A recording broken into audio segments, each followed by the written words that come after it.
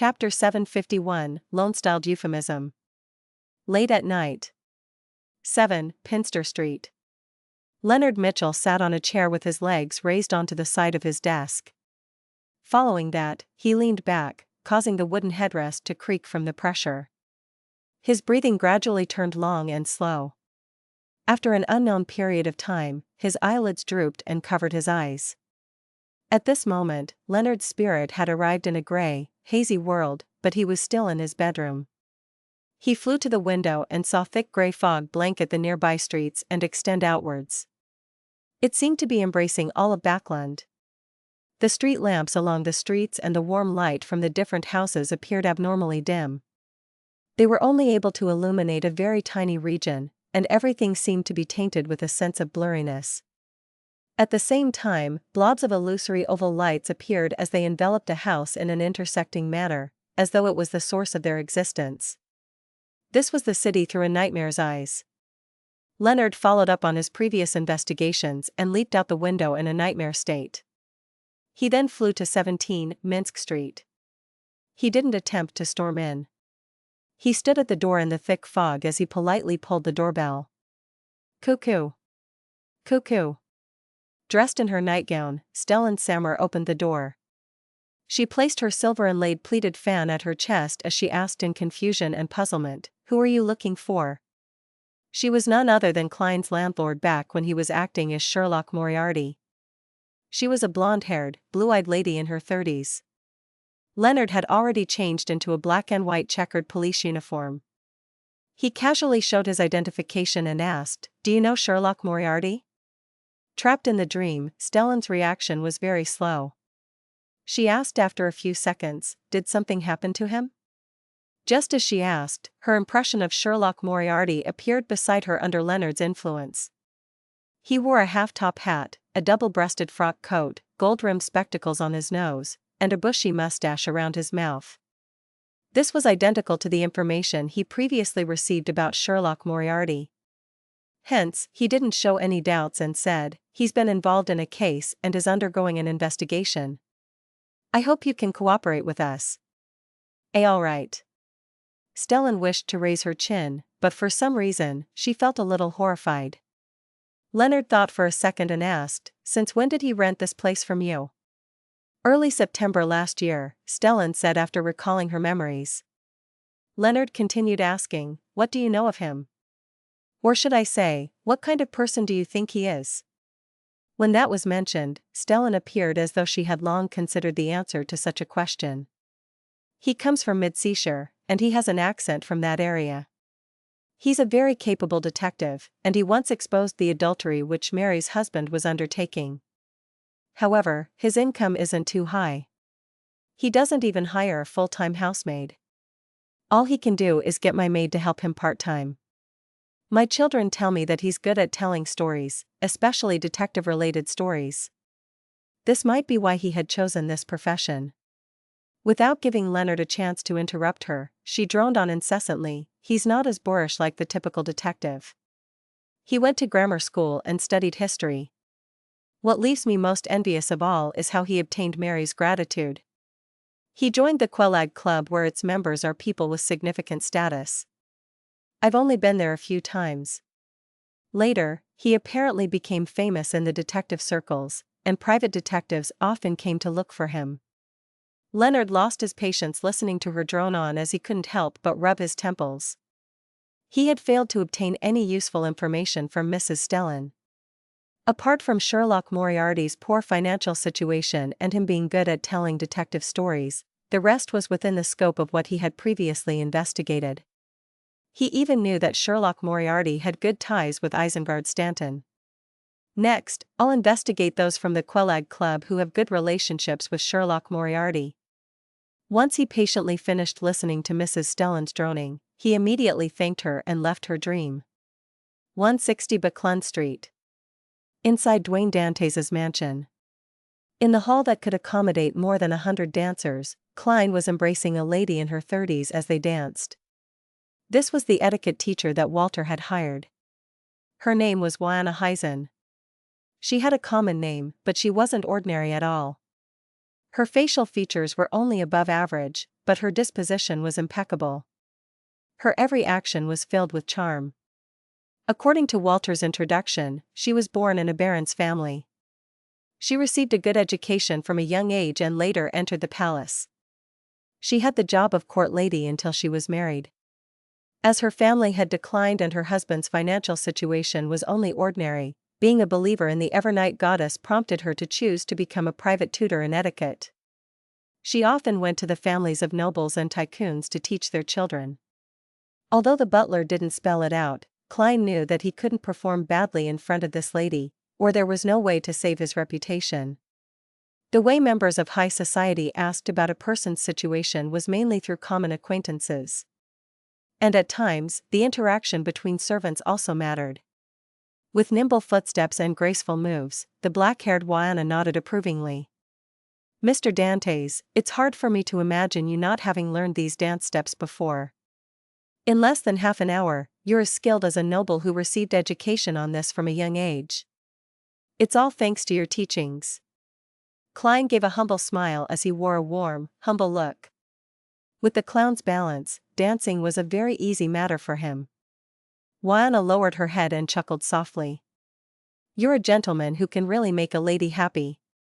She immediately raised her light brown eyes and swept her gaze across Dwayne Dantes' silver sideburns and deep blue eyes.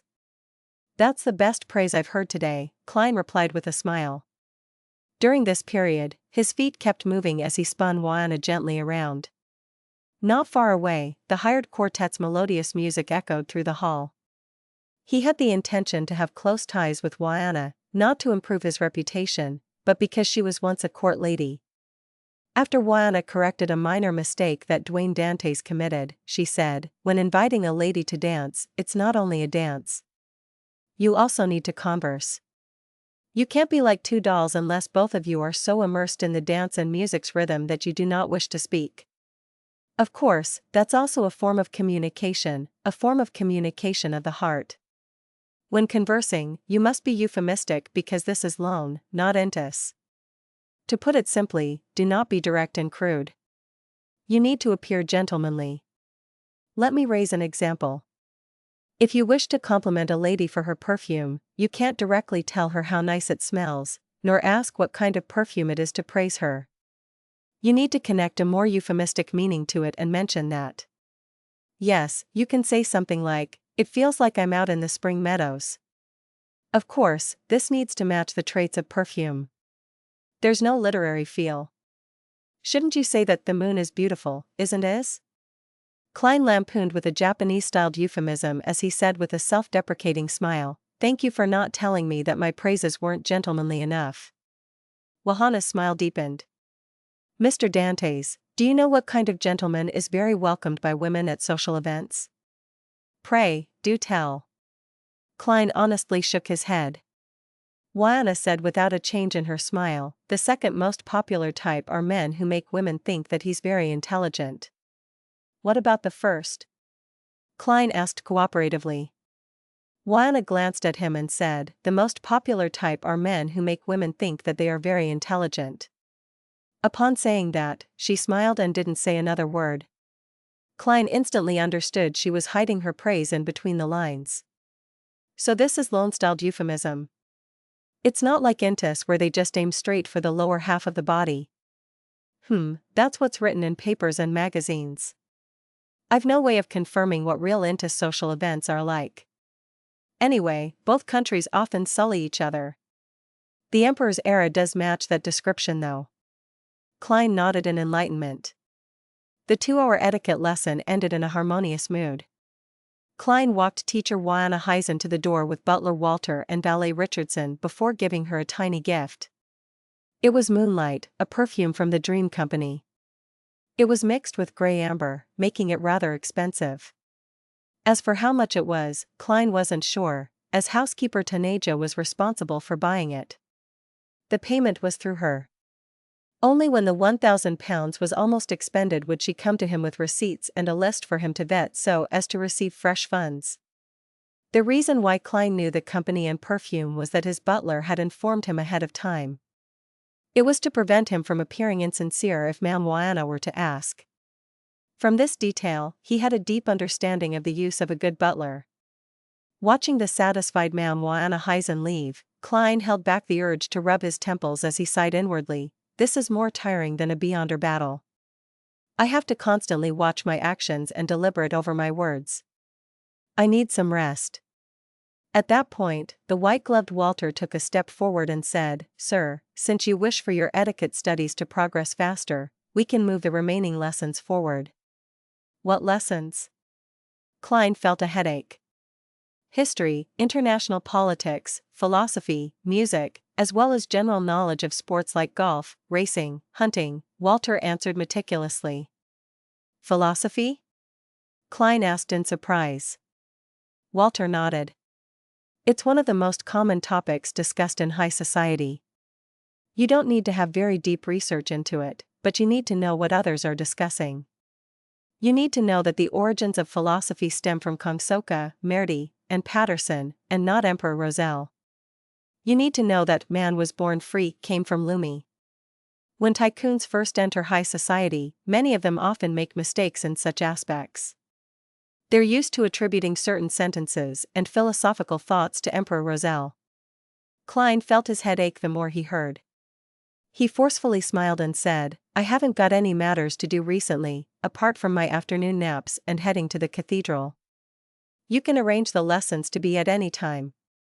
In a dark room, a letter floated up and opened by itself before shaking the piece of paper.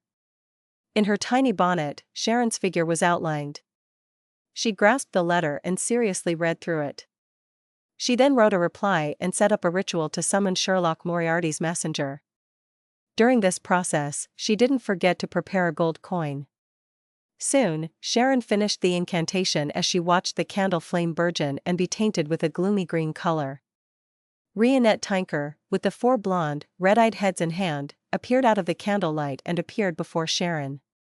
Sharon's eyes constricted as her doll-like face suddenly showed immense emotional fluctuations. She blurted out, "Teacher. Haven't you already?"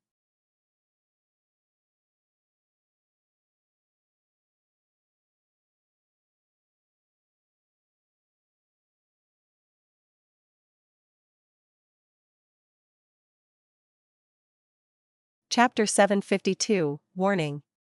160 Buckland Street. In the sunny study. The bookshelves were orderly arranged with a huge collection. At a glance, one appeared as though they had stepped into a private library.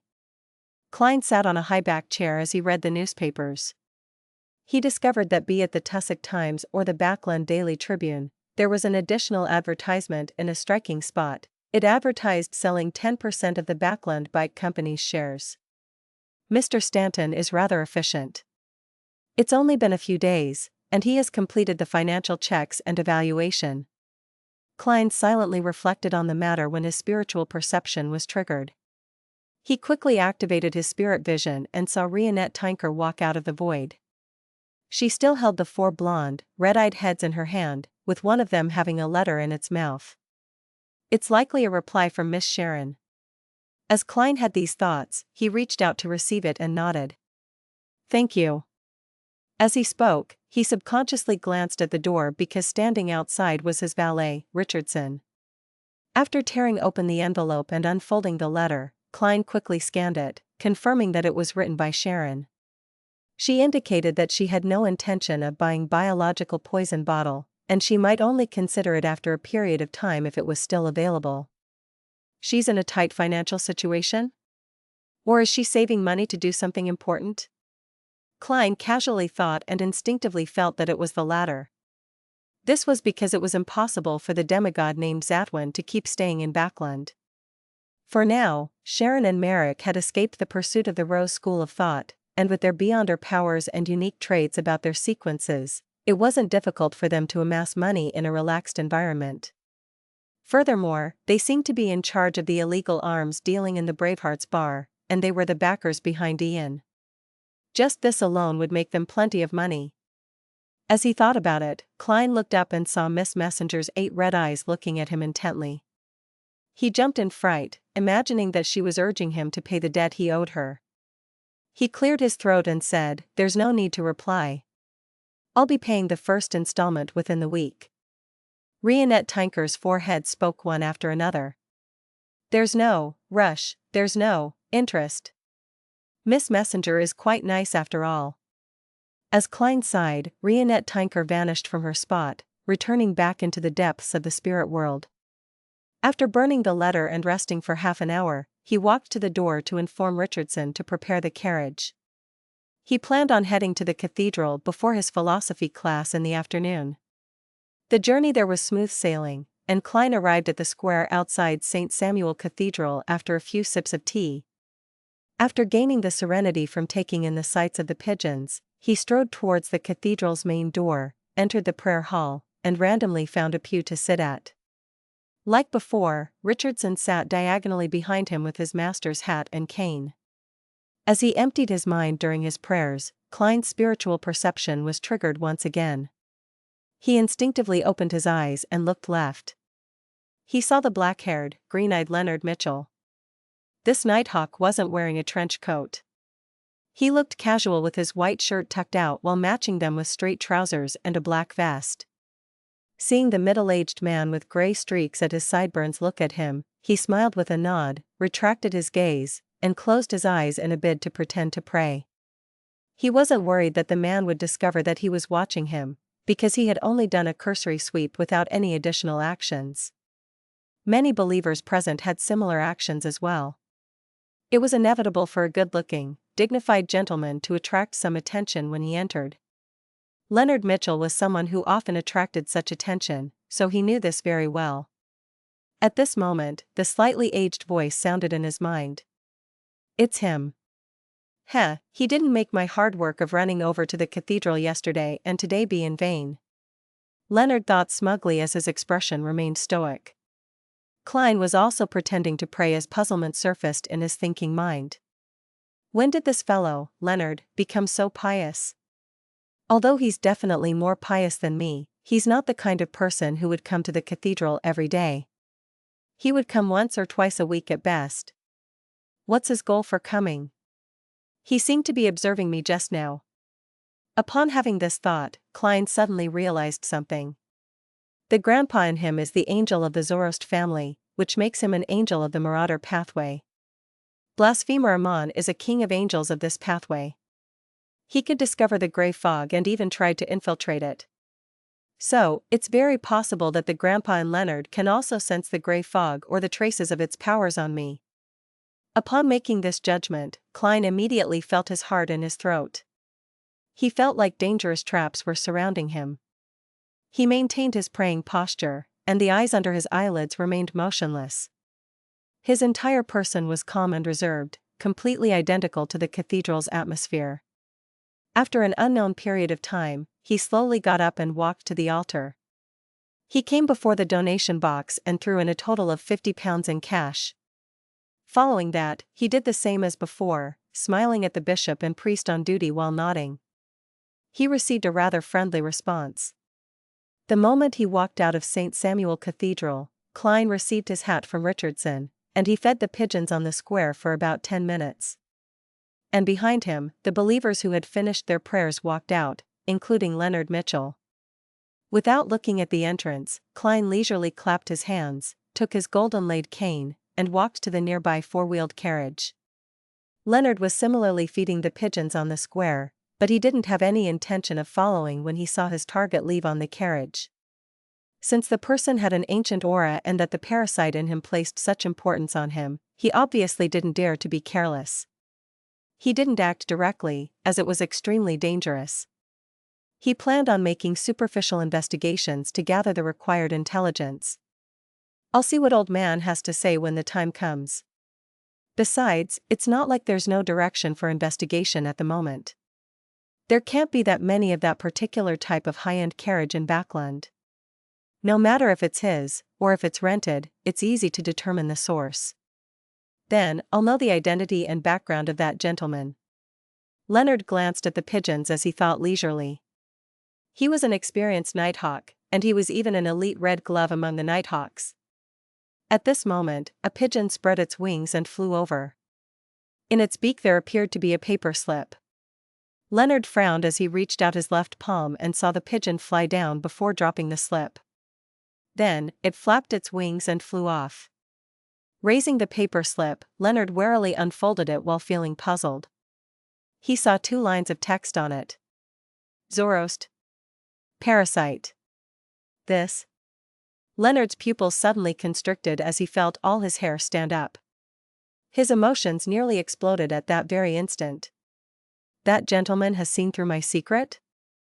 As expected of someone with an ancient aura. He might be one of the undying monsters that remained from the 4th epoch. He's warning me? That I shouldn't involve myself in his matters or even come close to him? At that moment, Leonard felt that every action the middle-aged man with white sideburns and blue eyes had done had left him shocked when he recalled them. He was someone not to be looked at directly or approached. He immediately lost all thoughts of investigating the man. As he watched the pigeons land, he said with a suppressed voice, "Old man, he might be an old friend of yours. If you wish to investigate, then it's best that you wait till your strength recovers." Old friend, the slightly aged voice repeated the 2 words as though he found it suspect but couldn't be certain. Leonard quickly converged his emotions and chuckled. So you're someone from the Zoroast family.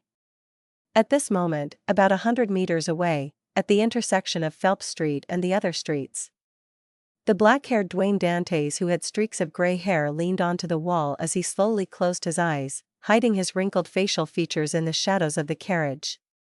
To the side of his valet, Richardson, a middle-aged man wearing a dark red coat and old triangular hat appeared, bowing to his master before disappearing. No one saw this illusory figure. The carriage slowly turned as a flock of pigeons flew up from the square. After returning home and entering the room with the huge balcony, the silent Klein finally heaved a silent sigh of relief.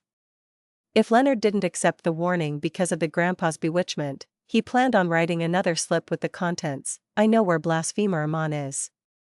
In between the lines, it means I'll tell Blasphemer Amon that there's a Zoroast family angel here if you foil my plans. This wouldn't make the grandpa believe that Deities was so weak that he had to rely on others to fend him off.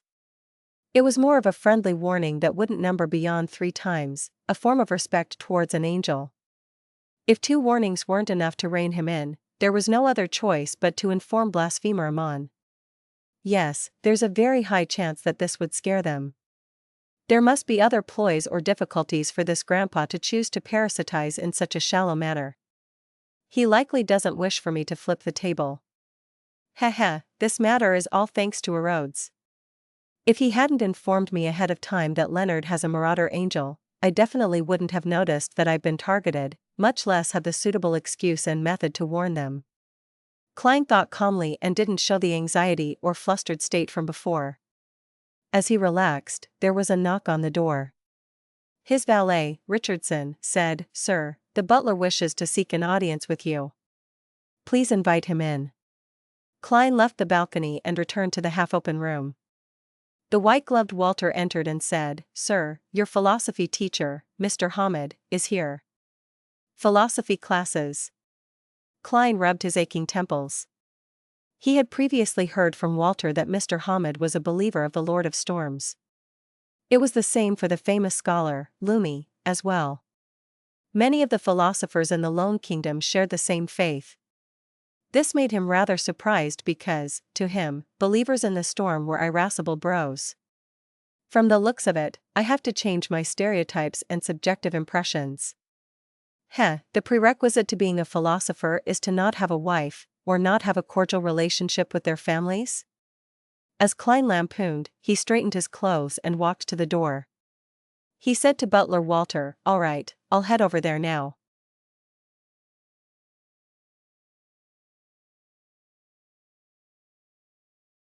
Chapter 753, Bishop Visits.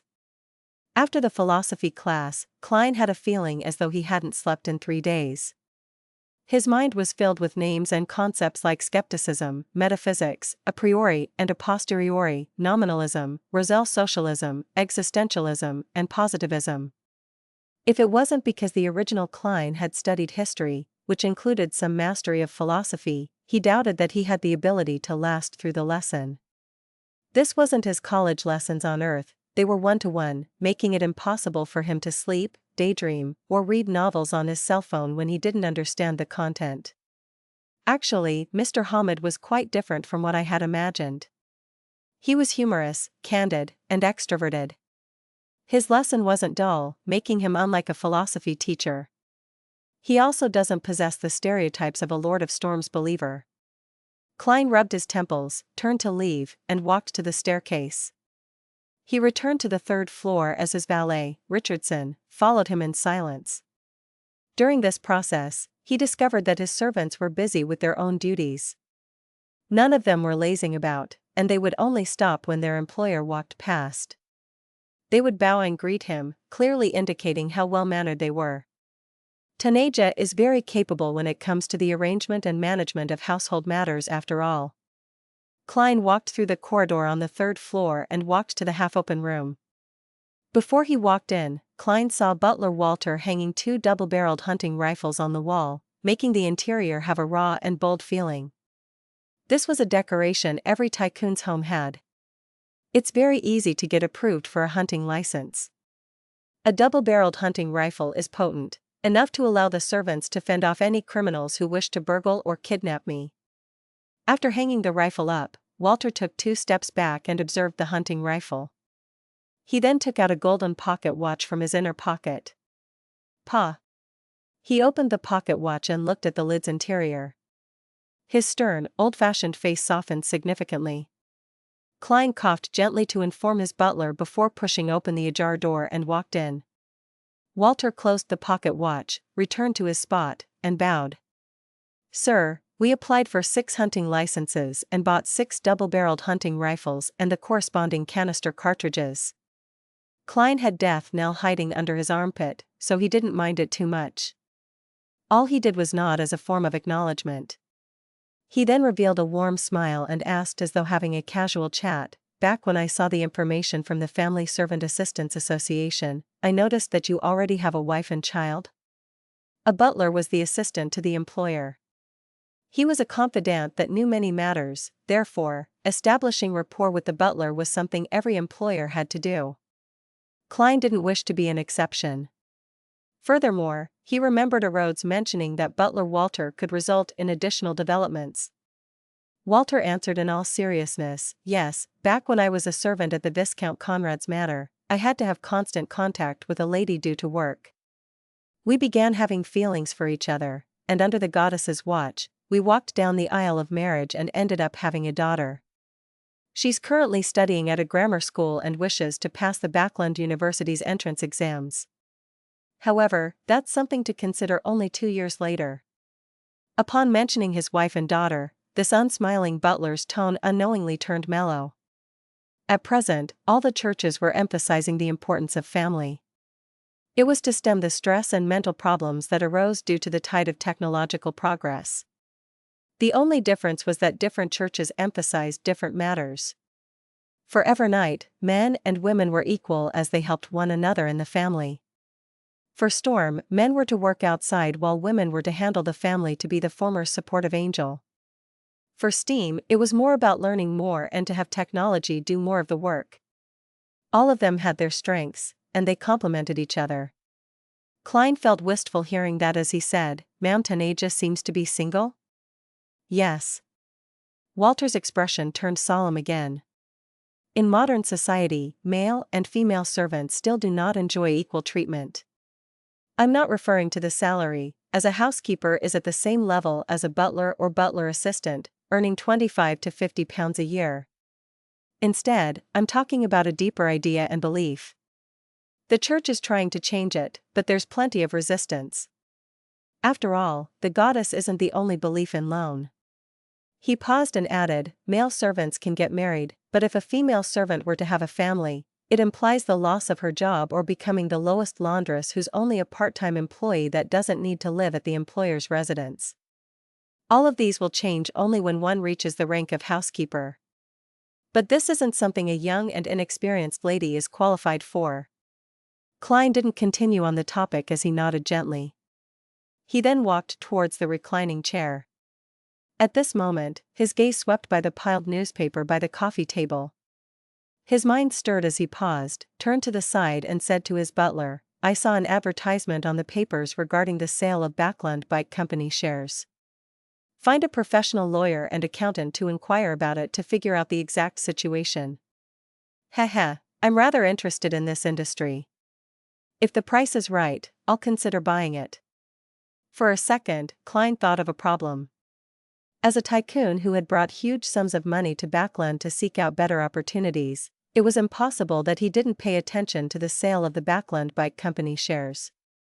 Since he didn't know the prospects of this industry, he needed to hire people to gain a better understanding of it, otherwise, it wouldn't fit his persona. Of course, I can also raise the price as a result, allowing me to sell those 10% shares at a higher price. Yes, I have to remember to just raise the price a little and not be too greedy. If I were to keep raising the price and it ends up back in my hands, I'll be crying. It would throw all my liquidity into it, and I won't be able to maintain my daily expenses. As Klein fantasized, he warned himself. Yes, sir. Walter didn't ask further as he directly agreed. At 4:35 p.m., Richardson knocked on the door and entered. He said to Dwayne Dantes, who was reading leisurely, "Sir, Mr. Maury Mocked and his wife, Ma'am Rihanna, as well as St. Samuel Cathedral's Bishop Electra, is here to pay you a visit." Maury Mocked? That House of Commons Member of Parliament? Also, why would St. Samuel Cathedral's bishop be here as well? Klein thought and asked with a smile, "Is there such a protocol?" He had only attended 2 etiquette lessons and knew that at his stage, visits wouldn't be that direct. People would first send their butlers or servants to hand over an invitation or schedule a visit. Richardson habitually lowered his head and said, "Yes. It's because Mr. Butler informed the neighbors that you would be home in the afternoon for the next week when he was delivering your name cards and gifts. Under such a situation, neighbors who received your name card and have heard about you will observe the corresponding details. Not only can they send their servants to invite you over, but they can also pass by on the excuse of being out on an afternoon stroll from 4 to 5 to make a semi-formal visit. Oh, the ladies will wear strolling attire, otherwise, it wouldn't be decent enough. And you can also invite them to have afternoon tea with you." Klein walked to the door and allowed Richardson to retrieve his coat to help him wear it. He then asked, "Then why would Bishop Electra be here as well?" This was what he really cared about most. The first question was to lead up to it. Richardson answered as though he had prepared an answer. Bishop Electra was a guest at Member of Parliament Mock's house in the afternoon. They must have mentioned you while having a chat and decided to pay a visit by strolling over. His hands weren't affected by his talking. He skillfully helped Dwayne Dantes adjust his attire. Klein tersely acknowledged, and after Richardson went forward to open the door, he walked out. Soon, he saw the 3 visitors in a small living room on the 2nd floor. Maury Mocked was a classic Loenese gentleman. He was in his 40s, and he had black hair and brown eyes. He had a deep outline with a receding hairline. His face was a little thin and long. He was formerly in the military and had entered politics after being discharged. He started his career in Backland until he became a Member of Parliament of the Kingdom's House of Commons. He was a believer of the Evernight Goddess and a member of the New Party. He was in support of improving the environment. His wife, Rihanna, was from a family of lawyers.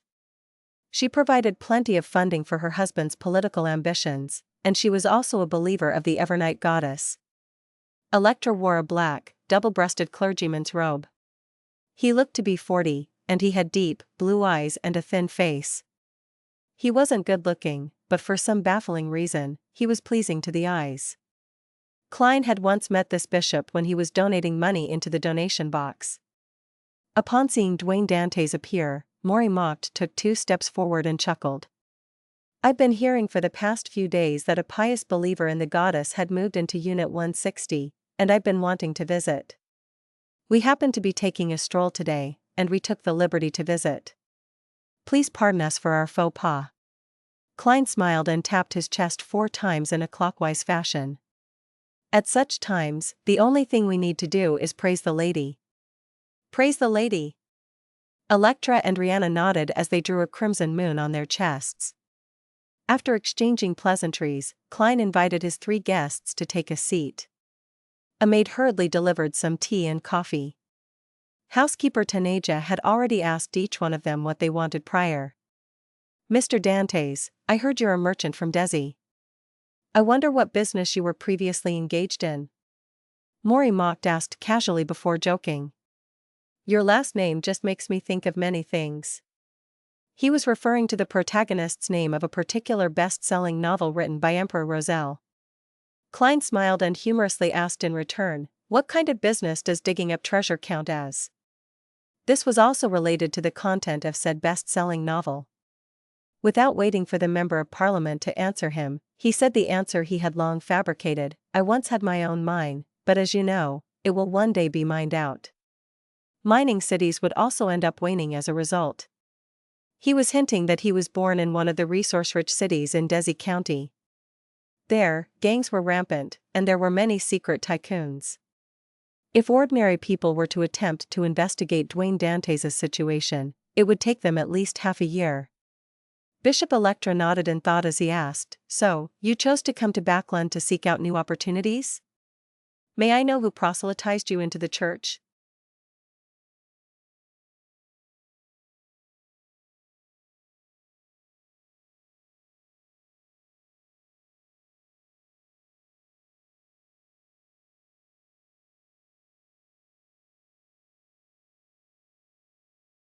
Chapter 754, Invitation.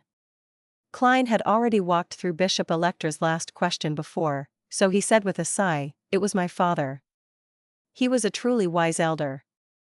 Unfortunately, he passed away many years ago during an accident." When he said that, he infused the original Klein's emotions of losing his parents, him being in an alternate world with no home to return to, as well as the scars that resulted from his time in Tingen City.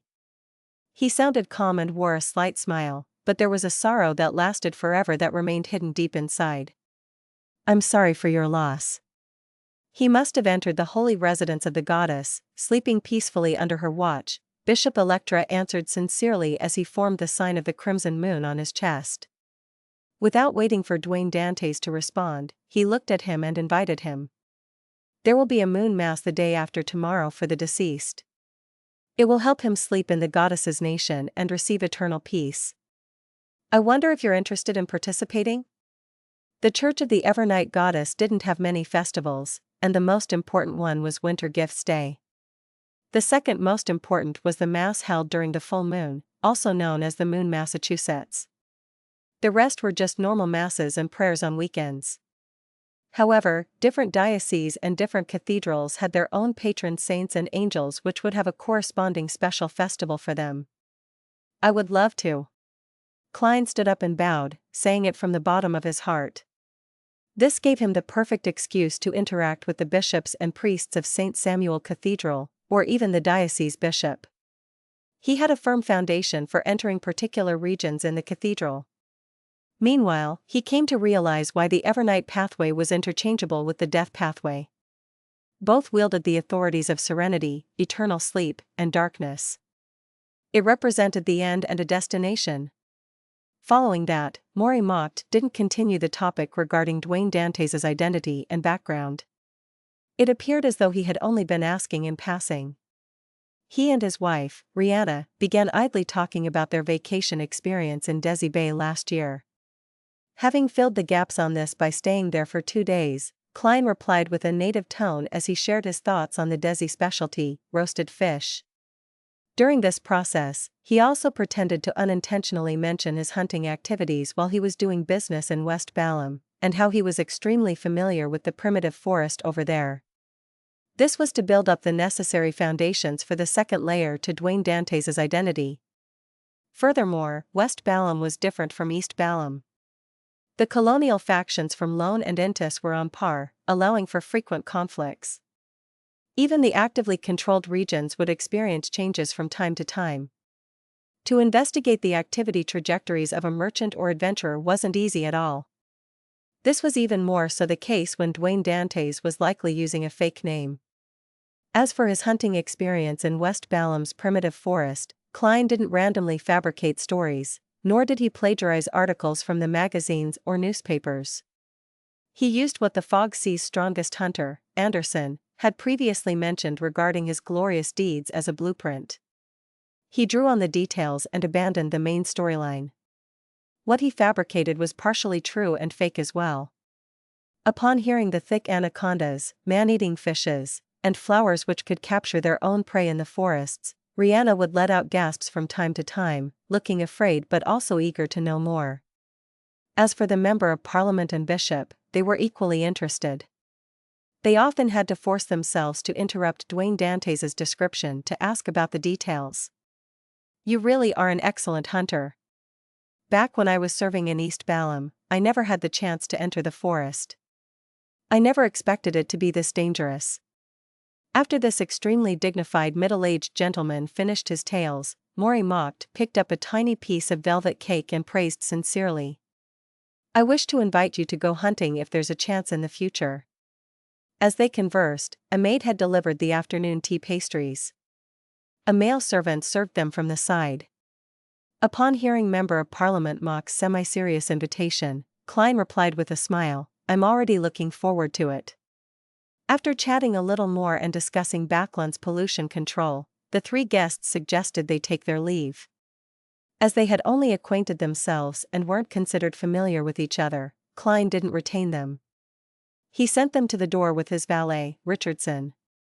As he watched the Bishop, Member of Parliament and his wife leave, Klein's smile slowly disappeared until there was nothing left.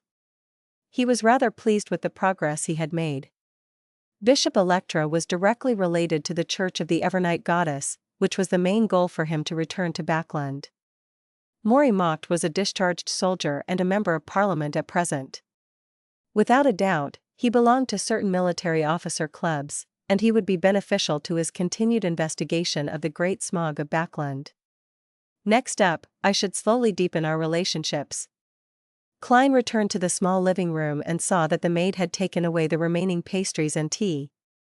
He originally planned on having a little more. Regardless of the other types of food, the pastries and desserts in Loen, especially Backlund, were outstanding. As for the cook which Dwayne Dantes had hired, he was skilled in that. Even Mariana was filled with praise about it. Klein also agreed from the bottom of his heart. Retracting his gaze, Klein didn't say a word as he steadily walked to the staircase that led to the third floor. Before dinner, Butler Walter finally returned to the house and briefed him on the situation regarding the 10% of Backlund Bike Company's shares. "Sir, we are lucky enough.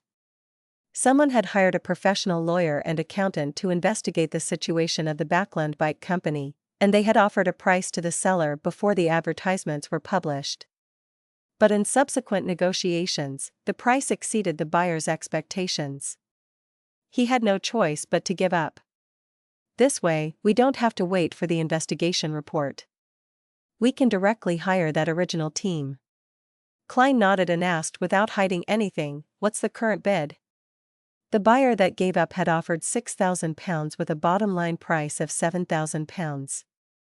The seller didn't divulge the situation about the other buyer, however, from the feedback from various channels, it's at least £8,000. £8,000. Not too bad. Should I raise it a little more? If I were to raise the price a little and the other party just gives up, wouldn't it be awkward? Klein nodded slightly and said, "Give me the corresponding report. I'll consider it." After flipping through the report and having dinner to accentuate his extravagant but brilliant image as someone who did solid work, Klein turned his head to Richardson and said, "Prepare the two-wheel carriage. I'll be making a trip outside." He originally imagined that Richardson would ask him in surprise. A two-wheeled carriage didn't seem befitting enough, but to his surprise, his valet answered politely after flashing a curious look, "All right, sir." Submissive and never asking why. That's also considered an advantage. Klein sighed inwardly as he waited for Richardson to return to help him wear his coat. After getting on the two-wheeled carriage, he directly instructed, "Let's circle around the Backlund Bridge area and East Borough." Richardson still didn't ask about his master's motives and just got the coachman to steer the horses carefully. As the carriage passed through Sherwood Borough, It arrived in the Backland Bridge area under the illumination of the street lamps. Klein didn't give a destination, and he only got the coachman to meander through the nearby streets. He leaned against the carriage wall, looking out at the streets. He saw pedestrians in old clothes, walking along with tired faces as though they were in a rush to return home for dinner after a hard day's work. Occasionally, there would be the ringing of a bike passing by. They were fast as they shot into the distance. In comparison, the rider's expression appeared more lively than the pedestrians'. They seemed to beam with an indescribable sense of pride. It's an obvious difference in class. Although it's the difference between a technical worker and an ordinary worker, with the difference in weekly salaries of £1 to £2 to those with £1 a week. Klein slowly exhaled as he subconsciously looked up at the sky. At that moment, darkness had already completely covered Backland's skies, but the smog wasn't too serious. One could see through them and see the twinkling stars. After the Great Smog, the management of the environment is improving by the day. However, the situation with the lower-class workers in the East Borough hasn't significantly improved. Although their salaries might be higher, and their working hours have improved, due to the large number of people surging in, prices have risen across the board, reducing the effects of the salary hike. The improvement in working hours have just gone from 15 to 16 hours to 11 to 12 hours. They're just fixing the problems with the greatest problems. As for the other problems that didn't rear their ugly heads, they're neglected. Yes, the kingdom is still undergoing reforms. Many things haven't been straightened out. Klein watched as his thoughts drifted until the carriage left Sherwood Borough. On the future, Admiral of Stars Catlia stood behind the windows in the captain's cabin, watching frankly pushing wooden barrels into the shadows. He was putting unknown things into it before closing the lid. He's recently been researching the growth of plants in dark environments. Why did he suddenly become normal? Catlia frowned with suspicion, often worrying that Frank Lee would create some huge invention. I'll get Nina to ask later. Just as she had this thought, her spiritual perception was triggered. She turned her head to see a letter on her desk. As a faint smile curled on her lips without her realizing it, Catlia walked over, tore open the envelope, and unfolded the letter. She quickly read through it. There are 2 Obninsks that do not belong to the Church of Storms swimming north from Sonia Island towards the Abyss Maelstrom. Find the direct descendant of Abraham family. You did well. Abyss Maelstrom was the name of a dangerous area at sea, and not the abyss. Abraham family. Catlia thought for a moment, and without any clues, she planned on asking at the next tarot gathering. The next morning, after divining again if he should raise the price again, Klein said to butler Walter, hire that team and continue the negotiation. My bottom line is £9,000. All right, sir. Walter then immediately said with an apologetic look, something happened at home, and I wish to have half a day off. No problem. Do you need any help? Klein asked gently. Thank you for asking. I can handle it, and it's not too urgent. I will first handle the matters regarding the share negotiation first, Walter said sincerely. Klein didn't ask further as he nodded and permitted him to take time off. After his butler left the room, Klein turned to look at Richardson and asked, Did Walter meet anyone earlier this morning? Mr. Butler received a letter, Richardson replied without hiding anything.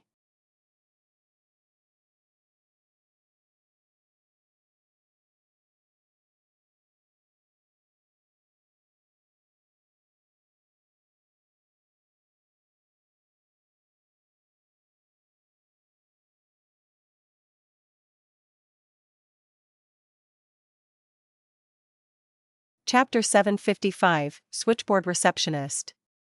He received a letter? Didn't he say that something happened at home? Walter's family lives in Backland, so if there really is anything wrong, then they can directly come over via public carriage or a rental carriage. Wouldn't that be faster than sending a message by mail? With his salary and land in the countryside, he can definitely afford it. Klein nodded without a word as though he had just asked in passing. He slowly returned to the reclining chair, sat down, and began to seriously read the papers. Upon seeing this, Richardson didn't say a thing as he silently retreated out of the room and quietly closed the wooden door. After hearing the light click, Klein cast his gaze away from the papers and towards the door. He thought, I've discovered another advantage of Richardson. He enjoys observing his surroundings, and he's able to notice information of value. Back when Bishop Electra was a guest at Member of Parliament Maury Mock's place, he was the first one to notice it from the balcony. However, this is different from a spectator. The focus is more on the event rather than the details. Walter's matter seems a little abnormal. Could this be the additional development Rhodes mentioned? Regardless, I'll first divine the matter. I don't want danger to come to me without me realizing it. With this in mind, Klein immediately entered the bathroom, took 4 steps counterclockwise, and arrived above the gray fog. Every time he appeared as the fool, his inner shell beneath the gray fog would wear Klein Moretti's appearance. It wouldn't overlap with Sherlock Moriarty, Gehrman Sparrow, or Dwayne Dantes. Due to the lack of necessary information, he could only divine about any danger that targeted himself, therefore, he didn't use dream divination. He removed the spirit pendulum around his wrist and wrote the corresponding divination statement, Walter's abnormality will bring me danger. Holding the spirit pendulum in his left hand, Klein closed his eyes and entered cogitation as he muttered the sentence he had just said. After repeating it 7 times, he opened his eyes and saw the topaz spinning counterclockwise at a rather ordinary speed and amplitude. This also meant that Walter's abnormality wouldn't bring him any danger. But this can only mean that I might not encounter any dangerous trouble through this problem. In addition, there's also another possibility. The danger depends on whether I make the appropriate choice. If I were to rashly get myself involved, something that isn't dangerous might become dangerous. Klein interpreted the matter with his rich experience. Just as he put this matter on hold, he suddenly saw the crimson star that represented the hermit coruscate as it burgeoned and shrank. Does this mean that the payment for Scales of Luck is here? Klein was delighted as he immediately emanated his spirituality. He was left disappointed because Katlia was only requesting Mr. Fool to pass on a message to the hanged man. She didn't mention when she would close the deal with the world. There are Obninsks at the Abyss Maelstrom north of Sonia Island? Mr. Hanged Man is pretty lucky. At least he isn't like me, needing to enter the ruins of the battlefield of gods. Of course, Obninsks can be dangerous as well. It's not easy to use one for a ritual. Mr. Hanged Man might even need see God's help. Ma'am Hermit's request is actually to help find the direct descendants of the Abraham family. This means that Queen Mystic is rather aware of Mr. Door's origins. The Emperor had mentioned it to her? Klein began making connections from Katlia's words as he threw the corresponding image to the crimson star representing the hanged man. At this moment, Alger Wilson had just finished his reports and had passed the examination, allowing him to return to the Blue Avenger. When he saw the endless gray fog and heard the hermit's words, he walked to the captain's cabin with a deadpan expression, keeping his pace normal. Upon entering the room and closing the door, he came in front of an alcohol cabinet, took a bottle of Lanty Proof, the most beloved drink of pirates, and poured half a cup. Alger immediately held the cup to his mouth and downed it like it was water. During this process, he kept his eyes half closed as though he was completely immersed in his own world. After drinking half a cup of Lanty Proof, Alger put down the cup, wiped his mouth, and chuckled. Abraham family's direct descendant? This might be very difficult for others, with almost 0 clues, but I can ask Miss Magician. Her teacher is one. Heh. Admiral of Stars still isn't aware of it yet. He quickly reined in his emotions and paced about, finally giving up on his idea and responded frankly to Katlia's request. Admiral of Stars won't only ask for my help. At the tarot gathering next week, she might announce this mission to everyone, and the others know that Miss Magician's teacher is a member of the Abraham family. There's no point lying about matters that can be easily exposed.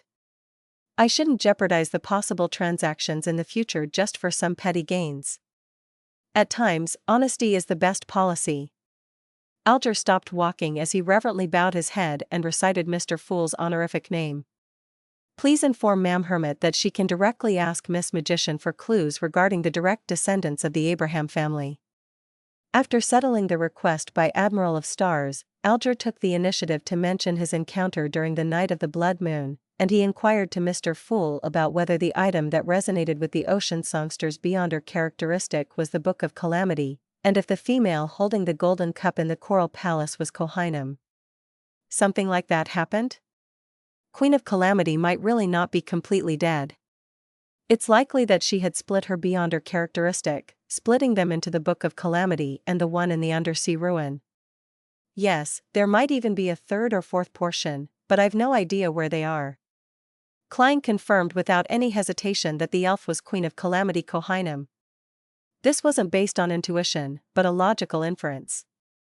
He had once obtained the golden cup that elf Queen Kohainum loved, and a similar vessel had appeared in the dream. Elvish songster Ciatas knew of Queen of Calamity's daily trivialities, and she had quite a strong relationship with the angel, which strongly implied that she was an elf that attended to Kohainum. It was completely understandable that the beyonder characteristic she left behind resonated with the Book of Calamity on the night of the blood moon. With this in mind, Klein suddenly recalled a matter. He had given Kohainum's beloved golden cup to Vice Admiral Iceberg Edwina for her to bury in Ciatas's tomb. If Queen of Calamity really isn't completely dead, will the golden cup cause any form of mutation to the corpses of any elves close to her? Klein did a count of the time, and he discovered that he couldn't be certain if the golden dream had reached Sonia Island. After some thought, he calmly replied to the hanged man, "That's right." Following that, he forwarded the message to the Crimson Star representing the Hermit. After doing all of this, Klein conjured the world Gehrman Sparrow and made him pray. Honorable Mr. Fool, please tell Danitz to pass on a message to Vice Admiral Iceberg Edwina Edwards about the existence of any abnormalities between elvish songster Ciatas's corpse and the golden cup. Phew. After doing all of that, Klein exhaled and threw the corresponding image to the specially labeled point of light beside him. He then returned to the real world and left the bathroom. Coming before his changing mirror, he looked at his gray sideburns and blue eyes as he curled up the corners of his lips. He knew that he had returned from being Mr. Fool to the mysterious merchant, Dwayne Dantes. By him, inside a primitive forest. Danitz, who was having a feast in a particular base of the resistance, suddenly trembled as he nearly choked on the liquid in his mouth. Although this wasn't the first time he was receiving an answer from the mighty Fool, he still felt apprehensive and afraid. After he identified the figure and heard his words, he heaved a sigh of relief and knew that Gehrman Sparrow was getting him to do something. Ask Captain? That's simple. The Golden Dream will be picking me up in a few days. Hee, Gehrman Sparrow isn't crazy, and he's even very sincere and reverent before the mighty Fool. Danitz quickly relaxed as he leisurely thought. Meanwhile on the future, Katlia, who had received a response that surprised her, muttered in silence, "Directly ask Miss Magician?" Yes, she seems to be a beyonder of the apprentice pathway. She's actually related to the Abraham family? As I expected, she's not simple. Katlia considered a moment and decided if she ought to give the hanged man a new mission because she wasn't too sure if Miss Magician was willing to divulge clues to the Abraham family. Walter returned to 160 Buckland Street in the afternoon with a normal expression like before. He had apparently resolved everything easily. Klein didn't ask. He felt that their relationship hadn't reached a point in which his butler could be totally frank with him. Furthermore, the problem hadn't fully blown up before him in a way that couldn't be hidden. Time quickly passed as he had his lessons. The next evening, with the arrival of the full moon, Klein brought along Richardson and rode his high-end carriage to St. Samuel Cathedral for the moon mass. He wasn't worried about the donation that would happen, because Miss Justice had paid him £1,000. He now had £2,186, so it wasn't too difficult for him to donate a few £100. It's only not too difficult. Klein sighed inwardly as he looked at the bell tower outside, left the carriage, walked across the square, and stepped into St. Samuel Cathedral.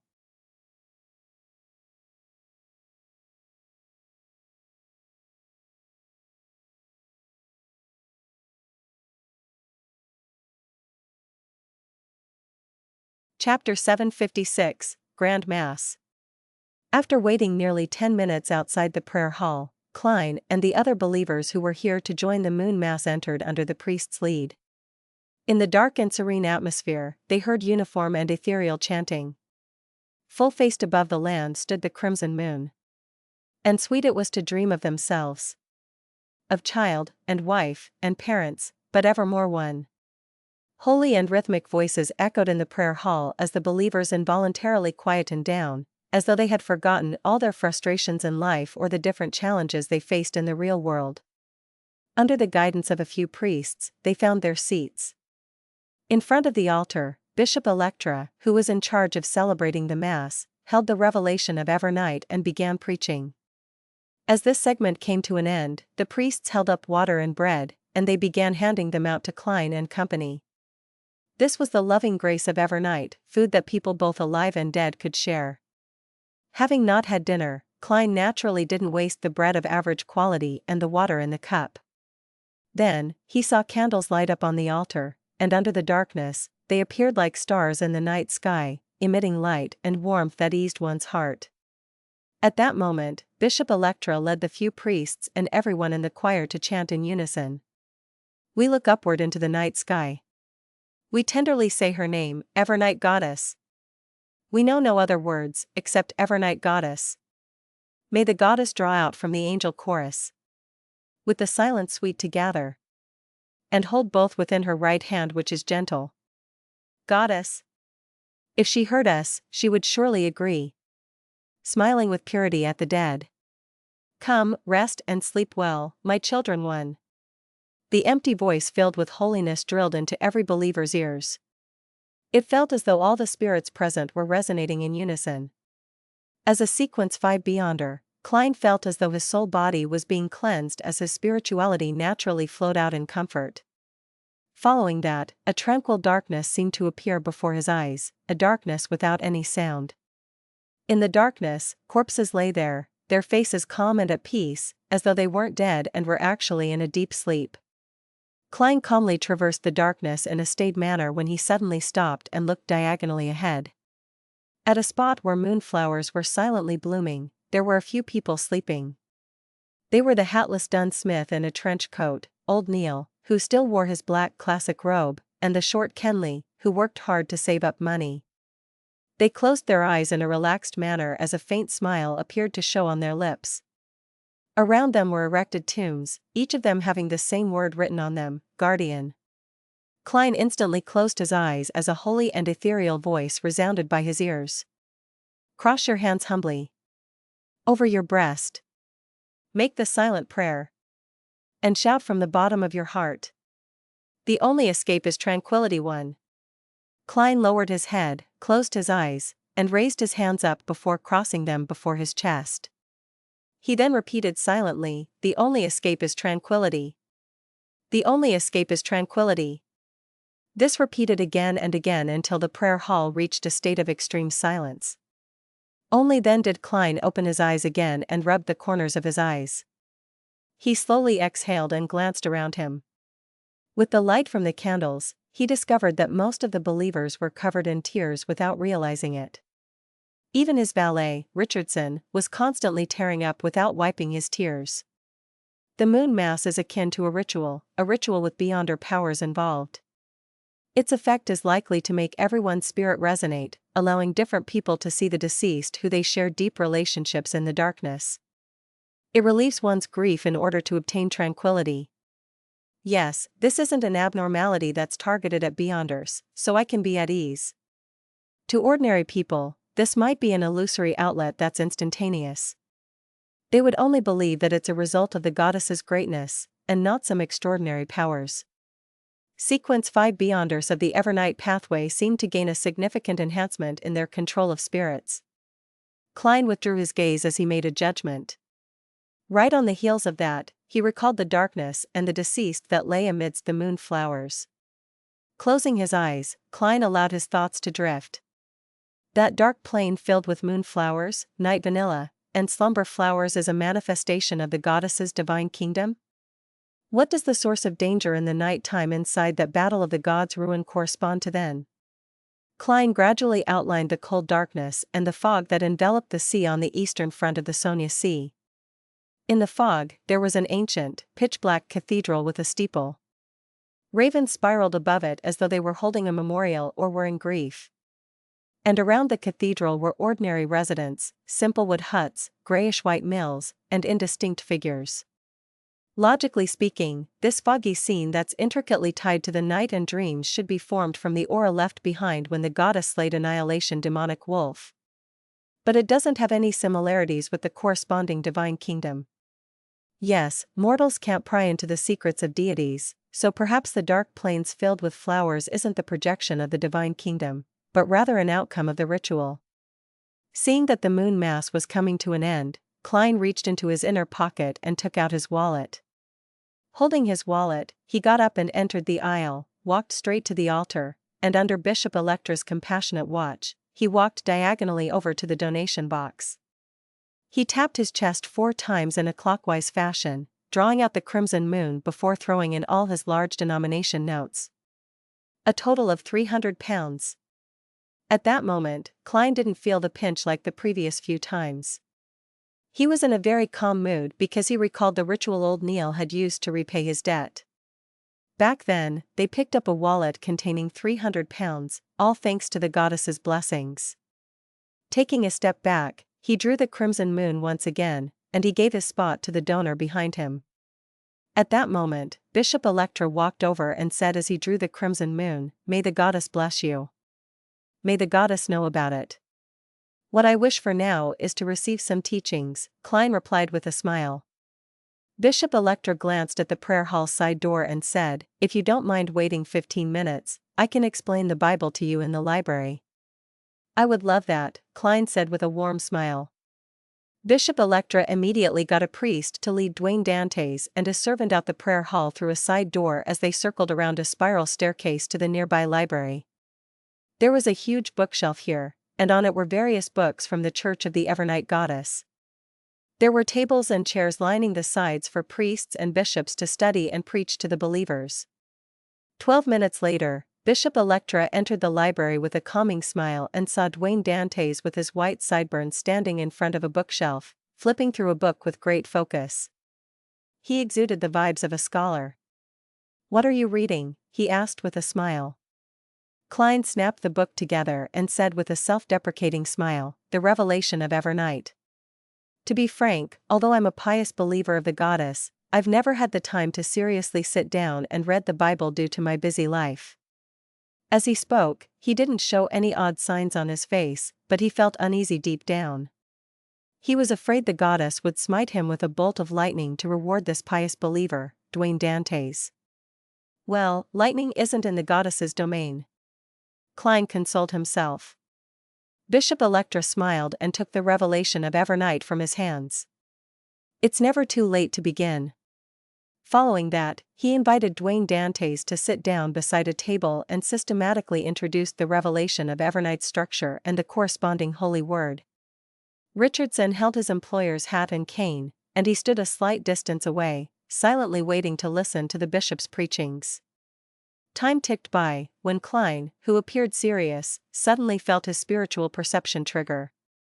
A scene outside the door naturally surfaced in his mind. This was an intuitive foresight that stemmed from a clown, one that had been enhanced by the gray fog.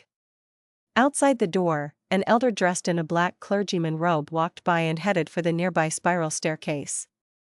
He had lush white hair but didn't comb it, making him look rather disheveled. He had a thin face that made it appear as though he was bones wrapped in skin. He exuded a rather cold bearing, and his skin was abnormally pale. His eyes were a rare pure black. This figure quickly vanished from the door as the footsteps gradually sounded like they were coming from above. "A keeper. But it's not the one I met at the prayer hall." It's his turn today?" Klein paid attention to Bishop Electra as he wore a contemplative look over the Bible's contents. He wasn't surprised that a keeper would appear inside the cathedral and pass by the library at this time. This was because the sealing forces behind Cheney's gate would reach its peak at night. It wasn't suitable for living creatures to remain inside, therefore, the keepers only entered at sunrise and left at sunset. It had just turned dark. I need to remember what day and date it is today. Later, with more information, I'll be able to figure out the keeper's rotation schedule. This way, I'll be able to act as the corresponding target at the right time. Klein reined in his thoughts as he listened attentively. Finally, he got up and bade farewell 30 minutes later. He smiled and said to Bishop Electra, "I'm wondering if I have the honor to listen to your preachings in the future." "No problem." Faced with a tycoon who had just donated £300, Bishop Electra couldn't reject him. He even happily nodded. "As long as you come to the cathedral and I have the time." Klein didn't harp on the details to prevent any suspicion. He earnestly thanked him and left St. Samuel Cathedral with Richardson. He returned home before 8 and enjoyed dinner as he leisurely spent the rest of his night. Late at night, inside the master bedroom, the sleeping Klein suddenly opened his eyes. His spiritual intuition told him that someone had infiltrated his mansion.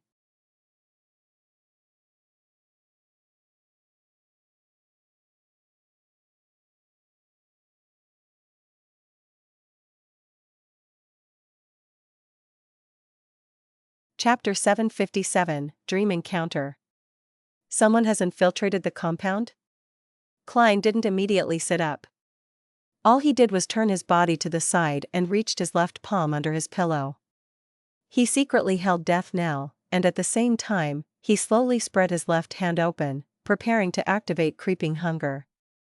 After knowing that it was difficult to find food for creeping hunger in Backland, he had infiltrated the prisons in Desi Bay's Conant City, found an inmate on death row, and confirmed that there wasn't any mistake in the judgment before feeding him to the glove.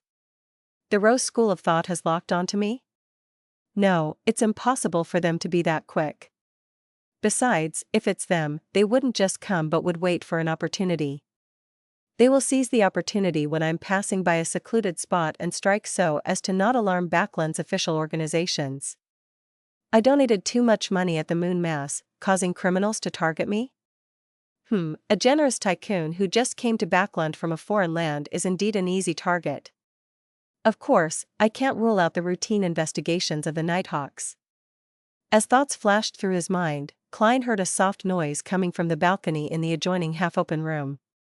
Right on the heels of that, there was the sound of a lock turning as the floor-to-ceiling window was pulled open nearly silently. Klein carefully listened and sensed the footsteps pass through the half-open room and into the corridor.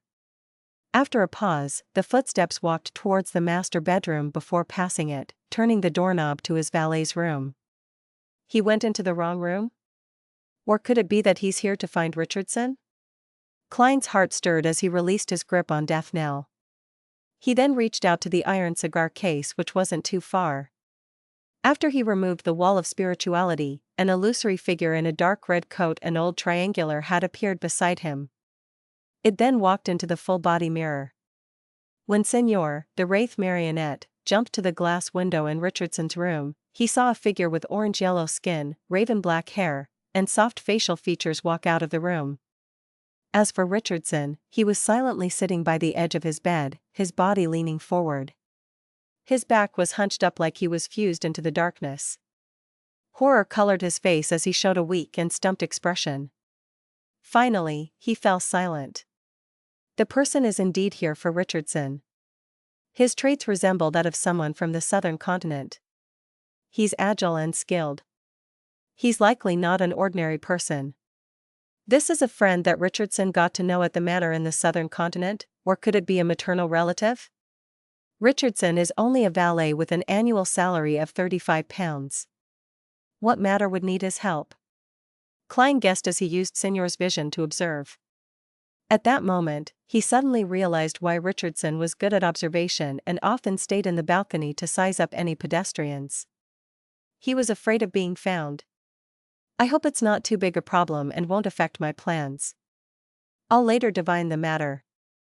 If Richardson is unable to resolve the problem, I'll have to find an excuse to terminate his services. Seeing his valet lie back down, Klein pulled back his Wraith marionette. Meanwhile, Leonard Mitchell, who lived at 7 Pinster Street, once again entered the fog-immersed Backland. He had previously questioned the Daily Observer reporter, Mike Joseph, and received the news that Sherlock Moriarty didn't proactively involve himself in Leonidas' matter. Instead, he participated in a discussion after being hired.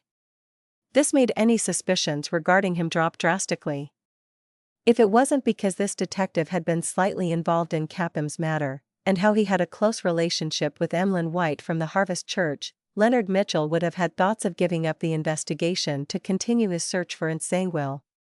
As Sherlock Moriarty didn't have many friends at the Quelag Club, with one of them dying in the matter involving Prince Edisac while the other was reporter Mike Joseph, therefore, Leonard only had one target left, Dr. Aaron Series. From the dossiers, this doctor was once involved in a Beyonder matter of the monster pathway. After the item was swapped, he stopped being unlucky or having nightmares. His life returned back on track. Most people that Sherlock Moriarty know are involved in Beyonder matters. This detective sure isn't an ordinary someone. As Leonard thought, he rang the doorbell in Aaron Series' dream. Upon entering the dream, he casually found a sofa to sit in and said to Dr. Aaron, who was opposite him, "Tell me in detail how you got to know Sherlock Moriarty." In the dream, Aaron didn't lie. He started from how Mrs. Mary had introduced Sherlock Moriarty into the Quelag Club, and how he was one of the recommenders.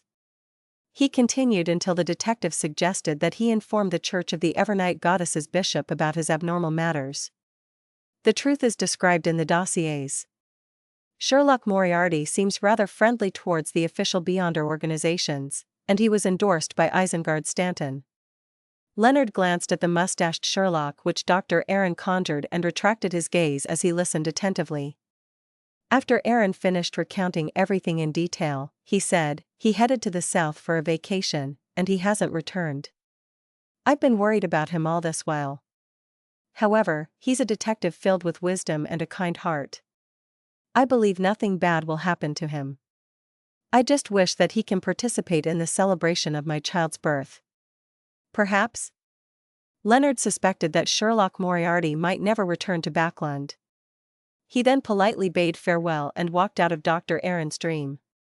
After taking a few steps forward, he subconsciously looked back and saw that inside the house with a garden, blurry spherical lights that represented different dreams filled the entire space.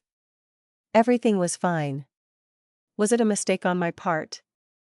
I keep feeling as though something about me is changing. Leonard muttered as he turned to fly to Pinster Street. Everywhere he could see was covered in dense fog. The street lamps were gloomy and pale. Suddenly, Leonard stopped flying as he cast his gaze at a building.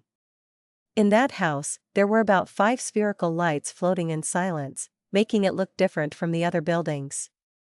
However, Leonard's spiritual perception told him that there was apparently a black blob in the house which could absorb all light. Furthermore, he discovered that he didn't recognize the street he was at. He felt alarmed, suspecting if he had seen something he shouldn't see. He hurriedly retracted his gaze as he prepared to leave and head for his residence. At that moment, the building that looked ordinary sounded with a teasing voice. "Why don't you come in for a cup of tea?" Thoughts erupted in Leonard's mind as he flew up at high speeds without even thinking. In his spiritual perception, the terrace houses lining the back, the garden, and tiny buildings were burgeoning in size as the windows and doors turned into mouths that were biting at him. The nearby black street lamps were extending in height, making the surroundings appear like a forest of steel that seemed to stop Leonard. Leonard didn't stop or turn back. He felt a chill down his back as it became more obvious and deeper. His body slowly stiffened as though he was being grabbed by countless invisible hands. Just as he felt that he couldn't hold out any longer, he saw a familiar house where a familiar window and lights stood. He held his breath, plunged down abruptly, and fell back into his dream. Phew! He jolted awake and found himself drenched in cold sweat. Old man, what did I actually encounter? Leonard retracted his legs from the desk's edge and asked with a sense of lingering fear.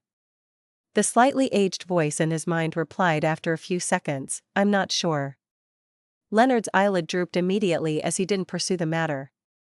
He then cast his gaze out the window and saw lights everywhere in the Backlund night sky. It was tranquil.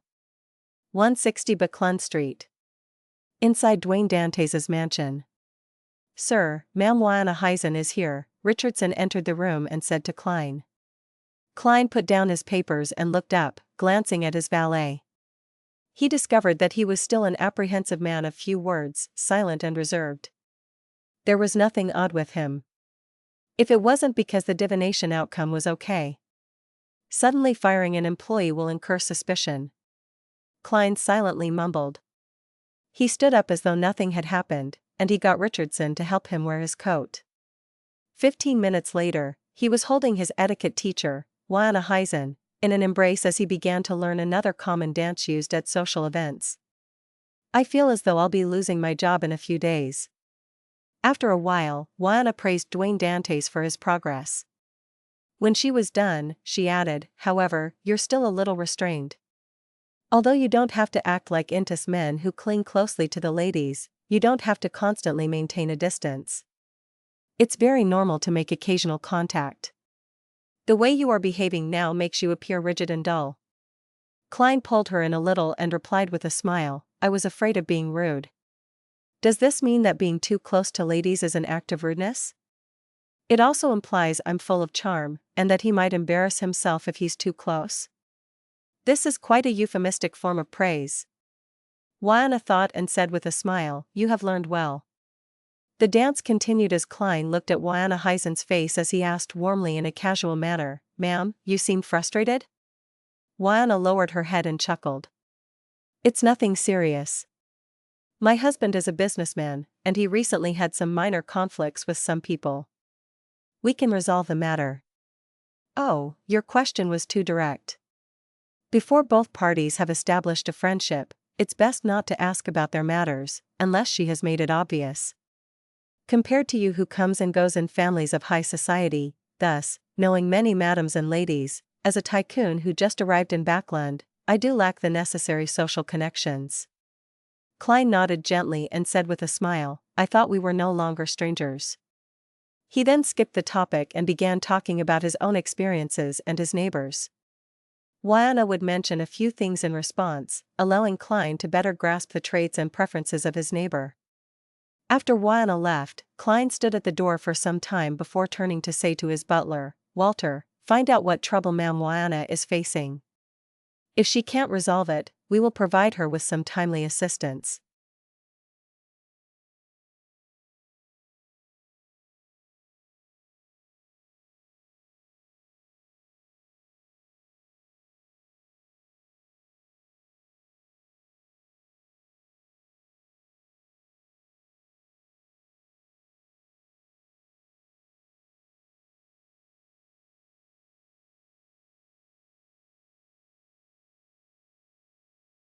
Chapter 758, Efforts Will Ultimately Pay Off.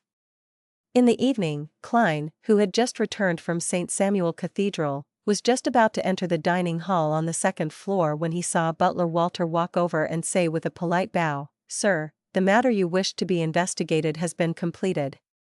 Klein didn't inquire further in front of the other servants as he staidly nodded. "Let's talk in the study." Walter followed behind him and came all the way to the third floor. Richardson then opened the door and lit the gas wall lamp inside. Klein unhurriedly walked to his desk, sat down, and looked at the butler for the report. As Walter gestured Richardson to guard outside the door, he approached the desk and deliberated over his words. After the door closed again, he said, "Ma'am Lyanna's husband is a cloth merchant. He had been cooperating with someone and had invested £1,000 into it, but the other party ran off with the goods. She has already sought the help of Member of Parliament Mocht and Ma'am Rihanna to urge the police department to crack the case as quickly as possible. However, the police usually doesn't dare to guarantee that they can find the target for such cases." Klein picked up the black fountain pen on his desk and stroked it. To Ma'am Lyanna's family, £1,000 isn't a small sum. Based on what he knew, an ordinary home tutor didn't earn more than £150 a year. If the employer provided boarding and lodging, the salary would be even lower. Although Lyanna served high society and had many employers, her annual income capped out at about £400 to £500.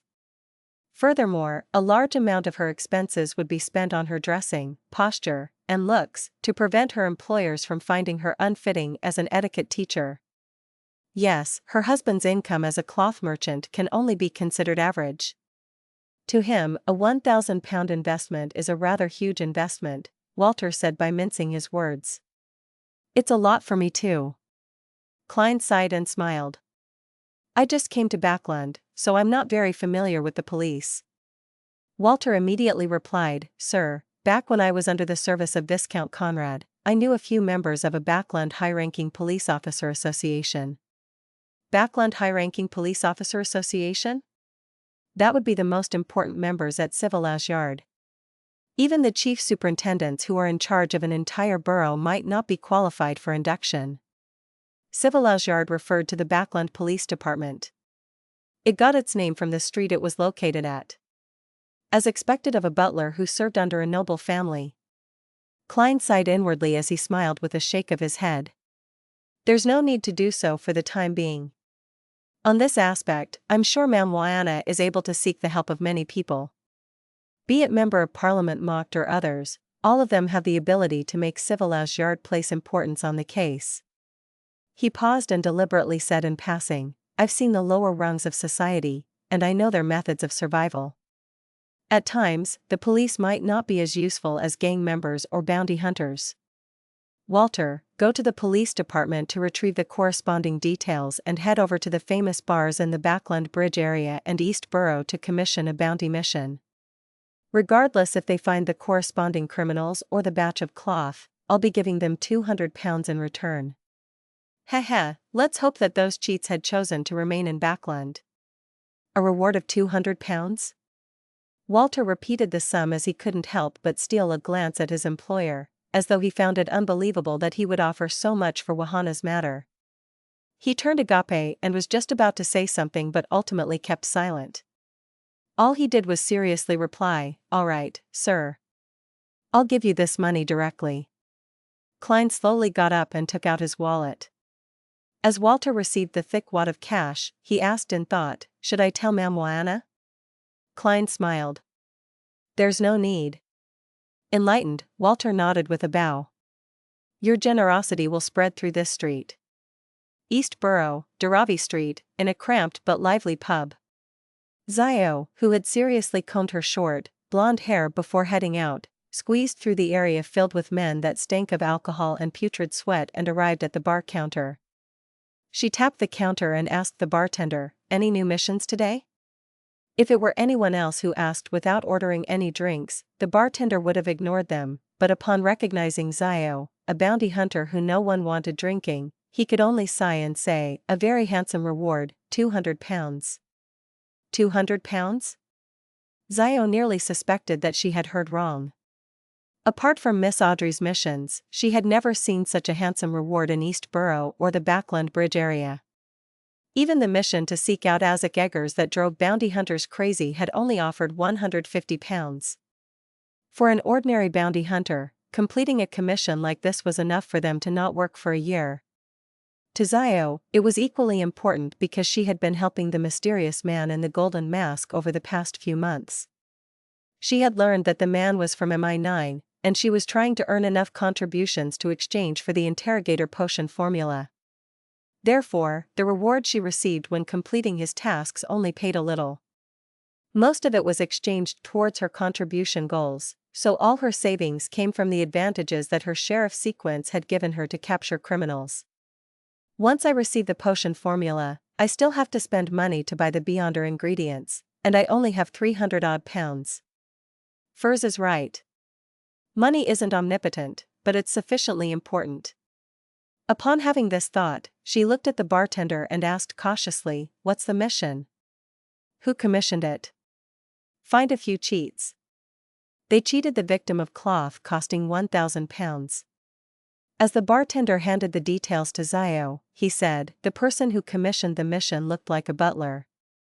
He called himself Walter, and he's in service of a Mr. Dwayne Dantes from Buckland Street. If you capture the cheats or find the cloth, you can head there to retrieve the bounty. Zio quickly flipped through the documents as something quickly formulated in her mind. She instinctively knew the direction in which to continue the investigations. I'll take this mission, she said immediately with a nod. The bartender shrugged and said, you aren't the only one. All the bounty hunters have taken on this mission. Besides, they have other ideas. Like what? Zio asked out of curiosity. The bartender chuckled. They say that since Mr. Deities is so generous, they're willing to recommend themselves if he lacks a bodyguard. However, they later gave up on the idea since being a bodyguard isn't as free as being a bounty hunter. Even having drinks will have to wait until they're given time off. That's not a problem for me, but I can only be a bounty hunter. Zio nodded, jumped off the high stool in front of the bar counter, and didn't waste time heading for the door. The next day, just as Klein finished breakfast and was preparing to head to his garden to have a stroll to aid in his digestion, butler Walter came in from outside and silently followed behind him until there wasn't anyone around. Sir, there are 2 matters that need your attention, he said politely. 2 matters? Klein was somewhat surprised. He thought that there would only be one. Walter nodded. Yes, the first matter involves the 10% shares in the Backland Bike Company. Someone has already offered £10,000. Sir, do you still wish to continue in the bid? It has been raised to £10,000? Not bad at all. Klein deliberately acted stumped as he thought. I'm new in Backland, and there are many things that need me to hold back on. Let's leave it at that. All right, sir. Walter then said, the cheats who scammed Mam Wahana's husband of the cloth have been captured. The bounty hunter has already arrived and requested payment. That quickly? Klein turned his head in shock as he looked at his butler. If he had taken action himself, he was indeed capable of settling it that very day. After, he had dowsing rods seeking to find people, but the problem stemmed from the fact that most bounty hunters weren't seers. Yes, perhaps it's a beyonder good at tracking and searching for people. Klein made a preliminary judgment. Walter answered in confirmation, yes, it's much faster than I imagined. According to that bounty hunter, she did a reverse search from black market sales before finding the cheats. The black market peddlers gave in so easily? From the looks of it, they must have been taught a lesson with the fist. Klein nodded and said, what's that bounty hunter's name? She's quite capable. She calls herself Zio, Walter answered truthfully. No way. Klein almost stumbled. Thankfully, he had the impressive balance of a clown. After calming the upheavals through his heart while acting calm, he deliberated and said, keep the bounty hunter's contact method. Perhaps there might be a chance to gain her assistance in the future. All right, sir. Walter didn't find any problems with Dwayne Dantes' instructions. Any decent member of high society kept some unofficial means to their chests. Klein didn't continue on the topic of Zio as he tersely said, how much was reclaimed? The cash and the yet-to-be sold cloth from the cheats came up to about £850. Walter had apparently anticipated his employer's inquiry on the matter and had asked ahead of time. Very good, Klein nodded and said. After paying the bounty hunter, help her send the cheats and the goods to the nearby police station. Northborough Police Station. Wahana and her husband, Bacchus, looked at the high-ranking inspector in front of them as they asked in unison, surprise coloring their voices. It's been found? They've been caught? The high-ranking police inspector smiled in response. Yes. When he informed them how much cash and cloth was left, Wahana and Bacchus heaved a collective sigh of relief. They could afford £150 in losses. Furthermore, the remaining cloth still had space for greater appreciation and profit. In essence, they hadn't suffered much of a loss. They repeatedly thanked the inspector until someone invited Bacchus to identify the goods and criminals. Wahana sat there without losing her etiquette. She smiled at the high-ranking inspector and said, your efficiency has exceeded my expectations. I'm very curious as to how you found the bunch of cheats. Being aware that this beautiful and elegant lady knew a member of Parliament of the House of Commons, and that she would eventually learn the truth, the high-ranking inspector didn't hide it from her. In fact, it was completed by a bounty hunter. She investigated the black market of stolen goods and quickly caught the suspects. You even offered a bounty? Waiana seemed to gain a full understanding of the whole story. The inspector shook his head and said, "No, someone beat us to it. He offered £200. £200? Waiana asked in surprise. That wasn't a small sum of money, and it even exceeded the expected profit that her husband would earn from the sale. Seeing the inspector give an affirmative reply, Waiana couldn't help but ask, who was it that offered the bounty? The bounty hunter didn't say, but accompanying her was a gentleman dressed as a butler. The inspector simply described Walter's looks. Waiana vaguely guessed at the butler's identity as she leaned back slightly, muttering softly to herself, £200. In the afternoon, Waiana, who came to Member of Parliament Mock's house to teach his daughter etiquette, first thanked Mam Rihanna for extending their help. After the blackish-green-haired Rihanna said a few words of humility, she asked, "Waiana, I heard that you're Mr. Dwayne Dantes' etiquette teacher. I wonder what kind of person he is?" Waiana deliberated and said, "He's a true gentleman. He's warm-hearted, generous, kind, educated, gentlemanly, and very knowledgeable." Rihanna nodded slightly upon hearing that before turning to look at her proud daughter and chuckled. "Unfortunately, he's a little too old, or he might make a good match. Well, I plan on inviting him to our ball this weekend."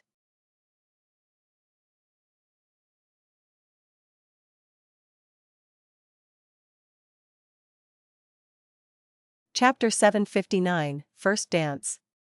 Saturday night, 8 p.m. Klein rode his high-end carriage and arrived at 39 Buckland Street, Member of Parliament Mock's house, in 2.5 minutes.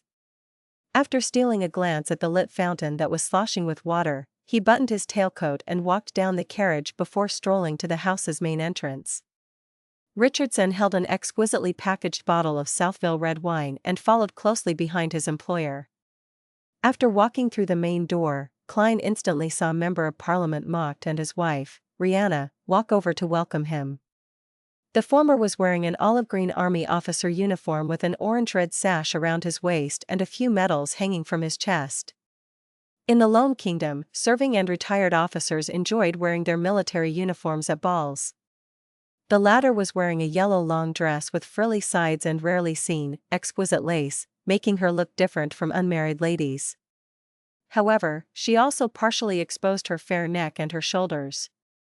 Klein took the bottle of Southville red wine from Richardson's hand and handed it to Member of Parliament Mock before saying with a bow, "Sorry, I'm late by a few minutes."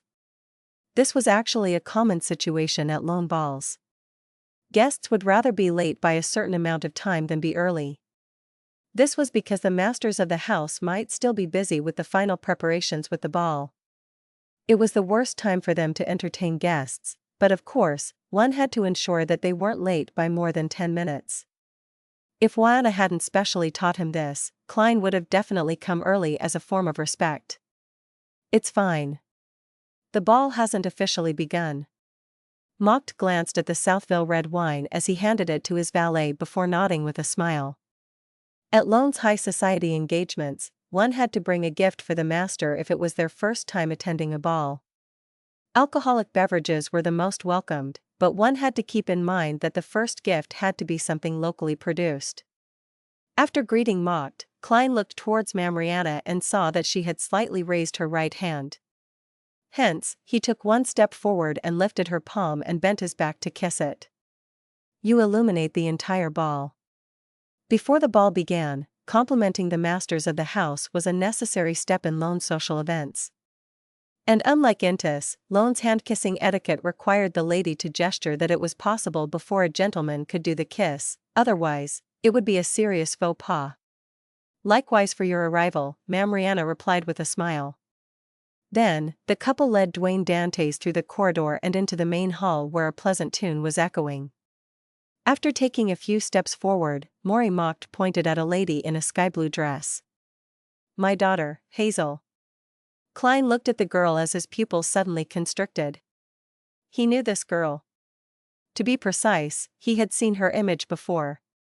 Back when he had asked DeRhodes where he could obtain a mystical item which could steal the beyonder powers of others, the magic mirror had indicated a scene of an arrogant lady loitering in the sewers, and she was none other than Hazel Mock. She was a lady with wavy black-green hair and bright brown eyes. She has a mystical item that corresponds to a fire bandit? With her family conditions, why would she be loitering in the sewers? Is it some fortuitous encounter of hers? Was she searching for something or waiting for something in the sewers? She has already become a beyonder? How did she become one? Could it be that she has a grandpa parasitizing in her body? Klein, who was donning the skin of Dwayne Dantes, instantly thought of many questions, but he pressed his hand to his chest as he bowed with an unperturbed look. "Good evening, Miss Hazel." During this process, he stole a glance at Hazel Mock's face and discovered that she wore a composed look. There was an arrogance in her eyes, and all she did was smile politely and answer, "Good evening, Mr. Dantes." She didn't have any abnormal reaction, which means that she's unable to sense the aura of the gray fog. At the very least, there's no grandpa parasitizing her. I can't be certain for now, and I'll have to continue observing. Klein stood up straight as he took a cup of pale gold champagne from a waiter's tray. He then began chatting with Member of Parliament Maury Mocked. "I never expected you to be a major." He could tell from the epaulette on Mock's shoulder. If he was a colonel, Klein would have even suspected if the gentleman was also a beyonder, but it was hard to tell for a major. "Haha, it's nothing. There are many opportunities to render meritorious services in Balham," Maury answered. "Of course, the weather there is especially unsuitable. I've always been suggesting to the Army's higher-ups to design a uniform for West Balham and to get rid of the traditional dark colors, otherwise, the officers will only feel as if they are beef waiting to be roasted." As for the enlisted soldiers, most of them wore red tops and white bottoms. "Yes, the weather there is completely different from what it's like in the country. Even Desi Bay isn't that hot." Klein indicated that he had been to the southern continent, and he had been to either East or West Balham to corroborate his hunting experiences that he had mentioned a few days ago. After a few minutes of small talk, Mocked apologized and walked to the staircase with his wife. At the second floor, he raised a cup of red wine while standing by the railings facing the main door and said, "Thank you everyone for coming to our ball. First, let us toast the deities. They are the source of everything beautiful." He and Mariana tapped 4 times on their chests as they softly praised the goddess. The other guests also praised the deities they believed in via their own means. Mocked continued having his cup raised as he said with a smile, "Second, a toast to the kingdom. It is a stable bedrock. To the kingdom." Klein raised his cup of champagne and spoke with the other guests around him. Following that, Mock surveyed the area and asked humorously, "Finally, what shall we toast to?" Klein's mind whirred as he said loudly with a smile, "A toast to the improvement of the air in Backland." Mocked was taken aback as he couldn't help but smile in response. "Excellent. That's a great suggestion. A toast to the improvement of Backland's air. This is a symbol of us living better lives. Cheers." The fixing of the atmospheric pollution issue had always been one of his political ideals as a House of Commons Member of Parliament. He had ultimately been pushing for the corresponding bills, and he had played a significant role in the improvement of the environment. Therefore, toasting to the improvement in Backland's air was equivalent to toasting to himself. It was more euphemistic and more aboveboard. All the guests echoed in a spirited burst as they finished the drinks in their hands. Right on the heels of that, Member of Parliament Mocked held Mariana's hand, and they went down to the hall. They then started the opening dance in the mellow music. All the gentlemen present began finding their first partners to dance. Klein took another cup of champagne as he leisurely sized up the guests. Ma'am Mary is here as well." He swept his gaze and found someone familiar. As one of the major shareholders of the Clone Company, with a wealth amounting to tens of thousands, Ma'am Mary had formerly hired Sherlock Moriarty to investigate her ex-husband's act of adultery. She's a member of the National Atmospheric Pollution Council, so it's normal that she has a close relationship with the Member of Parliament. Klein didn't attempt to invite her to a dance, since he here is Dwayne Dantes. He didn't know this lady who lived in another street. He retracted his gaze and looked elsewhere. He saw Hazel Mocked holding a cup of white wine and standing to the side. She wore a clear smile of alienation as she watched the gentlemen lock onto their targets to invite them for a dance. This lady actually looks pretty good. She's dignified and pretty. She should have been the star at this ball, with people yearning to invite her to a dance. However, the way she exudes that look of arrogance, looking down at people with a supercilious look, makes any gentleman who casts his eyes on her shift over to another target. I've seen this look in the eyes of certain beyonders as well. They no longer think of themselves as mortal, and they often have a sense of superiority when facing ordinary folks. Heh, this implies that Miss Hazel is likely a beyonder. That's right, if she isn't a beyonder, how would she dare to loiter in the sewers? She's from the Marauder pathway? But how is she to act as a marauder or swindler with such arrogance? It's hard to imagine. Seeing that the hosts were almost done with the opening dance, he began seriously considering who he could invite. Dwayne Dantes is in his early 40s, so it isn't appropriate to invite a lady for his first dance, unless it's someone confirmed to be a junior. And the first dance of most ma'ams would be done with their husbands. I should be able to invite people I'm familiar with or the hosts. Klein swept the dance floor and found the only lady Dwayne Dantes was familiar with. It was his etiquette teacher, Lana. Invite her? No, she likely already knows that I've secretly helped her. To invite her for the first dance can easily make her misunderstand. It might even affect her relationship with her husband and incur unnecessary trouble for Dwayne Dantes. It's not like I'm Emperor Roselle who has a penchant for the wives of others. No, he has a penchant for everything. In short, I should avoid creating gossip. Klein shifted his gaze and heard the music change. It went from a mellow melody to something brisk. It was a piece of countryside music that was popular in central Loen. It was well liked by nobles and was often used for the first dance. With the change in music, the gentlemen walked to the ladies and madams they had selected. Klein also noticed that no one approached Hazel mocked. She's one of the hosts of this ball. Besides, I can observe her at a close distance. If she really is a beyonder of the Marauder pathway, it implies that the gray fog is able to converge beyonders from the neighboring pathways of the seer pathway. Klein wore a gentle smile as he unhurriedly walked to the arrogant lady. Miss Hazel, may I have the pleasure of a dance with you? Dwayne Dantes with his white sideburns gave a standard bow as he said. Hazel glanced at him and, after a few seconds of silence, said, "It will be my honor." She then extended her palm. Klein politely held her hand and entered the dance floor as they began a brisk and lively dance. Glancing at her beautiful but deadpan face, Klein said with a smile as he tried probing, "I just noticed that many young gentlemen wished to invite you to a dance, but they were unable to muster their courage." Hazel looked up and swept her gaze at him and said, "Mr. Dantes, that's not a polite topic." Klein choked, lost as to how to reply.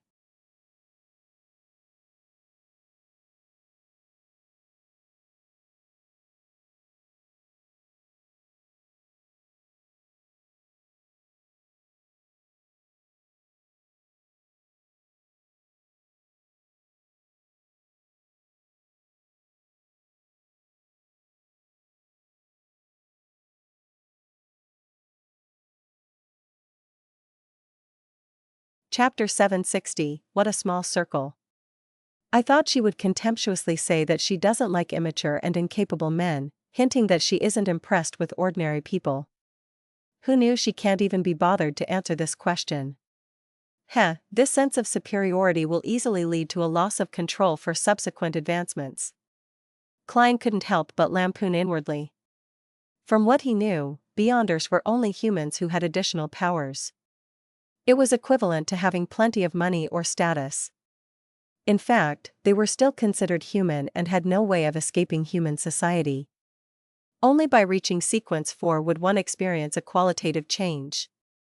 Furthermore, most demigods continue being active in human society. Even the sequence 1 snake of fate Septon is being an obedient unborn fetus. Perhaps only at the level of blasphemer Amon and the others will they be able to view the real world as a god. Klein's mind whirred as he said, "I'm sorry. I was once a merchant who often spent time in the northern continent and southern continent, and I have had little experience with a ball. Haha, I mean, this type of ball. It's fine, Hazel replied calmly as though she didn't care about the topic he had just raised.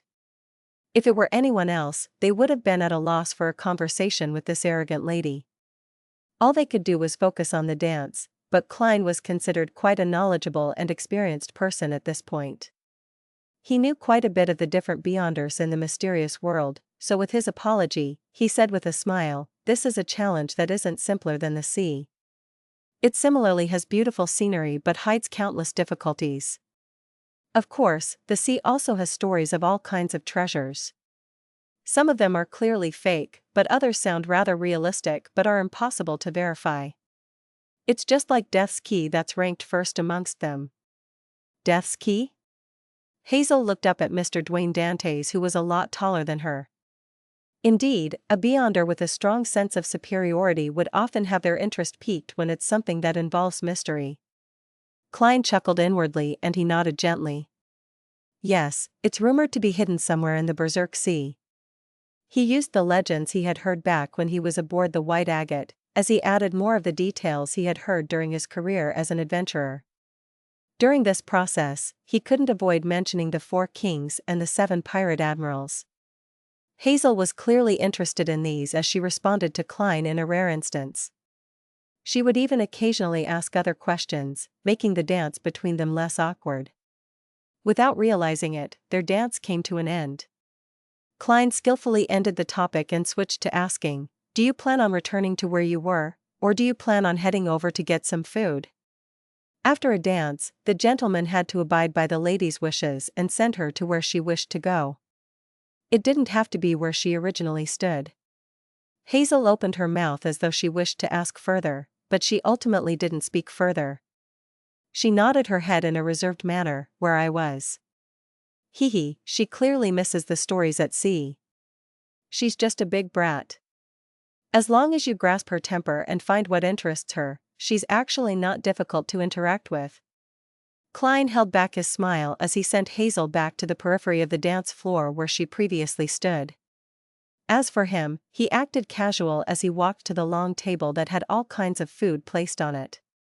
He picked up a plate and began to scoop a serving of pan-fried dragonbone fish, and he matched it with some sliced black pepper steak. Compared to the dance and entertaining others, food is the true essence of a gathering. As Klein thought, he worked hard at trying to make his appearance while eating appear elegant enough. At this moment, he saw Ma'am Mary walk over and fork a piece of foie gras soaked in red wine onto her plate. When Klein saw her glance at him, he politely smiled with a nod as a response. "How may I address you?" "I haven't met you before at the balls and banquets hosted by Member of Parliament mocked." Perhaps it was because of Dwayne Dantes's grey sideburns and deep blue eyes that were very charming. The ordinary-looking Ma'am Mary with slightly high cheekbones took the initiative to ask. Klein laughed and replied, "I'm a merchant who just returned from Desi Bay, Dwayne Dantes. I live on this street." "Ma'am, do I have the honor of knowing your name?" Mary nodded in thought, and she roughly understood this man to be a merchant who was trying hard to enter high society, just like she was previously. She said with a smile, "Mary Schott, Quinn Company's executive director." She didn't mention that she was the biggest shareholder of the Quinn Company, or mention that she was a member of the National Atmospheric Pollution Council. This was a Loen-styled euphemism. Mary Schott. She has taken up her original last name? Right, she has already divorced. Klein silently thought to himself and said with a smile, "I know of this company. Its main business is in anthracite and high-quality coal. It has expanded rapidly in the past few months. To be frank, I have the intention of investing in it, but I don't seem capable of competing with the rest." After the atmospheric bills were passed, there was a drastic increase in the demand of anthracite and high-quality coal. Quinn Company managed to develop itself in ways that exceeded its past efforts. Its overall valuation had already exceeded £250,000. Klein wasn't shooting his mouth when talking about investing, but that he believed that this industry would become even more important in the coming years until humanity found a resource to replace it. Mary had always been very proud of the National Atmospheric Pollution Report she pushed for, as well as the development of the clone company, so she couldn't help but smile when she heard that. This is because people are beginning to pay attention to the environment that they are living in. Having said that, she gently sighed and said, as it gets better, trouble also increases as a result. Having just acquainted himself, Klein didn't ask about the trouble. With his prior acquaintance with Ma'am Mary, he easily found a topic of interest and had a good conversation with her. Haha, her attitude towards Sherlock Moriarty and Dwayne Dantes is very different. Despite being someone she knows, just a change in looks and identity will be given a brand new form of treatment without any problems arising. This feeling is truly magical. As they chatted, Klein felt wistful as he felt that the additional faceless potion he had consumed was quickly digesting. After a few minutes, a handsome man with bright blonde hair walked over with a cup of red wine. He smiled at Ma'am Mary and said, "Mary, what are you talking about?" "Hibbert, this is Mr. Dwayne Dantes from Desi. His experiences at sea and West Balham are truly interesting." Mary immediately introduced the two. "Dwayne, this is Mr. Hibbert Hall, the eldest son of the Earl of Eastchester. We should be calling him Lord, but he prefers people to address him as Mr. Chief Secretary. He's the Chief Secretary of the National Atmospheric Pollution Council. I've heard you mention him before." Of course, that was when the identity, Sherlock Moriarty, was still active. The Earl of Eastchester is a major noble in the nation. He's considered the top brass when it comes to high society. Klein politely bowed without appearing overly low. "Please permit me to convey my thanks as an ordinary citizen. The work of the National Atmospheric Pollution Council has allowed us to live in better living environments." Hibbert Hall was rather pleased with such sincere gratitude, so he smiled in reply. "This is all thanks to the hard work all of us have put in." By the side, Mary said with a smile, "Dwayne, don't mention such matters again. You will make Hibbert arrogant." "No, I was just joking. He's more humble than all the noble children I know.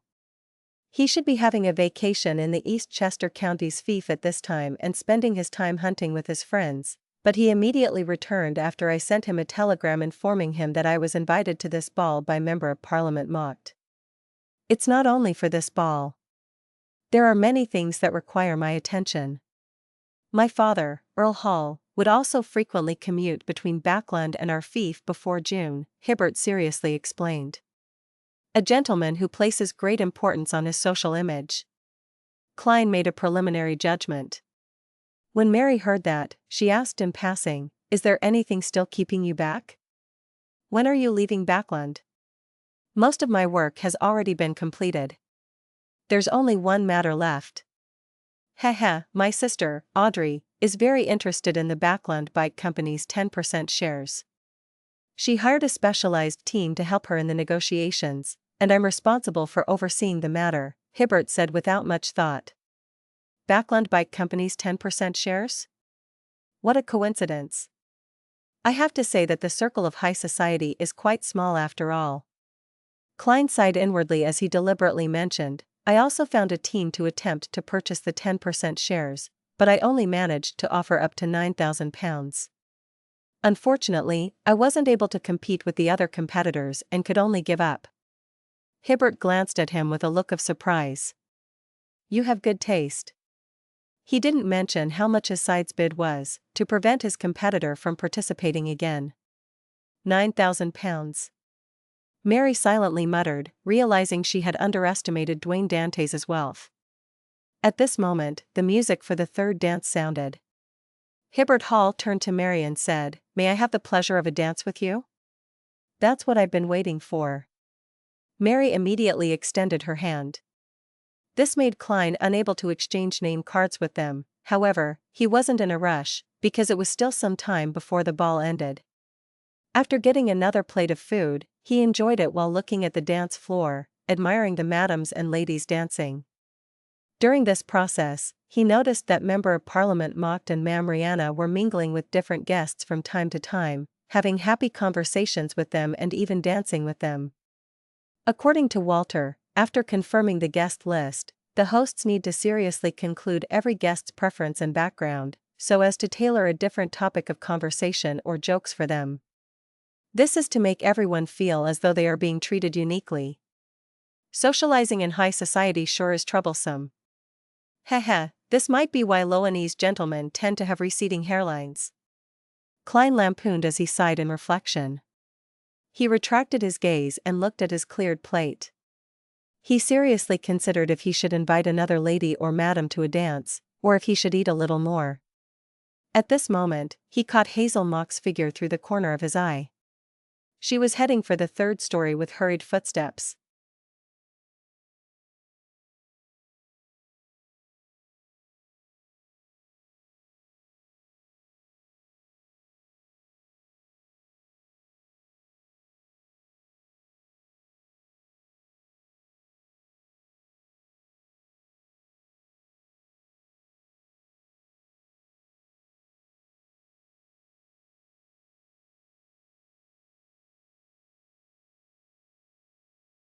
Chapter 761, Good People and Good Deeds. What happened? Klein instantly tensed up. He had experienced too many accidents in the past, and he knew that he easily found himself involved in beyonder matters. Upon encountering something similar, he couldn't help but subconsciously be on alert. It did resemble some form of post-traumatic stress disorder. After seriously watching Hazel Mock's figure disappear from the staircase, Klein sensed that she was only in a hurry and wasn't panicking. This means that she has the matter under control. Besides, Mock is a member of Parliament of the House of Commons, a member of high society just below the nobles in the kingdom. There should be beyonders around protecting him. Yes, Earl Hall's eldest son is here too, so his bodyguards must be beyonders as well. Besides, St. Samuel Cathedral is only a 10-minute carriage ride from Buckland Street. If anything were to really happen, the Nighthawks, priests, and bishops would rush over. Unless one has made up their mind to sacrifice themselves, no one would create an accident at this ball. Klein gradually calmed down and had another guess regarding Hazel's situation. She was rushing to the third story to resolve the negative effects of the mystical item. The question Klein had asked de Rhodes previously was where he could obtain a mystical item which could steal the beyonder powers of others, and one of the answers he received was Hazel Mocked. Thinking back to their dance, Hazel's image rapidly reconstructed in Klein's mind with her different accessories as his focus. Hair ornaments, earrings, necklace, brooch, fishnet gloves. Which one could it be? Klein retracted his gaze and found himself thirsty. Hence, he picked up a cup of water and downed it. Just as he put down the cup, he saw his etiquette teacher, Wiana Heisen, approach him with a plate. This lady was dressed in a red dress, but she didn't look tawdry. She smiled at Dwayne Dantes and said, "I noticed that you don't enjoy drinking alcohol." "I've once missed an important matter as a result of drinking." Klein randomly fleshed up Dwayne Dantes' character as an experienced person with depth. Of course, he knew how to restrain himself. He didn't use his faceless powers to remove a finger to prove how determined he was when making that former oath. When Wiana heard that, she smiled and thought, "Your past is filled with mystery. This is fatally attractive to many young ladies." She didn't continue on the topic as she said, "I forgot to tell you that the problem my husband faced has been resolved." Klein picked up a cup of champagne and raised it. He then said with a smile, "This is something to be happy about. Congratulations." He didn't mention anything about him helping in secret. Wiana gave him a deep, penetrating look as she raised the cup of red wine in her hand. "Cheers." After clinking cups and taking a sip, Klein politely excused himself, put down his cup, and headed for the washroom. This wasn't because he wanted to head above the gray fog, but was solely due to the negative effects of death knell. He had drunk too much water and needed to relieve himself. When he walked out of the washroom, Klein looked up at the staircase that led from the second story to the third story. He found Hazel Mocked walking down with unhurried footsteps. She wore an unperturbed expression. Indeed, it wasn't a huge problem. It's likely a result of the negative side effects of the mystical item she possesses. I wonder what it is. Klein heaved a sigh of relief as he casually swept the dance floor. During the interlude between two songs, he walked over to a lady and invited her to a dance. With Dwayne Dantes' appearance and bearing, his invitation was undoubtedly accepted. With him dancing, eating, chatting, and eating again, the ball slowly came to an end as the guests bade farewell one after another. Having completed his mission of exchanging name cards, Klein did the same. However, he wasn't the first or last person to leave. The hall soon turned silent as Mariana monitored the servants while they cleaned up the area. Meanwhile, she beckoned for her daughter, Hazel mocked. Mr. Dwayne Dantes' performance was better than I imagined. Many ladies had even asked me about him in private, Mariana said in a veiled manner. Hazel, what's your impression of him when you were dancing and chatting with him? You're a lot more mature than girls your age. I believe in your taste and judgment. She knew her daughter very well, and she had deliberately added the last sentence, otherwise, Hazel was unlikely to be interested in giving a detailed answer. Hazel wasn't that arrogant when facing her mother. She said after some thought, he's not very familiar with this circle, and he easily mentions topics that can be offensive, but he's very knowledgeable. Very knowledgeable, Mariana was slightly surprised as she repeated her daughter's words. With her understanding of Hazel, this was a rather good compliment. She couldn't help but be worried that her daughter had taken a liking to Dwayne Dantes. Hazel thinks little of the eligible bachelors around her because they are too young, inexperienced, and incapable? Dwayne Dantes happens to be the kind of man that girls who mature early like. Rihanna suddenly felt a little regret inviting the gentleman to the ball. She knew that with Hazel's personality, she might very well elope if she were to suffer any objection to her newfound love. Hazel seemed to sense her mother's thoughts and said without emotion, I only like men who are sufficiently powerful. Phew. Rihanna silently heaved a sigh of relief as she was no longer worried about the problem from before. This was because Hazel was a girl who found lying beneath her. Late at night, Hazel got up from bed. With her night vision, she changed into clothes that facilitated movement. She climbed down from her bedroom's balcony and carefully avoided her family's bodyguards. She went all the way to the garden and came to the middle of Buckland Street. Not every sewer manhole allowed a human passage with vertical metal ladders. Hazel adeptly moved the manhole cover away and climbed down before closing the cover from underneath. Nearly 45 minutes after, she moved the manhole cover again and returned into the shadows of the street. At this moment, Hazel saw a shadow nimbly flip into a garden nearby. Unit 160. She read the corresponding address. It was none other than Dwayne Dantes' residence. On the manor's third story, Klein was once again awoken from his sleep due to his spiritual intuition. He had the urge to capture the infiltrator that disturbed his sleep and feed it to creeping hunger. This time, he directly opened his iron cigar case and released his wraith marionette. Senor, in his dark red coat, first walked into the full-body mirror before leaping over to the oriel window in his valet's room. He observed Richardson and saw the valet sit up as he looked at the door with fear and anxiety. The door silently opened as a shadow flashed in. Under the crimson moonlight, the infiltrator exposed brownish-yellow skin, a soft outline, and short curly black hair. He obviously hailed from the southern continent. With a gloomy cold aura, he stood by the door and looked at Richardson, saying in a deep voice, Have you decided? Do not believe that you can attain your calm life by leaving. Inside of you flows the blood of death's subjects. You are destined to give up everything to restore God's glory. Think about your deceased mother. Think about the insults you once suffered. Do you wish that your child will grow up under the contemptuous looks of others, to be a servant of others forever? But, what can I do? Richardson lowered his head as he said with great difficulty. Wait for the mission. The infiltrator's voice turned gentler. Richardson didn't commit to an answer as he seemed to be struggling inwardly. As for the infiltrator, he didn't seem to care about his hesitation. He treated it as though Richardson had agreed, turned around, left the room, and traced his steps back. Death subject. Someone from the Numinous Episcopate, or another organization that's trying to restore Balaam? Having witnessed everything, Klein leaned back into bed and silently said, What mission would they give Richardson? Steal my money to provide funds for the organization? Or will they create a terrorist incident at one of the balls of high society? At that moment, the infiltrator had climbed down from the balcony, passed through the garden, and flipped over the perimeter fence made of steel bars. Suddenly, he saw a figure pounce over from his left. He dodged as he clenched his fist and threw a punch. Thud.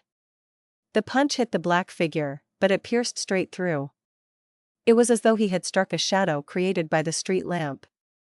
Meanwhile, he suffered a heavy blow to the back of his head as he fainted onto the ground. Hazel's figure immediately surfaced behind the infiltrator as she wore an excited expression. It was as though she had completed a successful scam. She quickly reined in her emotions as she maintained her arrogant demeanor. She turned to look at the black metal gates of 160 Buckland Street. This girl bent her back and held the infiltrator by the arm as she dragged him to Dwayne Dantes' doorstep. Immediately after that, Hazel let go of her left hand, cleaned up any traces, walked forward with her chin slightly lifted, and pulled the doorbell. Then, she quickly departed, heading straight to her home through the shadows in the street.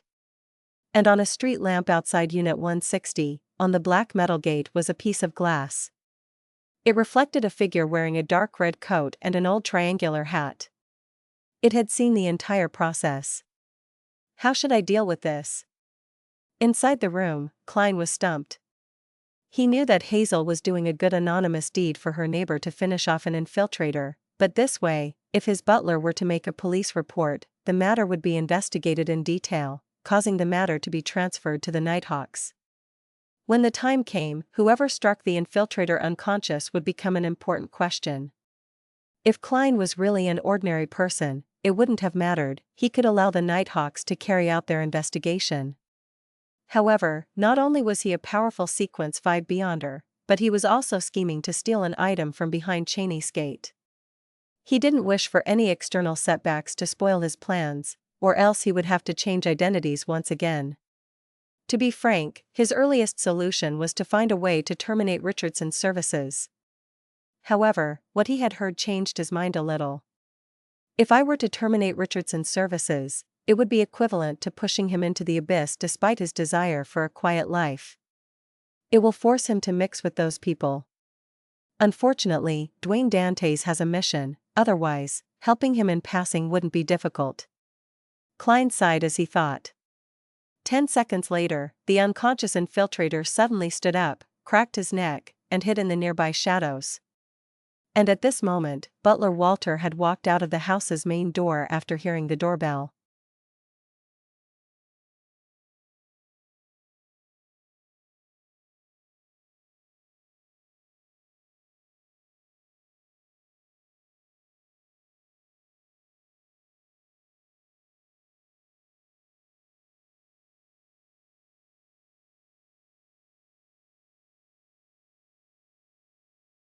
Chapter 762, Nation Reestablishment Society.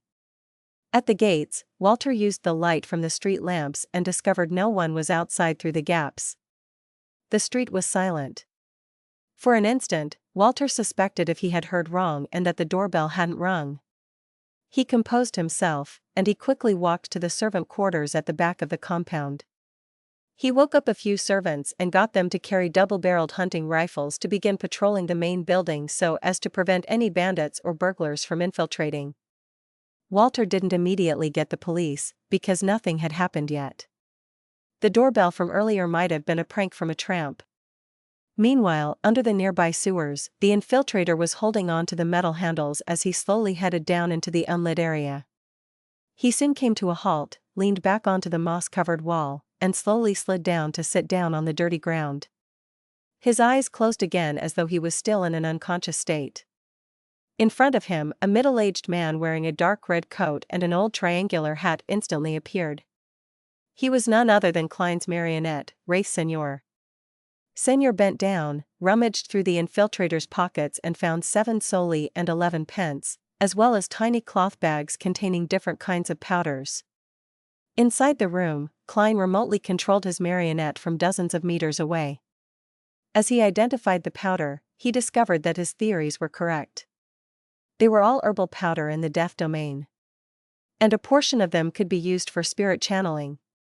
He was very likely to be a Beyonder from the corpse collector pathway that hailed from Balam. Even if he hadn't reached sequence 7 spirit medium, it was very normal for him to prepare the corresponding herbal powders, essential oils, and extract. After all, these materials weren't only used for spirit channeling.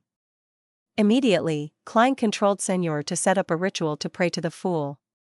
Then, he went above the gray fog to respond, allowing Senor to complete what followed. After doing all of this, he returned to the real world and continued controlling Senor, allowing him to channel the spirit. Passing through a storm of glimmers, Klein saw the infiltrator's spirit. He appeared listless, blurry, and translucent. "What's your name? What faction do you belong to?" Senor asked with a deep voice. The infiltrator answered blankly, "Gadapos. I belong to the Black Skeleton Gang." Black Skeleton Gang. I believe it's a gang that's active around the border of East Borough and the dock area close to the Backland Bridge area. It's mainly filled with people of Balam heritage. Although they aren't as barbaric and boorish as this Manger gang, they aren't strangers to violence. As Klein recalled the intelligence he had previously gathered, he made Senor continue asking. "What do you mainly do? Why are you looking for Richardson?" Gadapos answered in a muddled state, "We are fighting for God. We were originally members of the Balam Nation Reestablishment Society. We established the Black Skeleton Gang to grasp various intel and obtain funds. Apart from that, we also have another mission. It is to seek out any items related to death, and send it back to the southern continent. This time, we obtained verified information that in Earl Wolf's collection is a mask taken out from the Eggers family mausoleum. This family is a descendant of God. For this mask, we need to send someone to infiltrate Earl Wolf's household as a servant or infiltrate during one of the balls and banquets he hosts. And Richardson is an excellent choice. He has no history with any of the other organizations, and he's an experienced servant. The servants of nobles are often inherited. It's obviously not easy to infiltrate. Only short-term employments will be made if there's a sudden need for plenty of manpower. Speaking of which, there really is such a situation. At the ball today, a few ladies had mentioned that some nobles who are financially tight will sell lots of their lands and manors, and also dismiss nearly all their servants, leaving fewer than 10 to serve them, so as to barely maintain a decent lifestyle. When there are large-scale balls or banquets that require manpower, they would spend money to hire a bunch of temporary workers from the Family Servant Assistance Association to keep up a front. Also, Earl Wolf actually has a mask from the descendants of Death's family. I recall Mr. Azek's last name to be Eggers. Unfortunately, I don't wish to be disturbed by any accidents at the moment, otherwise, I might have come up with a way to help Mr. Azek obtain that mask. Klein mumbled silently and made Senor continue asking. "How do you know Richardson?" Gadapos said blankly, "We got to know each other at a manor in East Balam. Back then, we were both slaves. Among the slaves, there are people who secretly spread the faith of death. Richardson, his mother, and I couldn't help but become believers of death in such a life. We secretly joined an organization that had a lot of influence among the slaves there. Later, Richardson's mother passed away from an illness, and he was brought to Backland, while I stayed in East Balam before I found an opportunity to escape. A few years later, I was sent to Backland, and I chanced upon Richardson. He actually forgot about his mother's death and the abuse he had once received. He forgot his faith towards God, and had his will eroded by what he called a peaceful life. To avoid me, he deliberately made mistakes and kept switching employers, but how could he have guessed that his former companion is no longer an ordinary human? Everyone has the right to choose as long as they don't harm others. However, Richardson and I are two different kinds of people." In the room, Klein closed his eyes and made Senor ask in a deep voice, "What's the organization that is very influential among the slaves?" Gadapos hesitated for a moment and said, "The Eternal Life Society. Those who believe in death will obtain eternal life in the underworld once they leave the real world that's filled with pain and sorrow." Eternal Life Society. I'm aware of this. It's a branch of the numinous episcopate. As a former Nighthawk, Klein knew quite a lot about such matters. He continued controlling Senor to interrogate Gadapos, and he obtained plenty of information regarding the Eternal Life Society, East Balam Nation Reestablishment Society, and the Black Skull Gang, while confirming that Gadapos and his gang had their hands covered in the blood of the innocent. After finishing the spirit channeling and clearing up any traces, he waited 30 minutes before letting the wraith enter Gadapos's body, controlling him to climb out of the sewers and returning back into the shadows of the streets. And at this point, the servants in 160 Buckland Street, who were wielding double-barreled hunting rifles, were no longer as vigilant while doing their patrolling rounds. They seemed to believe that any latent danger had passed. Klein pretended as though he didn't notice anything as he continued sleeping in his master bedroom. However, he had already set up a ritual to summon and respond to himself.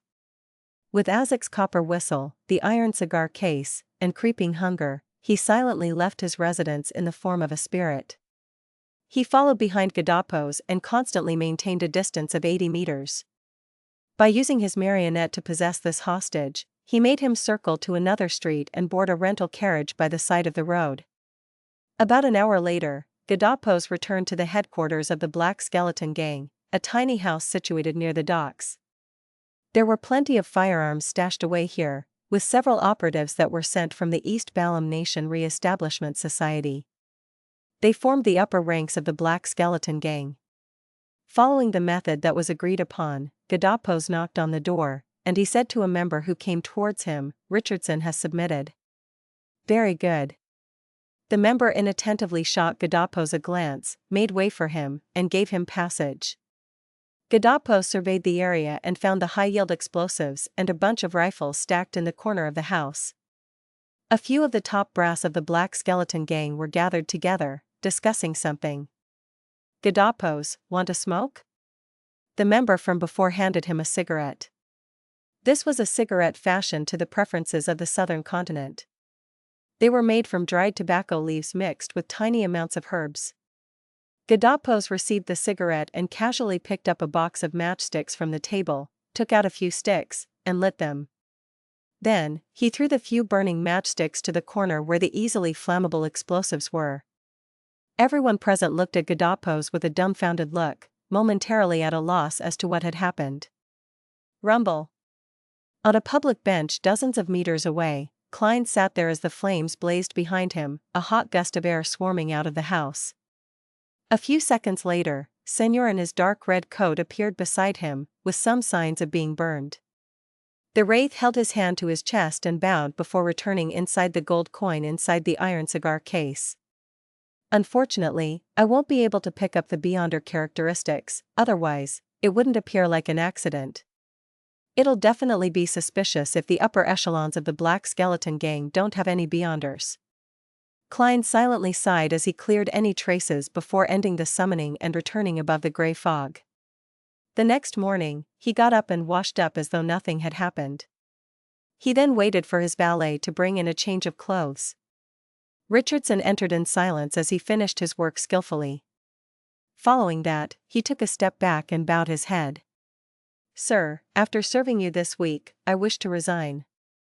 He typically received a weekly salary from housekeeper Tanaja. "Why?" Klein looked at himself in the mirror as he adjusted his vest. Meanwhile, he leisurely thought, "Not bad at all. You know how to resign by your own volition and not bring trouble to your employer."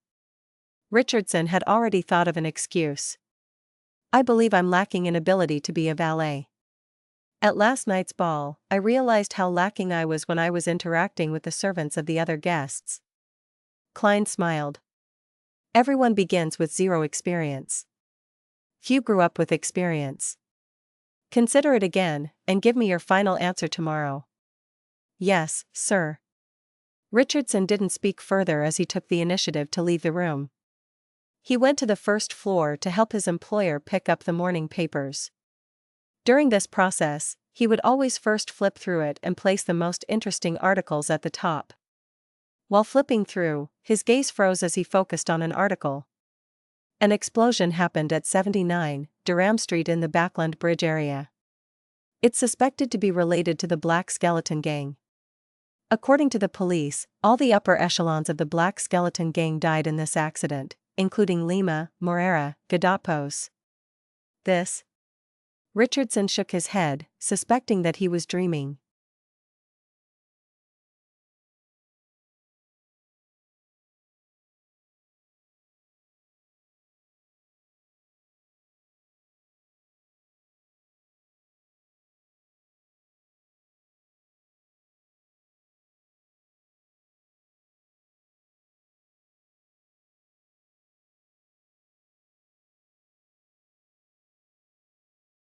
Chapter 763, Mr. X. 160 Buckland Street, inside the dining hall on the second story. Klein had just bitten into the buttered toast his servant had served him when he saw his butler walk in. Walter bowed and said, "Sir, a person of unknown origins pulled our doorbell last night. As it was already very late, I didn't wake you up, and instead got the servants to patrol the area with the double-barreled hunting rifles. If you so permit it, I'll visit the nearby police station to get them to reinforce the patrols on this street at night. To employ such a butler, there aren't any flaws aside from him being expensive." Klein nodded slightly and drank the fresh milk that had been delivered to him. "Very good." 39 Buckland Street, Member of Parliament Mock's house. Hazel entered the activity room on the second floor and saw her mother, Rihanna, chatting with the housekeeper. What happened? She pushed a lock of black-green hair to the back of her ear. Rihanna chuckled and said, "Someone rang Dantes' doorbell late last night." "A prank?" Hazel sat down. "No one knows. Anyways, Dantes' butler specially went to the police station this morning." Rihanna recounted what she had learned from her servant. Hazel nodded slightly and said, "It's best to have the police involved. But it's useless. No one knows who pulled the doorbell. Apparently, there wasn't anyone there." Rihanna laughed while shaking her head. Hazel was taken aback as she blurted out, "There wasn't anyone there?" "That's right. Dantes' butler only seemed to ask the police to double their efforts on the night patrols on our street." "That's good news." As the wife of a member of Parliament of the House of Commons, and the daughter of a famous lawyer, Rihanna had very good relations with the police. "Not a single person," Hazel repeated softly before falling into silence. After a while, she left the activity room and returned to the third story. Along the way, she couldn't help but clench her fist and swing it as though she was testing something. In between her brows was a clear look of puzzlement. Inside his bedroom, Klein looked at the large pile of gold coins in front of him. All he saw was the shiny color of gold. There was a total of 4,000 pounds of gold coins.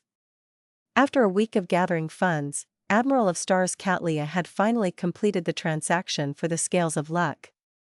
Apart from the gold coins, she had also paid another 6,500 pounds in cash. To be honest, having a pile of gold coins is way more visually shocking than a pile of cash of the same size. As Klein sighed, he took out the 13 lone gold coins he received from Senor, from his pocket and threw it into the pile. After doing all of this, he took out the adventurer's harmonica and blew into it. Silently, Rionette Tinker appeared in front of him with the 4 blonde, red-eyed heads in her hand. "Ma'am, this is the first installment, a total of 4,013 pounds. Klein retracted his gaze from the pile of gold coins and looked at Miss Messenger. He was actually quite curious as to how Miss Messenger would move such a huge pile of gold coins. He remembered that she always used her teeth when collecting letters. "Very good, you still have 5,987, Rionette Tinker's heads said one after another. "There's no need to remind me." Klein forced a smile and said, "I'll try to gather the rest as soon as possible." Rionette Tinker didn't speak further as one of the heads tried hard to open its mouth. Suddenly, the area before her turned dark and deep. All the gold coins were sucked up by vortex-like surging water. In a few short seconds, the large pile of gold coins vanished. Rionette Tinker's 4 heads nodded at the same time before returning to the spirit world. "I still have 8,156 pounds and 5 lone gold coins. I can barely be considered a tycoon. I could actually afford any investment opportunities if they appear, and it won't just be me raising the price and mentioning it in passing. This way, I won't be suspected to be a cheat for the time being." "Heh heh, be a little optimistic. Perhaps the investment opportunity might allow me to earn back the money I spent. It's always fast to make money work for you. Klein silently exhaled as he cast his gaze out the window, forcing himself to enjoy the thinly fogged streets. At night time in the East Borough, the surrounding area was pitch black due to the few street lamps available, along with many of them being damaged. It was as though there were countless monsters and criminals lurking within. Zio Dericha wore a hooded cloak, turned into a small alley, and came outside to what seemed like a dilapidated house. This was the new gathering in East Borough she had previously mentioned to Furs. Zio wasn't in a rush to knock on the door with the agreed-upon signal. She first looked down to check her attire. Unlike how she usually dressed, she wore a pair of long boots. They didn't look odd, but Zio knew very well that the soles were very thick. She had stuffed plenty of things inside, allowing a person to magically appear taller. And this effectively hid Zio's greatest characteristic. Feeling assured by the presence of her triangular blade, Zio pulled her hood up and knocked on the door with the signal. Soon, she was led into an activity room inside as she randomly found a spot to sit down. After the participants had mostly arrived, the host of the gathering finally walked in. He was of medium build, with a height of about 1.75 m. He wore a black classical robe, a pointed mage hat, with a brass mask on his face. He gave off an ancient and mysterious vibe. Rather dark skin, but it's not exactly brown. He resembles someone from Fainapotter or Desi Bay. But I can't be sure. It might be a tan. He has raven black curly hair. This does match my first guess. Zio sized him up as a sheriff. The man in the brass mask looked around the room before laughing deeply. You can call me Mr. X. Mr. X. Zio couldn't help but twitch the corners of her mouth. After becoming an Outer Circle member of MI9, she had learned quite a bit of the situations regarding the secret organizations, and that included the Aurora Order. Therefore, she knew very well that the oracles of the Aurora Order used alphabets as their code names, and they enjoyed addressing themselves as Mr. or Ma'am. And from her point of view, to address themselves in front of others in such a manner was obvious exposure of their identity and background. After all, the members who participated in these gatherings were mostly Beyonders who were lacking in knowledge. Isn't he afraid that others would report him? It's no wonder the gentleman from MI9 said that the Aurora Order is filled with lunatics, that there's no way to understand their actions with the logic of the average person. Ever since Mr. A vanished, there have been a few gatherings in Backland that had impersonators, or gatherings that were hosted by his associates for their own benefit. The hosts were quickly reported and ended up being arrested. It's not necessarily the case that Mr. X is from the Aurora Order. Perhaps, he's just like the others. Zio retracted her observing gaze and silently watched the gathering continue. She seldom reported matters, because she had experience as an unaffiliated Beyonder. She knew it wasn't easy to survive in this world with such identities, so long as there wasn't any accidents, she wouldn't provide such intel to MI9. If it's confirmed that he's an oracle of the Aurora Order, I'll report him. These people are all lunatics. They will bring about extreme danger. As Zio thought over the matter, she watched the others exchange information and complete trades. She didn't participate much in it, firstly because there wasn't any information or item of interest, and secondly, she was saving up for her interrogator potion. After the end of the gathering, she returned to her residence at Sherwood Borough. Zio saw Furs wearing a face mask that was said to be able to moisturize faces as she lay there leisurely reading. How was it? How was that gathering? Furs asked, pretending as though she wasn't interested. Zio threw her cloak to the side and said, there were quite a number of participants, and there were quite a number of items as well, but they were mostly for low-sequence Beyonders. No one will offer anything good at the first gathering, Furs said as she lowered the novel in her hands. Yeah. Zio nodded and said, the organizer of the gathering calls himself Mr. X, but no one knows if he's related to Mr. A. Mr. X. A suspected Aurora Order oracle. Could he be Louis Veen? Furs's attention was caught as she languidly leaned back and asked, what does he look like? He wore a mask. Zio rolled her eyes at her. Do you think I have the ability to see through an obstacle? No, no, no. I mean his build. Furs had seen Louis Bean's full figure thanks to her teacher, Dorian Gray, and knew his characteristics. As a sheriff, Zio easily restored Mr. X's appearance and asked out of puzzlement, regardless if he's related to Mr. A or not, isn't he worried that he'll be reported for having such a name? After Furs heard Zio's description and saw the portrait she made with her sheriff powers, she was delighted. There was a high chance that Mr. X was the traitor of the Abraham family, Louis Bean. He's not afraid of being reported because he's a traveler. He can calmly escape no matter what happens.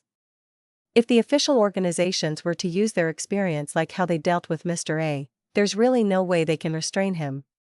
Furs silently mumbled. She stopped talking about the topic and switched to something else. After Zio went to take a bath, she hurriedly used her powers as an astrologer to ask her spirituality, and she stacked Louis Bean's image with Mr. X's image before obtaining the answer that they were one and the same. It's really him. Furs stood up as she paced about in excitement and glee in the living room. Her first thought was to report this to the various major churches, and also include the tip-off that the target had the powers of a traveler. Following that, she recalled her prior attempt at hiring Mr. World to assassinate Louis Bean. Regardless, I should first ask Mr. World if he's free to take on this mission. I can't offend him. Upon recalling everything that Mr. World had done, Furs couldn't help but shiver. After making up her mind, she first checked that Zio was having a bath and wouldn't come out anytime soon before praying to Mr. Fool.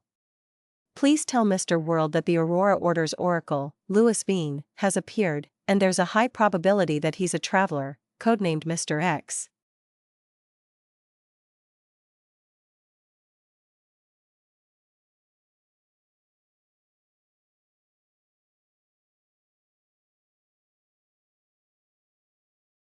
Chapter 764, First Investigation. Klein was returning from St. Samuel Cathedral to Buckland Street on a four-wheeled carriage when he heard the stacked illusory pleas. A female. It's nothing urgent. All he did was make a rough judgment and didn't immediately head above the gray fog to respond. Sweeping his glance at the street lamps which were dispelling the darkness, Klein retracted his gaze and raised the white porcelain with gold rims to take a sip. Beside him, Richardson noticed this and said after mustering his courage, "Sir, I've thought it through. You're very right. Everyone starts with zero experience. Few grow up with experience. Thank you for giving me this chance to grow." After confirming that Gadapos and gang were dead, he was finally at ease as he began considering his professional career. Switching employers repeatedly in a short period of time was a stain on a servant's record.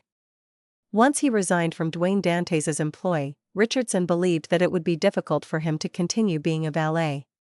This would be extremely damaging for him. This was not only because a valet's annual salary was at least £25, and was way better than any non-management jobs. It was comparable to a lady's maid, and being a valet gave one the greatest opportunity of becoming a butler. By following their male or female employers and helping them in all kinds of trivialities, being their mouthpiece and assistant would allow them to build up their skills. It would allow them to grasp all the traits needed for being a butler and, as a result, become their employer's confidant. As long as there was a chance, one could easily be made a land steward, butler assistants or deputy butler, as they were slowly promoted to a butler. Richardson did yearn for a peaceful life, but this didn't mean that he was willing to be a servant his entire life. Without a doubt, he wished to rely on his hard work to earn more and gain a higher standing. And becoming the butler of a wealthy family was his ultimate goal. "It's not too late to realize that now," Klein replied with a smile, consenting to Richardson's retention. After returning to 160 Buckland Street, he instructed housekeeper Tanaja to prepare supper for him at 11:30 as he headed to the third story where he took off his coat and entered the bathroom. At that moment, the bathtub had already been heated to an appropriate temperature by a maid 5 minutes ahead of time. Klein wasn't in a rush to take his bath, as he went above the gray fog to determine who had prayed to him. Mr. X. Traveler. Miss Magician is rather efficient. Without realizing it, she has matured quite well. Klein muttered to himself. After some serious consideration, he conjured the world Gehrman Sparrow and made this fake person pray amidst the veil of the grey fog. Give me the time, location, and provide more information. Only then will I take action. Klein's idea was very simple. He found a traveler's powers rather useful, but it was difficult for Dwayne Dantes to have a period of prolonged absence from Buckland Street, or stay in his room all the time. It would be fine if Miss Magician could provide detailed and reliable intel, allowing him to carry out the assassination once.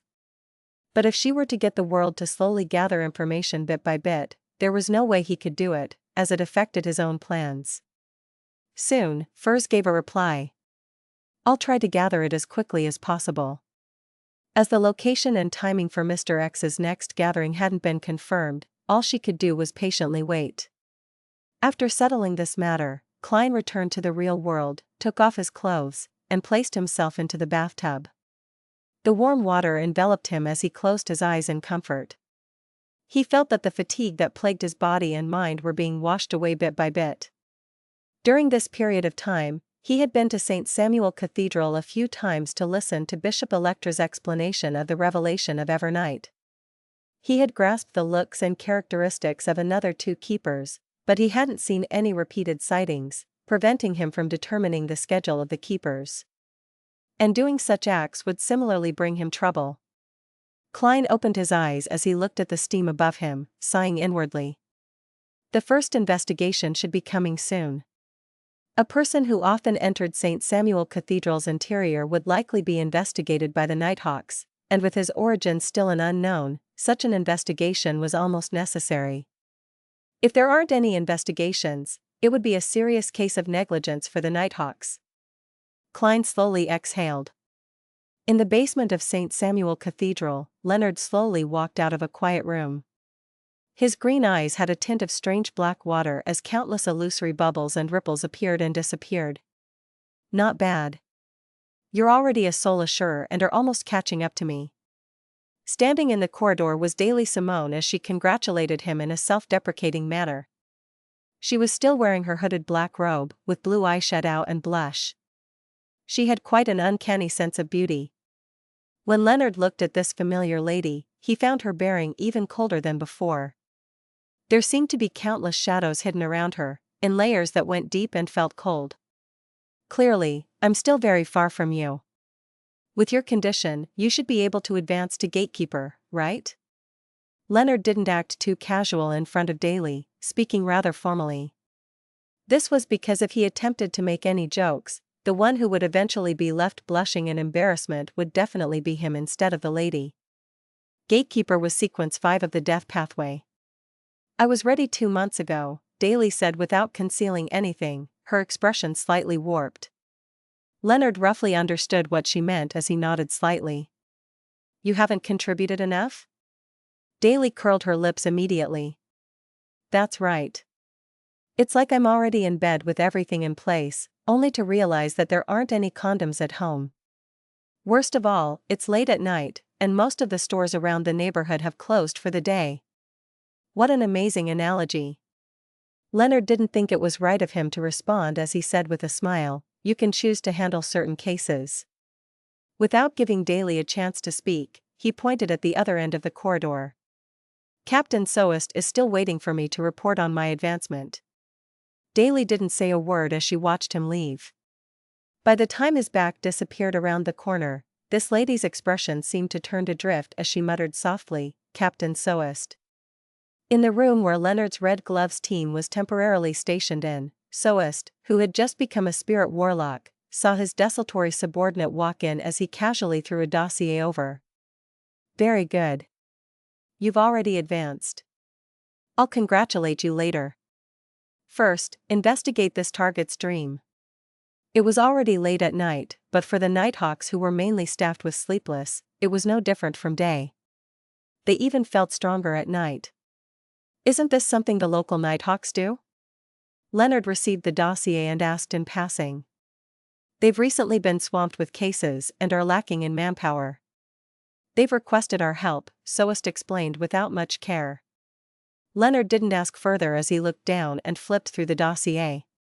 The first thing that he caught sight of was a photograph, and the middle-aged gentleman on it had given him a deep impression. Deities. Leonard's pupils instantly constricted. He knew this man, aware that this person was an undying monster who had survived since the fourth epoch. He was at least a saint or even stronger. Furthermore, he knows my secret and old man's identity. Leonard instinctively raised his hand to rub his temples. Captain Soest, I just advanced, and my spirituality is a little out of control. Is that so? Only then did Soest realize that he might have made a mistake. He hurriedly turned to look at another red glove and said, Albert, you do it. Albert was a man in his 30s. His hair was slightly blonde, and his skin was pale. He didn't look too healthy. Leonard heaved a sigh of relief as he handed the dossier over to him. At this moment, his heart suddenly skipped a beat. Would Albert suffer any negative effects if he were to enter the undying monster's dream? At that moment, he felt a little regretful. He believed that he should have done it himself. At the very least, he knew the level of danger and had faced him before. It wouldn't result in him provoking him. Deities likely won't do anything to Albert.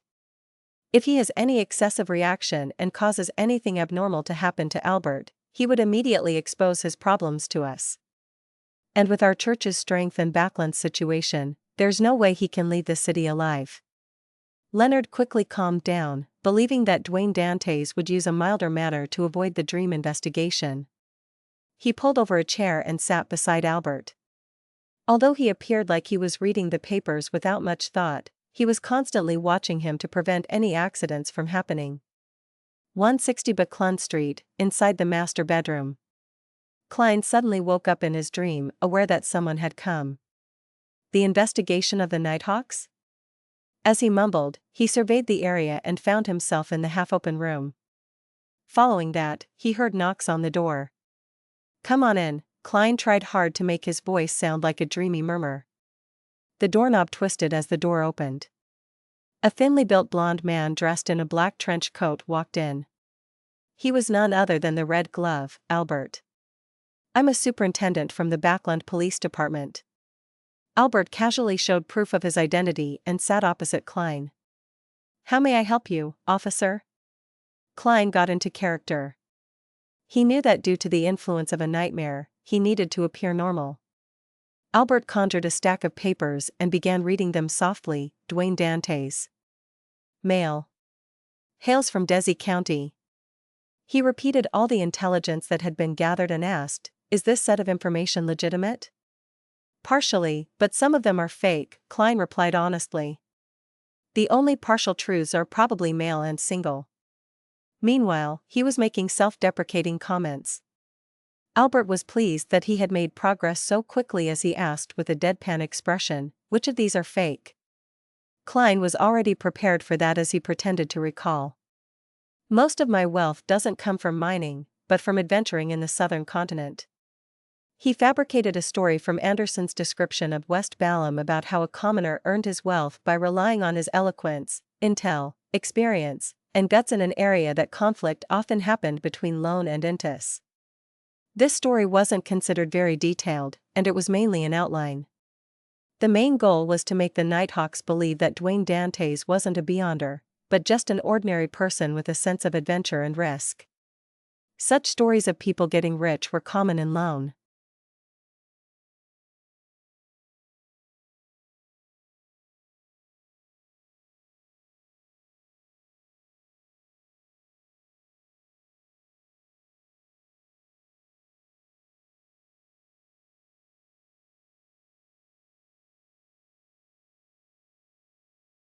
Chapter 765, Monday again. After Klein was done, Albert asked a few targeted questions according to his recount, to ensure that the details matched up. Without a doubt, he obtained a satisfactory answer. Thank you for your cooperation. Have a great dream.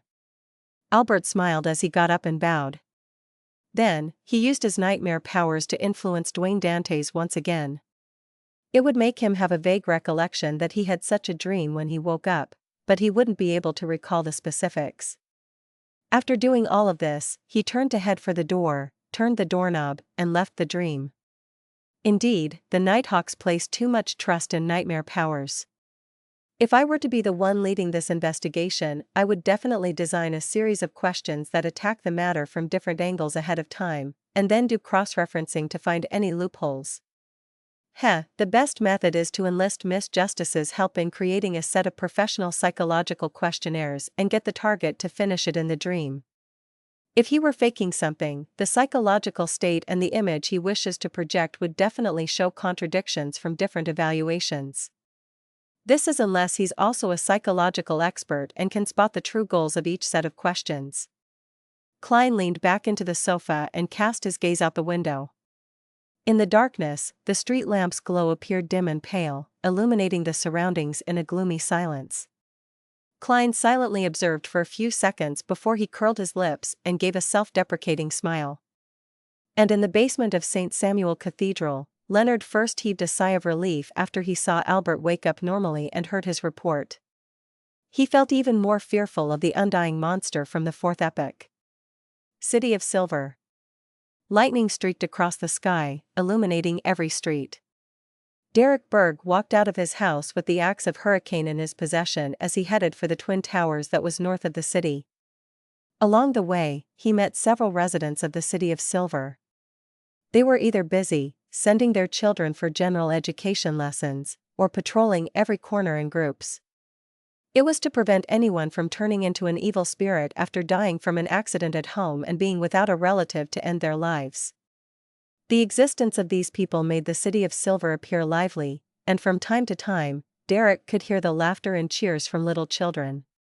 He couldn't help but recall the days in Afternoon Town. The number of humans he met every day had numbered about 20, and most of the time, they needed to stay in a garrison building. Outside were monsters that lurked in houses under the cloak of darkness. They were eradicated again and again, but they would appear time and time again from unknown places. Every team member from the expedition felt a sense of helplessness towards this, as though there was no way of gaining true safety. They could never feel at ease with the need to go all out at any time. There was no chance for them to relax at all. No ordinary creature would wish to maintain such states of high stress and vigilance for prolonged periods of time. Therefore, in regards to that, the City of Silver had already developed a rotation system. It didn't take much time for the first expedition team to go from Afternoon Town back to the City of Silver, but there was the unavoidable quarantine and relaxation period. It was only today that Derek had managed to adjust himself to a mental state which he believed he could withstand the negative effects from advancing. He had previously reported to Chief Colin Iliad that he had obtained the potion formula to notary, and he was allowed to use this discovery to exchange for the corresponding Beyonder ingredients, feathers of a spirit-packed bird. As for the items he owed the moon, he had obtained them from patrolling Afternoon Town's surroundings and had passed them to him with Mr. Fool's help. After advancing, I'll be qualified to select a mystical item for non-high sequence Beyonders. Derek felt a little expectant as he sped up his pace, and arrived at the Twin Towers. Although the material warehouse and the mystical items were all in the spire where they were watched by the 6-member council, Derek's goal was the steeple, because that was where he could exchange his contribution points for items. Just as he was about to enter the steeple, he felt his spiritual perception trigger. He subconsciously looked up at the spire, and he saw a woman in a black, purple-patterned robe standing behind a window, looking down at him. She had silver-grayish hair, light gray eyes, and a beautiful face. She was none other than one elders of the 6-member council, Shepherd Lovia. When their eyes met, Lovia's gaze seemed to penetrate his soul, but her expression remained the same. She even nodded slightly as though she was greeting him. She's not greeting me, but the person behind me. Suddenly, Derek came to a realization. This was from the experience he slowly accumulated under the guidance of the Tarot Club. He nodded in response as he retracted his gaze without any signs of abnormality. He then unhurriedly entered the steeple. At night, in a private harbor in Byam, the Golden Dream, with its strange main cannon in the middle, docked by the side of the harbor. Danitz carried the local specialties that the resistance had given him as he waved at them with a beaming smile while he headed up the gangway to the deck. He had been leading an extremely comfortable life in recent times. As an envoy who sent arms, food, and small amounts of beyonder ingredients, he received quite good treatment. He either ate sumptuously or enjoyed himself by hunting and bragging. He was even invited to watch the ritual in which the sea god blessed his believers. After witnessing all of this, he suddenly came to a realization. Byam, or perhaps all the colonies, would eventually embroil themselves in an intense conflict. It was something that wouldn't ease with decades or even a century. Therefore, Danitz decided to sell most of his properties in Byam, leaving behind only one piece of property.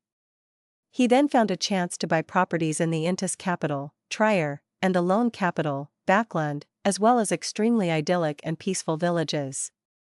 I can also take the opportunity to return to Elima town and visit the old man and mom. Yes, I can buy one less house and get them a vineyard. Danitz waved passionately at the resistance once again. He then puffed up his chest and said smugly to flowery bow-tie Jodson, "Where's Captain? I need to report to her on the recent developments." Jodson scat in contempt.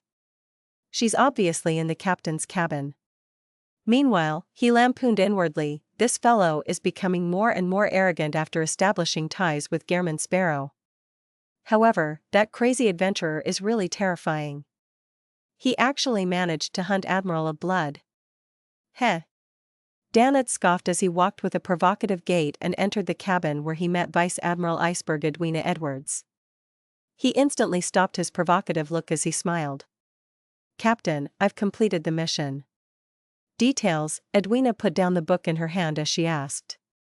Danitz was already prepared as he gave a detailed description of what had happened recently while exaggerating his importance. When he was done, he said, "Captain, I met Gehrman Sparrow, and he got me to ask you if there have been any abnormalities with elvish songster Ciatas's corpse and that golden wine cup." Edwina didn't answer him directly as she walked to a corner in the captain's cabin. Sitting there was a black wooden chest. The Golden Dream was setting sail for Sonia Island, so Ciatas's and Mobit's remains remained on the ship. They were stored by Edwina in a specially prepared chest. Bending one knee in genuflection, Edwina opened the wooden chest, allowing the interlocked remains to see the light of day. The mostly squashed golden wine cup was held silently in a bony palm without any abnormal signs. "There's nothing abnormal," Edwina gave the conclusion. Danitz shot a glance and memorized the answer, preparing to report this to the mighty fool once there wasn't anyone around, so that he could forward the message to the lunatic, Gehrman Sparrow. "Nothing abnormal?" Above the gray fog, Klein frowned slightly, feeling a mixture of puzzlement and ease. According to his theory, there was a high chance that there was a problem with the golden cup. To have nothing abnormal happen to it had exceeded his expectations. However, he also liked the answer. This was because he didn't wish for Ciatas's and Mobit's eternal slumber to be disturbed. Perhaps it needs other additional catalysts? Heh, let's hope that never happens. Klein muttered to himself before casting his gaze onto the junk pile where Grozel's travels was. As he temporarily didn't have any intention of entering the sea of collective subconscious, along with his recent focus being on the Antigonus family's notebook, he had delayed his plans of searching the book world a second time. Phew. Klein exhaled, retracted his gaze and prepared for this week's tarot gathering. 3 in the afternoon, Backland time. Dark red beams of light shot up along the two sides of the long mottled table, materializing into different blurry figures.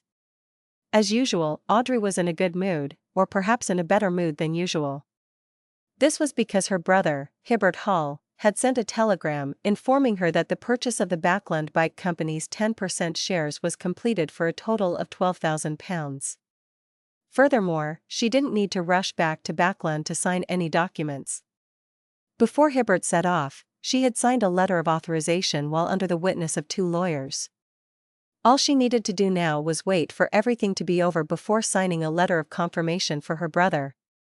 Audrey curled up the corners of her lips as she stood up and said to the figure sitting at the end of the bronze table who was concealed by gray fog. "Good afternoon, Mr. Fool." May Mr. Fool bless me. I hope there will be clues to the fruit of an illusory chime tree today. Immediately after that, she began praying in silence. After exchanging greetings and taking their seats, Cattleya didn't let down Klein's expectations. Once again, she lowered her head without daring to look straight at him. Mr. Fool, there are 3 pages of Emperor Rozel's diary this time. Has that Queen Mystic still not found the clues to why Emperor Rozel was assassinated? She's still providing diary pages through Mam Hermit. What a pity, I've recently been in the fief, and I haven't had much contact with the psychology alchemists. I can't even obtain new diary pages. I'll head over to the Relic Search and Preservation Foundation after a few days to take a look. Perhaps they might have found something. Audrey listened in curiosity. The fool Klein chuckled. Very good. You can consider your request. In fact, I know that Queen Mystic has already given you the question. I wonder what she's doing in Backland. Klein's mind started to wander. Soon, Cattleya conjured the 3 diary pages and handed it to Mr. Fool.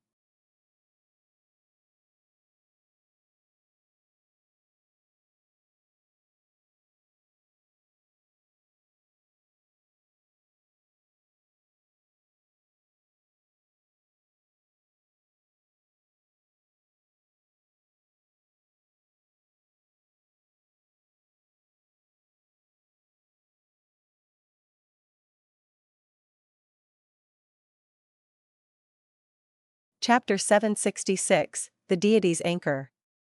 Knowing that the diary pages specially selected by Queen Mystic contained rather important information, the fool Klein focused his attention and cast his eyes on the yellowish-brown goatskin in his hand. September 11th. Ever since I became an angel, I've had the feeling that I've had my identity disassociated. In my heart, in my soul, and in the depths of my mind, there's ultimately a voice urging me, influencing me, and creating an uncontrollable sense of coldness, bloodthirstiness, cruelty, and craziness. This doesn't stem from the external world or an influence from a god of the same pathway. I can clearly sense that it comes from one's genes, the collective subconsciousness of humanity from generation after generation. It stems from the beyonder characteristic itself, and not from the remnant's psychological influences. It makes me have a strong desire to hunt and kill. It makes me want to devour all the living beings around me with beyonder characteristics. It requires me to spend a lot of effort to resist it. Even if I've already acted and digested the potion, it doesn't seem to improve. It's no wonder that Mr. Dorr said that rationality is temporary, but madness is eternal. September 28th. I haven't written a diary entry in ages. In the past half a month, I seem to see myself being replaced by a stranger. Bit by bit, I turn cold and terrifying.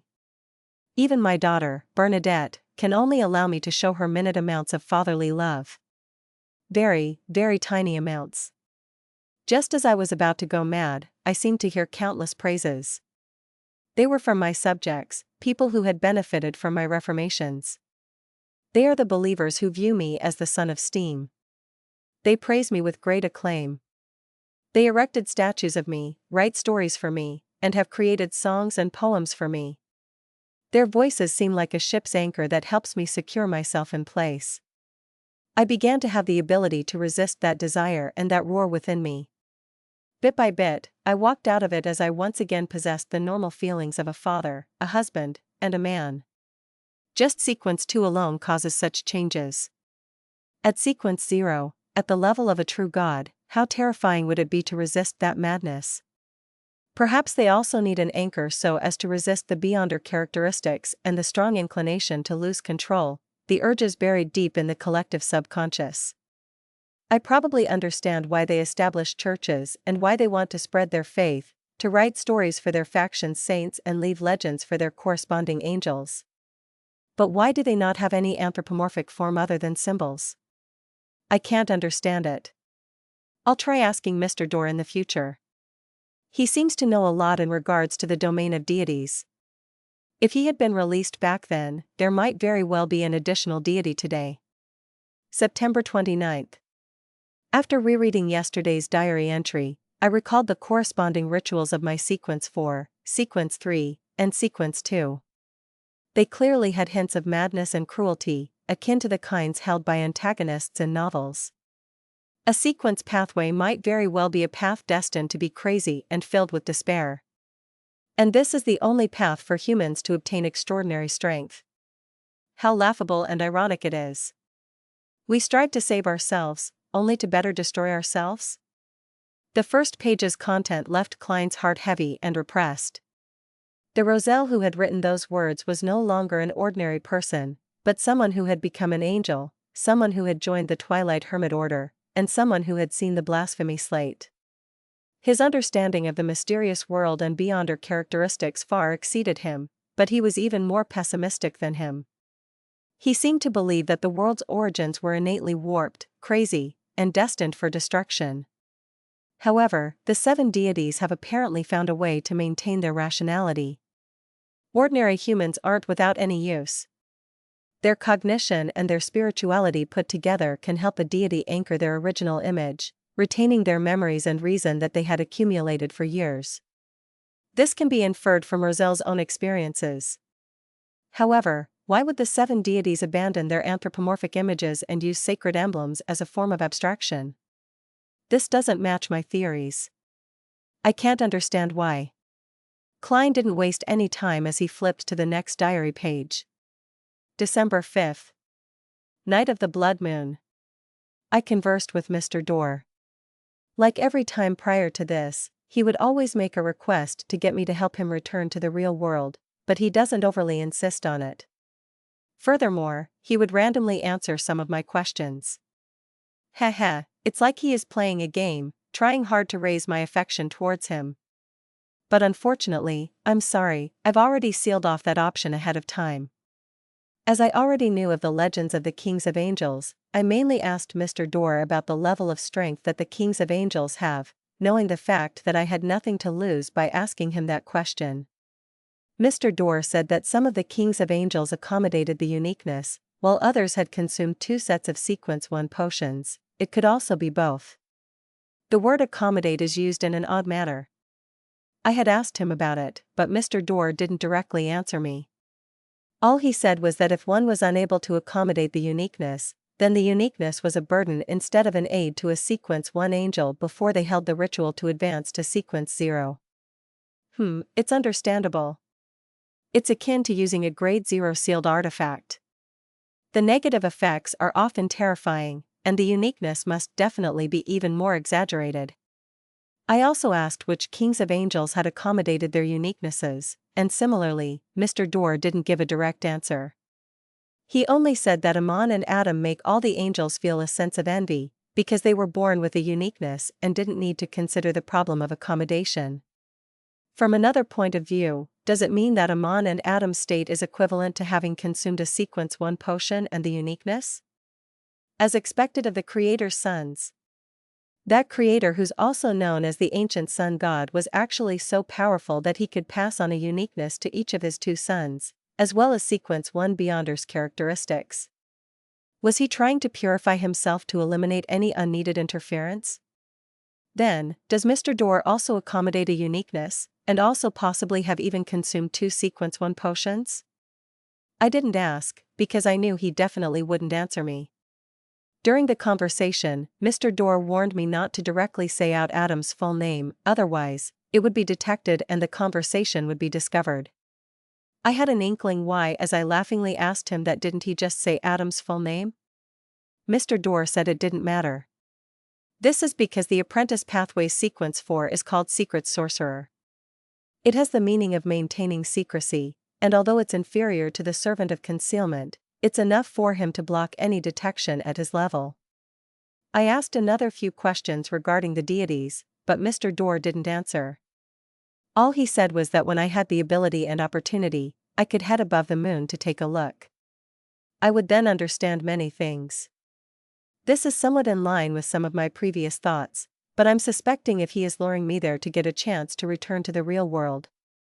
After all, his appearance each time is related to the moon.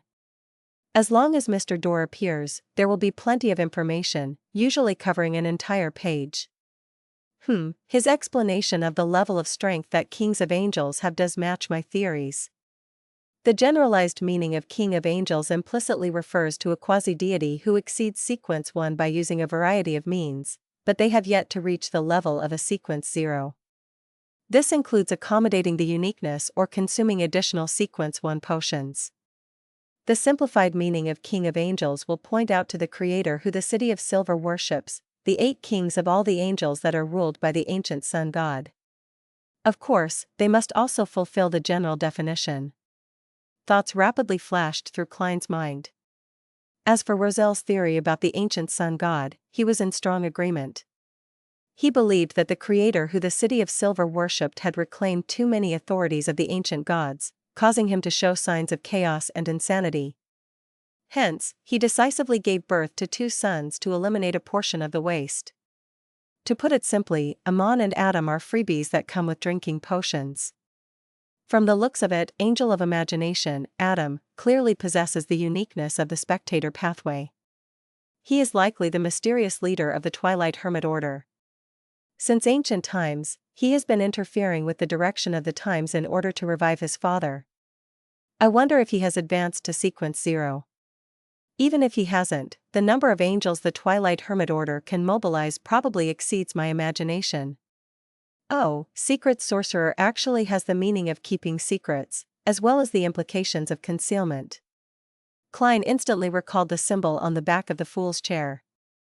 It was the pupil-less eye, a symbol representing secrecy, and the contorted lines that represented change. He quickly reined in his thoughts and flipped to the 3rd diary page.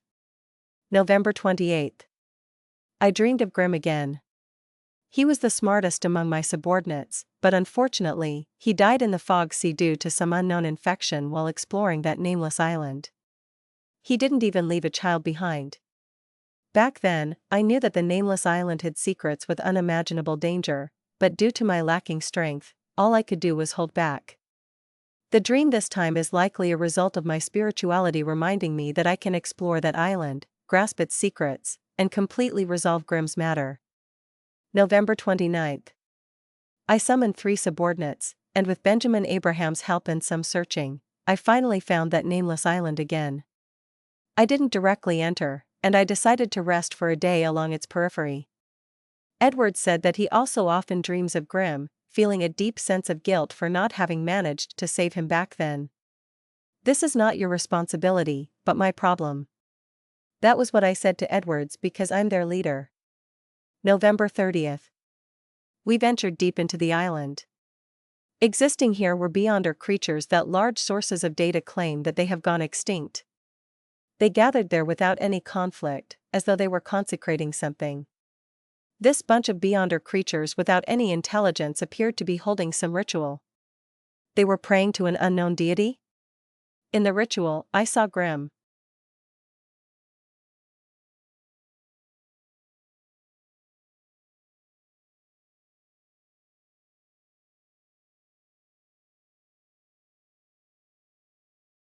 Chapter 767, Passing a Message. Grimm, who got infected on the nameless island and was undeniably deceased, appeared once again on the nameless island. Emperor, when did you start writing horror stories? Also, where's the rest? Klein's gaze froze onto the last line of the 3rd diary page, and he discovered that there wasn't any new information. Apart from that, he was similarly alarmed by Emperor Rozel's description of the beyonder creature's strange gathering and their worship of an unknown entity. One had to understand that not all beyonder creatures had intelligence and could be communicated with. Many of them were monsters who had lost control or had madness as an innate property. And these monsters that had lost control were gathered together, worshipping some unknown existence. Unfortunately, the Emperor didn't leave behind the coordinates of the nameless island. However, even if he had recorded it, I wouldn't dare to head over, for fear of any infection. If I were to die only to be revived on the island, that would be troublesome. I'll need to be at least a sequence 4 or even a sequence 3 before I'll have what it takes to explore it. As Klein thought, he made the diary in his hand vanish. He then turned to look at Katlia and asked with a smile, "What's your request?" Katlia asked without even thinking, "Honorable Mr. Fool, I wish to know if Emperor Roselle once participated in a very secretive and very ancient organization. Very secretive and very ancient. Twilight Hermit Order? Emperor Roselle used to be a member of it? Audrey suddenly recalled Mr. Fool's previous mention of that organization. Alger recalled the corresponding matter and remembered that in Miss Justice's description of the Desire Apostle case in Backland, there was a mysterious organization mentioned. Back then, Mr. Fool had told the members not to say the organization's name in the outside world, because any mention of it will be known. Such an organization does match Emperor Roselle's status. Alger nodded inwardly. As for Klein, he thought of something else. Queen Mystic's choice of diary pages are vague. She isn't able to accurately and precisely ask questions based on the content. It also means that she roughly knows that diary pages from certain periods are very important with key information within them, or she is able to discern Roselle's emotions from when it was written. As for Mam Hermit's question, it didn't pose any problems for Klein. He smiled and said, yes. At the same time, he silently warned himself, in the future, I need to be careful that Queen Mystic's questions might be completely unrelated to the diary pages she hands over. Thankfully, I've read quite a number of Roselle's diary, and I have quite a good understanding of the Emperor. After saying that, he added and said with a smile, it's your turn. He didn't directly mention the Twilight Hermit Order, wishing that he could answer another question based on this topic in the future. Catlia bowed and expressed her gratitude before looking at the magician. I wish to obtain clues regarding the direct descendants of the Abraham family. £1,000. She had no psychological burden when it came to offering a price, as Queen Mystic could definitely provide compensation for her. Why did you directly look at me? She already knows that my teacher is a member of the Abraham family? Furs was first alarmed before realizing that it was nothing surprising. This was because this matter wasn't a secret to the other members of the Tarot Club apart from Mam Hermit. It was very normal for them to mention it after completing a transaction with her. Although £1,000 was very attractive, Furs didn't plan on selling information on her teacher. In all her life, there were only a handful of people who had been truly sincere to her, therefore, she cherished such relationships. After some deliberation, Furs asked, why are you looking for them? If you can provide a reason, I can pass the message. As for any further developments, it will depend on them. I have no say on those matters. Indeed, she might appear ordinary, but she actually conceals many secrets. She's a lady who's cautious and meticulous. Catlia sighed inwardly as she said with a nod, that's very reasonable. I'm searching for the direct descendants of the Abraham family in the hopes of obtaining information on Mr. Dorr. Pass this message to them and see if there's a chance for cooperating. Well, just for passing on the message, I'll pay you £350. If they're willing to take up the matter, I'll pay another £650. Furs held back for a full second before answering, deal. After saying that, she came to realize the hidden meaning behind Mam Hermit's words. Mr. Dorr is related to the Abraham family? That's right. My bracelet came from Mam Elisa, and it came from the Abraham family. Yes, teacher still doesn't know that I'm aware he's part of the Abraham family. I can only casually mention it in my letters that someone was searching for the direct descendants of the Abraham family at a particular gathering, and that it has something to do with Mr. Dorr. I wonder what kind of reaction teacher will have. At this point, Miss Justice was happy for her friend, sensing that her friend had escaped the predicament of being broke. Furs is already sequence 7. She has almost caught up to me. I have to become a hypnotist as soon as possible. As she had such thoughts, she glanced at the Tarot Club members, wishing that they had clues to the fruit of an illusory chime tree. Miss Justice's gaze really makes it hard to say no. Furs lowered her head in embarrassment. This was because she had yet to obtain any clues regarding the fruit of an illusory chime tree in her circles. Sitting across from Audrey, Alger thought for 2 seconds and said, I have clues, but it will take 2 weeks before I can obtain it. He did have clues. A long time ago, he had discovered an illusory chime tree when he entered the primitive island with Kalangos. But due to his lacking strength, he didn't attempt to approach it. And now, he had the chance of advancing to sequence 5. He naturally didn't want to give up any opportunities for making money. After all, he still owed Admiral of Stars for the information of the Obninsks. As for why he was mentioning it now, in a sense, it was to declare his rights. When the time came, he and the world would explore together. It was best to decide the splitting of the spoils ahead of time to prevent any conflict. Of course, when dealing with the illusory chime tree, it was likely that Gehrman Sparrow would idly stand at the side without rendering any assistance. No problem. Audrey was delighted, and she didn't even ask for a price. She was already beginning to consider finding an excuse or a reason to directly buy it from the psychology alchemists after returning to Backlund in June. With the 2 transactions coming to an end, due to none of the other members having any requests for the time being, Katlia repeated her search for the blood of a mythical creature, and Emlyn once again mentioned that he was searching for the remaining 4 believers of the primordial moon. Then, the tarot gathering entered the free exchange segment. Derek very naturally said, "I've already become a notary." "You don't have to tell us that." The hanged man had the urge to facepalm, but he replied with a calm voice, "Although a notary will receive a massive boost in one's physical attributes, it's still more of a support role. If the notarization of a power is valid, you'll have them temporarily enhanced. If the notarization is invalid, the beyonder powers will be forcefully dispersed. At the same time, a notary is good at creating contracts. Once a signature is provided as confirmation, even a sequence 5 cannot violate it. Even if a sequence 4 demigod tries to forcefully violate the contract, they will have to pay quite a price." As a member of the Church of Storms, it was one of the basics for him to know the strengths and weaknesses of the Sun pathway. Therefore, Alger carefully explained the exact situation for Little Sunday. He also reminded him to select a mystical item that was good at controlling a target. If there wasn't any, it was best to select something with powerful offensive strength. "Thank you, Mr. Hanged Man," Derek thanked him from the bottom of his heart. Deep down, in the entire tarot club, he felt that the greatest and most respectable person was Mr. Fool, and the most impressive person to strive for as a role model was Mr. World. And the most reliable and kind person was none other than wise Mr. Hanged Man. Towards this, Emlyn thought, "This fellow has actually caught up to me. No, I can't be surpassed by him. I need to complete the hunting competition as soon as possible to get the rewards."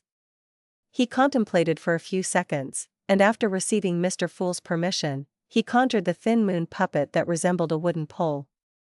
"Ladies and gentlemen, does anyone of you know what this is?" He knew that Mr. Fool was definitely aware of the answer, but he temporarily didn't have anything he could use for an equal exchange with this mighty existence. Therefore, he could only rely on the other members of the Tarot Club for any answers. "Isn't this the puppet I saw at that gathering?" Mr. Moon already found his target. Fur similarly waited for others to give an answer out of curiosity. Katlia carefully observed it before frowning. "It's likely a moon envoy. It's a beyonder item that primordial moon believers create by using a bloody ritual that spans centuries. It's said to be imbued with divine powers. Each one of them possesses an unimaginable horror. Where did you obtain it from? It's very dangerous. It's best that you hand it over to the upper echelons of the Sanguine." Emlyn changed his sitting posture and chuckled. "I encountered it when hunting the primordial moon believer. She's already dead, while I'm still alive. Mr. Moon's flaunting of himself is really obvious." The senior spectator, Audrey, chuckled inwardly. Katlia was taken aback. Without deliberately hiding anything, she asked, "How did you do it? Did the upper echelons of the Sanguine provide you with assistance?" Emlyn gaped, somewhat at a loss for words. Only then did he realize that this topic wasn't suitable for a deeper discussion. Ahem. He cleared his throat and looked towards the end of the long bronze table. "I sought help from Mr. Fool."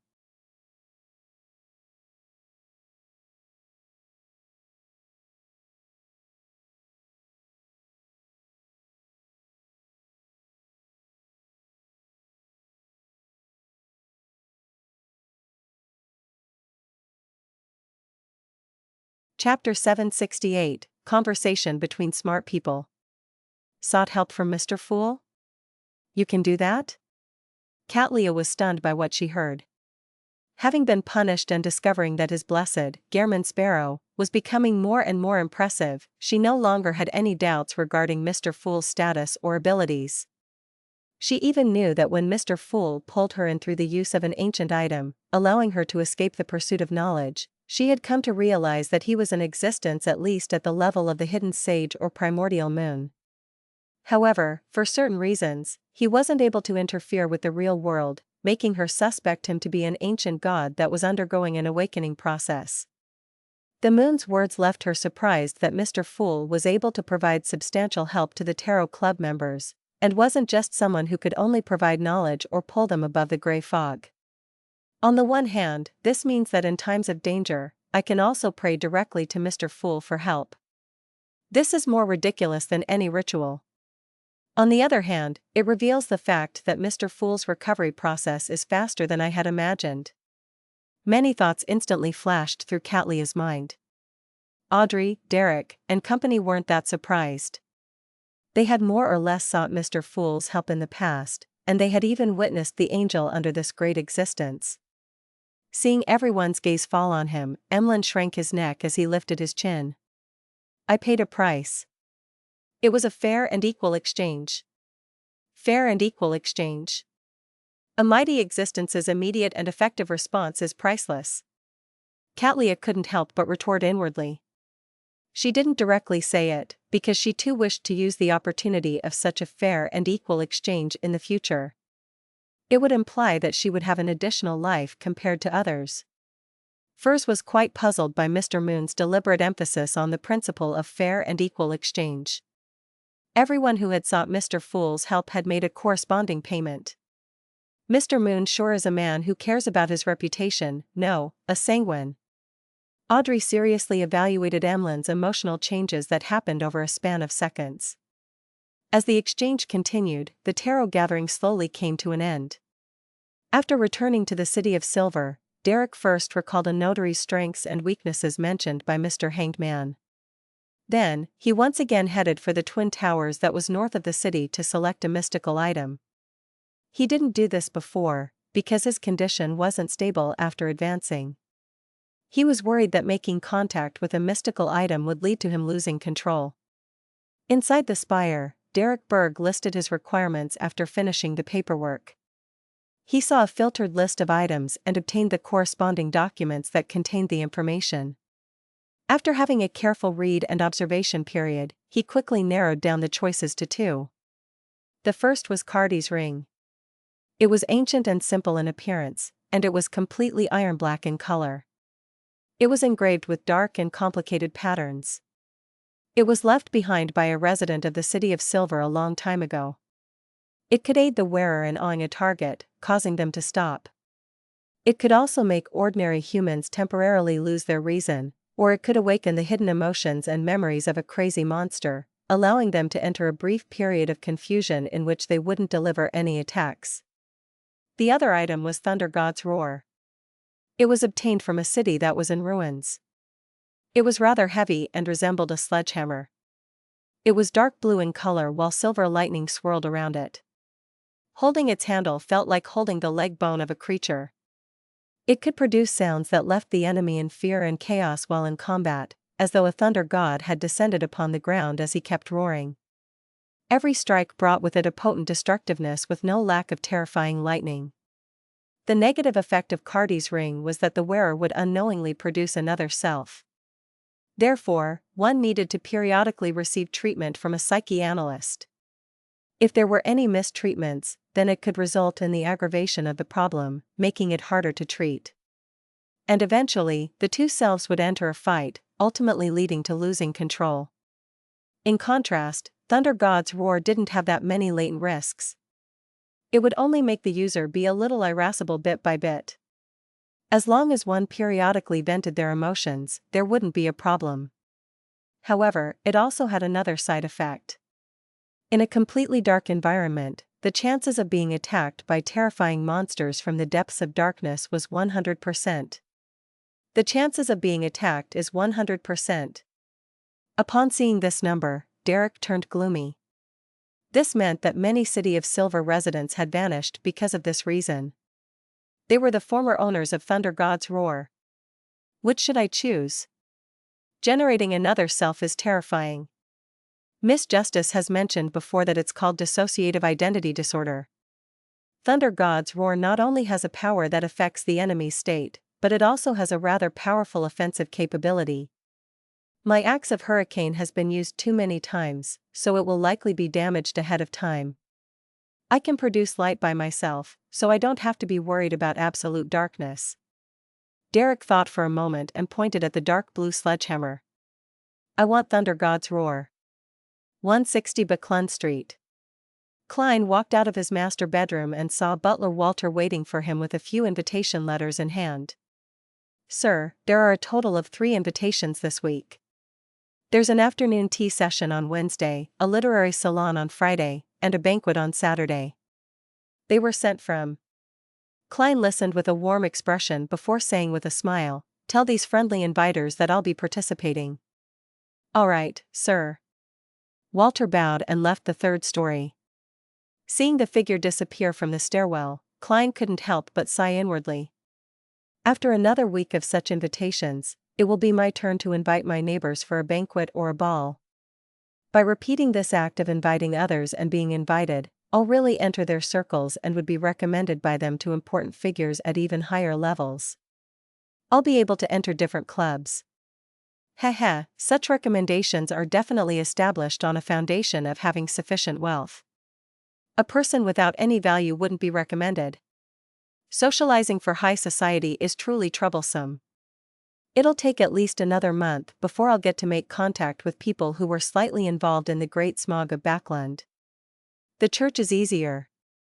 As long as there's enough donations and enough piousness, I'll be able to freely enter and exit to listen to the bishop's preachings. Of course, that's on the premise I pass the investigation. If everything goes well, I'll be able to figure out the rotation schedule of the keepers and find a chance to go behind Cheney's gate. Klein reined in his thoughts as he instructed his valet, Richardson, to bring him his coat, hat, and cane. According to his schedule, he was to head to the Royal Grand Theatre to see the most popular play, The Betrayer's Ring, in recent times. This isn't solely for entertainment. It's to understand the popular plays, famous music, and trending novels. Only then could he have a common topic of conversation at the various high society gatherings. Being a popular gentleman must be tiring. Behind a 1-minute performance lies 10 years of hard work. Social gatherings such as these are really exhausting. As Klein lampooned, he allowed Richardson to help him wear a coat before he sat in his high-end 4-wheeled carriage. He headed for the Royal Grand Theatre in Westborough, where he had a luxurious box to himself, and watched The Betrayer's Ring. It's different from television and movies. A play's acting is more exaggerated and impactful. Yes, this is determined by the acting environment. The story isn't bad. But why does it seem familiar?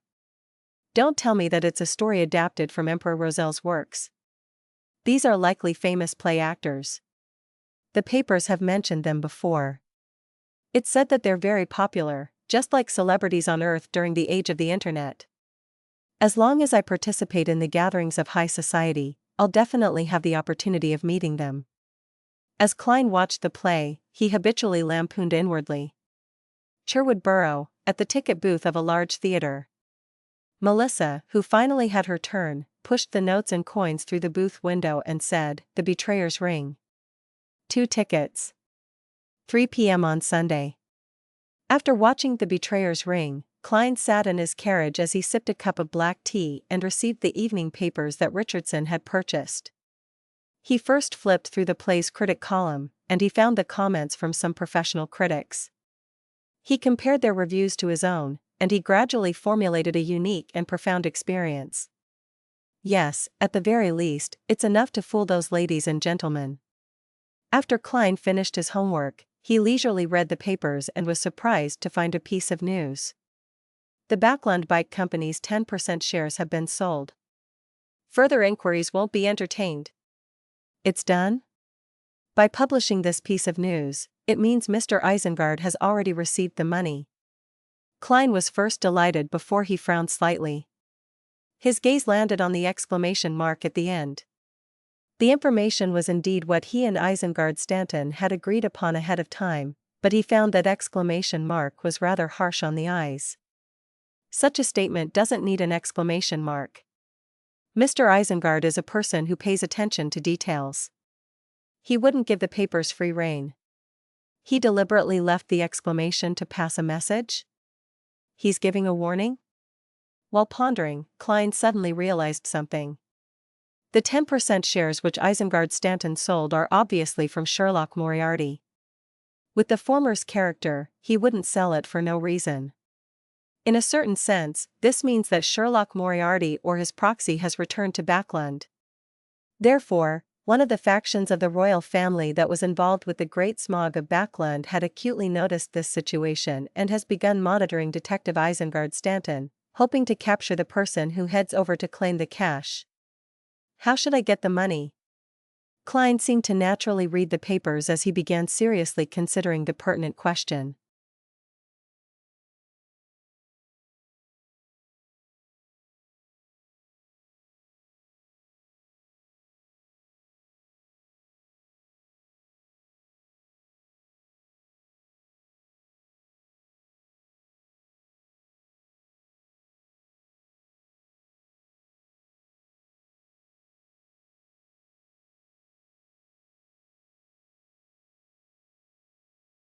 Chapter 769, Sacrificing to Oneself. 10 at night. Backland was drizzling again as a thin fog produced a blurry sense of beauty amidst the street lamps. Isengard Stanton's assistant, Bowen, surveyed the bottom level once before walking to the side of the oriel window and was prepared to shut the final window. At that moment, a shadow scuttled in and landed firmly on the protruding wall. It was a blue, short-furred stray cat. Bowen saw the large pair of yellow eyes looking at him as he couldn't help but chuckle. There's no food here. As a detective's work made him prone to revenge, and him having many secrets to hide, Isengard Stanton's cook and servants were paid by the hour. There were a fixed number of hours a day, and they wouldn't prepare too much food. This made it difficult for there to be any leftovers after dinner. The blue cat opened its mouth but didn't produce any meowing sounds. It began speaking like a human. I'm Sherlock Moriarty. I'm here to meet Mr. Isengard Stanton. Although Bowen was a Beyonder who was nurtured by the Church of the God of Knowledge and Wisdom, he was a low-sequence Beyonder and his horizons were stilted. This was the first time he was encountering a speaking cat, so he was momentarily shocked and dazed. After a few seconds, he came to his senses and recalled what the cat had just said. It said it's Sherlock Moriarty? This great detective really isn't simple. He actually changed into a cat, no, controlled a cat. Such powers are really strange and terrifying. Bowen rapidly calmed down and didn't directly answer the cat. He reached out to close the windows. After doing all of this, he said with a suppressed voice, "Follow me." The cat immediately leaped from the platform behind the oriel window as it agilely followed behind Bowen with its tail up. It followed him all the way to the second story and watched him knock on Isengard Stanton's bedroom door. Is there something? Isengard, who was dressed in pajamas with faint lines, opened the door and asked. He was just enjoying his tobacco before sleeping. Bowen cautiously pointed to the crouched blue cat beside him. Mr. Sherlock Moriarty is looking for you. Isengard, with his white sideburns and thin face, raised his brows slightly and looked down. He took 2 steps back and allowed the blue cat to saunter into his bedroom. Return to your room and get some sleep. Wake up as per normal tomorrow. We still have a case awaiting us, Isengard instructed Bowen as though nothing had happened. After his assistant left him, he closed the door and turned to look at the blue cat who was sitting beside the reclining chair. He chuckled. I never expected you to have such Beyonder powers. I was worried you would directly come over. I noticed your exclamation mark, the cat said with a smile. It had to be said that having such an expression show on a cat's face was rather odd. It left anyone who witnessed it feel a chill run down their back. Isengard didn't react abnormally towards that as he sucked at his pipe, sat on a reclining chair, and slowly exhaled in comfort. He said with a smile, "I trust your intelligence." "Thank you for your compliments." The cat politely reached out its paws and bowed. Isengard observed it and rubbed its pipe while smiling. "You should have understood what is happening. Those people don't dare to monitor me too strictly, afraid that I would discover them and end up telling the Church of Evernight and the Church of Steam. Heh, so even though it will be quite troublesome for them if they get exposed, I believe that they have a demigod among them. This is a deduction and is also based on certain feedback. After all, I've lived on this street for years. Therefore, humans and animals wouldn't be stopped from entering my house. I believe you've already figured that out. But when leaving, you'll definitely be tailed and tracked. Do you have the means to evade their tracking?" The sum of money isn't a small one. Bringing it out would be quite conspicuous. Let me think. Were you planning on conferring with me in order to get me to deposit the money into a particular bank account, and then you'll find many people to withdraw them in different parts of Backland? Upon saying that, Isengard said with a self-deprecating smile, "This is the best solution I can think of, but carrying it out would be extremely troublesome." The cat didn't give a direct response as it gave a deep chuckle. "I only need you to lend me an empty room and 3 candles." "No problem." Isengard didn't press the issue as he said, "The shares were sold for £12,000. The buyer is the daughter of Earl Hall, Audrey. Well, the hiring of lawyers and accountants, as well as the publishing of the advertisements cost a total of £600. In addition, there was a 0.5% stamp duty and 20% D-type taxes. So at the end of the day, there's only £8,940 left. D-type taxes were a tax on commercial, financial, and specialized income. There's tax. More than £2,000 are gone just like that." The cat's expression instantly froze. Klein was formerly a nighthawk, and his salary was tax-free. Later, as a private detective, his income was difficult to be monitored, so he never declared his income for tax purposes. Later, he became an adventurer, and since the bounties targeted at pirates enjoyed concessions, there was no need for him to pay taxes on them. Hence, he never realized that tax was something he needed to pay. Therefore, back when Isengard Stanton had mentioned taxes, he hadn't taken it to heart, believing that it wouldn't be much.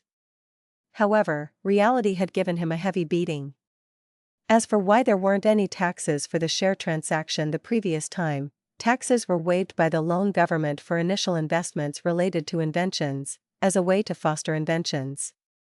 After a brief silence, the cat's whiskers moved as it said, "All right, give me the cash." Move it to the empty room. There's no problems with the money, right? I've already checked them.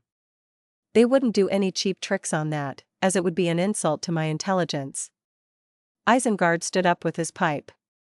"Remember to send me a signed letter of confirmation by mail later." "It's already on its way," the cat replied, prepared. Isengard walked to the safe inside the master bedroom, using a passcode and key to open it. Then, he took out stacks of cash, and he stuffed them into different briefcases. Following that, he left the master bedroom with these briefcases and entered a guest room diagonally opposite the master bedroom. "Check it." Isengard placed the briefcases filled with cash on the ground as he said to the cat that followed him in. "I trust you," the cat said after taking a few glances. Isengard nodded and pointed to the cabinet. "There are candles inside." With that said, he left the door, held the doorknob, and said with a smile, "I'm really curious how you would leave. I believe it will be a very exciting magic show." Isengard Stanton closed the door with a click, leaving the guest room silent and bleak. At the cat's side, a figure dressed in a dark red coat and an old triangular hat appeared. It was none other than Klein's marionette, Wraith Seigneur. He found the candles and quickly set up a simple altar. Skipping over many of the first few steps, he directly muttered in Elvish, "Blessed of the sea and spirit world, guardian of the Rorstad archipelago, ruler of the undersea creatures, master of tsunamis and storms, the great Calvetua. Your devoted servant prays for your attention. I pray for you to take his offerings." I pray for you to open the gates to your kingdom. The wind inside the wall of spirituality suddenly grew in intensity as Senor quickly sliced the back of his hand and threw out a few drops of blood.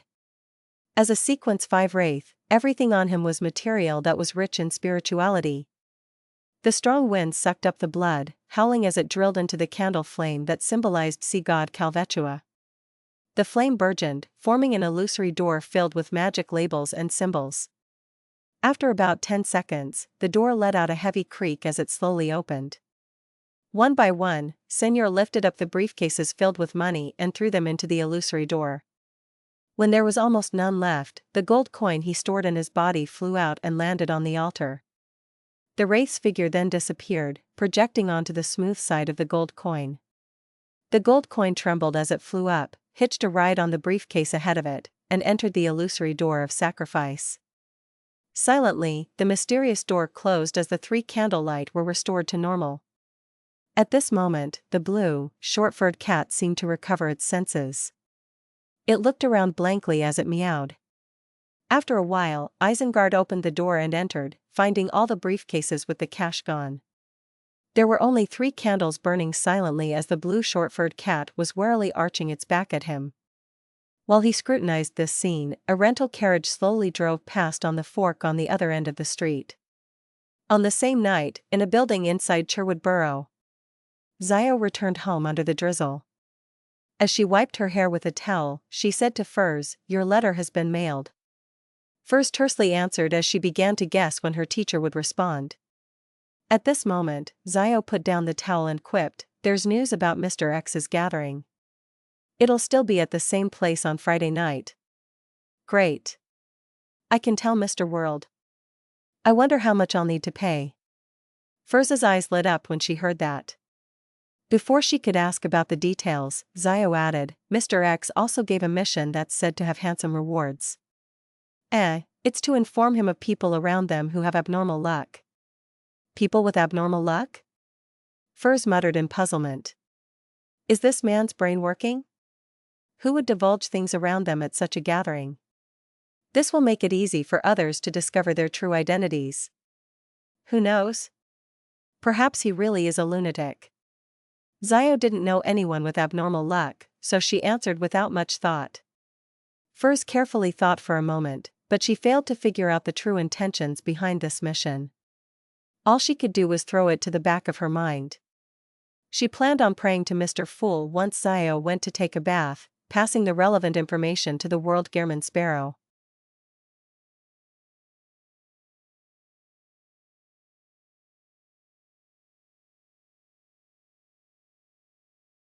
Chapter 770, A Child Should Act Like a Child. Mr. X is looking for people with abnormal luck? Above the gray fog, Klein ruminated over the information Miss Magician had provided, in an attempt to analyze anything of use. After thinking to no avail, he decided to approach it from another angle. He first recalled the people who had abnormal luck around him to see if there were any connections. The Fog Sea's strongest hunter Anderson had counts as one. Dr. Aaron Series is another. Both of them were affected by one of the snakes of fate. Angel of Fate Ouroboros was one of the creators of Rose Redemption. This secret organization supports and believes the true creator. The Aurora Order is equivalent to the true creator's church.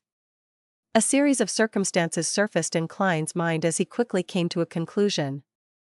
This is Angel of Fate Ouroboros' attempt to search for Snake of Fate Wolaseptin. He is driving the members of the Aurora Order to help him find Snake of Mercury Wolaseptin. And this implies that behind Mr. X, there's a king of angels existing somewhere in Backland. Under such circumstances, assassinating Mr. X will be equivalent to having a death wish. It's no wonder Mr. X doesn't care about the uniqueness of Backland. The official factions would at most imagine that he has a saint backing him. In the official dossiers, the Aurora Order only has 5 saints. This way, they will respond in the wrong manner. After Klein made the judgment, the first thought he had was to decline Miss Magician's request, and also to warn her not to provoke Mr. X. If it wasn't because sounding the alarm might affect Snake of Mercury Wolaseptin, while the Church of the Evernight Goddess clearly had records of Dr. Aaron Series' bout of bad luck, Klein would have gotten Miss Magician to report both the Angel of Fate Ouroboros and Mr. X to a particular church. He calmly thought for another few seconds and conjured the World Gehrman Sparrow, making him pray in the grey fog. I'll confirm the situation and give you a reply tomorrow.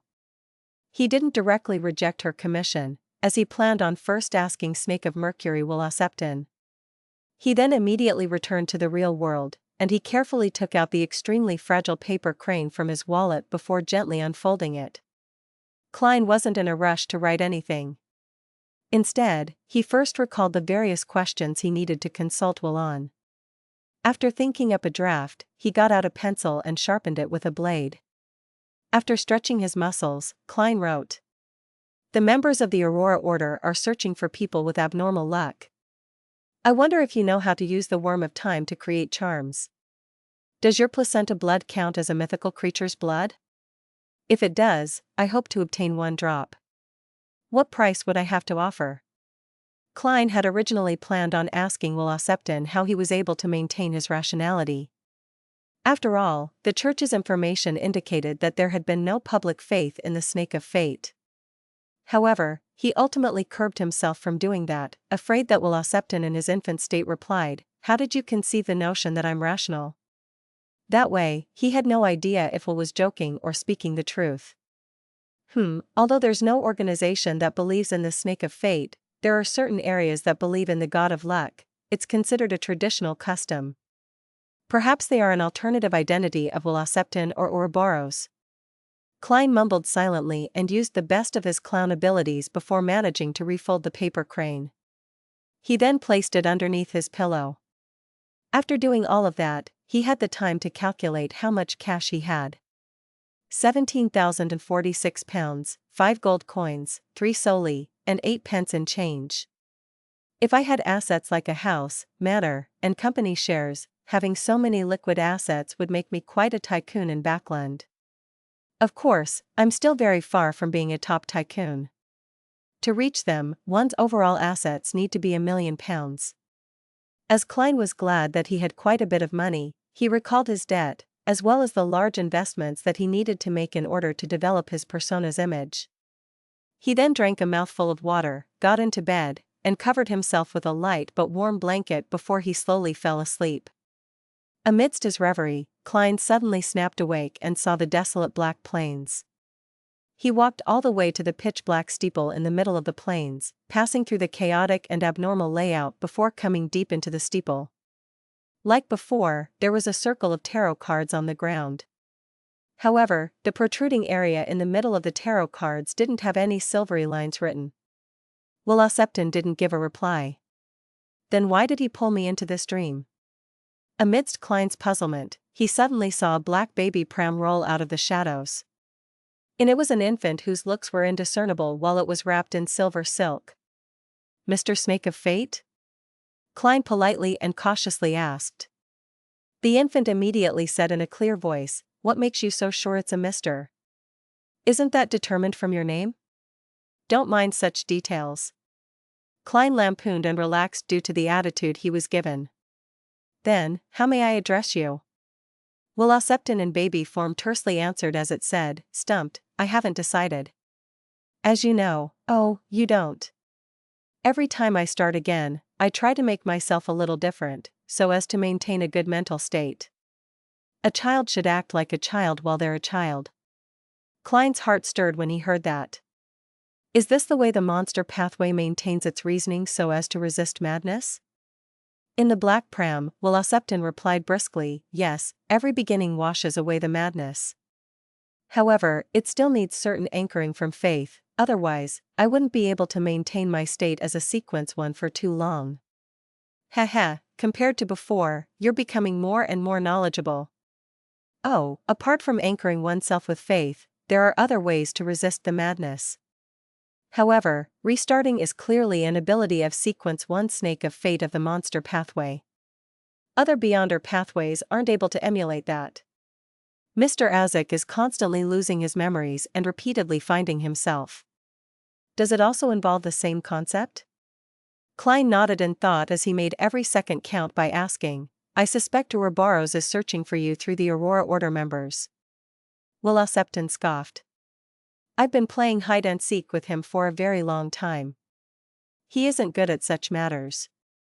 It's quite obvious that he doesn't have a childhood. Every time he restarts, he grows up beside the true creator. He lacks the psychological experience of the different stages in life, causing him to be very crazy at times, but of course, he doesn't mind.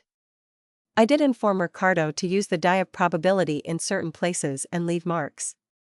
This will mess up Ouroboros' judgment. He will soon leave Backland once again. That means there's still chance of assassinating Mr. X. Yes, when the time comes, I'll divine the level of danger above the gray fog. Klein didn't continue on this topic as he asked, do you know how to use the Worm of Time to create charms? Will Septon didn't directly answer and instead returned with a question, you obtained a Worm of Time from Pallas Zoroast? How did you know? Klein was taken aback as he asked. He wasn't surprised that Will Septon had managed to mention the origins of the Worm of Time. After all, there weren't many demigods in the Marauder pathway who could create avatars, but why hadn't he assumed that it was Blasphemer Amon? The latter could also leave behind a Worm of Time. Will Septon smiled and said, Pallas Zoroast isn't in good condition, and he had to parasitize your former colleague. All right, your former colleague was investigating Sherlock Moriarty, and he had entered my house in the middle of the night. I sensed that there was something problematic about him and had given him a short period of bad luck, causing him to encounter other demigods hidden in Backland. And when he was in danger, Pallas Zoroast had taken action. Haha, it would have been fine even if he hadn't taken action. It's only a prank. I would have given your former colleague sufficient good luck at the critical moment. Leonard is investigating Sherlock Moriarty? The grandpa in his body is called Pallas Zoroast. Klein frowned slightly, unsure where the problem stemmed from. Will Septon continued, the creation of a Worm of Time charm isn't too difficult for you. You can pray to that uniqueness trait about you and use a compound of mercury and pure silver as a medium to draw the corresponding symbols. It's not too difficult. Pray to the Fool? That's right. The mysterious space above the gray fog clearly has a form of attraction to the Marauder pathway. Klein was thrilled as he felt like he had grasped something. At this moment, Will smiled and added, as for what the corresponding symbol is, I've no idea. What a huge reversal. Klein couldn't help but twitch the corner of his lips. When he noticed that Will Septon wasn't speaking any further, he hurriedly smiled and said, there's another question. About your placenta blood. Before he could finish his sentence, Will suddenly opened his mouth and let out a cry. Wah! He began wailing like a real infant. Can't we talk normally? Klein froze in his spot. If he hadn't already confirmed it, he really would have suspected whether the entity before him was a sequence one, the president of the Life School of Thought. All right. I just wanted to ask if it's the blood of a mythical creature, Klein said as he raised his hands midway. Will stopped crying and said with a laugh, of course, but I'll swap it ahead of time. Otherwise, everyone will die on the spot. He paused for a moment before saying, if you can give me something suitable, it's not impossible to give you one drop. All right, goodbye. Just as Will Septon said that, Klein felt the steeple shake as the dream rapidly shattered. Soon, he woke up.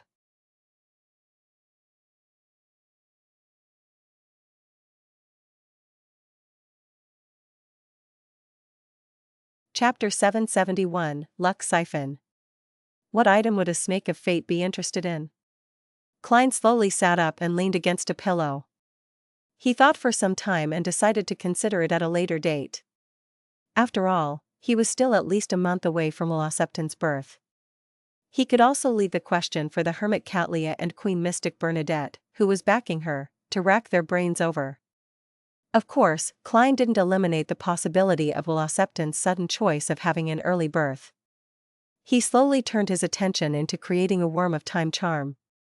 According to Will Septon's explanation, he had most of the conditions required, but he was just short of the corresponding symbol.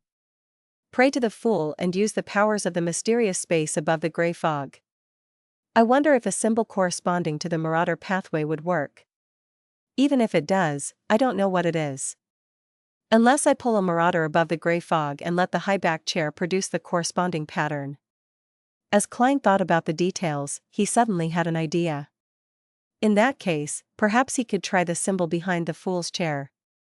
It was the pupil-less eye, a symbol representing secrecy, and the contorted lines that represented change. I wonder if it will work. Divination won't be able to rule it out by elimination, but I can predict if the attempt will be successful. Besides, even if it fails, it shouldn't be too big a problem. After all, I'm praying to myself.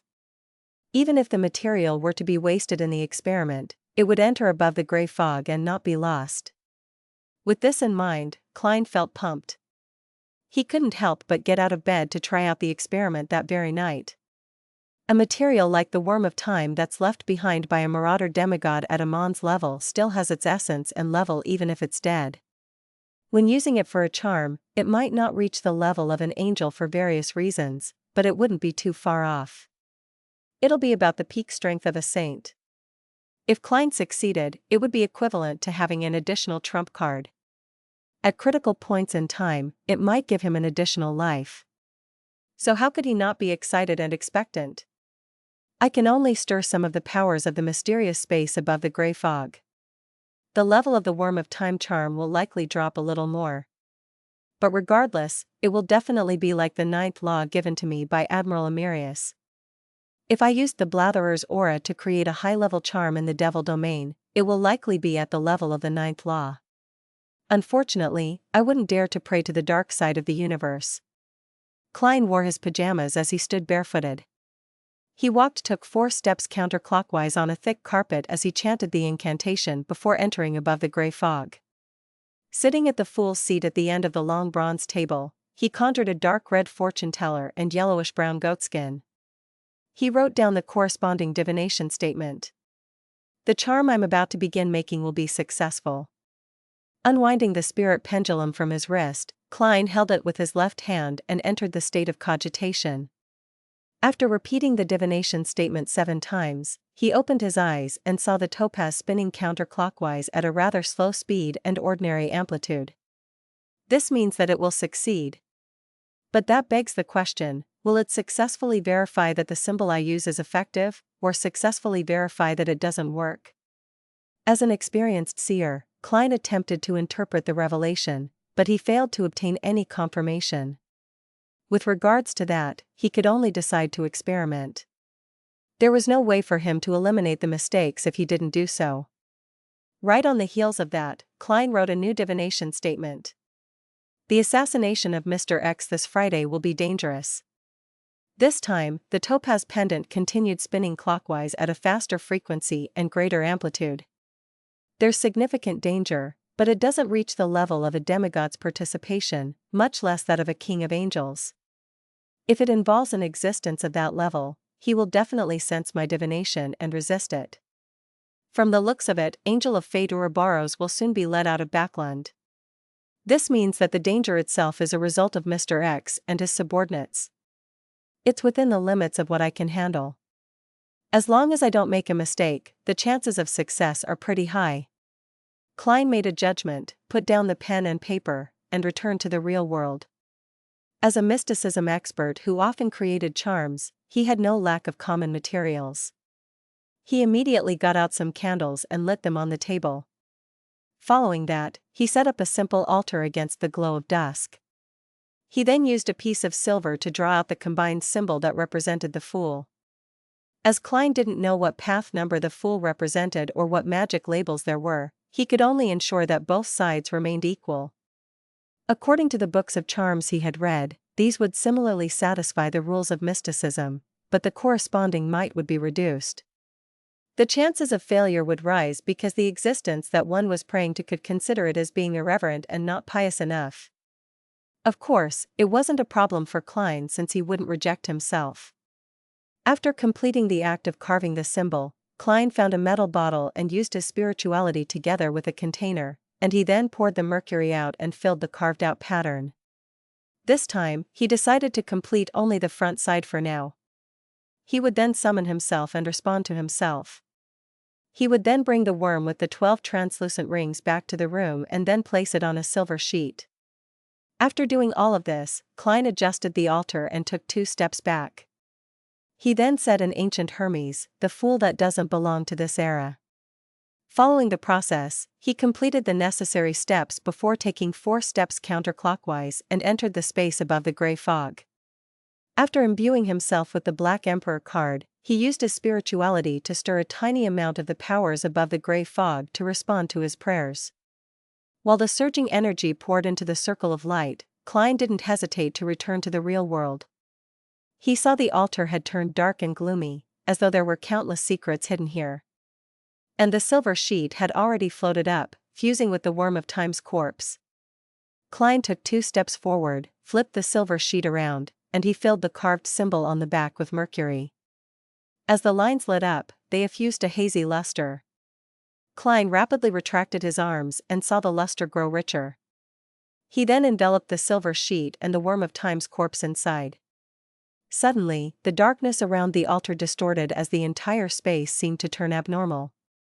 This change disappeared as fast as it came. The charms filled with strange patterns slowly landed on the desk.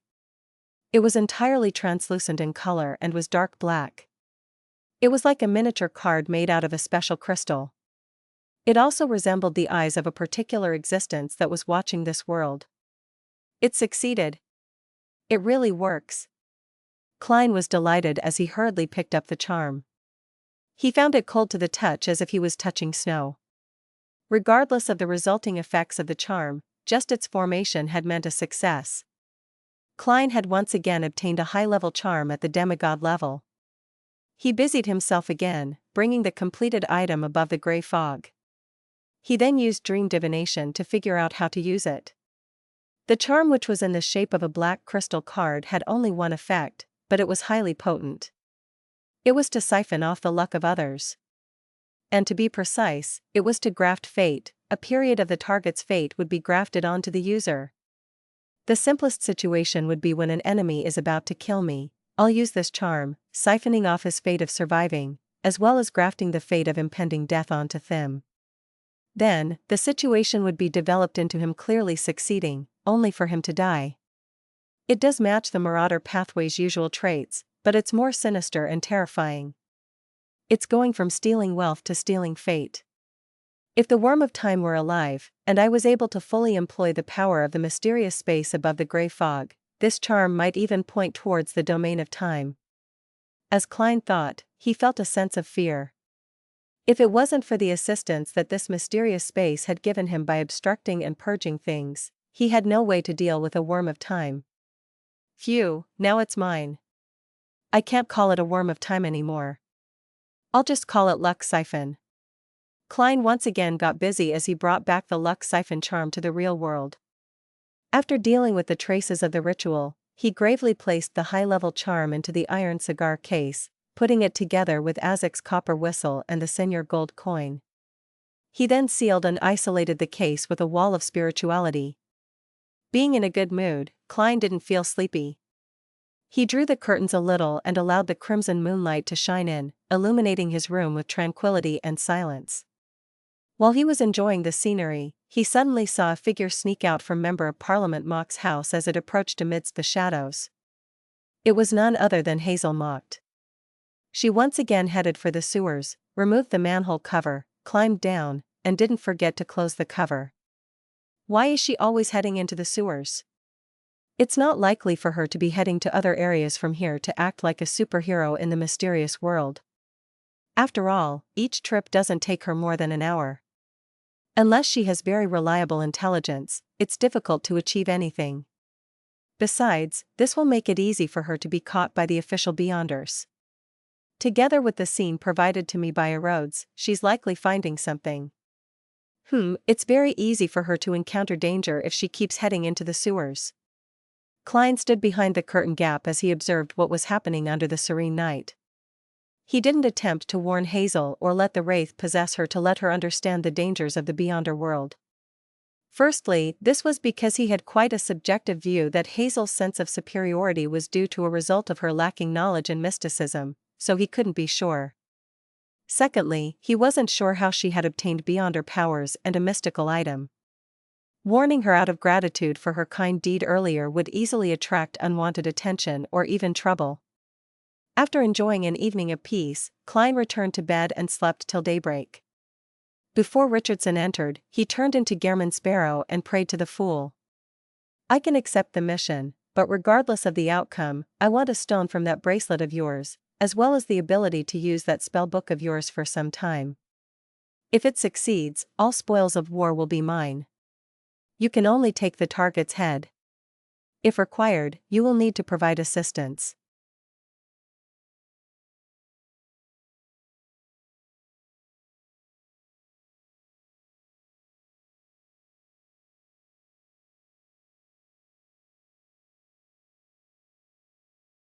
Chapter 772, Walter's Abnormality.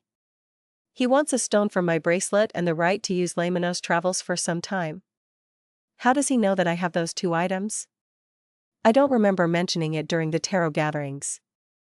After hearing Gehrman Sparrow's response, Furs was bewildered and rather shocked. It felt like he had seen through all her secrets. She tensed up as she quickly tried recalling how this information could have been leaked. "Aside from teacher, Zio, and Mr. Fool, no one knows that I have these two items, especially Lemnos travels. I haven't even used it." Mr. Fool. Mr. World appears quite strange during the tarot gatherings. He never hands over Emperor Roselle's diary pages, and he doesn't seem to put any effort into this, nor does he show any concern. He and Mr. Fool have a deeper connection. He obtains the relevant information from him? A believer or a blessed? Furs carefully thought over the matter as she grasped something, easing her horror from before. Only at this moment did she have the time and energy to consider if she could accept Gehrman Sparrow's requests. To Furs, such a price was too cheap, far lower than she had expected. Furthermore, it was reasonable. As a beyonder who seldom went out and just stayed home writing and resting, lending Lemnos travels for some time didn't affect her safety or her need to use it. And likewise, giving one of the two remaining stones in the bracelet that allowed her to travel through the spirit world didn't cause her to lose all her trump cards. The only problem is that Mr. World seems to be willing to only try it once. If he fails, he will still take the payment. Yes, with the fact that he needs to bear the risk, that's normal. I originally imagined that I would need to help him do many things and obtain a reward from teacher by using the traitor's head to repay the debt. First thought calmly for a few seconds before she prayed to Mr. Fool. "Please inform Mr. World that I accept his conditions, and I will try my best to provide him assistance in the operation." He originally wished to warn Gehrman Sparrow that using the stone might result in the side effect of receiving the ravings of the full moon, but she then realized that it was apparently only something beyonders from the apprentice pathway encountered. "Regardless if it succeeds or fails, I'll obtain that stone. I'll be able to secretly leave Backland and meet with Mr. Hanged Man to explore that primitive island. When the time comes, I'll use the spellbook to record the usage of the stone. That way, I don't have to worry about the return trip. That's unless my luck is terrible and the recording fails." Klein secretly heaved a sigh of relief, opened the door, and got Richardson to help him dress up. "Sir, after breakfast, your schedule is to head to the Royal Museum to see the royal family's collection exhibition." As Richardson helped his employer wear his coat, he informed him of the day's schedule. As Dwayne Dantes mastered social dancing very quickly, the number of etiquette classes in the morning went from 5 times a week to 3 times a week, allowing him to spare time for other things. And such exhibitions were definitely a hot topic of conversation in high society circles. By not going in person, it would make him appear lacking. As for heading to St. Samuel Cathedral for the bishop's preachings, Klein had consciously lowered his frequency. This wasn't because he needed to donate tens of pounds each time, but that he was afraid that heading there frequently despite having the novelty period wear off would incur suspicion. Being natural and reasonable were the core traits of his plans. Other than on a Sunday, he planned on randomly heading to church on 2 of the remaining 6 days. He wanted to rely on an even longer period of time to accumulate intelligence so as to figure out a pattern. He couldn't be impatient or in a rush. "I'm already looking forward to it." Klein looked at the dignified reflection of himself as he said to his valet with a smile.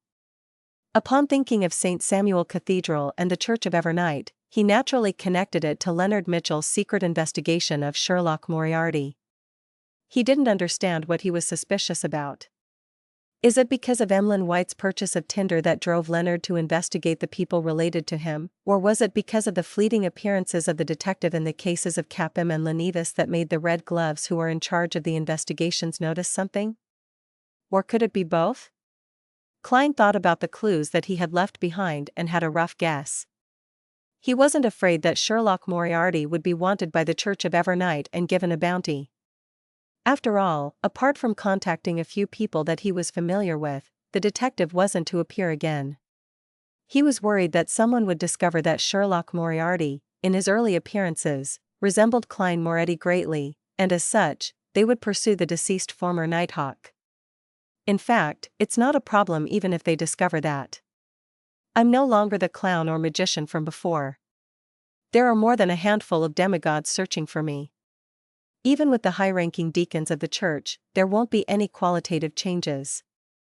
Besides, Benson and Melissa truly are ordinary people.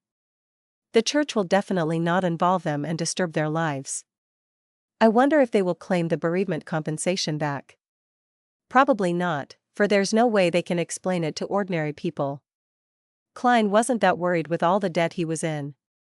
This was also why he was so calm when he heard Loen-styled mention Klein Moretti's identity last night. How could a Sequence 1 angel who was good at fate-related abilities and had previously interacted with Sherlock Moriarty early on not discover the detective's origins?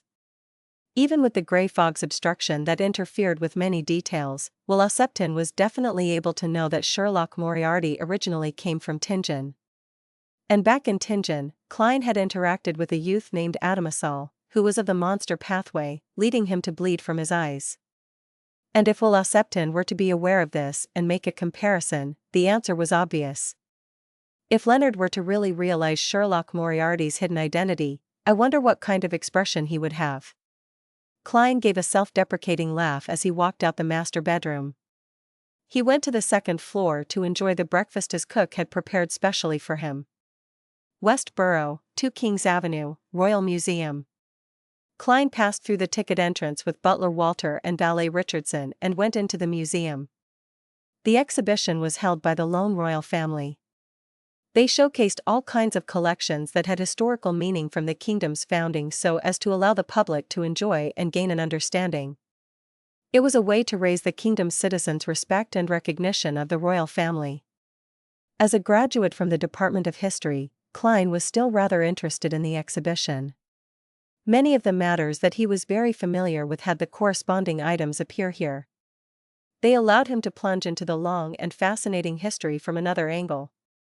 What left Klein somewhat puzzled was Walter's deep understanding towards most of the exhibits. He introduced them to Dwayne Dantes with extreme detail. As expected of a butler who came from an aristocratic household. Klein silently nodded.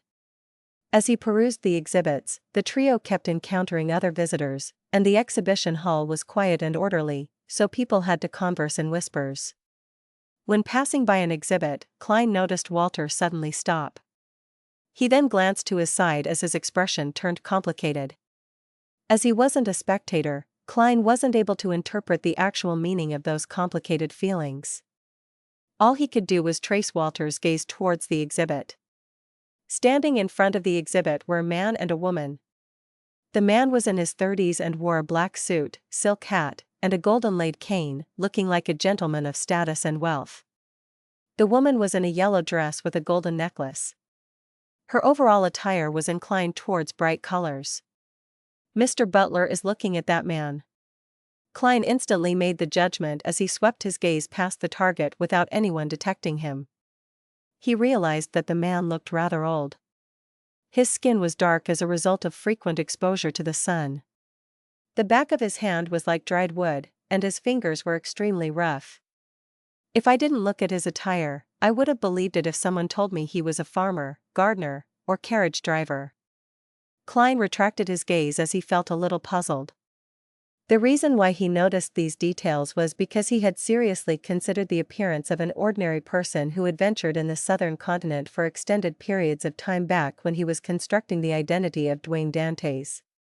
He believed that apart from his gaze, bearing, and natural facial features that were etched by his rich experience, Deities also needed to have details, such as skin that had experienced long periods of suntanning, unobvious scars, and rough but strong palms. Otherwise, it wouldn't be enough to prop up such a character's inherent traits. I have to say that from the moment I became a faceless, I'm getting more and more experienced and wise in the aspect of creating a new character. If I were to return to Earth, even without my Beyonder powers, I'll have strong acting skills. As Klein made self-deprecating comments inwardly, he saw Walter recover from his stern look as though nothing had happened. As for the man with somewhat old facial features and rough skin, he pointed at a flag inside the exhibition case. This is the flag that the Earl of Lastings, Prince Herod's Augustus, used during the White Rose War. Unfortunately, he perished in that war. However, his death was the turning point of the entire war and the reason why Loen eventually clinched victory. Look, the flag still has his blood. He's quite knowledgeable in the field of history. Klein's gaze swept towards Walter from the corner of his eye, thought for 2 seconds, and smiled. He approached the couple and interjected in a friendly manner. I never expected such a neglected tidbit of history would be known by someone else. I originally believed that the people's understanding of the White Rose War was only limited to Loen's victory against Intis. Sir, your eruditeness leaves me amazed. To be praised in front of his female partner, the man's expression turned from a wary one to a relaxed one. A gleeful smile appeared on his face. I'm just a person who likes history. He casually swept his gaze towards the servant of the gentleman in front of him as he suddenly frowned before easing his brows. There were remnant looks of puzzlement. Indeed, he knows butler Walter. Klein smiled while maintaining his composure. Hello there, I'm a merchant from Deities. How may I address you? The man hesitated and said, William Sykes, a land steward at a manor.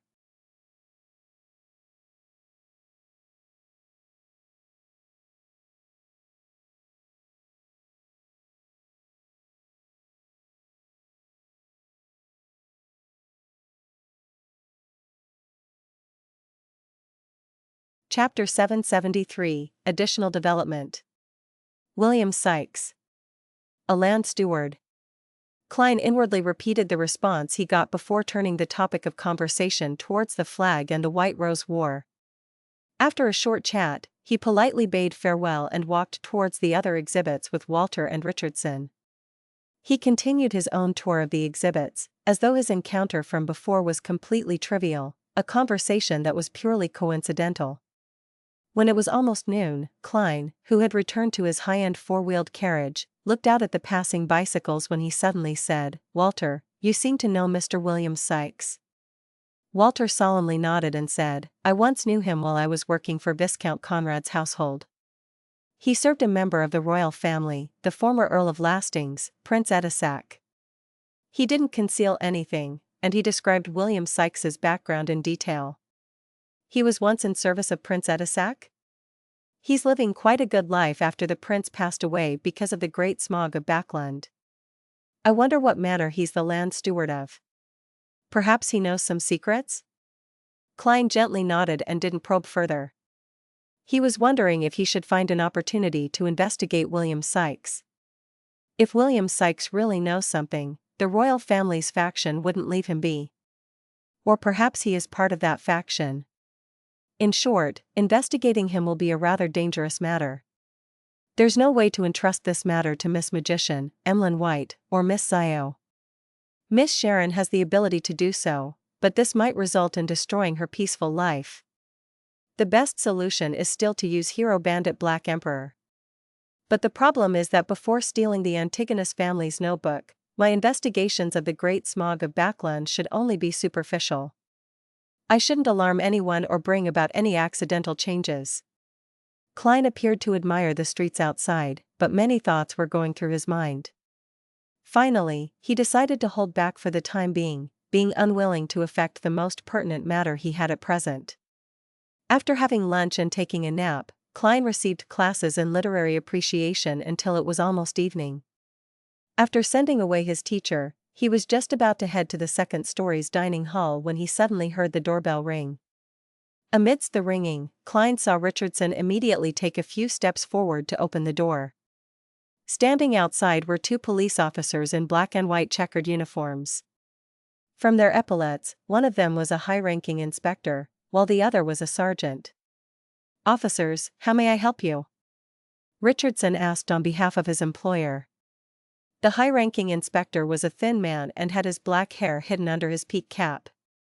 His sideburns had a little color as he swept his gaze into the house before warmly saying with a smile, "I'm here for Mr. Duane Deities. There's a case that involves him and his butler." "What is it?" Klein slowly walked to the door. "I'm Duane Deities." After introducing himself, he asked politely, "Officers, how may I address you? If the matter is a little more complicated and needs more time, why not come to my parlor? We can discuss it over tea." The other police officer, the sergeant, was an elegant lady. She was clearly interested in taking up the offer as she looked at the high-ranking inspector, awaiting the decision of her superior. Due to the Church of the Evernight Goddess, the lone police force had plenty of female officers, but due to the other faiths and the prevailing trends of society, they suffered some form of discrimination when it came to promotions and positions. They mostly did clerical work, and there was an invisible ceiling for their career development. The high-ranking inspector smiled and said, "There's no need for tea, but we need to question your servants." He paused before getting to the main point. "Mr. Duane Deities, do you know a person by the name of William Sykes? I got to know him this morning at the Royal Museum." Klein vaguely sensed that some sort of unexpected development had occurred as he asked, "Did something happen to him?" The high-ranking inspector wiped away his smile and said, "He's dead. He died at a hotel near the Royal Museum." "He's dead?" Klein didn't hide his puzzlement and shock. "I just met him, and he's dead? Had he already been targeted?" The inspector nodded solemnly and said, "Yes, the cause of death is rather complicated, and we aren't ruling out the possibility of murder." "What about his female partner?" Klein frowned as he asked. "He had a female partner when I met him. That lady was his mistress. When she left the hotel, William Sykes was still alive. This can be confirmed by the attendants at the hotel because they had later sent him red wine." The inspector simply shared the situation and said, "After leaving the Royal Museum, where did you go?" "I came back here directly. I had lunch, took a nap, and attended lessons. My servants, neighbors, and literary appreciation teacher can prove that," Klein frankly replied. He then turned his head to Richardson and said, "Bring Walter here." Soon, Walter walked down from the second story with a white glove and answered similar questions. After receiving Duane Deities' permission, the two officers questioned the rest of his servants, but they failed to find any problems. They didn't stay for long, politely bidding him farewell and visiting the other neighbors. Klein's appetite wasn't affected by this matter as he went to the second story to enjoy his dinner. Time quickly flew by as he spent the rest of the time reading books and newspapers. Before sleeping, Klein took in the scenery outside the window as he awaited his valet, Richardson, to take away the fruits in the room. Suddenly, he asked without turning his head, "What did Walter do in the afternoon?" "He was busy handling various matters. He never left," Richardson answered softly. Klein nodded gently without asking further. He began suspecting if he had been overthinking matters. Phew. He slowly exhaled before getting into bed. In the middle of the night, Klein's spirituality was triggered as he snapped awake. He pricked up his brows, left the bed, and arrived by the window. He pulled back the curtains a little. Under the dim moonlight, a figure carefully passed through the garden's trail and arrived by the perimeter walls before flipping over it. He had a broad forehead with raven black hair and stern brown eyes. He was none other than Butler Walter. He's agile and his motions are fluid. If he's not trained, he's a low-sequence beyonder, Klein observed the scene as he made a preliminary judgment. He saw Walter's shadows follow the streets until he arrived at the manhole which Hazel often used to enter the sewers. He removed the manhole cover, climbed down, and didn't forget to close the cover. Why is everyone so skilled at getting into the sewers? Mr. Butler likely hasn't done it in the past, otherwise, my spirituality would have warned me. After all, he's leaving from my territory. It means that before he became my butler, he had performed such actions quite frequently elsewhere. Klein curled his lips, returned to his bedside, and took out of the iron cigar case from under his pillow. He controlled Reestablishment to tail Walter, wanting to see what he was up to. I hope it doesn't exceed 100 meters, otherwise, I'll need to enter the sewers as well. As Klein silently muttered to himself, he returned to the gap in the curtains. His marionette, Senor, immediately used the mysterious connection between different mirrors to jump to the street lamp beside the manhole before passing the manhole to silently tail Walter. Klein saw that Walter turned into a more secluded and dark passage after taking 10 meters forward. On the wall were all kinds of moss and dirt. Suddenly, the butler stopped and said to someone, "Why were you so rash? Why didn't you wait for a better opportunity?" Soon, a weak and slightly hoarse female's voice replied to Walter's inquiry. "It was the best opportunity. Once he returns to that manor, there's no knowing when he will come out again." "But why would you be so seriously injured?" Walter said with sighs of concern. The female voice scoffed and said, "William Sykes is stronger than what you or I imagined. Perhaps only this way can he satisfy his secret identity. Regardless, I finally obtained clues from him. After so much time, I finally have a chance to approach the truth. You didn't need to be so rash." Walter fell silent. The weak female's voice chuckled and said, "I've already sold my soul to an evil god.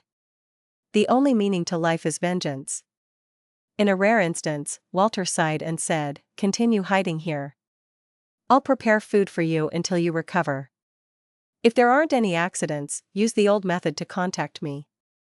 The weak female voice remained silent for a while before saying, "When he was alive, he had many subordinates who claimed to be loyal. After his death, few still remember him or are willing to risk their lives for him. You are the one who has surprised me the most. He is the first noble who treated me that way, and he is the person I'm truly loyal to," Walter answered in a deep voice. Having heard the conversation with his marionette, Klein vaguely understood the entire story. After Prince Edisac passed away, a few of his loyal subordinates were investigating the truth of his suicide. Walter was one of them. However, he was mainly in charge of gathering any superficial intelligence, as well as using his identity to provide some help. This is probably the additional development that Erodes mentioned. Klein immediately made Senor go invisible as he infiltrated the secluded passageway and saw Walter conversing with someone while standing. His figure blocked a black-dressed woman who was seated on the ground against the wall. Her face was somewhat pale.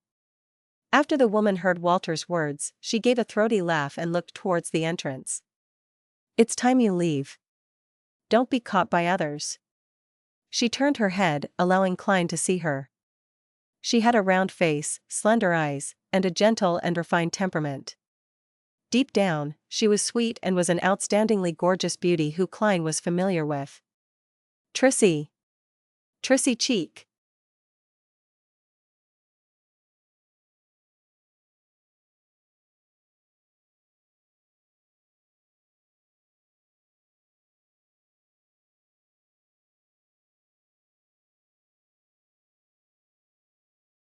Chapter 774, Clues. She isn't dead? She managed to escape? She's actually trying to seek revenge for Prince Edisac? At that moment that he saw Trissy, Klein nearly lost control of his expression. Although he had guessed it based on the conversation, he still felt it exceeded his expectations when the truth was placed before him. Without even the need for a dream divination, he could still recall the great smog of Backland. Trissy had conversed with him, and back then, she was eager to escape Prince Edisac's control and escape the manipulation of her fate by the hidden person behind the scenes. She felt her daily life was filled with pain. This demoness who was once a man had sold her soul to an evil god to help avenge Prince Edisac. What kind of crappy trite romance plot point is this? The corners of Klein's lips twitched as he saw Walter throw a bag of food to Trissy. After hearing him give a few words of advice, he turned and left the secluded path. At this moment, a figure appeared from Member of Parliament Mock's house. It was within Klein's line of sight from where he was standing. It followed the shadows in the street as it quickly approached the entrance to the sewer. She was none other than Hazel, who held a mystical item from the Marauder pathway. She'll encounter Walter. This isn't some entrance to the sewers. It's clearly the entrance to a bustling city. Klein looked down and nearly face-bombed. Upon arriving at the manhole, Hazel warily observed her surroundings for a few seconds before moving the cover away and climbing down. The entire process was done in one fell swoop without any signs of delay. Stepping onto the slightly moist ground, she followed the rusted metal pipes and the sewage that slowly flowed with a clear destination in mind. Suddenly, she felt her back turn cold as a chill ran down her spine. Her hair began to stand on end. Right on the heels of that, Hazel seemed to plunge into a freezing river, and she felt a coldness that was overcoming her body. She was horrified to see herself walking in a different direction, heading straight for the wall with metal pipes. And this was completely against her will. Horror filled Hazel's mind before she received a reprieve from her numb thoughts. She infused all her spirituality into the necklace on her neck. The 7 green gems on the necklace were equidistant from each other. Embedded around them were tiny diamonds. In the absolute darkness, they still swirled with a faint lustrous glow. Suddenly, a gem lit up as the green glow illuminated Hazel's ghastly face. She leaned against the wall and paused for a moment. She moved her feet forward in an awkward manner before retracting them. At that instant, the coldness Hazel felt had paused for a moment. She didn't hesitate to use her spirituality to light up another green gem. She raised her right hand, aimed it at herself, and twisted her wrist. At the same time, many mysterious symbols and patterns appeared in her mind as her spirituality and voice changed momentarily. She had stolen the beyond her power, Wraith's shriek. Hazel was just about to open her mouth to shout when she found her hands losing control again. She forcefully and quickly covered her mouth with her hands. Her shriek turned into a muffle as she took a few brisk steps to the wall. She turned into another fork before crouching down in the pure darkness. She tried hard to struggle, but it was useless. She wasn't even capable of activating the necklace on her neck. Hazel's dark brown eyes widened as they filled with horror and indignation. Tears began to well in her eyes before slowly streaming down her cheeks. And at this moment, Walter had come out from another path, returning back to the sewer entrance before climbing up agilely. After he sneaked back into 160 Buckland Street, Hazel suddenly regained control of her body. She felt that the coldness had completely disappeared. She first raised her hands in surprise, using her night vision to take a glance. Following that, she looked around in a fluster, as though there were countless unknown monsters hidden in the darkness of the sewers. Hazel immediately touched the necklace with her right hand, carefully stood up, and headed for the entrance. She didn't flee in panic, but she instead warily prepared for any attack that would appear from the darkness. Finally, she returned to Buckland Street where she saw the black street lamp emitting its light, illuminating the streets that still had the remnant signs of rain. Only then did Hazel speed up her pace and run home. Midway, she suddenly turned back, nervously and frantically closing the manhole's cover. After doing all of this, she followed the shadows and entered her garden. With the help of the gas and water pipes, she entered the balcony to her bedroom. Only at that point did she really have any room to think. She widened her eyes and subconsciously looked around. Slowly, her body began to tremble. She raised her left arm, hoping to use her clothes to wipe her face, but she paused midway, switching to using a handkerchief from her pocket. Hazel still has the basic abilities needed to react. She's not a complete newbie. In the sewers, Senor appeared with his dark red coat and triangular hat as he spoke silently.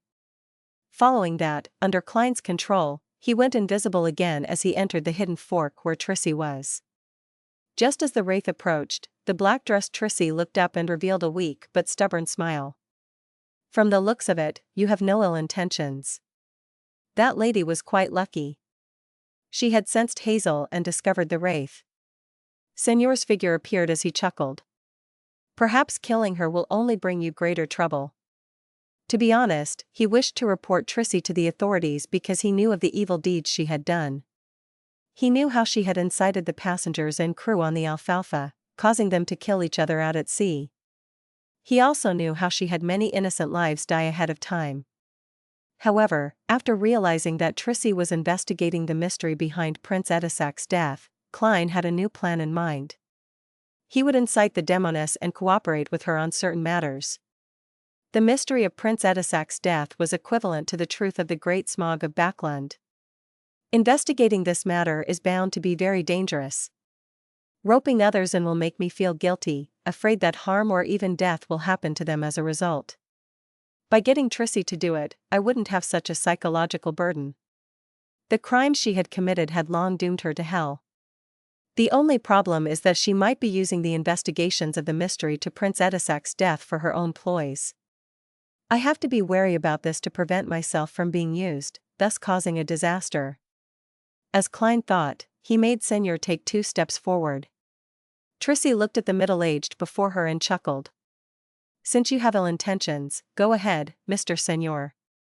At this instant, the marionette's senses revealed countless threads floating and flailing around Trissy. And seated in the middle was her black-dressed self with a pale face. It resembled a spider in the middle of her web, but it was filled with temptation and pity that made one approach her. You know me? The marionette halted in his footsteps. Trissy's expression was somewhat adrift as she answered in reverie, I once spent an unforgettable period of time at sea. Back then, you were still a man. Klein lampooned and chuckled. Why are you investigating Prince Edisac's death? Didn't he commit suicide? Trissy immediately looked up as anger colored her face. Suicides can be different. Some people do it willingly, others are forced.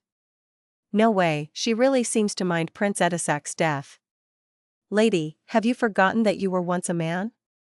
Have you forgotten the pain you were previously talking about? Don't tell me that this is the so-called Stockholm Syndrome where you end up bonding with your captor due to the minute amount of kindness they've provided? Well, I'm not a spectator, and I can't determine if she's being truthful or not. Klein made Señor chuckle. So, you believe that Prince Edisac was forced to commit suicide? You sought William Sykes to investigate this matter? The angry look on Trissy's face vanished as a miserable but beautiful smile appeared. That's right.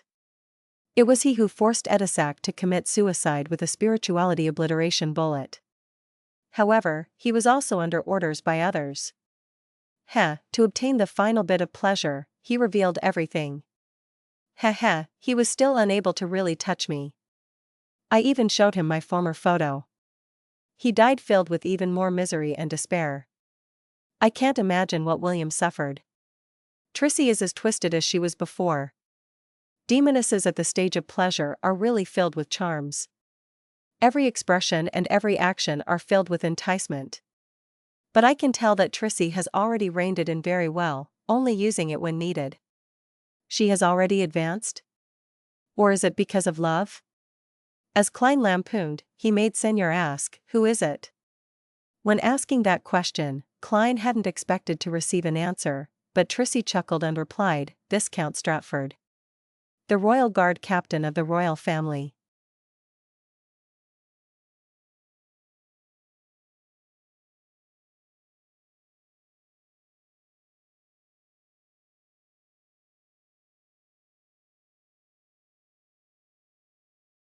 Chapter 775, Making Use. Viscount Stratford. Royal Guard captain of the royal family.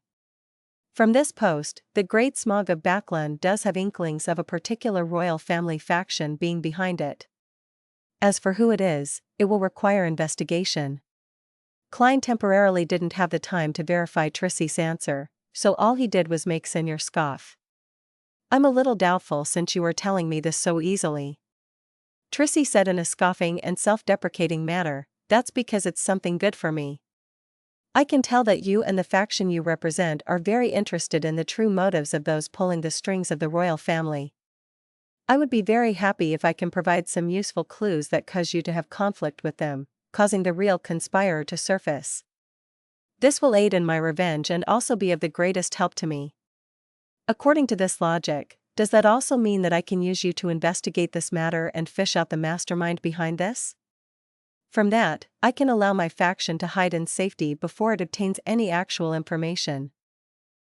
Wasn't what Trissy said meant to entice me to engage in limited cooperation with her, while she also volunteers to be the mind clearer in order to reveal the truth? She is clearly expressing her value. She's afraid that I'll eventually decide to kill her. Klein roughly understood what Trissy was truly getting at as he controlled the wraith to say, very reasonable. I should also do the same.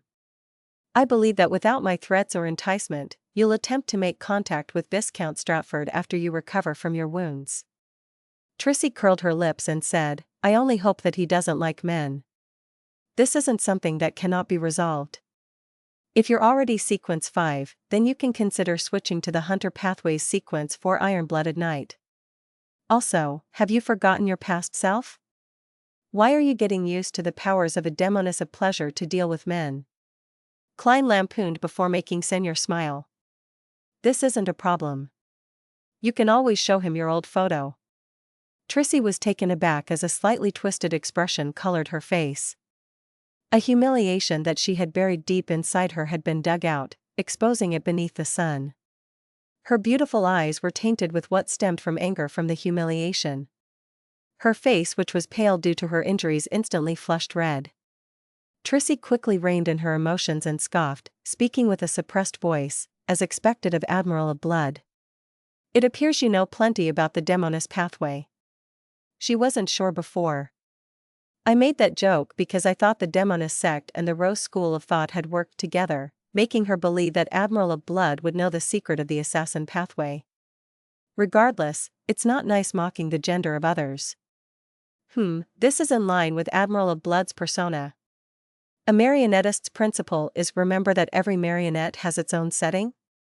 The reason why Trissy had mentioned her past photo was apparently just to vent and grind off an enemy's joy and excitement. She wasn't taking notice of the details she mentioned. Klein nodded in thought as he controlled Senor. At my level, there will always be plenty of secrets I know. He didn't continue on the topic as he said, how can I contact you? I might be able to provide you with some help during the investigations of Viscount Stratford. Trissy reached her hand towards her ear and grabbed a clump of smooth, raven-black hair. Then, blue ice formed, allowing her to crack it off. She then spread out her palm, allowing a silent, pitch-black flame to appear, burning the hair to ashes.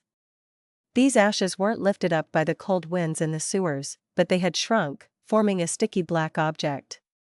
Smear it uniformly over a mirror, and then I'll know that you're looking for me. I'll subsequently use that mirror to communicate with you. Trissy shook her wrist and threw the pasty black object to Senor. It can be used about 5 times, and that should be enough. As Senor was only a marionette, Klein wasn't worried about letting him grab the black sticky object. After taking a few looks, he stuffed it into his pocket. Trissy fell silent for a few seconds before biting her lip. If I need your help, how do I contact you? That's a problem. Klein did wish to have her directly contact Miss Messenger, Rionette Tinker. After all, Trissy would later know that behind the wraith was Gehrman Sparrow if she gathered any news about Admiral of Blood. This wasn't something that could be hidden. After a few seconds of consideration, he decided to be a little more cautious. He decided to wait until Trissy had any substantial discoveries before changing the communication method. After all, she isn't someone to be trusted. To avenge Prince Edisac, some of her feelings are real, but they likely include some other goals, for example, seeking revenge for herself. Klein made Senor survey the area and said, these sewers hide plenty of secrets. I'll come often. You can leave the help you need in text form here. If the matter is urgent, preventing you from doing it in time, you can contact that person from before to get him to leave the message. Trissy slowly nodded. Okay. With the conversation almost done, Klein planned on letting his marionette, Senor, leave. At that moment, he caught sight of Trissy's hands. He discovered that the sapphire ring, which was equivalent to a grade 0 sealed artifact, was gone. I noticed it just now, but I thought she had switched it to her other hand or another finger, but it's actually gone. From the looks of it, she paid a considerable price back when she escaped Prince Edisac's Red Rose Manor and escaped in Zangwill's 0-08's control. The mark that the Prince Edisac left on her has also vanished? Klein thought for a moment before getting Senor to laugh. One more thing. Which evil god did you sell your soul to? Trissy gave the middle-aged man a deep look. The primordial demoness. Weren't you trying to escape from that strange state? Didn't you feel that you were increasingly becoming less like yourself? Why did you backtrack? Don't you know that by changing your name to Trissy Cheek, they were trying to make you the primordial demoness vessel? No, she might really not know. She might not even know what cheek means. She did her best to escape her fate, only to plunge deeper into it. At that instant, Klein felt a baffling fear towards fate and deities. He made Senor smile. It's hard for me to believe it with you replying so easily without any qualms. Trissy's eyes had a slight tinge of confusion as she said in a self-deprecating manner, that's because it's a problem for me, not a secret. With one more person knowing, there might be one more chance of a solution presenting itself. Even if the chances are slim, it's better than nothing. While solving the problem, there's also a high chance that you'll be finished. Klein didn't continue the topic as he said after some thought, when you approach Viscount Stratford and the mastermind behind all of this, take note of any coincidences that often happen around you. The deeper the investigation into the Great Smog of Backland is, the more likely it would gain the attention of Zangwill and 0-08. Coincidences, Trissy was taken aback as she repeated the word. At that instant, she recalled all the coincidences she had encountered back at Red Rose Manor. Amidst her thoughts, she suddenly looked up, only to realize that Admiral of Blood Senor had vanished. The next morning, Klein woke up punctually, and with the assistance of Richardson, he wore his coat. Just as he arrived in the dining hall, he saw Walter standing by the door, politely awaiting his arrival. Sir, your schedule for today is to participate in a tea session at Member of Parliament Mock's residence. Walter professionally reminded his employer. He was stern, old-fashioned, and conscientious. He looked no different from his usual self, making it impossible to tell that he had headed for the sewers in the middle of the night. Klein nodded with a smile as though nothing had happened. I haven't forgotten. He then entered the dining hall and enjoyed an exquisite meal that had started showing signs of being repetitive. There's not enough variety for breakfast. Klein focused on eating, and after he was done, he put down his cutlery and sighed. I miss my hometown a little. Get the cook to prepare some desi pie tomorrow. Yes, sir. I should have thought of that earlier, housekeeper Tanaja replied apologetically. Klein waved his hand as a gesture for her not to take it to heart before he headed to the garden for a stroll. After doing all of this, he returned to the third story to continue reading the papers he hadn't finished until his etiquette teacher, Wyanna, arrived. Wyanna was still dressed decently with an elegant bearing. She smiled at Dwayne Dantes and said, I heard you would be heading to Mam Rihanna's place for high tea later today. Then, this lesson will focus on high tea. Klein maintained his smile as he listened attentively, asking questions from time to time. About 30 minutes later, Walter knocked on the door and entered. Sir, Member of Parliament Mock's servant just came over to inform us that the high tea session has been cancelled because Mam Rihanna's daughter, Miss Hazel, is sick. She's very apologetic for that, and she wishes to invite you again next week. Hazel is sick? A result of last night's fright? It's not impossible if it's an ordinary person, but a beyonder has their physical qualities enhanced. The chances of that happening are very low. Furthermore, Hazel clearly hasn't seen the changes that result from the loss of control brought about by potions. Her mental state is still well, allowing her to feel a sense of superiority and having no fear. Even if she was frightened, it wouldn't result in any psychological ailments. Ailments. Sequence 5 of the demoness pathway can make people around them get infected with ailments. Last night, Trissy secretly released her ailment after seeing a stranger enter the sewers. And as a wraith, Senior wasn't affected, so I didn't discover it. Such a problem isn't too serious. Hazel didn't spend much time in the area for too long. She's just a little shaken, preventing her from recovering quickly. From the looks of it, Trissy has really advanced to sequence 5. Klein nodded gently and said, "Please give Miss Hazel my regards."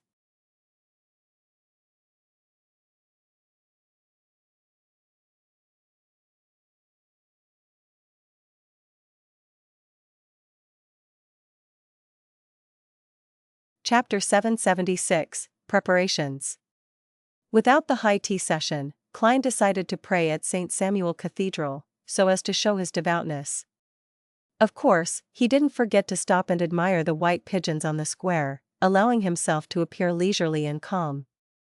He entered the cathedral, passing through the murals that were illuminated by the sun from high above and arriving at a dark and deep prayer hall. This place wasn't as gorgeously decorated like the other churches that had all kinds of dazzling elegant taste that produced a visual impact. Instead, it was mild and peaceful, allowing one to feel a natural sense of tranquility. As for the pure light that resembled twinkling stars up ahead, they were filled with the intense solemnity of holiness.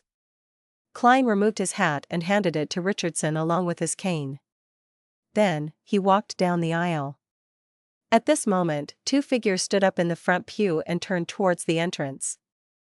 One of them was the black-haired, green-eyed Leonard Mitchell who looked suave with his untidy hair. Almost at the same moment, Leonard Mitchell also saw the middle-aged man with the white sideburns and deep blue eyes. Dwayne Dantes.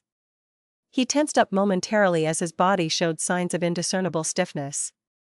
Klein gave Leonard a side look as he nodded with a smile. He had a friendly and casual expression. Leonard forced a smile as he nodded in a slightly sluggish manner. Following that, he turned to the side, made way, and brushed shoulders with Dwayne Dantes. This made Klein see who the person was behind him.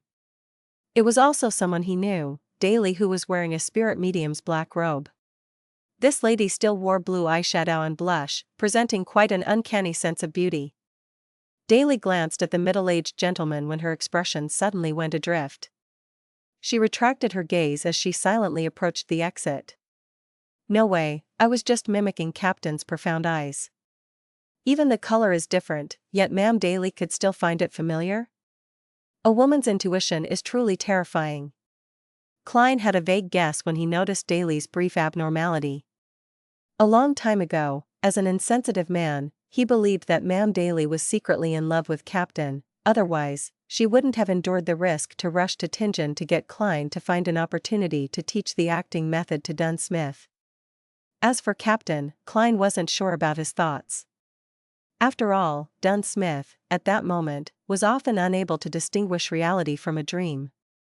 His bad memory was rather pronounced, and he might unknowingly have forgotten certain things that lay at the bottom of his heart. However, Captain often mentions Ma'am Daly, using her as an example to educate us. He was so familiar with how many years she took to advance and the kind of talent she had that it seemed like he had memorized it.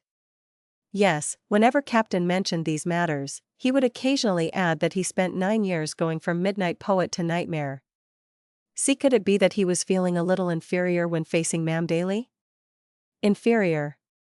Klein recalled the past as his mood suddenly felt dampened. He realized that he didn't really understand Dunn Smith.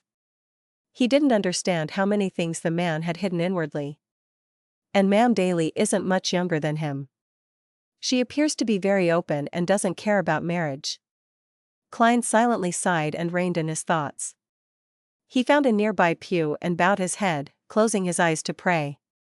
Outside the prayer hall, Leonard had recovered as he gathered with the other Red Gloves teammates with Daly. They waited for a while as Soist, who had become a spirit warlock, walked out from another side. He scanned them and said, "Our mission this time is to use the various clues discovered from the explosion of the Black Skeleton Gang's headquarters to find all the formal members of the numinous episcopate in Backland. Ma'am Daly is a beyonder from the corpse collector pathway. She knows quite a bit about the numinous episcopate, so His Grace, Saint Anthony, has gotten her to assist us. In the evening, Klein, who had dismissed Richardson, took 4 steps counterclockwise and entered above the grey fog. He conjured the world Gehrman sparrow and made his blurry figure pray. Please inform Miss Magician that she needs to reserve a hotel room before Friday night. It's best that it's far from the place where Mr. X holds the gathering. Pass me the stone and spellbook ahead of time. I need to make certain preparations. On Friday night, she needs to stop her friend who participates in Mr. X's gathering and also present to me that person's external appearance when in disguise. If there's anything else, I'll inform her in time. With only 2 days left before the assassination attempt on Mr. X, Klein undoubtedly needed to prepare ahead of time. And there were many things that needed preparation.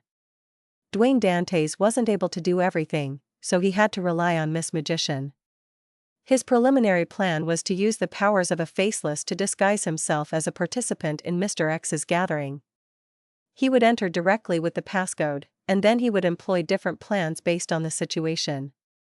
According to the experience he had in engaging in combat and controlling his marionette, Klein had a feeling that a marionettist's principle was try to hide behind the scenes, covertly directing a script. Unless necessary, a marionettist had to avoid engaging in direct combat with others. Currently, the most troublesome point is that Mr. X's gathering is at 8. And usually, at this time, Dwayne Dantes clearly wouldn't have fallen asleep. He won't be able to escape the notice of his butler and servants and secretly head to Eastborough. Of course, on the contrary, it can also create an alibi, but the problem is, what method should I use to fool everyone in his house? If only I had a faceless partner who can act as Dwayne Dantes. Miss Justice's necklace can do it, but she's not in Backland. Klein leaned back into his chair as he rubbed his temples.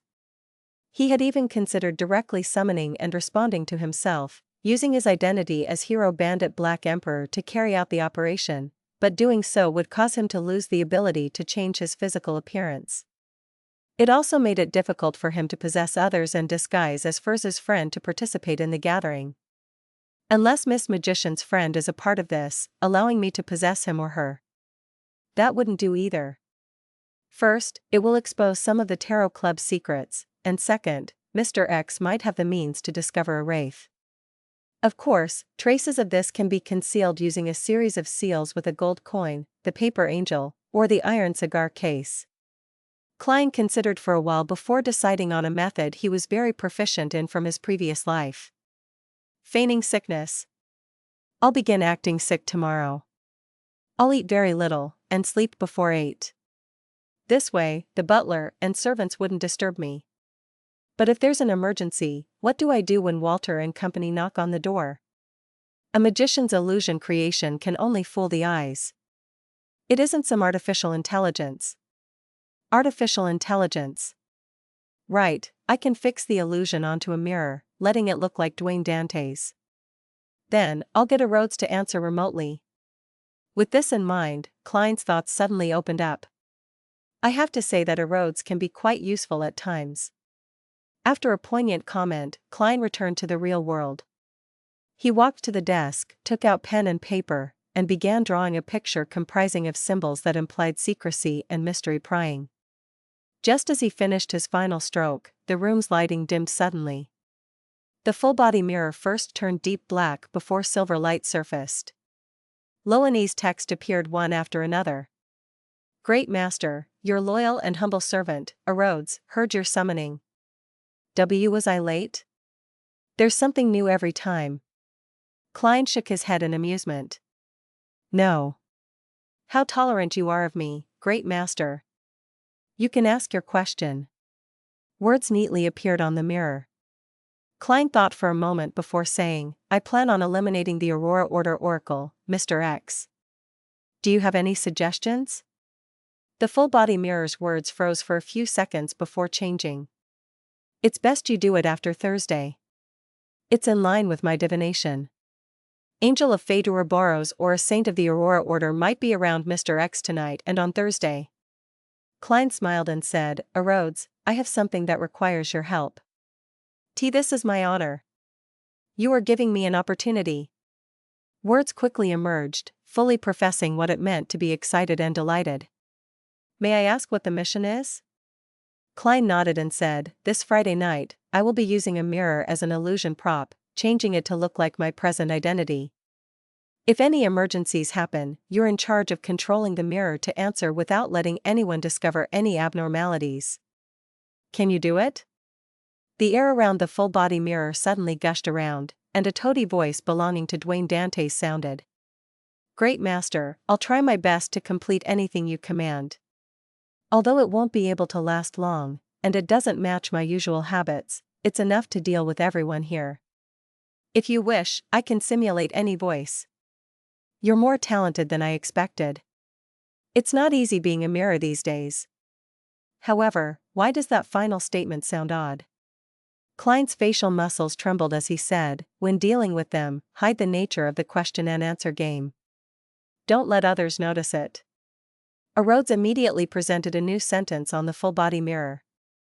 I will play your identity well. Very good. Klein nodded. He was truly worried that Rhodes would begin asking butler Walter and valet Richardson embarrassing questions. Questions like, have you fantasized about ladies you shouldn't have any urges for? Or, who do you think of late at night when resolving your physical needs? He believed that with the magic mirror's way of doing things, it might very well carry out such an act without any forewarning. Back then, Danitz nearly broke down thanks to its questions. Without speaking any further, Klein switched to saying, that will be all for today. I'll contact you again on Friday night. Yes, Great Master. Your humble servant already looks forward to serving you.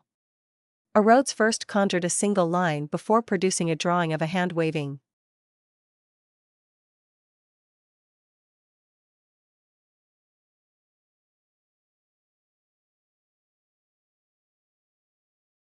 Chapter 777, Sick and Crazy Setup. On Friday afternoon, Klein, who had skipped a literary salon because of his feigned sickness, arrived above the gray fog once again. In front of him was a hard-covered, palm-sized notebook which was bronze green in color. It was Loen-styled Travels which the magician Furs had provided. After flipping the item which was closer to a spellbook over to a certain page, Klein looked at the yellowish-brown page, raised his hand, and summoned the sea god scepter from the junk pile. As he injected some of his spirituality into Loen-styled Travels, making it light up with a faint luster, he made the blue gem on the scepter's tip emit a bright light. A sizzling sound was produced as bolts of silver lightning appeared out of thin air. They were thick and menacing as they zapped about, meshing together to form a hurricane. At the same time, complicated symbols and labels quickly outlined themselves on the page of Loen-styled Travels. They overlapped each other and fused together, slowly taking shape. Just as the page was about to be colored in silver, bolts of lightning snaked out from it, causing all the patterns to be destroyed. It failed again. Klein sighed silently as he repeated the same process. This wasn't his first attempt. Ever since he obtained Loen-styled Travels on Wednesday night, he would head above the gray fog from time to time, using this spellbook to record the powers produced by the sea god scepter. He repeated it until his spirituality was nearly drained, forcing him to return to the real world to take a break. During this process, there were successes and failures. Klein relied on repeated attempts before completing the final step, recording the lightning storm spell which he had eyed for a very long time. This was a demigod power of the sailor pathway. Before that failure, Klein had failed nearly 20 times. It could be said that his luck was terrible. After repeated failures, he was delighted to see a silver luster spread across the yellowish page at the 5th attempt. An ancient, mysterious, complicated, and indescribable symbol contracted, forming a fancy diagram that made anyone who placed their eyes on it feel as though they were being struck by lightning. Phew! I've finally succeeded. Klein rubbed his fingers against the paper and heaved a long sigh of relief. He flipped through Loen-styled Travels and admired his previous efforts. Over the past 2 days, he wasn't fully caught up with Lightning Storm.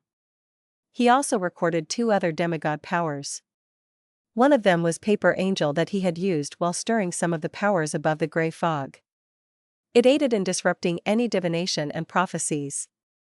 Similarly, there was hurricane that stemmed from the sea god's scepter. When recording them, Klein was rather lucky. One took 9 times, while the other took 12 before he succeeded.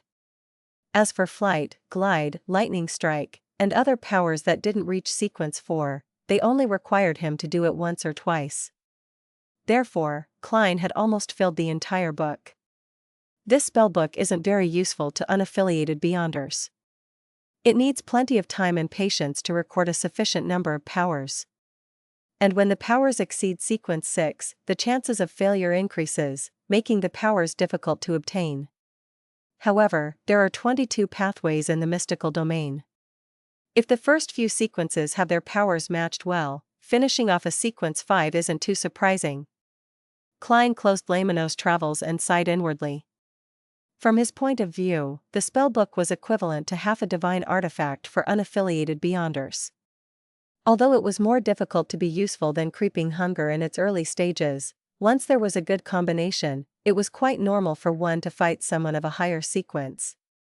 However, among Beyonders who were supported by major factions, Lameno's travels would be ridiculously powerful. This was because it could record a demigod's powers.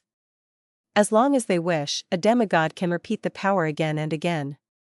As for Creeping Hunger, it has a high chance of failing to devour a demigod. Even a real shepherd would find it extremely difficult to graze a high-sequence Beyonder. Firstly, there are no available resources, and secondly, it's easy to lose control. Elder Lovia from the City of Silver was someone lucky enough to be able to graze a sequence 4 evil spirit. When Klein thought of this, he cast his gaze onto a dark green, coarse stone. It was rough and uneven with signs of burn marks. It was none other than Furz's stone that allowed the traversal of the spirit world. With Lameno's travels and this stone, along with the Luck Siphon charm and Wraith marionette, even if Mr. X has a saint protecting him, I should still be able to complete the mission and leave without problems. Klein rubbed his temples and returned to the real world. After setting up a bestowment ritual, he brought the corresponding items back. After making all the preparations, he walked to the full-body mirror and looked at himself. He made himself look haggard. After dinner, Klein had used the excuse of not being well to return to his room. After taking in the night scenery, he took out a palm-sized mirror from the drawer and placed it on the soft and elastic pillow. Then, Klein went over, making the mirror reflect the blue-eyed, white-sideburned Dwayne Dantes. He then slowly straightened his body and took a step back, creating another Dwayne Dantes in bed. This gentleman was wearing silk pajamas and leaning against a pillow. He held a book in hand with his eyes half closed as though he was in thought. Not bad, the mirror illusion isn't weaker than a paper figurine illusion. Klein returned to the desk and picked up a fountain pen, drawing the strange symbol that was a mixture of secrecy and mystery prying. After a brief silence, the Dwayne Dantes in bed suddenly opened his eyes and gave a toady smile. "Great Master, your loyal and humble servant, Rhodes, is here." I have to say that even with Dwayne Dantes' face, there's no way he can look normal with that kind of smile. Klein silently sighed and nearly turned to look to his side. "Very good," he praised with a nod. He didn't give any other instructions. With a half-top hat, he slid down from the balcony to the first floor. He followed the secluded garden trail and flipped over the corner perimeter wall of 160 Buckland Street. During this process, he hadn't forgotten to close the windows. Pressing his right hand on his hat and landing his feet on the streets, Klein slowly looked up. At some point in time, his facial features and outline had changed. He had black hair and brown eyes, with a thin and angular face.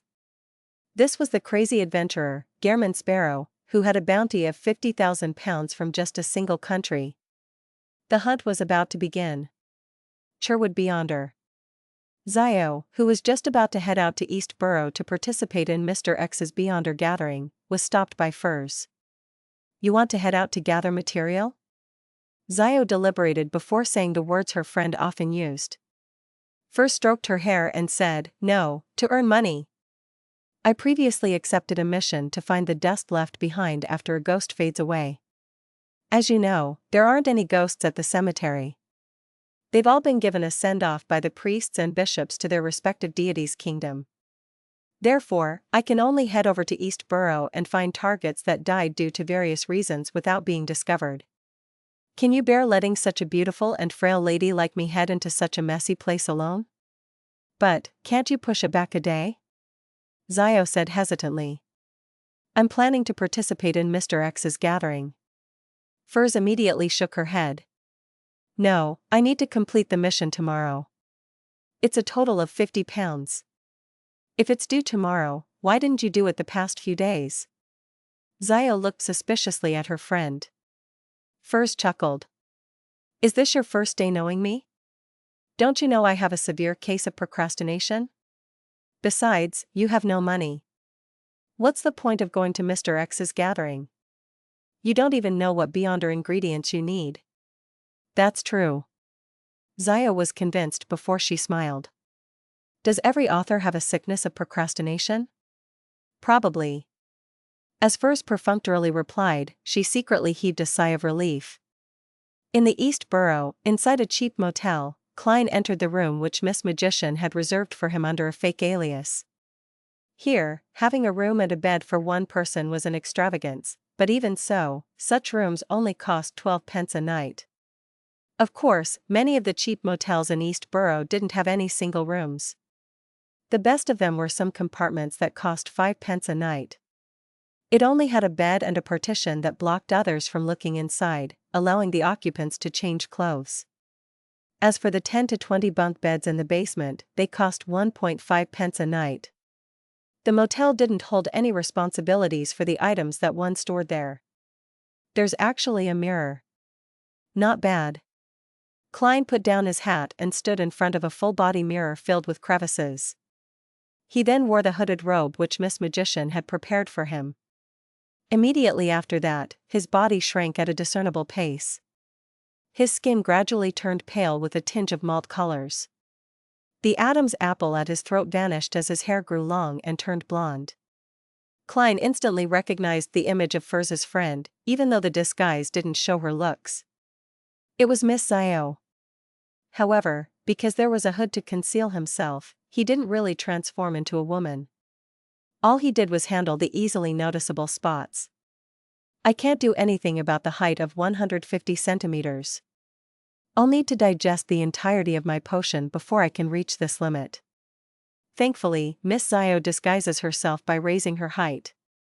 I don't have to vex over this. Klein looked at the 160-centimeter tall figure in the mirror, switched to a pair of leather boots that looked to be and was flat-soled. After donning the disguise, Klein hooded himself and silently left the single room from the window. He came to an alley in East Borough, taking a detour until he arrived outside the building where Mr. X was hosting the Beyonder gathering. After recalling the passcode which Miss Magician had provided, Klein rapped the door with his fingers, 3 light taps and 3 heavy taps, separated by 2 long and 3 short intervals. After 10 seconds, the door silently opened. An attendant wearing an iron mask first observed the visitor before making way. Klein calmly walked past him and entered the building without showing any signs of panic.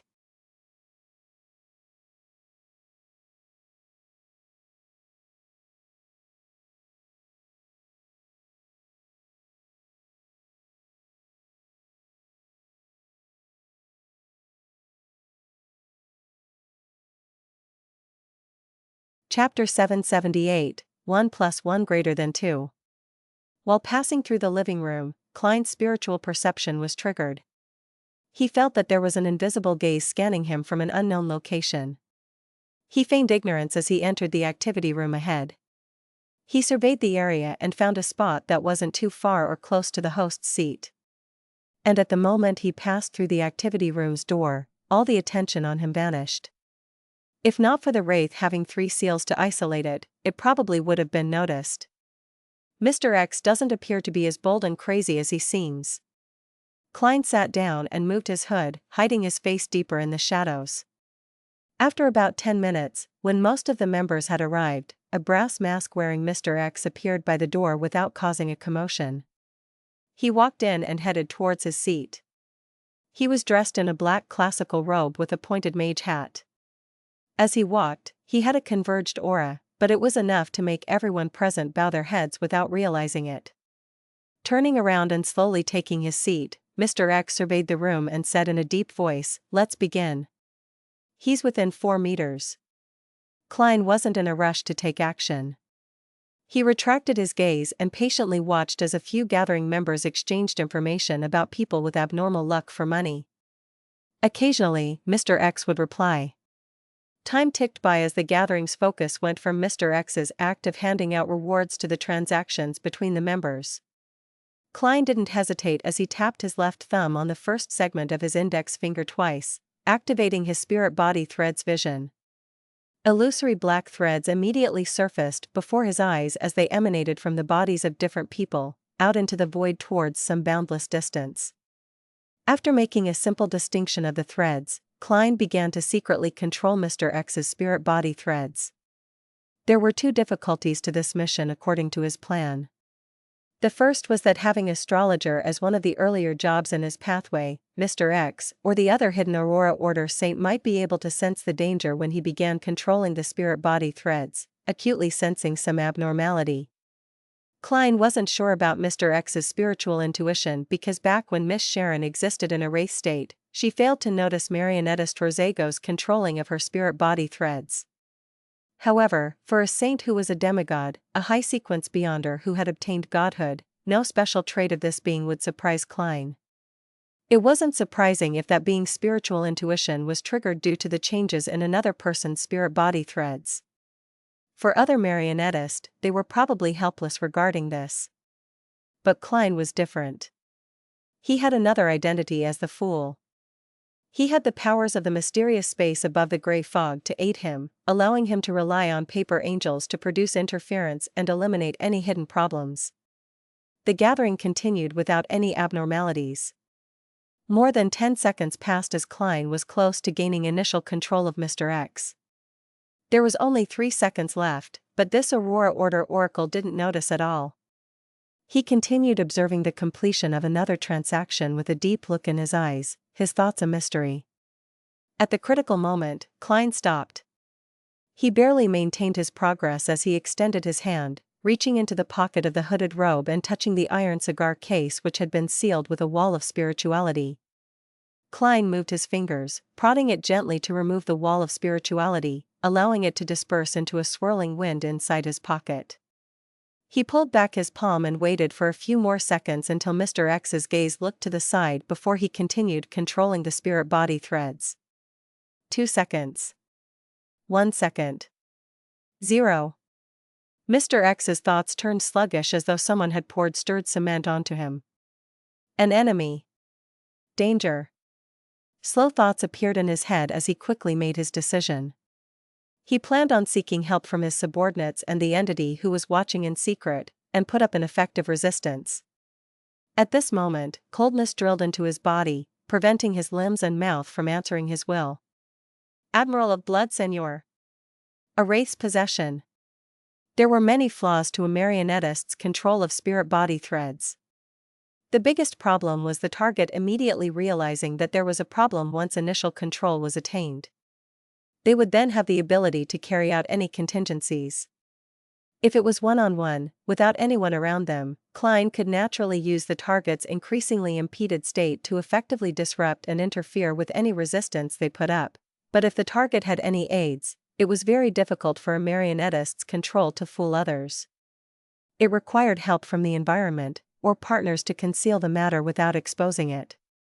And on this point, a wraith who was able to possess a target and forcefully control them was the best support for a marionettist. The reason why Klein didn't directly enter a state of initial control was because he needed to release the wraith. After the initial inspection at the door, the vigilance in the activity room at the gathering location was definitely lower. Mr. X's eyes widened as his thoughts turned sluggish. His instinctive attempt to shout was blocked by his throat and mouth, silencing him completely. His attempt to raise his hands also slowed down as they reached for a porcelain teacup by his side.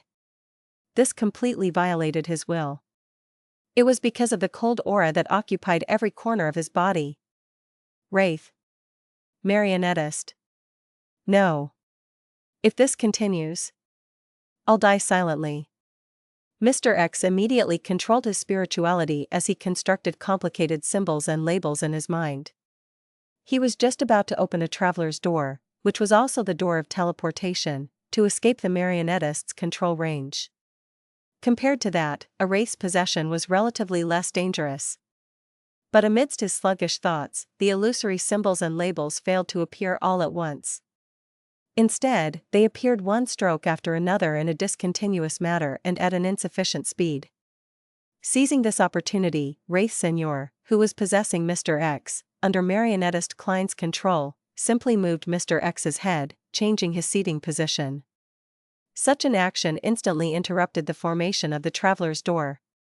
Oh no! My reaction is too slow. It will be interfered by the Wraith. Use mystical item. Mr. X's eyes filled with blood, but none of his subordinates around him noticed it. Even the one watching in secret didn't notice any abnormalities. As for the gathering members who were interacting and trading, they lowered their voices because of his change in seating posture. At that moment, the activity room was filled with people. Although there were Beyonders everywhere and many were his assistants, Mr. X found himself in extreme solitude and was helpless. He didn't even know who was attacking him or where the attacker was sitting. As the thoughts went through his mind, Mr. X regained control of his spirituality as he directed it towards the golden ring with an embedded ruby on his left index finger. However, going from a thought to a decision, and then going from a decision to an action took too long. It was as though he was acting out his thought processes in slow motion. This gave Senior plenty of time to raise Mr. X's left palm, bend his finger, and tap the side of his forehead, which was uncovered by the brass mask, as though in thought. It was a very faint tapping sound, and the strength used was quite significant, but under Klein's control, Senior held back perfectly. It made most of the strength enter Mr. X's mind without spreading outwards so as to hide any commotion. Tack. Tack. Mr. X's thoughts of emanating his spirituality were disrupted, and he was temporarily unable to find his train of thought. By the time he recovered, the marionettist's control had deepened. This made his thoughts chaotic and impeded. Even his thinking and decision-making became extremely difficult. With the Wraith using all kinds of tiny, concealed actions to interfere with Mr. X's attempts to use his various Beyonder powers and impressive mystical items, he slowly slid towards the abyss of becoming a marionette. He watched helplessly as he marched towards death slowly. Only then did he realize how terrifying and unsolvable the combination of a marionettist and Wraith was. The hunt continued silently under everyone's noses. As Klein's control deepened, Mr. X's actions turned stiffer and sluggish. However, with the Wraith possessing him, no one could notice any problems. To be precise, Mr. X's actions were no longer a result of the sluggish him, but from Wraith Senior. He wasn't even able to show the look of despair in his eyes. Amidst the transactions that either succeeded or failed, ranging from arguments to negotiations, 5 minutes quickly passed. Klein was just one last step from killing Mr. X and turning him into his marionette. However, he couldn't do so. This was because he had yet to digest much of the marionettist potion. He could only control one marionette at present, so if he wanted to convert Mr. X, he had to give up Wraith Senior. But once he gave up Senior, this Admiral of Blood who was long dead would immediately surface and be discovered by everyone. It would bring about extreme trouble. Similarly, if Klein didn't give up his Wraith marionette head and assassinated Mr. X while he wasn't able to resist, he needed to consider the Aurora Order Saint who was lurking in the shadows. This was the second most difficult part of his plan. To silently control Mr. X and remove his ability to resist wasn't difficult with the combination of marionettist and Wraith. The way to kill him wasn't difficult as well. Mr. X in his present state could easily be finished off by Klein with an air bullet. The difficulty was in leaving safely after pulling off such a stunt. This actually required sufficient patience. Time slowly passed with Klein appearing calm despite his tensed nerves. He pretended that he wasn't interested in the items that appeared as he kept silent the entire time. Finally, when the gathering came to an end, Mr. X said in a deep voice with complete normality, "The end." His words were succinct, just like the way he ended the previous gathering. This was what Zio described to Furs. As the gathering's members stood up one by one, Klein mixed in among them, looking inconspicuous. At the same time, he reached his hand into his pocket, and he flipped open Lemano's travels based on his sense of touch.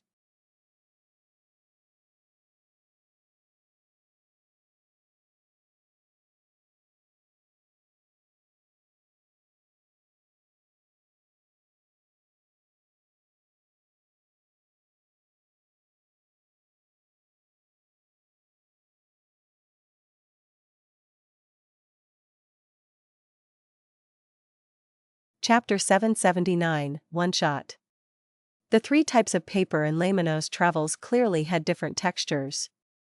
The white paper that could only record sequence 7, 8, and 9 powers was thin, smooth and flat. The yellowish-brown goatskin which could record sequence 5 and 6 powers were very pliable like tanned leather.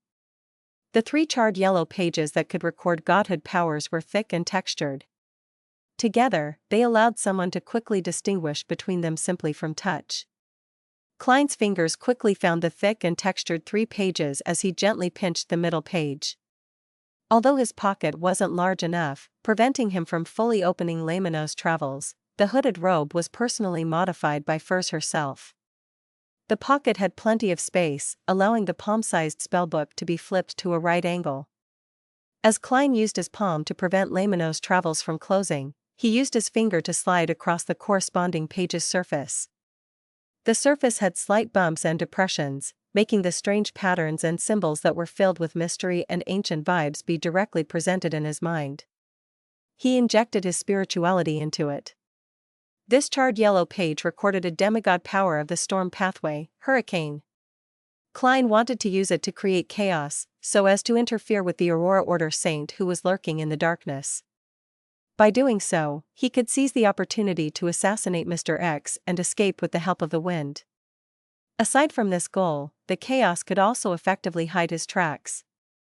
By letting the members of the gathering scatter, and with everyone's identity being a mystery, doing so made everyone be a suspect. The Aurora Order would then find it difficult to pinpoint Zio. As his thoughts whirred, Klein locked his gaze onto a spot, and he slowly pulled out Lemano's travels. Meanwhile, Mr. X took 2 steps to Klein's side, standing near him like he was a friend he hadn't seen in years. Following that, there was a loud buzz as a terrifying hurricane spiraled out of control in front of everybody. It was where Klein had targeted his spirituality at. The tables, coffee tables, sofa, and high-backed chairs in the room flew up as the violent hurricane ripped through the walls, carrying the roof away as it headed for the alley. Some of the gathering's participants were in the way of the hurricane and were thrown far away, while others fell forward due to the wind pressure as they ran in another direction. If Klein hadn't purposely controlled the timing and direction of the hurricane, not only would Mr. X's old house be destroyed, but even the series of condominiums around it would suffer damage. As for the gathering participants, they would have been swept up in the hurricane, having their survival depend solely on luck. The buzzing sounds quickly intensified as the hurricane that reached into the sky was like a terrifying giant. It stomped across the alley towards the street, leaving nothing behind in its wake. Klein was similarly swept up as he and the possessed Mr. X were thrown onto another street.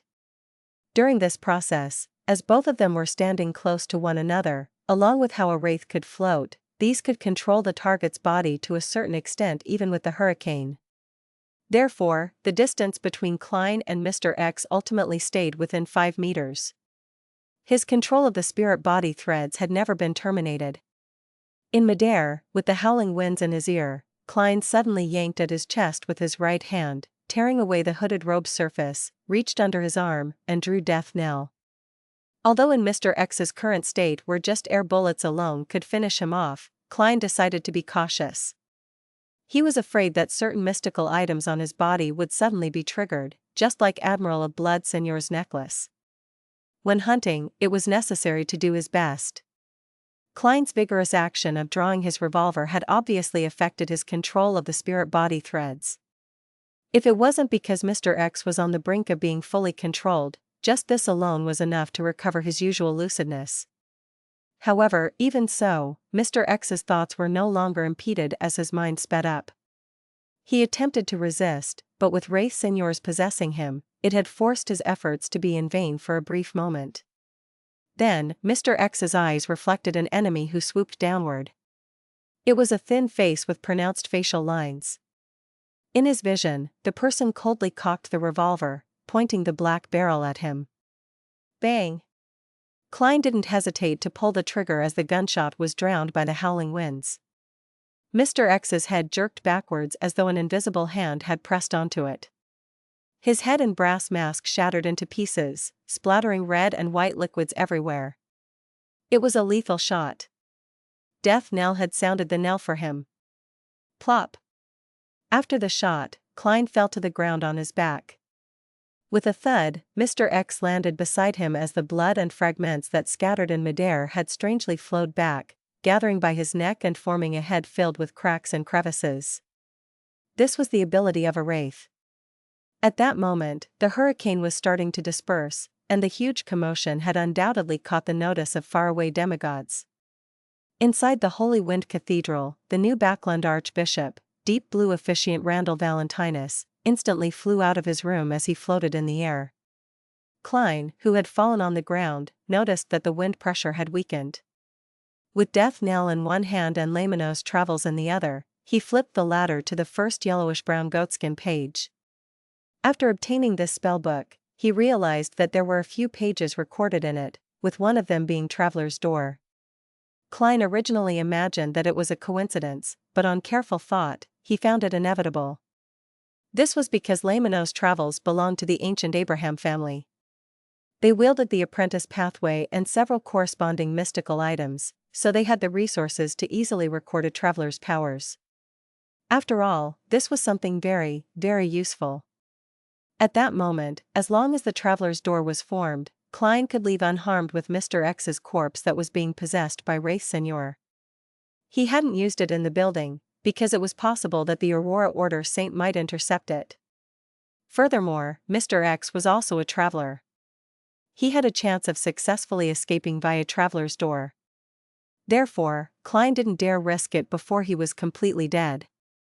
At that moment, Klein's vision went black as he realized that the surrounding streets were filled with a pitch-black and strange liquid.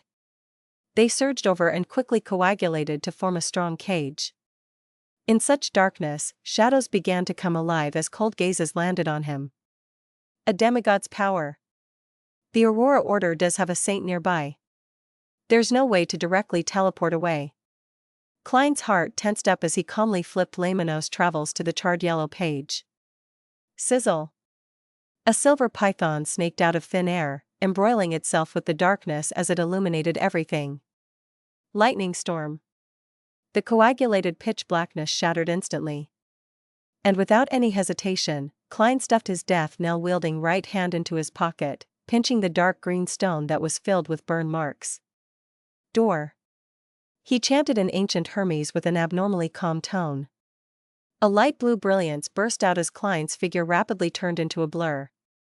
Even Mr. X's corpse, which had come close to grab onto his shoulder, had experienced similar changes. The two figures instantly turned invisible as they vanished from the spot. They quickly departed into the spirit world with overlapping saturated colors, pulling off an ingenious escape. In the shadowy alley with the flattened gathering building, which had planks, rubble, clothes, and all kinds of random items strewn all around, someone harumphed. Damn it! At this moment, the other gathering members had already fled the street. From far away in the sky, a sonic boom could be heard.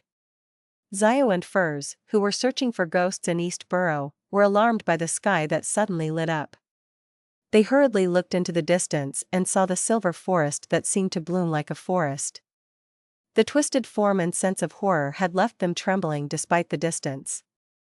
They didn't even dare look straight at it. What happened over there? Zio mumbled as she exchanged looks with Furs blankly. Furs actually had a guess, but she found it difficult to believe. This was because it had far exceeded her expectations of the world Gehrman Sparrow's strength. In a dark alley, Klein appeared out of thin air with Mr. X's corpse as they landed on the ground. He wasn't flustered at all. He kept death knell in his pocket and then took out another book.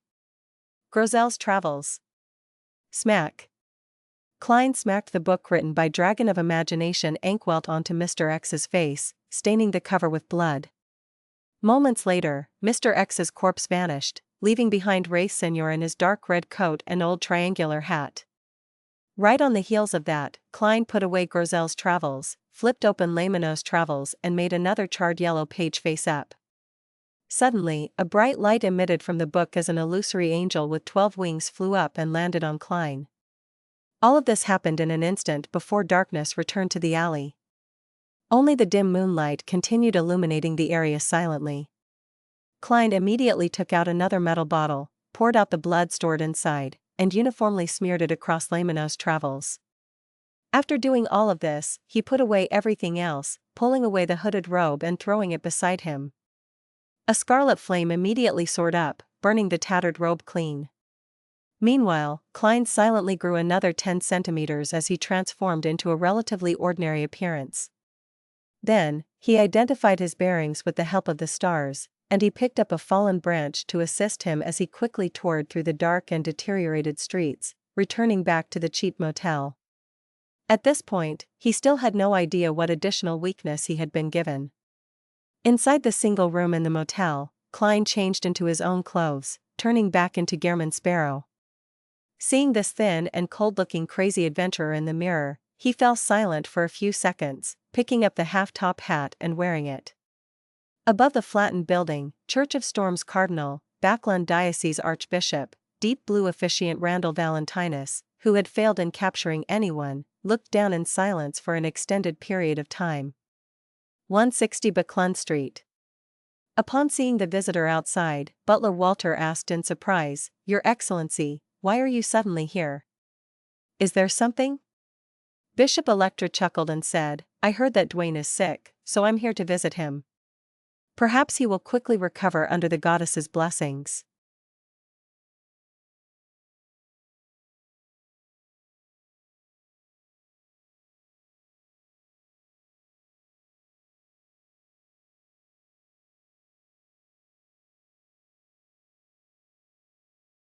Chapter 780, Extract. Walter came to the third story and rapped on the master bedroom's door. "Who is it?" Dwayne Dantes' slightly weak and hoarse voice sounded. Walter turned the doorknob, opening a tiny crack in the door. "Sir, Bishop Electra is here to visit you.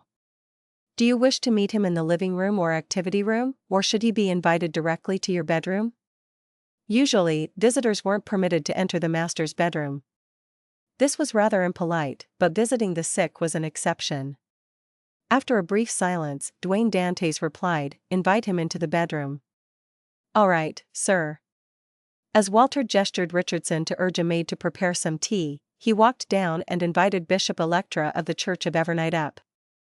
Soon, Electra entered the bedroom and saw Dwayne Dantes lying in bed, looking haggard. "Richardson, get the bishop a seat," the pale Dwayne Dantes said with a smile.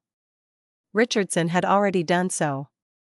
He immediately moved a high-backed chair to a spot near the bed. However, Electra took a few steps forward to observe the new tycoon in town and asked in concern, "Dwayne, how are you? Did you consult a physician?" His spiritual perception wasn't triggered, so he didn't make any attempts. He was only visiting a pious believer out of concern. Dwayne Dantes coughed lightly and smiled. "I'm actually almost recovered. I believe I'll be able to head over to church tomorrow or the day after tomorrow to listen to your preachings." "That's good. I was wondering if I needed to pray to Goddess to bless you." Electra chuckled and took a step back before sitting on the chair which Richardson had brought for him. At this moment, Dwayne Dantes glanced at the bishop and chuckled. "Actually, I've always had a question. Are clergymen of the Church of the Goddess allowed to get married?" Electra, who was 2 years short of reaching 40, sighed and smiled. "This question has actually troubled us for the longest time. In ancient times, the archbishops had engaged in intense debates about this on several theosophical meetings. One side believed that servants of the goddess need to maintain their purity, be it men or women, otherwise it would be sacrilegious. The other side found words from the goddess in the revelation of Evernight and other books, believing that the goddess encouraged marriage. She encouraged equality between both sexes and for them to have normal contact. Hence, clergymen should be an example of this, and not be a negative example. By doing so, that would be the greatest respect towards the goddess. In recent times, this question has basically been shelved. The church doesn't ban or encourage it. The only request is that married clergymen are not to let their families live in the cathedrals. Dwayne Dantes nodded slowly as he curled the corner of his lips. Your Excellency, do you have a wife? Although Bishop Electra was thin and not very good-looking, he was pleasant to the eyes. He sighed and said, hardly hiding his smile, 2 years ago, I walked down the aisle under the goddess's watch. I happened to have a child this year. I originally imagined that I would remain single my entire life in order to serve goddess, but... As he spoke, he gave a self-deprecating laugh and shook his head. Without waiting for Dwayne Dantes to probe deeper, Electra asked, you seem to be single as well. Are you considering the problem of marriage? He seemed to imagine that Dwayne Dantes had such thoughts, and he directly asked, imagining that the answer was certain as he continued, what kind of lady do you like? Perhaps I might be able to help introduce you to someone. Dwayne Dantes coughed lightly and said with a smile, I often chose adventures to amass wealth in the past, so I wasn't willing to get married, afraid I would drag her down. I like many types of women and am not picky. I like those older than me, ones who can give me warmth and make me feel at ease. Before he finished, his valet, Richardson, wore a stunned expression. He hurriedly turned his head aside and lowered it. He felt his face burning for some baffling reason. Dwayne Dantes didn't seem to sense it as he continued, I also like those younger than me, those who are pure and lively, making anyone who sees them feel as though it's dawn because of the radiance they aren't aware of. Bishop Electra's face suddenly froze as he raised his palm and clenched it into a fist as he held it to his mouth and coughed twice. Yet, Dwayne Dantes didn't stop. He shook his head and said with a sigh, I also like those who were once in love or were married so that people wouldn't dare approach due to their status, women who can only be viewed from afar. They are so charming that each action of theirs are so intoxicating and irresistible. I often dream. Butler Walter, who was standing nearby, trembled. He felt as though he had experienced a dream that he didn't wish to wake up from despite opposing it greatly. He had no idea if it was a good or bad dream. Dwayne Dantes was about to continue to describe further, but he stopped producing any sound after opening his mouth. He then chuckled softly. That's all very normal. When humans are at their limits and are under the influence of their senses, they often have some abnormal thoughts. As long as they're repressed while acting in line with one's will, it wouldn't feel like torture. One would still be a husband, a good father, a good man. That's very reasonable. When I'm incensed, I often have irrational thoughts, but few people will turn them into reality. Bishop Electra ingeniously changed the subject. As for Butler Walter and Valet Richardson, they revealed looks of contemplation. The bishop didn't stay long. After drinking a few sips of the marquis black tea that the maid delivered, he got up and bade farewell, leaving Dwayne Dantes' residence. The room quickly turned quiet as the window at the balcony silently opened. Klein, who had changed back into Dwayne Dantes, agilely leaped inside. Thankfully, I returned in time. If I allowed Rhodes to continue speaking, Bishop Electra would probably renounce a pious believer like me. Perhaps I'll even discover Walter and Richardson hanging from their rooms tomorrow morning, and the streets would have rumors of Dwayne Dantes being a pervert. Klein looked at the fake Dwayne on the bed and sighed silently.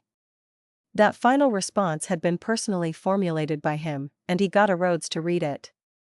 Of course, this was his contingency plan for the worst possible scenario. He had believed that Rhodes wouldn't have made this situation develop that far. Welcome back, great master. The Dwayne Dantes in bed bowed and greeted. Did your loyal and humble servant, Rhodes, do well? Hearing the mirror stammer the question, Klein sighed and said, it's still all right. You did pretty good. However, try not to agitate others when chatting. I will take note. The fake Dwayne Dantes rapidly vanished as a small mirror appeared on the pillow. Above the mirror, silver light bloomed as words appeared. Thank you for your affirmation. I will continue following in your footsteps. I look forward to being of service to you the next time. After a goodbye expression was sketched out, the mirror returned to normal. Klein went close to it and put away the mirror before entering the bathroom attached to the master bedroom. He took 4 steps counterclockwise and headed above the gray fog. He wanted to complete the grazing before Mr. X's spirit body dispersed. In the book world, inside a cave on a snow-laden mountain peak. Klein looked at Mr. X's corpse and carefully identified the head that had been pieced together from the fragments. He matched it with his memories of the target's picture which Miss Magician had provided him. It's him. I hope I'll obtain traveling and record. With them, I would make a killing with this operation.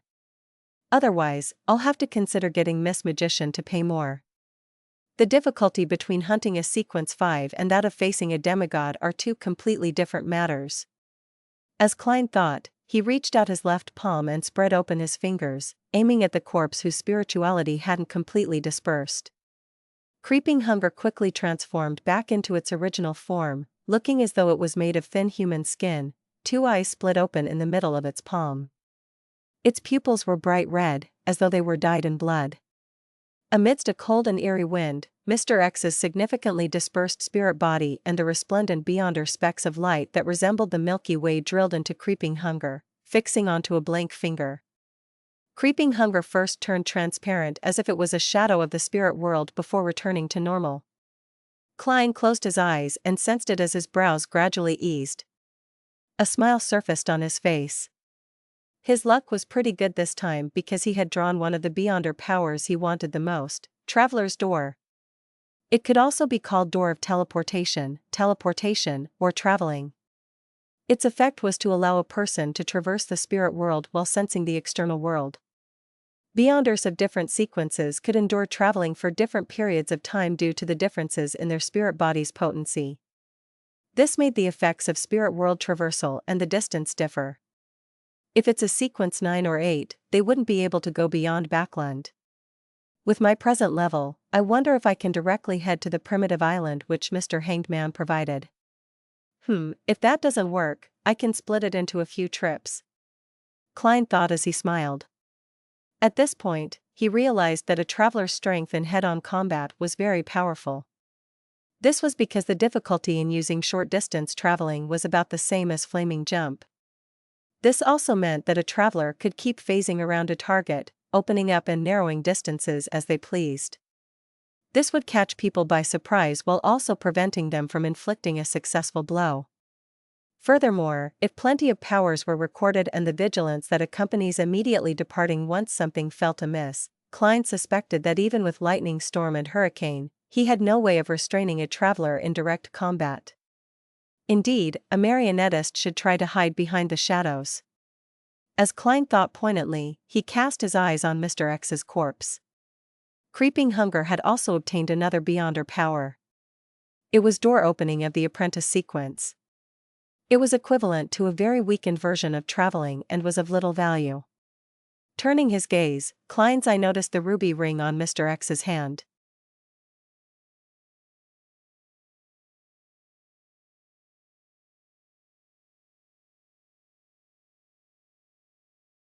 Chapter 781, Negative Effects.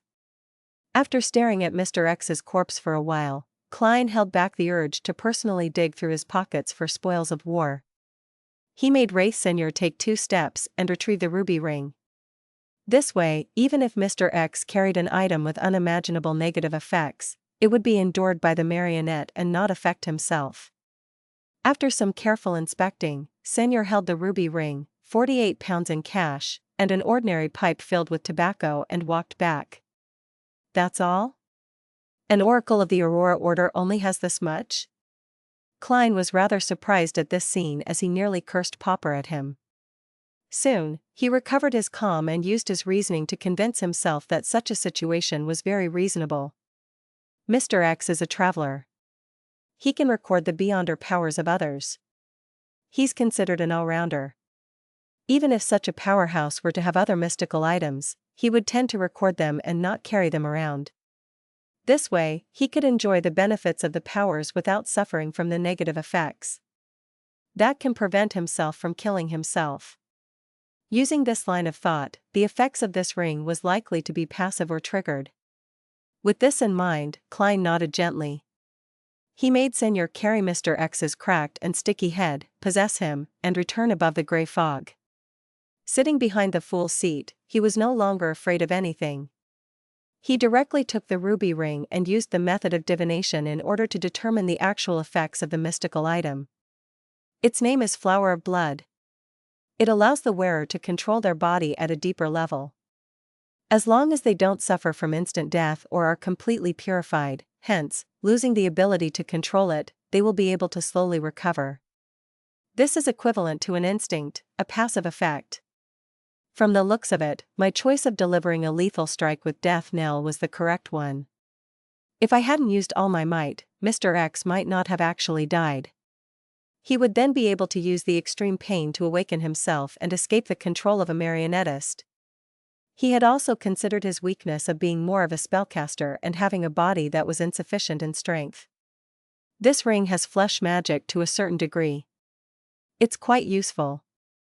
As Klein held the ruby ring, he rapped the edge of the mottled table and muttered silently. He then began probing the Flower of Blood's negative effects. Nearly a minute later, Klein opened his eyes and left the dream. "Oh, come on. This?" he muttered as he wore a twisted look. With dream divination, he had interpreted the Flower of Blood's negative effects. It involved randomly making the wearer lose all rationale and the ability to think. Great. This is in line with the true creator. Klein couldn't help but grind his teeth. A negative effect that was completely random meant that the Flower of Blood had no way to be used. Thinking back to the scene from before, Klein muttered to himself in an amused and peeved manner, Mr. X actually dared to wear such a ring? That's right, people who change their faith to the true creator often don't have any facility to think. In that case, wearing such a ring wouldn't make them worse. Losing rationale isn't losing reason. It wouldn't be as bad as suddenly hurting others. But clearly, he would be very rigid and foolish, acting only on instinct. Phew. Klein heaved a sigh of relief. He decided to throw the Flower of Blood into the junk pile and not vex over it. From his point of view, it was a piece of crap that he couldn't use, nor was anyone willing to buy it unless he sold it to the Aurora Order. However, that would only make the true creator very happy. At that moment, he caught sight of Admiral of Blood Senior who was standing beside him through the corner of his eye. Klein's heart stirred as he clapped. Why didn't I think of that? I might not be able to use it, but I can let my marionette use it. After all, he's dead and he follows all my instructions. He doesn't need to think. Admiral of Blood, Flower of Blood. It's destined to be a pair. Although Senior has lost his control over his body because he's dead, I can provide that. This way, he can still be fixed even if he can't phase into a wraith in time, or if his zombie body isn't strong enough to withstand a blow, causing him to lose a limb or two. Of course, to a marionette, that's not important, as it doesn't affect his intrinsic character. The main goal is to obtain the additional flesh magic. A few seconds later, a delighted Klein made Senior pick up the ruby ring and wear it on his left index finger. After doing this, Klein made the wraith return to the gold coin before he raised his left palm and spread his fingers. He wanted to release the interrogator from creeping hunger. This was a promise he had made a long time ago. This was the last spirit body that had been grazed when he received creeping hunger. It was time to set it free. Amidst an indistinct cold wind, a blurry soul appeared by the side of the bronze table.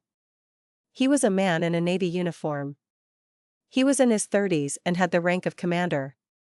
He had brown whiskers on his painful and dazed face. "What's your name? How did Kalangos kill you?" Klein asked in a deep voice. The man jolted from his reverie and answered, "My name is Andy Hayden. The second mate of the Unmat.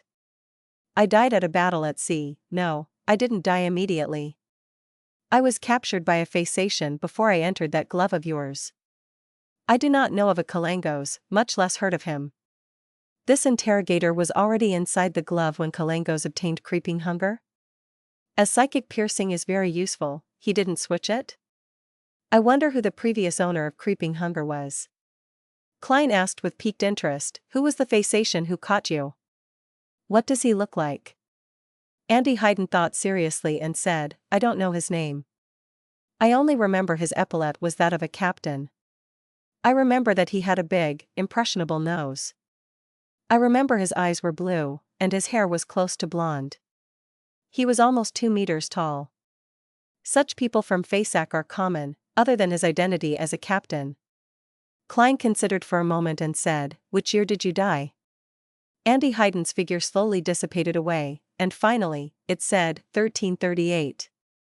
That's 12 years ago. Vice Admiral Hurricane Kalangos got famous less than 10 years ago. That captain might already be an admiral. Klein gently nodded and discovered that he had failed to ask if Andy Hayden had any last wishes. Forget it, setting him free is already a good deed. Klein quickly threw the matter to the back of his mind as he conjured the World Gehrman Sparrow. Please inform Miss Magician that Mr. X, Louis Veen, is dead.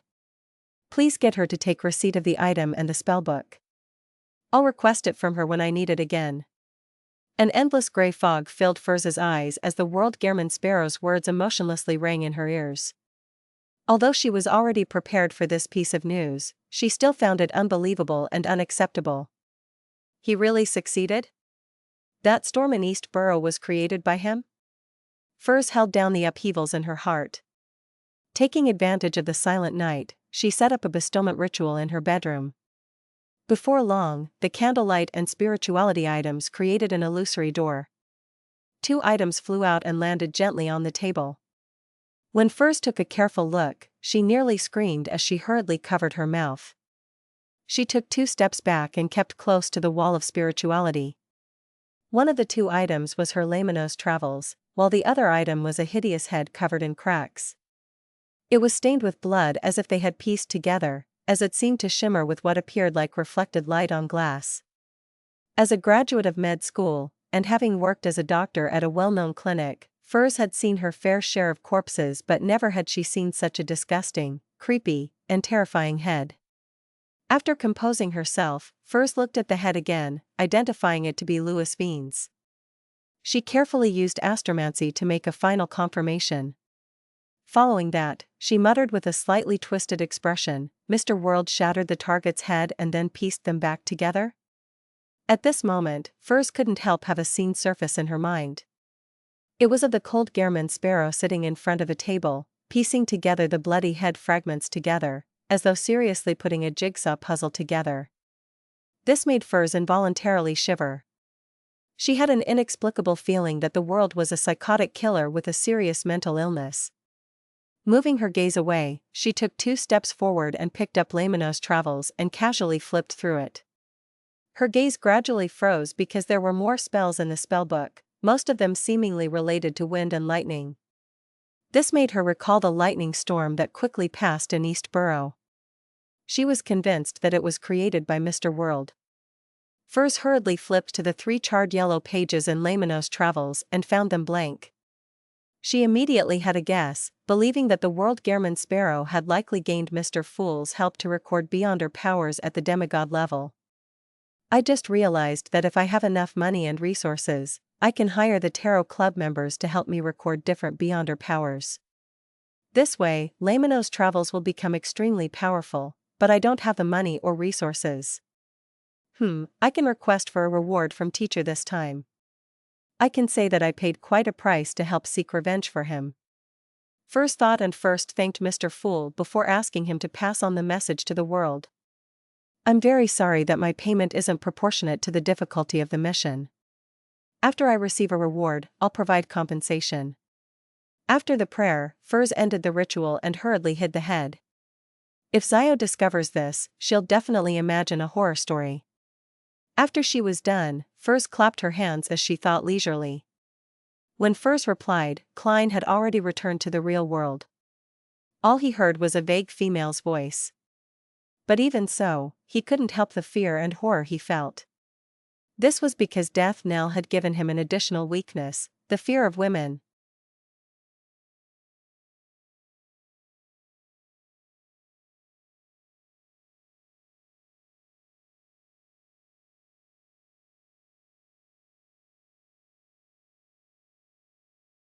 Chapter 782, Saturday Night. On Saturday morning, Klein, who was wearing pajamas, rubbed his head and got out of bed. He didn't sleep well, as different women would inevitably enter his dreams, scaring him awake. He needed to spend several seconds to calm his emotions before returning to sleep again. Thankfully, this weakness only lasts 6 hours, and there's no need for me to head out in the middle of the night. I didn't have to face the maids. Klein sighed as he pulled the rope beside his bed. Richardson, who had been waiting outside, immediately entered with the clothes his employer needed to wear. "I've no idea what Erode said. Richardson seems to try to avoid me when facing me. Was it the kind of ladies he mentioned he likes, and that it happens to also be at odds with how society views it?" Klein happened to only hear the magic mirror mention the kind of women that butler Walter liked when he rushed back. He wasn't sure what had happened prior to that. He didn't use dream divination to obtain the corresponding information, as he didn't feel that it was necessary. After all, with Richardson's personality, he wouldn't have the courage to take action no matter who he liked. It wouldn't have had any additional effects. After changing into his clothes, Klein headed to the second story and walked to the dining room. Walter was wearing white gloves as usual, waiting by the entrance. Upon seeing Dwayne Dante's approach, he took a step forward and bowed politely. "Good morning, sir. You have 2 lessons today. In the evening, you will be participating in the banquet at Mr. Portland Moment's place." Portland Moment lived at 100 Backlund Street. He was a full-time professor at Backlund University's Department of Engineering, a fellow at the Lone Kingdom Imperial Science Institute. As he had discovered a few metal alloys, he had received the Light of Machinery Award, and he was just second to people like Tirani von Helmesuen in the world of academics. Furthermore, the few metal alloys were widely used in ship and steam engine construction. Just the licensing patent was enough to make him a tycoon with a wealth of hundreds of thousands of pounds. Upon hearing Walter, Klein casually glanced at him, realizing that he had some dark eye circles. His eye bags were a little puffy, making him look different from usual. It was as though he hadn't slept well the entire night. If not for her faceless powers, Dwayne Dante's would probably look the same. Klein retracted his gaze in pity and didn't speak further. As he nodded gently in response to Walter's greetings, he entered the dining hall. To be honest, Klein was rather impressed with him. He was able to hold back his fantasies and stop himself from approaching her to seek out pleasure, despite frequently meeting a demoness. All he did was have wet dreams that included the target when alone at night. One had to know that a demoness, especially one who was in the midst of or having passed the pleasure sequence, had a charm that far exceeded a beyonder's effects towards males. Every action was filled with a charm that made any men who came close to them feel intoxicated and lost. It was like consuming opioids and gradually developing into something more serious, to the point of not being able to extricate oneself from the pleasure given by a demoness. Perhaps only gay men could effectively resist such charms. Of course, Klein suspected that gay men were not immune to it either.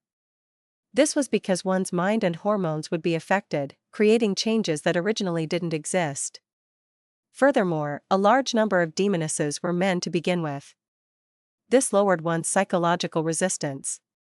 And precisely because of this, even though he was a Sequence 5 Beyonder, Klein had to constantly maintain a high-strung state when facing demonesses like Trissy and Tracy. He was afraid that any mishap might cause him to be charmed. Even he wasn't immune to such effects, much less an ordinary person like Butler Walter. This wasn't something that willpower alone could resist. Although perhaps being a result of Prince Edisac's death or her own advancement, Trissy was clearly able to rein in her charms. Walter is only an ordinary person. Even if he is one, he's at best a Sequence 9 or 8. For him to maintain his present state implies how strong his self-restraint is. He's very loyal to Prince Edisac, and he loves his wife and daughter. As Klein sighed, he sat down. Breakfast today was his favorite desi pie. The oil that effused out of it made him salivate. The sea late at night was nearly black as it was faintly dyed with a sliver of crimson red. It was calmer and quieter than in the day. The Blue Avenger was ebbing up and down in the waves like a ghost as it cruised towards the crimson moon. Alger Wilson stood at the bow, looking far away at the waves. On the surface, he appeared staid as usual, but deep down, he could hardly hold back his agitation. Ahead of him was the abyss maelstrom north of Sonia Island. As it was a dangerous vortex that was famous for appearing without any signs, no ship was willing to enter these dangerous waters. After delivering the report and leaving Possum Island, Alger commandeered the Blue Avenger all the way north where they circled around Sonia Island and headed for this area. Midway, they had docked at a harbor for resupplies without wasting any more time. As for whether he would be suspected for heading north, Alger wasn't worried. This was because the Church of Storms was happy to have its captains head north of the Sonia Sea and the Fog Sea in order to obtain intel on the Fasak Empire, Intis Kingdom, Church of the Eternal Blazing Sun, and the Church of the God of Combat. Looking back at his ship, Alger walked deckside, took out a charm made of tin, held it in his palm, and chanted the incantation, Storm. A blue flame soared and devoured the charm. Alger suddenly sensed a baffling affinity with all the fish in the ocean beneath him. At that instant, both parties were able to communicate at the psyche level. The tin charm was one of the items he had obtained from his resupply at Possum Island, allowing him to have an affinity with undersea creatures, providing a crude level of psychic communication with him. Amidst his thoughts, Alger didn't think of obtaining any intel. All he did was wait for the Blue Avenger to approach the Alger maelstrom and make a second attempt. Seconds turned into minutes as Alger, who had failed nearly 100 times, finally learned from a spindle-like fish about where Obninsks often appeared. If I didn't know that the target is near the abyss maelstrom, I would have long given up. It's really difficult to grasp any reliable information through a brute force search. Alger concluded as he touched his pocket. He had already used up most of his affinity charms, with only 5 left. I'll have to get another batch of them when I return. Others must not discover that I've expended all these. I heard the Rorstad Archipelago's resistance has plenty. Heh. As Alger was pondering, he changed the direction of the Blue Avenger for the spot he had just learned about. About an hour passed as the Blue Avenger stopped. Alger casually took out a sealed metal bottle. This was the sanguine anesthetic gas that he had spent 130 pounds to buy from the moon. He had no doubt in regards to its effects because he had used one in the past. As the Blue Avenger was a ghost ship, it didn't need many people to man it at night. There was only one person every night who was in charge of watching the ship, preventing it from deliberately creating problems or cruising into dangerous waters. As the captain, Alger had arranged himself to be on duty that night without anyone noticing. After he was done with his preparations, he came to the door of the sailors, took out a metallic pipe, and opened the bottle. He released the gas into each room, without even sparing the storeroom which stored all kinds of sundry. It was in case certain members of the crew were playing cards in there instead of sleeping. After doing all of this, Alger, who wasn't in a rush to concoct the potion, brought the ingredients with him, changing into a diving suit that was made of shark skin. He leaped from the starboard and into the water, without causing any splashes. Under the dark and calm waters, Alger's eyes gradually turned dark blue, allowing him to see his surroundings clearly. He breathed in the air within the water comfortably as he arrived in a pitch-black deep sea. Then, he used the affinity charm once again to communicate with the surrounding fish that were of different shapes and sizes. With the advice from the kind fish, Alger identified his bearings and swam as he asked, finally arriving at what seemed like an underwater volcano. The fish actually didn't know that an Obninsk stayed here. They only knew that their own kind and a number of top deep-sea hunters often disappeared in the vicinity. With his beyonder powers, Alger looked far ahead and saw the huge, black cave in the undersea volcano. Tentacles that were thicker than pythons found in a southern continent primitive forest gently flailed outwards. The huge suckers and patterned skin, as well as the cave that was several times the size of the Blue Avenger, left Alger apprehensive as he didn't dare approach. An Obninsk is at least a powerful sequence 5. Furthermore, it has a terrifying body. I can confirm that it's my target. Alger carefully swam over and stopped at a distance from the threat. After careful identification, he used the affinity charm once again. Following that, he allowed his spirituality to pass through the water and reach into the cave in an attempt to communicate with the powerful psyche force that was huddled inside. The massive psyche slowly relaxed as countless thoughts were released. It was taken aback for a moment before its psyche suddenly erupted like a volcano. Roar! Amidst a terrifying sound, the cave produced a ludicrous vortex that sucked the surrounding water, trash, as well as Alger towards it. It's filled with animosity. Alger's pupils constricted as his body turned slippery as he was driven by a formless wind backward in an attempt to escape. He used several Beyonder powers before escaping the influence of the vortex. He didn't dare stay near the undersea volcano, and he quickly surfaced before opening up a gap. Almost a minute later, Alger, who had escaped the dangerous area, spat out bubbles as he heaved a sigh of relief. That Obninsk can actually resist the influence of charms that increase an affinity with sea creatures. Does it hate items with the Lord's aura? After some thought, Alger, who didn't wish to waste this opportunity, steeled his resolve since he had already come this far. He began using Elvish to pray amidst the seawater. The fool that doesn't belong to this era.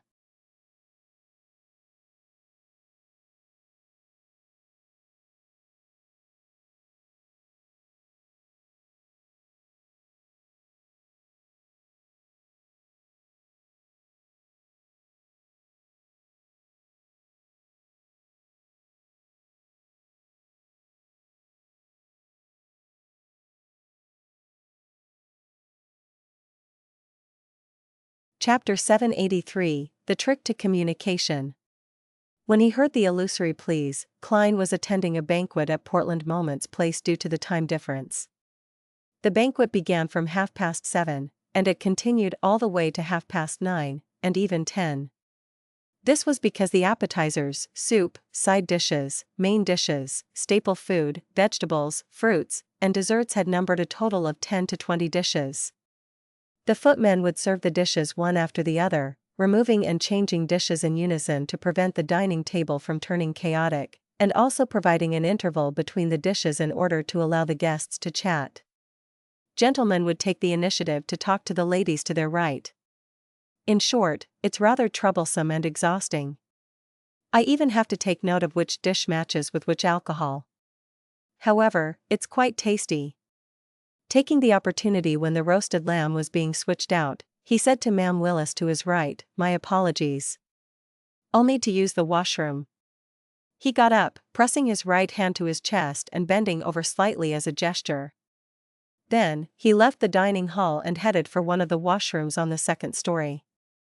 Upon entering, he locked the door and immediately took 4 steps counterclockwise to head above the gray fog. Mr. Hanged Man's prayer.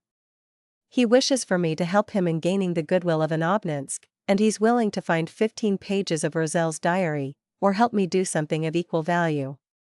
His progress isn't slow. Klein sat at the fool's seat as he emanated his spirituality and touched the constantly burgeoning and contracting crimson star.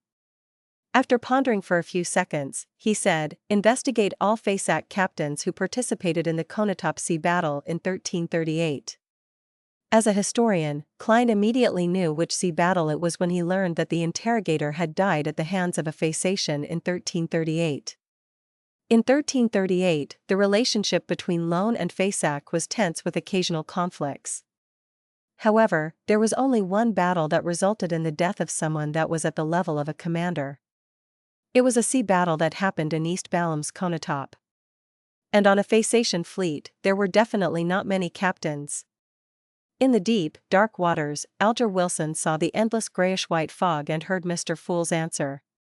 Investigate all the captains from the Fasak Empire that were involved in the Konotop Sea battle in 1338. Why would Mr. Fool pay attention to such a trivial figure? Is there some immense secret hidden in this matter? Alger's heart stirred. Without any hesitation, he directly agreed. Your wish is my wish. Such a mission was difficult and very complicated for him, but it wasn't dangerous. It was something that the present him could accept. After the response, Alger heard Mr. Fool's deep voice once again. You can return to the target's vicinity. That's it? As expected of Mr. Fool. After he obtained the authority, he is more like a sea god than Calvetua. His might isn't limited to the Rorstad archipelago. Alger was delighted as he thanked the fool solemnly. Then, bending his back and kicking his legs, he turned to head down, diving into the depths once more. In just minutes, he returned beside the undersea volcano and saw a turbulent flow in the gigantic dark cave as the tentacles were flailing and had yet to calm down. Although Alger trusted Mr. Fool in being sufficiently powerful and terrifying, an awakening ancient god, he instinctively became cautious when he saw that scene. He carefully inched forward. He suspected that the Obninsk's flailing of its countless tentacles was a sign of welcoming him. And at this moment, above the grey fog, the sea god scepter-wielding Klein frowned slightly. It refuses to communicate with sea god, and it even hates the feeling, making it unwilling to show its goodwill, he muttered under his breath, exasperated. His influence on the surrounding waters through the prey had failed.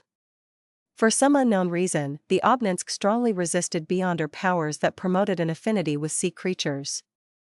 Through the prayer scene, he could see the thick tentacles thrashing about, and he vaguely sensed that the target was infuriated. It was trying to rip apart all living beings that dared approach it. Mr. Hanged Man has gone over. He's going over. The corners of Klein's mouth twitched as he decided to switch his approach. He raised the sea god scepter a little higher, allowing the blue gems at the tip light up one after another, emitting a bright, blinding light. Right on the heels of that, he directed the violent aura of lightning storm over, casting it on the Obninsk. The thick tentacles that thrashed about at the bottom of the sea suddenly froze before falling down. They clung close to the seabed as countless green points of lights appeared in the dark cave. Amidst a jarring rumbling sound, a terrifying monster that could devour a sailboat crawled out. Its patterned black body was massive and distorted. It had a total of 3 heads, and each head had more than a dozen eyes. All of them were emitting a green light. The monster then prostrated, appearing as obedient as a trained hound. Indeed, tricks are needed in communication. Klein nodded in satisfaction and once again used the beyonder affinity powers to make the Obninsk open the mouths of its 3 heads via a psychic connection. This made Alger instantly see 3 dark caves, each of them large enough to provide a sailboat passage inside. Praise be to Mr. Fool. Alger looked at the magnificent scene before him as he couldn't help but mutter inwardly. He didn't waste any time, and he chose the middle head by quickly swimming towards it. A spiraled and warped passage quickly appeared in Alger's vision as the walls were made of flesh. The width was comparable to the bow of the Blue Avenger. Whoosh! Water flowed into the passage, heading right for the deep depths. Alger took the opportunity to let his body go with the flow. Suddenly, he felt as though he was back as a sailor, engaging in combat amidst waves, groggy from being tossed around. It couldn't be sustained. By the time Alger used his beyonder powers and got a hold of himself, he had already left the tunnel of flesh. He was in a dark, spacious world, with a sticky sensation by his feet. There was a putrid stench everywhere around him. In just a second, Alger realized that the liquid inside was corroding him. He hurriedly produced a water membrane as he made it swell into a transparent sphere. He knew that he was already inside the Obninsk's stomach. Without any hesitation, he took out all the bottles he had long prepared and began concocting the potion. As the supplementary ingredients were thrown into the wide-mouthed metal bottle, they mixed into a dark blue liquid. Following that, Alger carefully threw in a jellyfish that enveloped azure blue seawater in its translucent membrane. The distant and ethereal singing grew in intensity before calming down. In the bottle, there wasn't any ripples or bubbles. The liquid was dark, just like the ocean before a storm. Alger calmed his mind, entered cogitation, and picked up the metal bottle before cleanly downing the ocean songster potion inside. The liquid was cold as it brought about a numbness that slid down his gullet and into his stomach. It then spread throughout his body cells at an unimaginable speed. At that instant, Alger vaguely heard countless voices. They came from all life at sea, but the Obninsk's body blocked most of it, leaving a relatively screened-out version. Plop. Plop. Plop. Alger felt his heart beating violently as it spewed blood outwards. His spirituality and the sound waves began to remold his voice and soul. He couldn't help it as he opened his mouth, letting out a loud sigh. Amidst the sigh, Alger felt his spirit body being ripped slightly. As the sound waves spread outwards, they first turned into mottled scales on his skin before pulling out long flesh tendrils that appeared like flailing tentacles. The sound wave continued spreading outwards with his spirit body fragments, making contact with the sticky liquid within the Obninsk's stomach, and they magically bounced back, infusing Alger's body once again. Alger, who was on the brink of losing control, instantly felt better as he seized the opportunity. Without any fear of embarrassing himself, he began singing loudly in a bid to vent the invisible sound waves that would blast his body apart. Rough, messy, off-tuned singing filled with a metallic quality spread outwards, wave after wave, mixing with the numerous spirit body fragments before bouncing back on the Obninsk's sticky stomach walls. In this process, Alger was like an ingredient being baked in sound waves as he was molded into form. Finally, he regained control of his body, and he grasped his spreading spirituality. At last, Alger closed his eyes as a smile couldn't help but appear on his face. He had completed the first goal he had for all these years, to advance to Ocean Songster. I've gained superficial control of lightning, gaining a more all-round underwater mobility, as well as the ability to use singing to affect targets. The latter ability is different because of every person's uniqueness, producing different branching paths. One of them is to use beautiful singing to disrupt an enemy's spirit body, causing him to turn adrift and fall into a daze. Another is to raise one's explosive strength. Another is to simulate a thunderous boom to leave others in awe. And another is to use chaotic and unpleasant singing to leave the enemy frustrated, causing them to lose their rationality. Alger inspected himself as his expression turned a little odd. He soon put these thoughts away, picked up his items, and swam towards the Obninsk's mouth before gently tapping on the already closed mouth. The mouth slowly opened as it roared suddenly, spewing out everything in its mouth. Alger instantly felt as though he was in midair as he nearly collided with a shark. After a series of actions, he surfaced and swam towards the Blue Avenger. Only after the ghost ship's outline was reflected in his eyes did he truly heave a sigh of relief. Alger was only worried that something out of the ordinary would happen to the Blue Avenger while he was advancing. Although an hour or two wasn't a huge problem, there were always all kinds of surprises in this world. After receiving Mr. Hanged Man's gratitude again, Klein returned to the real world, washed, and dried his hands before leaving the washroom and walking towards the dining hall. As the fragrance of food inundated his olfactory senses once again, he slowly drew a breath as he returned to his seat with a smile. As he gestured to the guests, he sat down. At this point, it was already time for dessert. From the looks of it, I stayed too long in the washroom. I hope that after today there wouldn't be talks about Dwayne Dantes having constipation. Klein silently muttered to himself as he smiled at Mam Willis to his right and said, "When I was young, I ate all kinds of strange food in the southern continent. One of them was called tennet tree plums. They taste like bland butter, just like these desserts." He euphemistically explained the reason for his delay by implying that he had weakened his stomach from his younger days.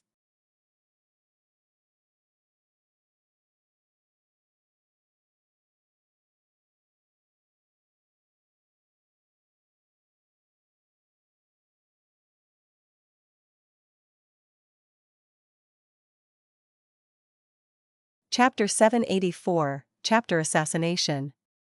Mam Willis glanced at Dwayne Dantes and said with a smile, completely unfazed, "Your past, and your experiences in Desi Bay and the southern continent, are more interesting than any novel I've read. It makes me feel like having a similar experience of my own. Of course, they're just real-life stories that have been tweaked. It's all thanks to Anderson Hood, a hunter that goes everywhere." As Klein cast his gaze on a tiny butter cake, he chuckled. "It's because those are only the interesting ones. There are many that I'd rather not be reminded of. After that simple statement, he began enjoying the dessert. However, when Ma'am Willis and the other ladies heard that, they were somehow reminded of a best-selling novel, A Man with a Story. To them, Duane Dantes was such a man. Although he looked like a placid lake, there was more deep down. Hidden there were more pleasant surprises and plenty of pain. The banquet ended 20 minutes to 10. A number of gentlemen and ladies went to the card room to play 2 hours of Texas Hold'em, while the remaining men headed for the activity room to have a chat. They didn't bar women from joining, but as it was inevitable for them to broach on sexual matters while smoking, no women joined them. They either circled the piano at the first story and listened to and sang along with the performer, or they grouped up to play chess. Klein chose to head to the activity room on the second story. Private conversations with a few people had helped him speed up his admission into the circle. After entering the room, he observed the environment and went straight for the windows to open them. Then, he pulled a nearby high-back chair to sit down. Just as he did this, he saw the banquet's host, Portland Moment, laugh with a pipe in hand. Men often need some space for themselves. His voice was sonorous, and he had a big build. He was an elder in his 60s with a ruddy complexion and rather thick hair despite being all white.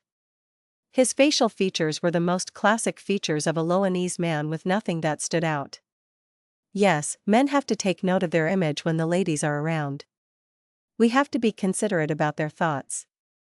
I've already wanted to kiss this an hour ago, Hazel's father, Member of Parliament, mocked, took out a gorgeous silver box, taking out a cigar from inside. The other men in the activity room did the same as pipes or cigarettes appeared in their hands as though they were pulling off a magic trick. As the flames flickered, wisps of smoke began to billow, filling the room as though the smog from yesteryear hadn't dispersed. After enjoying it for a few seconds with his eyes closed, Portland Moment looked to the guest by the window and asked, "Duane, do you not smoke?" Klein clenched his fist and placed it to his mouth, coughing slightly as he said, "I have yet to recover. The doctor advised me not to smoke for the time being." To be frank, he was almost choking. Thankfully, he had smartly chosen a seat by the window. This group smoked like chimneys. Klein curled his right index finger and rubbed against his nostrils. He had the urge to use the beyonder powers of a magician to create an invisible air pipe that extended outside to draw in fresh air so as to escape the harm of second-hand smoke. But considering how there might be beyonders hiding amongst these men, he wisely gave up on the idea. Portland Moment laughed upon hearing that.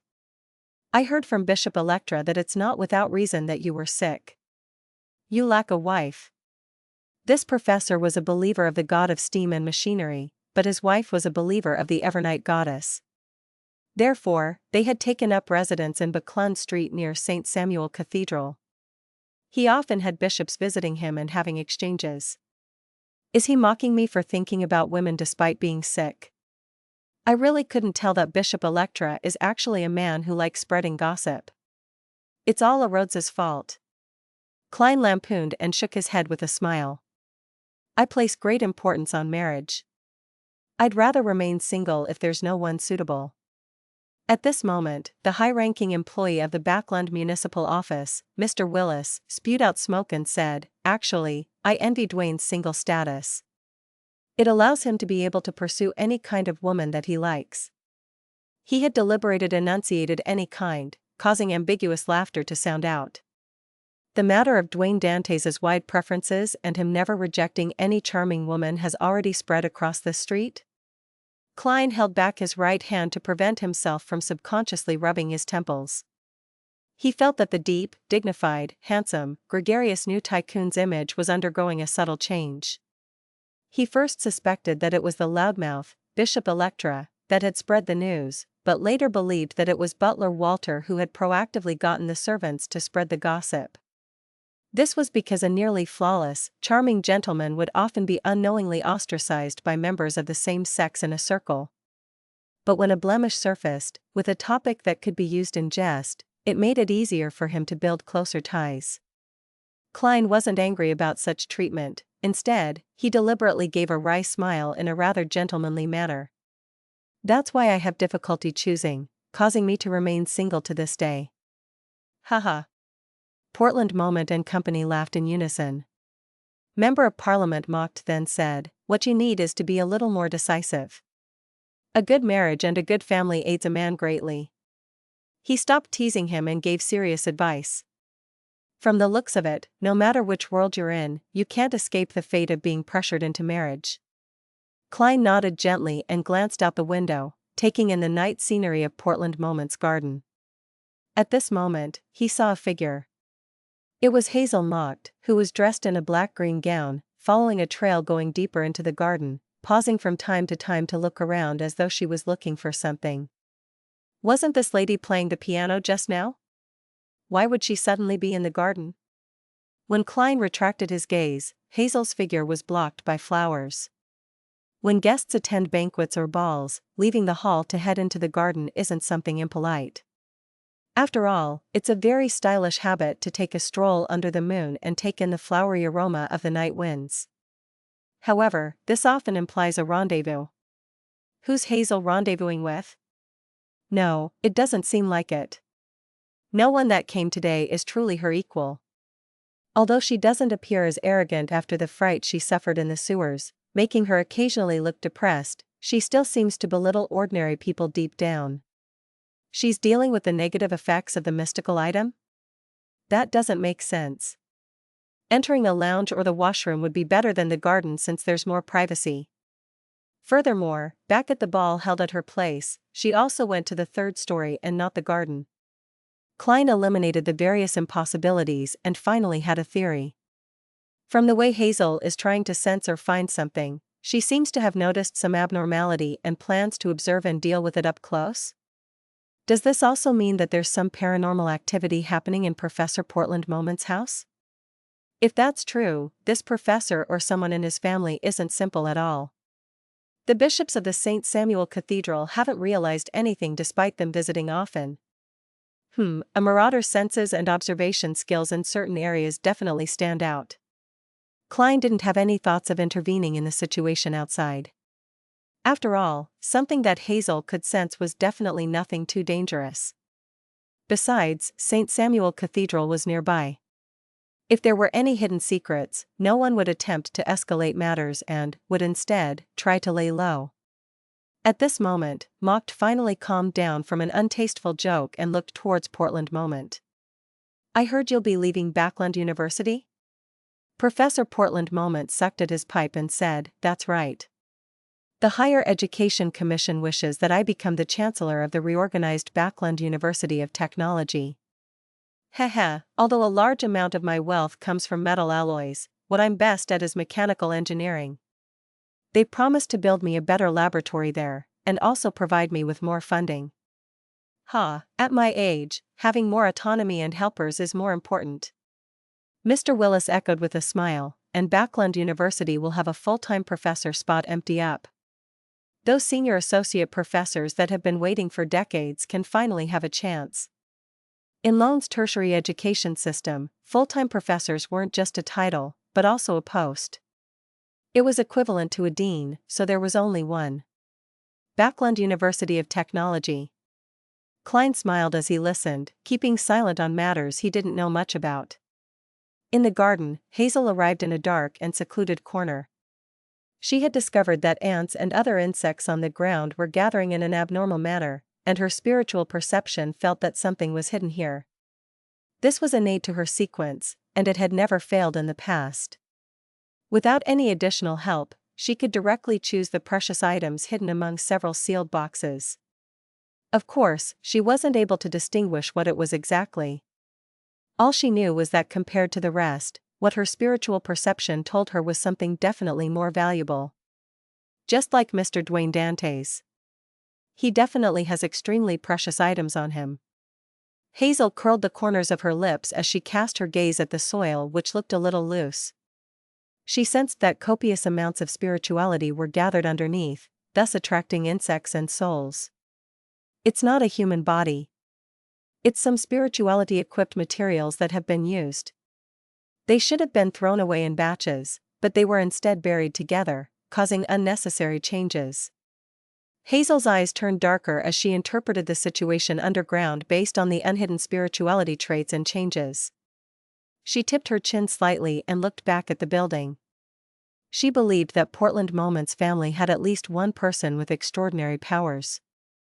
And if this problem in the garden wasn't resolved, the nearby houses would have paranormal activity in the coming days. Hazel retracted her gaze, extended her left hand, and aimed it at the soil. With a gentle grip, she slowly twisted her wrist. The gathered spirituality vanished as though it had been stolen by someone.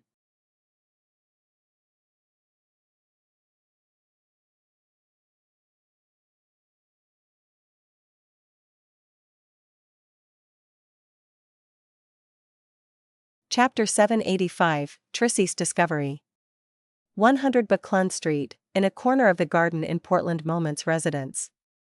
The many ants and worms that were gathering there slowly dispersed as the cold, creepy sensation faded.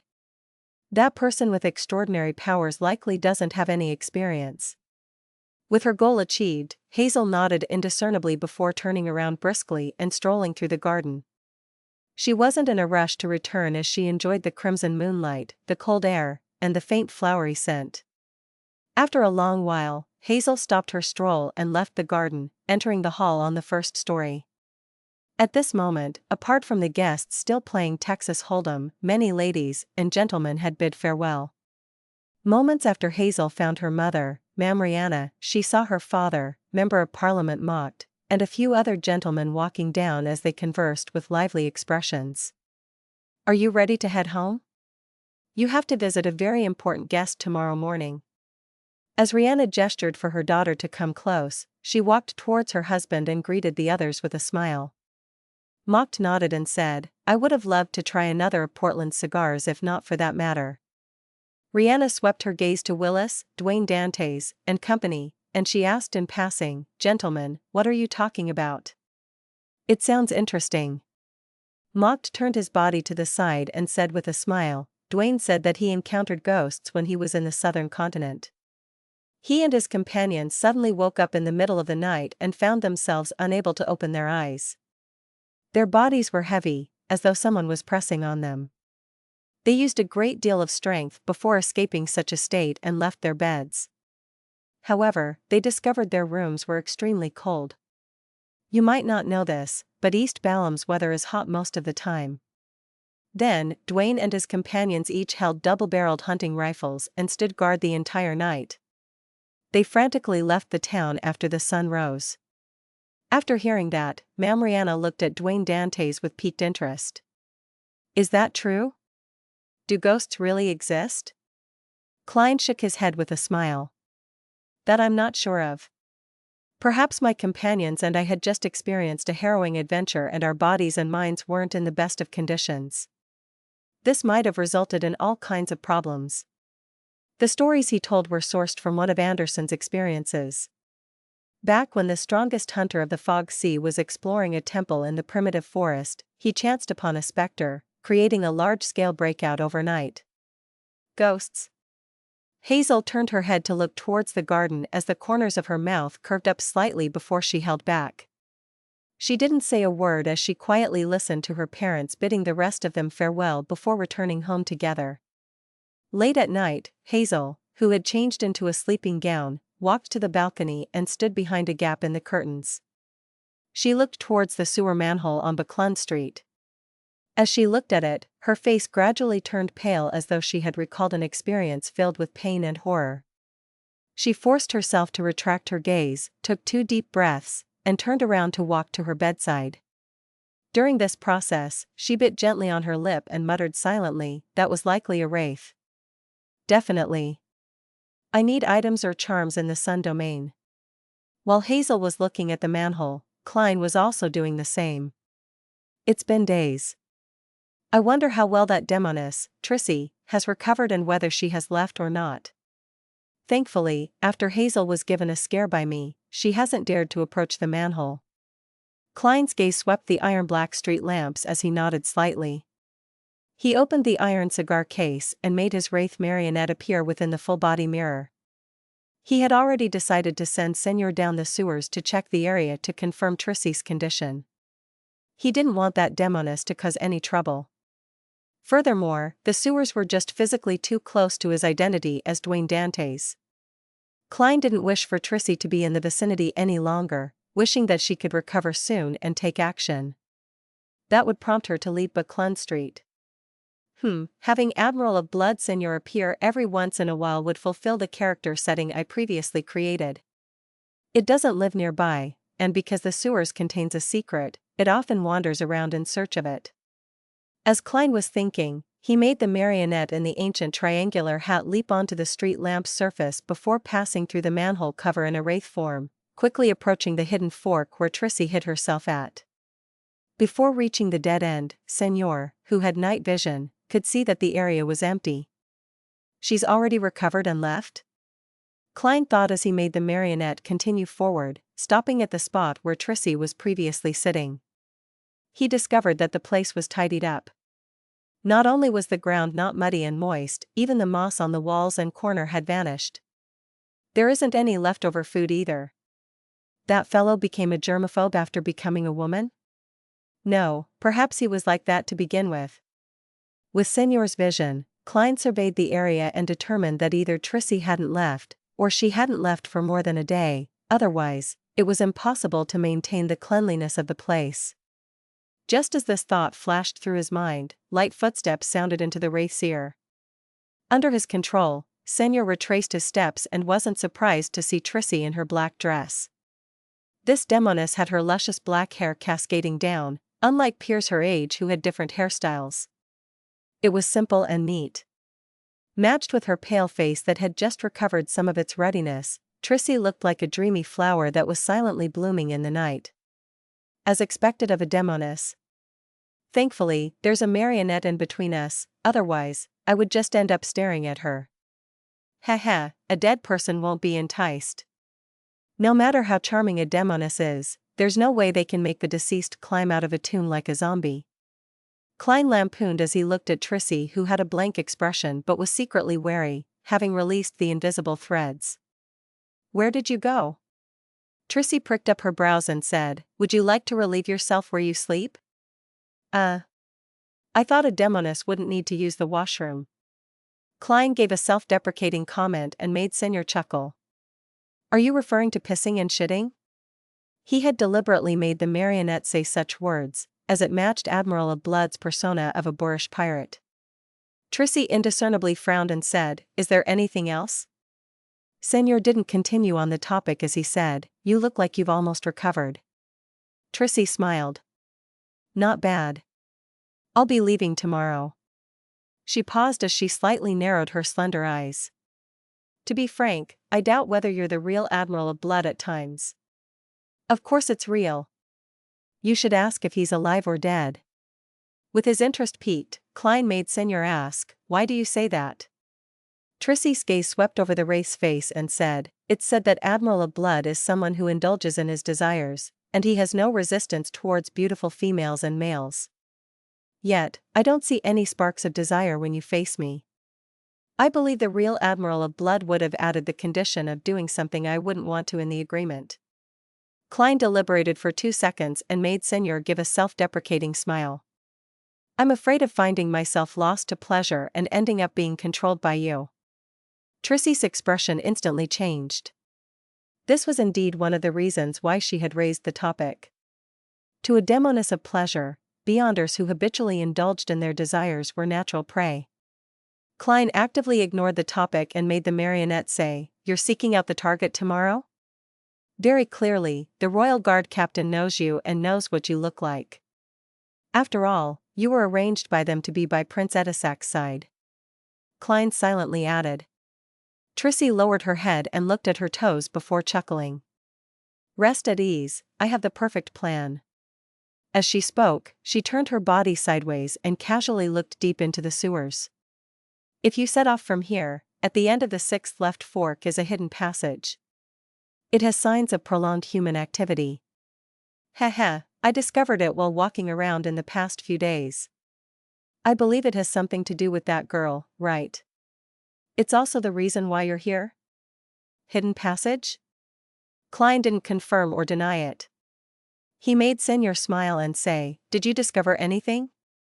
Trissy shook her head. There was nothing at all. Perhaps only a certain pathway, or someone with a specific item, can find the clues. A marauder's intuition, or something on Hazel's person? Klein didn't make Senior continue on the topic as he pressed his hand to his chest and bowed with a smile. Since you've recovered, I can be at ease. The moment he said that, he suddenly vanished.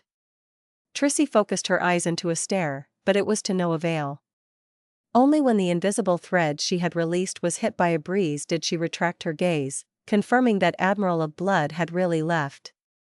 At that moment, Klein had brought the wraith back to the manhole without attempting to explore the spot which Trissy had mentioned.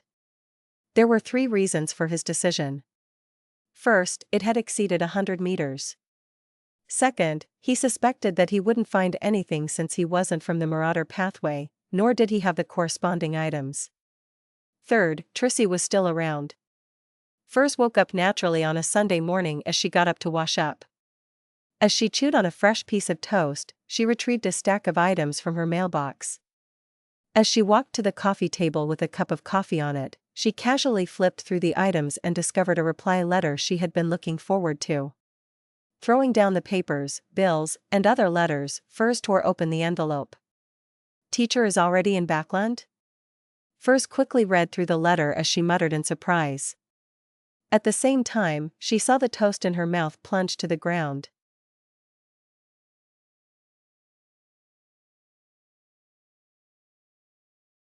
Chapter 786, Accounting Fraud. Hat Trick Inn on Sherwood Burrows 22, Hope Street. Just as the attendant at the front desk was about to drink some water, she saw a lady walk in. The lady was about 1.65 meters tall, and she wore a light-colored dress with frilly sides. Her brown curly hair cascaded down as she wore colored glasses. She looked casual, just like someone who had just returned from Desi Bay. She held a dark brown leather suitcase as she unhurriedly walked to the front desk. A lady with extraordinary disposition. Her attire is nice. How I wish I could see what she looks like without her glasses. As a female, the attendant habitually sized up her clothes and accessories. She then heard the lady say in a languid tone, "One night. A single room. 2 soldi and 8 pence. The attendant gave her the room rate for the day and directly asked, "Do you have any identification documents?" She wasn't too adamant about registering her identity, because the inn had no means of confirming the authenticity of the documents. Yes. The lady put down her dark brown suitcase and took out an identification document from her handbag before passing it to her. "Margaret Taylor," the attendant muttered as she registered her before finding a bunch of keys. "Room 2012. "Thank you." The lady in fashionable attire received the keys, carried the dark brown suitcase, and walked towards the staircase. At this moment, an attendant in a red vest came over. He bowed and asked, "How may I help you?" He immediately cast his gaze on the dark brown suitcase. The lady curled her lips into a smile as she shook her head. "There's no need. It's very light." With that said, she didn't stop as she walked up the stairs and entered room 2012. Only after she closed the door and put down the suitcase did she raise her right hand to her chest, letting out a long sigh of relief. "Why do I feel like a psychotic murderer?" She was none other than the disguised Furs. There was nothing in her suitcase except for Mr. X's head, which was wrapped in newspapers. The 2 attendants from before probably wouldn't have guessed that a fashionable lady didn't have any clothes, facial products, or makeup in her suitcase, but a cracked, bloody head. If they were to discover that, everyone in the inn would be given a fright. This is source material for a detective novel. Furs calmed her feelings of anxiousness and picked up her suitcase again and opened the door. She observed the corridor and saw no one walking through it. She hurriedly walked out and headed for room 2016 and rapped on the wooden door. Her teacher, Dorian Gray Abraham, was living in the same room he previously used. After sensing someone sizing her up through the peephole, Furs heard the doorknob twist as the gears unlocked. Dorian Gray was dressed in a black suit with very broad shoulders. He looked to the left and right warily before making way, allowing his student to enter. No one noticed you, right? Following that, he closed the door and asked cautiously. Firs put down the suitcase and removed the colored glasses that hid half her face. No, I used a fake identity. As a Beyonder in Backland with rather rich experience as a low-sequence Beyonder, having a few fake identification documents was necessary. Furthermore, she had Zio's expert help in such matters. The only problem was that it was ultimately a fake identity that couldn't stand up to police scrutiny. However, Firs had heard that there were places where real identity documentation could be obtained. Furthermore, they were documents which the police department had a record of, with the picture swapped. Of course, the price was much more expensive. Dorian nodded gently and silently exhaled. As he got Firs to sit, he brought a chair over and said, "You mentioned that someone is paying to find the direct descendants of the Abraham family at a Beyonder gathering in Backland? And the goal is to find information on Mr. Dor?" "Yes, teacher," Firs said nothing but the truth. "I don't know much about the family, so I thought of asking you to see if you knew anything." She had 2 points, namely the Beyonder gathering being called the Tarot gathering, and that she long knew that her teacher was a member of the Abraham family. Dorian sat down and drank a sip from a white porcelain teacup. He asked with a calm expression, "Who was the one asking?" "I'm not sure. I can only confirm that it was a woman. She had concealed her appearance. She seemed very powerful and must have quite a strong backing." Firs described her impression of Mam Hermit. What she didn't say was that this woman had close ties with Queen Mystic Bernadette. Dorian Gray pondered for a few seconds before saying, "I don't know much either. All I know is that Mr. Dor is the ancestor of the Abraham family. He vanished during the War of the Four Emperors. You can try using this piece of information to get some of the bounty." "Mr. Dor is the Abraham family's ancestor?" "Mr. Dor, who made the Abraham family suffer the curse of the full moon, causing many members to lose control, is actually the Abraham family's ancestor?" Firs was alarmed. Having already learned some of the problems of the Abraham family from Mr. Fool, she couldn't believe that the cause of all of this was the source of the bloodline. "Does Mr. Dor not know the consequences of his actions?" Firs muttered silently as she couldn't help but frown. Dorian Gray noticed his student's abnormal reaction as he asked, somewhat puzzled, "Is there a problem?" "Oh no, I didn't manage to hide my expression." Firs deliberated and said, "I just don't understand. It's been more than 1,000 years, so apart from the Abraham family's direct descendants, who would wish to gather information on Mr. Dor and why? Perhaps they're trying to find Mr. Dor? All right, Queen Mystic is Emperor Rosel's daughter, and Mr. Dor has appeared in Emperor Rosel's diary. Therefore, the Queen is trying to find Mr. Dor to figure out the truth of the past. That's normal. However, Mr. Dor vanished in the War of the Four Emperors, more than 1,000 years before Emperor Rosel's era. How did they manage to contact each other? Could it be that Emperor Rosel could also hear the full moon ravings? I remember Mr. Dor making a remark that Mr. Dor might be calling for help. If that's the case, it's really. As an author, Firs was momentarily at a loss for words to describe her feelings. Dorian revealed a wry smile and said, "Certainly, I'm also puzzled about this problem. Remember to tell me if you find the answer." Firs didn't harp on this matter, afraid that Dorian Gray would notice anything amiss. She then said, "Teacher, why did you suddenly come to Backland?" Dorian smiled and picked up a cigarette as he raised it to his nose to give it a whiff. Without lighting it, he said, "I happen to have some matters that need me to be in Backland. I also decided to check on your digestion progress." In fact, he had been alarmed by Firs's letter. He couldn't believe that anyone in the world would still be asking about Mr. Dor. One had to know that even the Abraham family had given up such attempts. He was the only one who kept at it, teaching students on his own accord. This also made him recall a prophecy that was passed around within the family: the Abrahams were increasingly approaching their destruction. When he connected the two matters together, he rushed over to Backland to confirm his student's situation. He wished that she could advance as soon as possible, leaving some hope for the Abraham family. "I just grasped the various astrological knowledge," Firs replied, feeling a little guilty.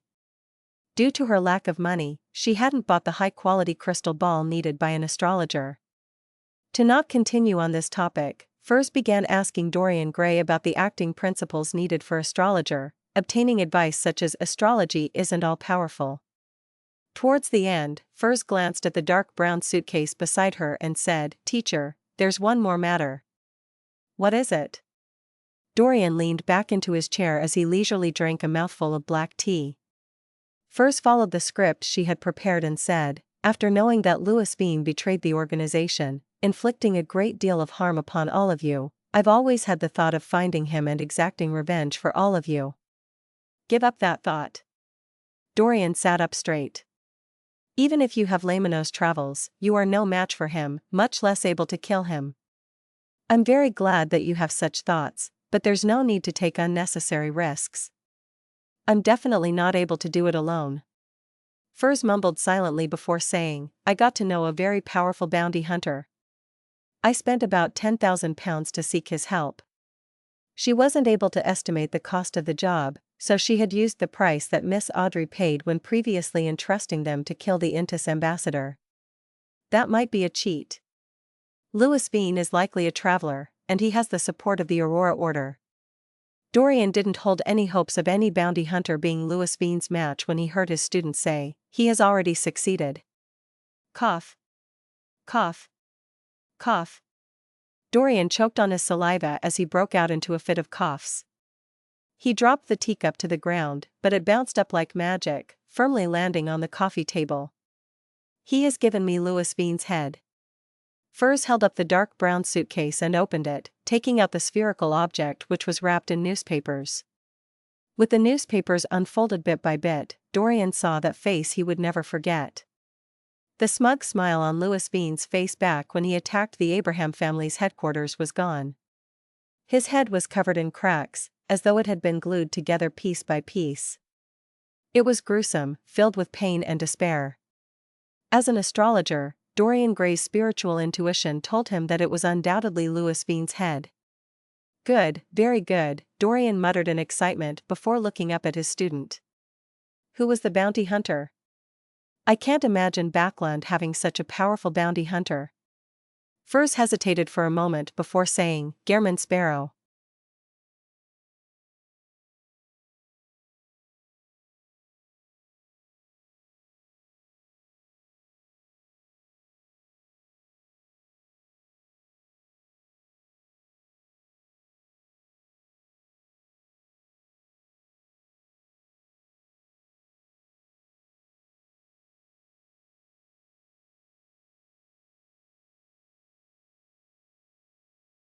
Chapter 787, Dorian's Warning. Gehrman Sparrow. Dorian felt the vessels on his forehead pulse when he heard that as he held his hands together, tensing up without realizing it. Situated in Pritz Harbor, he inevitably learned of the various news at sea, both actively and passively, knowing far more than the residents in Backland who relied on the newspapers. In recent months, he often heard from different channels of information about Gehrman Sparrow. From killing Steele Mavady to severely injuring Vice Admiral Ailment Trissy, to successfully hunting Admiral of Blood Seigneur, all these stories were colored with mania. He left the sea and came to Backland? He hasn't changed his trait of craziness. Dorian held back the horror and wariness that subconsciously rose in his heart as he looked at his student and said in a deep voice, "It's best that you minimize your communication with that bounty hunter. He's bound to get into big trouble one day, and it wouldn't take long for that to happen. Teacher is indeed experienced and has great acumen." He instantly saw through Mr. World's intrinsic nature. "Unfortunately, I'm already a member of the Tarot Club, so it's impossible not to communicate with him." Furs adjusted her state of mind and sincerely nodded. "Yes, teacher." Dorian composed himself and once again looked at his former student and current enemy, Louis Bean. However, this traveler could no longer speak. He didn't even have an iota of spirituality left. After a few seconds of silence, Dorian leaned back slightly and looked at Furs. "You mentioned paying £10,000 for the job?" He wasn't aware of Furs's financial situation, other than knowing that his student was a best-selling author who likely earned quite a bit from her royalties. Furthermore, she seemed to be doing quite well in the few Beyonder circles with transactions that rewarded handsomely. Therefore, it wasn't too surprising or unacceptable that she could save up £10,000. Furs fidgeted, feeling a slight guilty conscience as she said, "Is it too expensive?" She deliberately asked a question in order to hide the fact that she had mentioned a fake number, so as to show that she didn't have much experience in such matters. Dorian shook his head. "No, it's too cheap. It's so cheap that I suspect whether Gehrman Sparrow has other motives." As a member of the Abraham family which had suffered numerous setbacks, he often maintained a relatively high level of wariness. In the professional terminology of various clubs and gatherings, that's called a membership fee. Furs lampooned as she frankly said, there were other conditions, including everything on Louis Vine's person belonging to him, as well as the requirement of me providing him help. Also, I promised that if he's in need of cash in the future, I will compensate him an additional £3,000. That's reasonable, but just barely. Dorian nodded gently and said, usually, assassinating Louis Vine who had the Aurora Order backing him would cost at least £30,000. And if there are other situations, the price will be higher. Back then, Mr. World had used demigod powers recorded in Lamino's travels. He probably encountered something else. An Aurora Order saint? Having had an edifying experience exerted on her by the Tarot Club, Furs wasn't unfamiliar with the Aurora Order's structure. She didn't hide her frown as she said, from the looks of it, it's indeed a little abnormal. Perhaps he's in desperate need of cash? Dorian thought and said, perhaps he cares more about Louis Vine's Beyonder characteristic. To the Beyonders of other pathways, it can be forged into a rather useful mystical item as long as he finds a suitable artisan. Dorian paused for 2 seconds before adding, there's no need to worry about that. Just stay away from him in the future. Perhaps he had long targeted Louis Vine, and he was just using the information you provided to carry out the assassination while still getting an additional bonus. Dorian didn't continue on the topic as he took out a fist-sized pure crystal ball from his pocket. It's made of star crystal, and it can effectively raise your astromancy. The light shone in from outside the window as resplendent waves surfaced within the crystal ball. Without waiting for Furs to reject, Dorian chuckled. Louis Vine is my enemy. The payment used to get rid of him should be paid by me. I don't have that much cash at the moment, and I can only use some items to deduct from the payment. No, there's no need, Furs shook her head, partially genuine, but partially in contradiction to her will. It was genuine because she only wanted to seek revenge for her teacher back when she thought of getting rid of Louis Vine without considering the possible rewards she could later receive. It was in contradiction to her will because she couldn't reject the reward. Dorian said with a stern expression, do you wish for me to be ashamed and uneasy? Don't worry. I still have quite a bit of wealth. Furs nodded in response. All right then. Dorian smiled once again. Also, I brought you the scribe potion formula. You can gather the corresponding ingredients as you digest the astrologer potion. Haha, I'll prepare one of the main ingredients for you, the brain of an Asman. You'll have to rely on yourself for the rest. An Asman was said to be a monster that existed in ancient times. It looked like an unprotected human brain that could fill a room. Not only could it create terrifying illusions, but it could also make its attackers die from their own attacks. As he spoke, Dorian took out a yellowish-brown goatskin and passed it to Furs. Furs received it in gratitude and quickly scanned the list of main ingredients. 1 complete brain of an Asman, cursed artifact of an ancient wraith. I hope I can gather the remaining ingredients before I finish digesting the astrologer potion. Just as Furs rolled up the goatskin, she saw Dorian take out a pure golden box from his suitcase. After removing the wall of spirituality, Dorian opened the box as he said, without the gold enclosing it, the brain of an Asman will constantly affect you, causing you to hallucinate until you lose your mental facilities. Inside the squarish box was a blob of grayish-white, translucent, and wrinkled object. It was about 1/5 the size of Louis Vine's head. As expected of a family with a long history. Furs sincerely thanked him once again and received the golden box and skillfully closed it and used a wall of spirituality to seal it. Dorian didn't stop and instead gave an excuse for Furs to stay back. He set up a ritual and summoned the void creature Malmouth, who enjoyed music. He then took out 2 documents from the creature's spherical body. He had prepared the 3 items for Furs when he received the shocking news regarding Mr. Dor, therefore, he had it on him. These are 2 pieces of property in Backland. One of them is in Hillston Borough, and the other is in Sherwood Borough. They're in excellent locations and should have a total valuation of about £6,500. The amount you can sell them for will be yours, Dorian said with a smile. Although the Abraham family was in a state of decline, as a former Angel family with a long history, it still had quite a bit of resources, including land, tree farms, property, manors, and mines. However, Dorian only had control over a few, with most of the remainder belonging to the various smaller families. The place I'm renting costs £2,500 and is in an okay district but an average location. What teacher gave me today does add up to about £10,000. Furs couldn't help but sigh inwardly.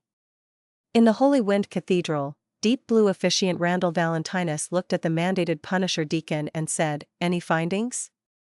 The new Backland archbishop was a middle-aged man with a domineering demeanor. His dark blue hair was thick, and he had large earlobes. His eyes seemed to constantly hide lightning and storms within them. The mandated Punisher deacon standing before his desk was a thin middle-aged man wearing a modified captain's hat. His looks didn't stand out, but there was an anchor tattoo on his neck. The man answered reverently, "Your Eminence, we've already caught some of the members who participated in the gathering. However, they have no idea who the rest are, much less know of the person who assassinated Mr. X. According to their description, the assailant was about 1.6 meters tall and likely female. We can't rule out the possibility that it's a short man." Randall held back his anger and asked, "What do you plan on doing next?" "As we are temporarily unable to know who Mr. X invited to the gathering, and 1.6-meter tall women are common, our plan is to relax our stance on the surface as we target a few suspicious targets and convert those we've caught into informants. Without us exerting any danger, those bunch of lunatics from the Aurora Order will definitely seek out the murderer themselves in order to avenge Mr. X. They'll likely do a carpet search, and this way, not only will we find the assassin, but we can also discover more clues to the Aurora Order," the thin middle-aged man explained in detail. Randall nodded in thought and said, "Roy, when taking action, remember to apply for a Grade 1 sealed artifact. The situation is clear that the Aurora Order has at least a saint in Backland. And the assassin's strength is greater than the typical Sequence 5 Beyonder, and they similarly have a demigod backing them." "Yes, Your Eminence." Roy Wellesley struck the left side of his chest with his right fist. "Dwayne, you often exceed my expectations. It hasn't taken you long to finish studying the revelation of Evernight's Book of Wisdom." Inside St. Samuel Cathedral, Bishop Electra closed the Bible in his hands and smiled at the pious tycoon with gray sideburns and deep blue eyes. Klein laughed and replied, "This is expected of a believer. Next up is the study of the letters of the saints?"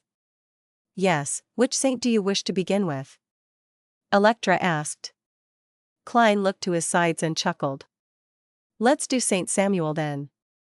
Electra wasn't surprised at that as he seriously introduced, St. Samuel was a Backland archbishop during the fourth epoch of the Trunsoist Empire.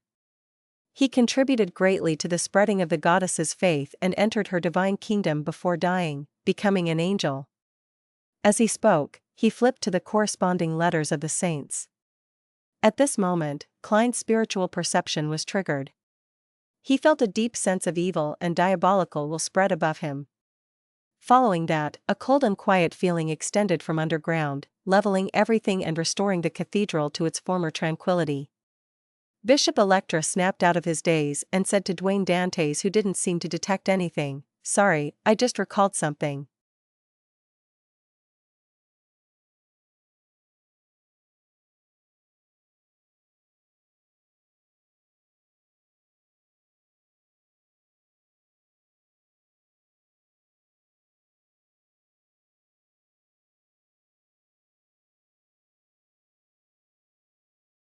Chapter 788, Hidden Passage.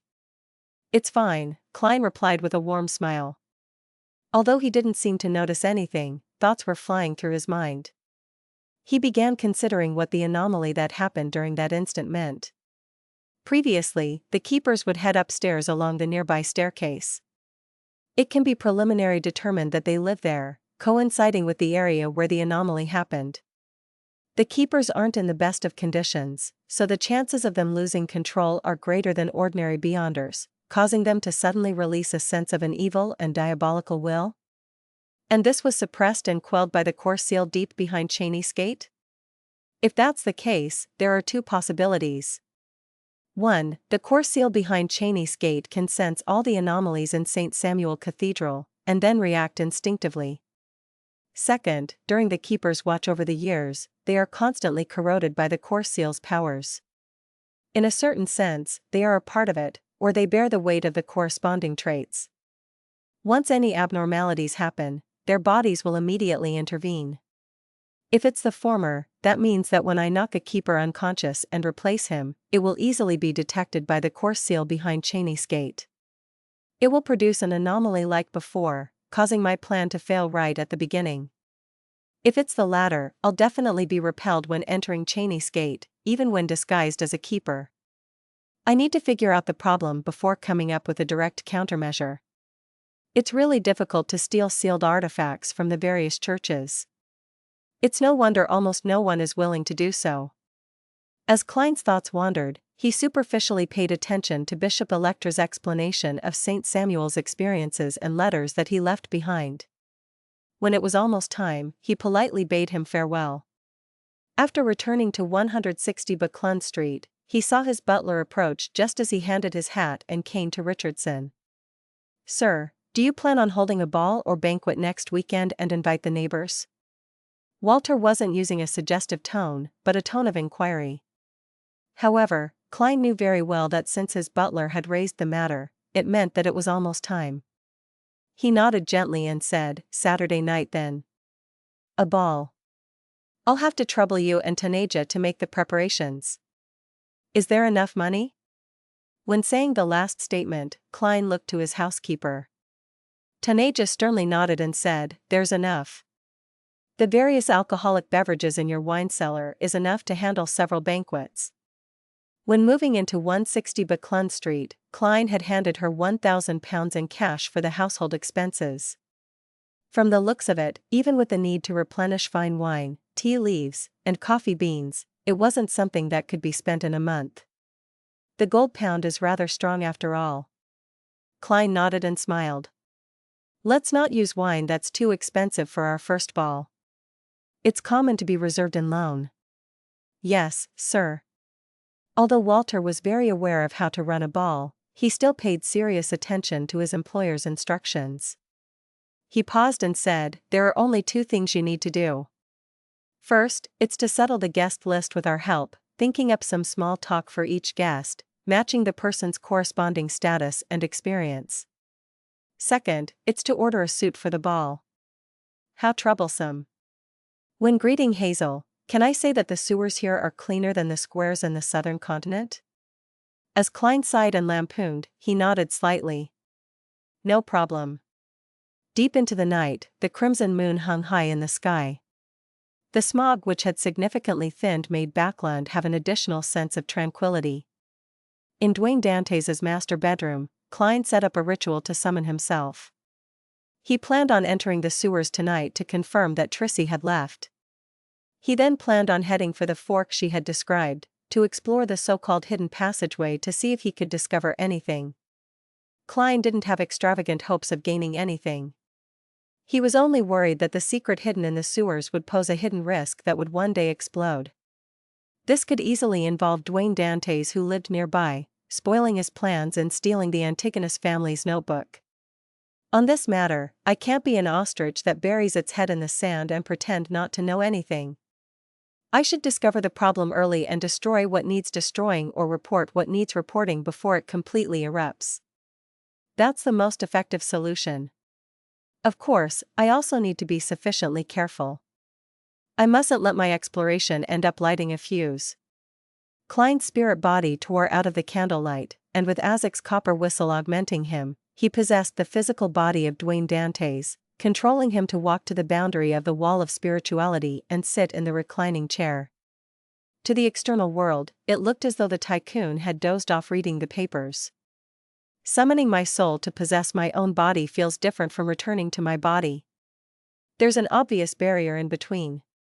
Klein did a comparison of the experience and floated to his desk, cleaning up most of the items on the altar and leaving behind the candle that maintained his summoning to burn silently. After doing all of this, Klein wore creeping hunger, and with Azek's copper whistle, death knell, and the senior gold coin in possession, he flew out of the master bedroom and left 160 Buckland Street, drilling into the sewers. Just as Klein found himself in the moist and dirty environment, he immediately released Race Senior and made his marionette open up a distance from him, turning into the hidden fork where Trissy was previously recuperating. This time, he saw that the clean region in the sewers was already stained with dirt containing signs of rats. From the looks of it, Trissy has really left. Klein, who was following far behind, heaved a sigh of relief. As a spirit body, he didn't need to breathe, nor did he need to walk on the ground. Therefore, he didn't mind how disgusting the sewers were. Senior walked out of the area and continued walking ahead and turned on the 6th left turn. Klein constantly maintained a distance of 50 meters, perfectly acting the role of the person behind the scenes. At the end of the fork was a corroded wall covered in moss. At a glance, there weren't any abnormalities to it. If Trissy hadn't mentioned it, Klein wouldn't have gotten his marionette to observe every inch of the area in detail. A few minutes later, Senior suddenly straightened his back and walked forward, entering the wall. Passing through the rather thick obstacle, Klein's eyes opened up. With the marionette's vision, he saw a half-natural, half-artificial cave. It wasn't more than 1.8 meters high and was about 3 meters wide. The ground was littered with tools like shovels which were wrapped in oilskin and large piles of mud and rubble. Right up ahead were 2 hidden passageways that extended downwards. The left one was about 5 to 6 meters deep, while the one on the right was nearly 10 meters deep. However, nothing seemed to have existed in them, as though they were still being excavated. This was dug up by Hazel? In the day, she's an arrogant lady of high society, and at night, she's an excavator in the sewers? Furthermore, she's moving the dirt and rubble one pail at a time?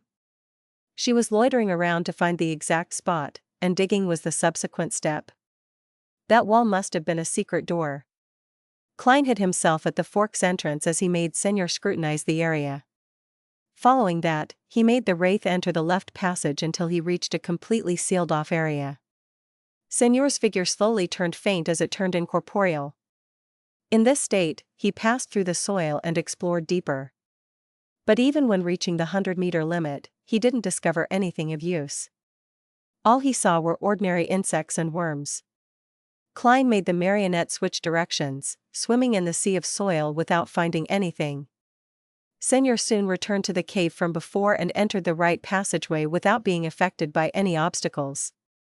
There's still nothing. It's not without reason that Trissy determined that it will only work for a particular pathway or being in possession of a certain item. She must have probed the area with the invisible threads of a demoness of pleasure. Unfortunately, I've already lost Tinder. I wonder if the gray fog's aura on me would work. It seems to strongly attract beyonders from the Marauder pathway. Klein silently commented and, using his spirit body state, planned on personally visiting the 2 hidden passageways that Hazel had dug up. However, he curbed his desire because he was now a marionettist. Doing it personally in situations that didn't require it was in violation of the acting principles. It's fine even if I don't use the gray fog's aura. I'll just request to purchase a mystical item from the Marauder pathway during tomorrow afternoon's tarot gathering. It doesn't need to be too expensive. It can just correspond to sequence 8 or 9. That badge from Lenevis is only a signal receiver, not an item of this pathway. While not aware of the exact situation of what's hiding inside, rashly using my spirit body to explore it might result in me attracting a high-sequence monster. Being careful and cautious will forever be a condition for myself. Klein slowly heaved a sigh of relief and retrieved Wraith Senior. He wasn't worried that Hazel would continue coming in the near future. Any person with normal intelligence wouldn't continue coming unless they had the means to deal with the situation from before. Ignoring how Hazel hasn't had any contact with Beyonder circles, even if she has, getting an item from the Sun domain isn't simple. After all, Backland is the territory of the Church of Storms. I do have something that I don't use often. Heh, can I find an opportunity to sell it to her and then let her use it to harm my marionette? Klein jeered at himself before shaking his head with a laugh. He ended the summoning and returned above the gray fog, vanishing from the sewers. On Monday morning, the bright sunlight tore through the thin clouds, shining onto every corner of Backland.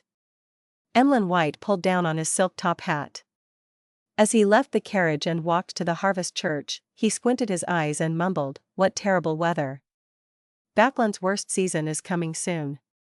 He was just about to step onto the stairs when he saw a paperboy approach him, handing him a copy of the Tussock Times. "Sir, today's morning papers." Emlyn wanted to reject it when he discovered a small slip clasped in the middle of the boy's fingers. Emlyn maintained his countenance as he took out a penny and passed it to the boy, receiving the copy of the Tussock Times and the slip. Before entering the Harvest Church, he quickly spread it open and scanned it. "There are clues to the people you are looking for. Please come to the Bravehearts Bar."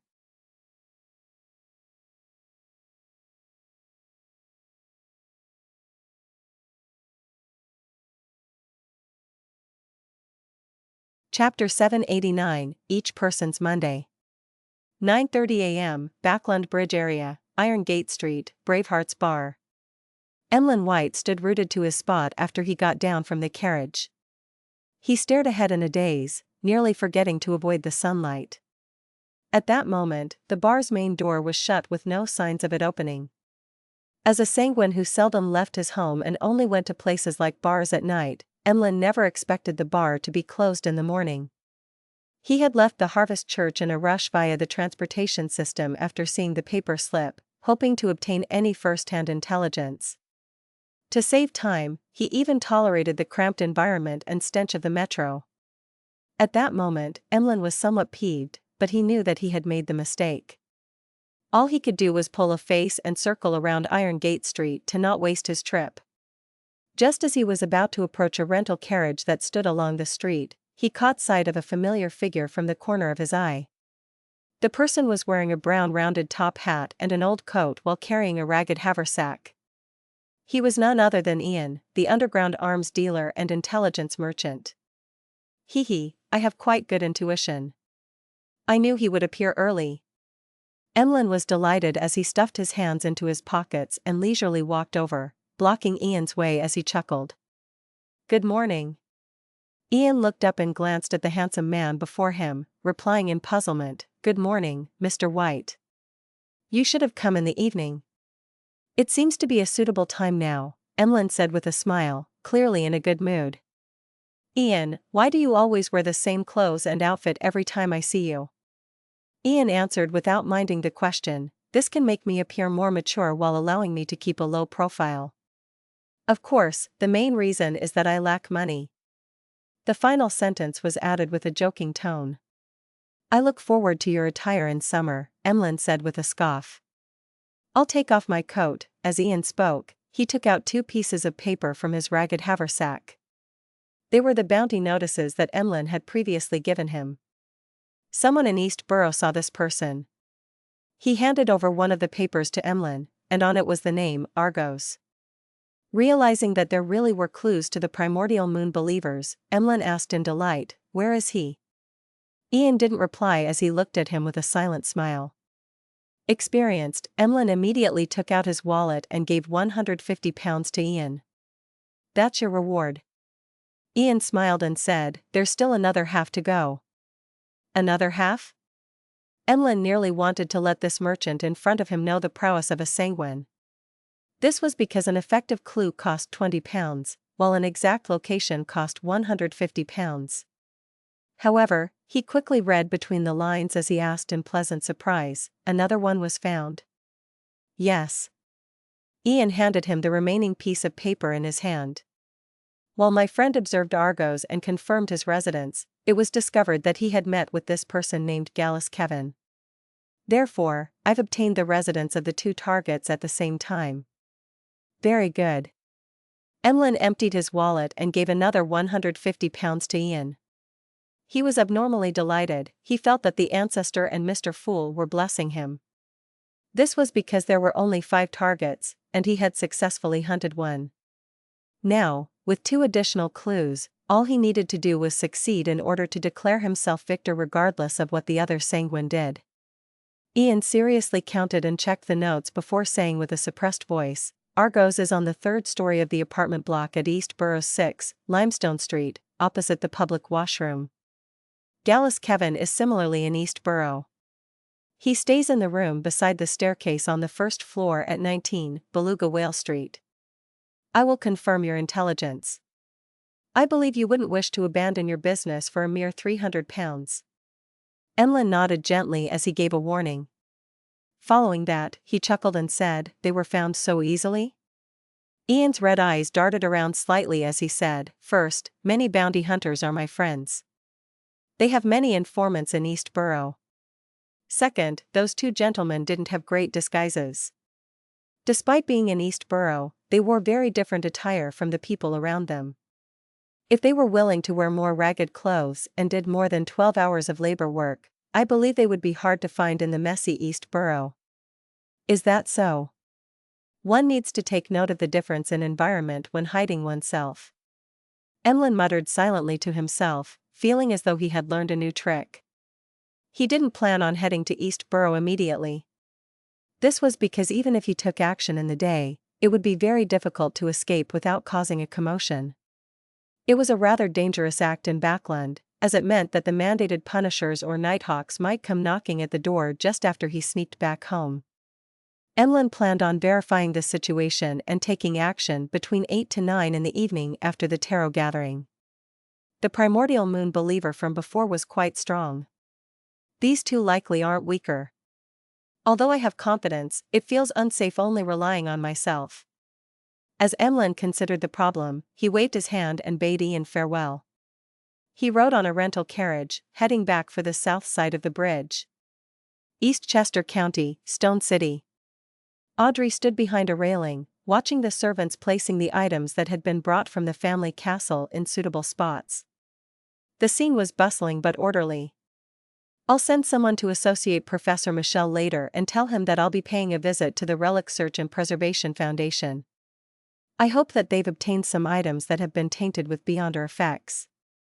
As Audrey's mind wandered, she couldn't help but smile.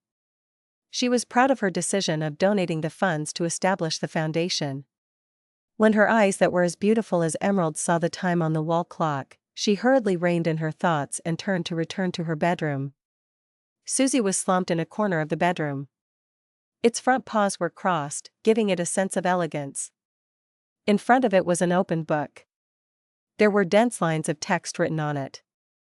Susie would raise one of her front paws from time to flip the page as she read with great seriousness.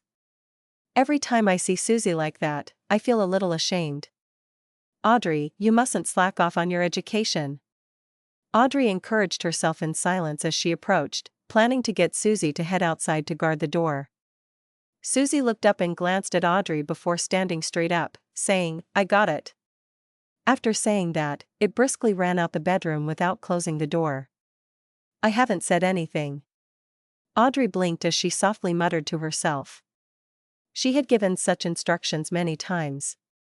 To prevent Susie from detecting that she wanted to be alone in the room from 3 to 3:30 p.m. on Mondays, forbidding humans and dogs from coming close, she had also done similar matters at other times, pretending that there was a gathering, wanting alone time while maintaining an irregular pattern. I have to say that Susie's existence has effectively raised my motivation to learn, as well as how strictly I handle matters. I can't be inferior to a dog. But, being better than this dog doesn't seem to be something worthy of praise. Audrey puffed her cheeks with a self-deprecating comment as she sat by her bed, awaiting the beginning of the tarot gathering. 3 p.m. above the gray fog. Dark red figures shot up along the 2 sides of the long bronze table, materializing into different blurry figures. "Good afternoon, Mr. Fool," Audrey's greeted with a cheery voice as she bowed. The other members greeted one after another until the existence at the seat of honor nodded in response. While sitting down, Furs couldn't help but look at Mr. World, wondering what she should use as an opening. Apart from passing on her teacher's reply to Ma'am Hermit, she planned on doing a few matters.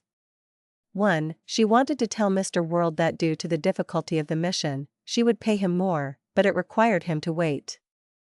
This was because the sale of the houses took time. 2. After brainstorming, she thought of a good way that could earn money and raise her strength. She had gained inspiration from the world's actions: rent out Loen-styled travels. When a member needed an item to temporarily raise their combat strength to deal with certain situations, they could rent Loen-styled travels from her. The rent could be paid in two forms: cash, which wasn't too expensive, or to record beyond her powers instead. This also meant that the renter had to guarantee that the spellbook was returned with more filled pages. Of course, as the provider, Furs would record useful apprentice powers like door opening, providing the renter with relevant help. A problem that could easily happen in this transaction was that the renter might not return it, but with Mr. Fool witnessing these exchanges in the Tarot Club, Furs believed that no one would be blinded by greed. And the death of the renter was a low probability event for losing Loen-styled travels. But with everyone knowing that they could pray to Mr. Fool in times of danger, death was an even smaller probability. How can there not be any risks when doing business? I will talk to Mr. World about when he will use it so that there won't be any conflicts. Furs retracted her gaze and heard Ma'am Hermit speak. "Honorable Mr. Fool, I have 2 pages of Roselle's diary this time. Ever since contact was made with Queen Mystic, the receiving of diary pages has stabilized in a rather terrifying manner." Klein nodded slightly and chuckled. "Very good." After a brief silence, Cattleya conjured 2 yellowish-brown pieces of paper. They leaped into Mr. Fool's palms as if they had tunneled through the spirit world. Klein slowly lowered his gaze at the diary in his hands. December 29th. It's almost a new year again. All the mausoleums have been built. What's done cannot be undone.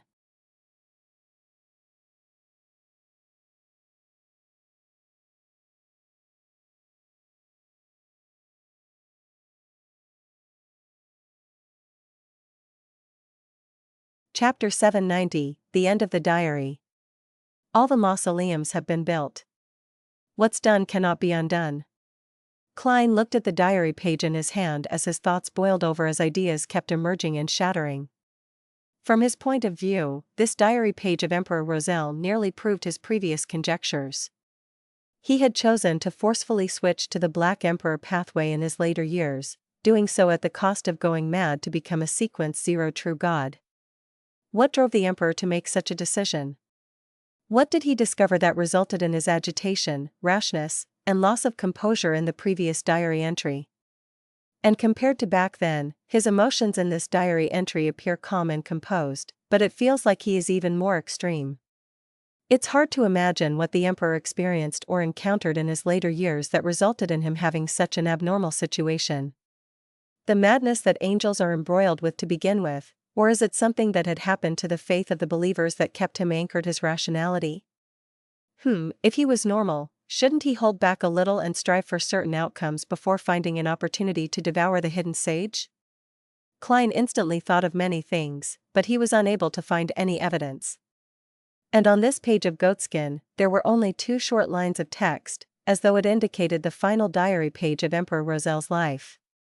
The end of the year or the beginning of the new year was the day he was suspected to have perished in the White Maple Palace. An emperor of an era, a transmigrator's last words? Klein sighed silently as he flipped to the goatskin beneath. The diary page didn't have a date, but at the top of the page was a line in Faisac.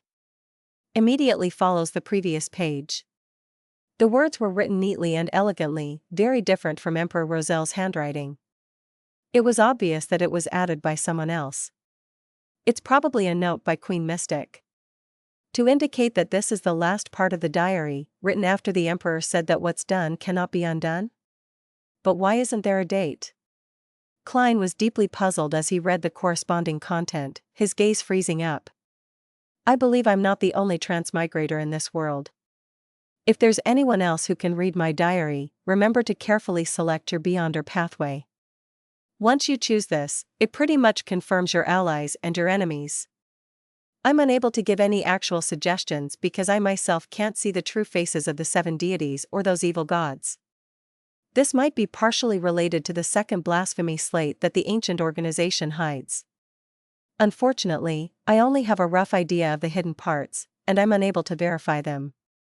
Similarly, I don't know what's written on the first blasphemy slate either.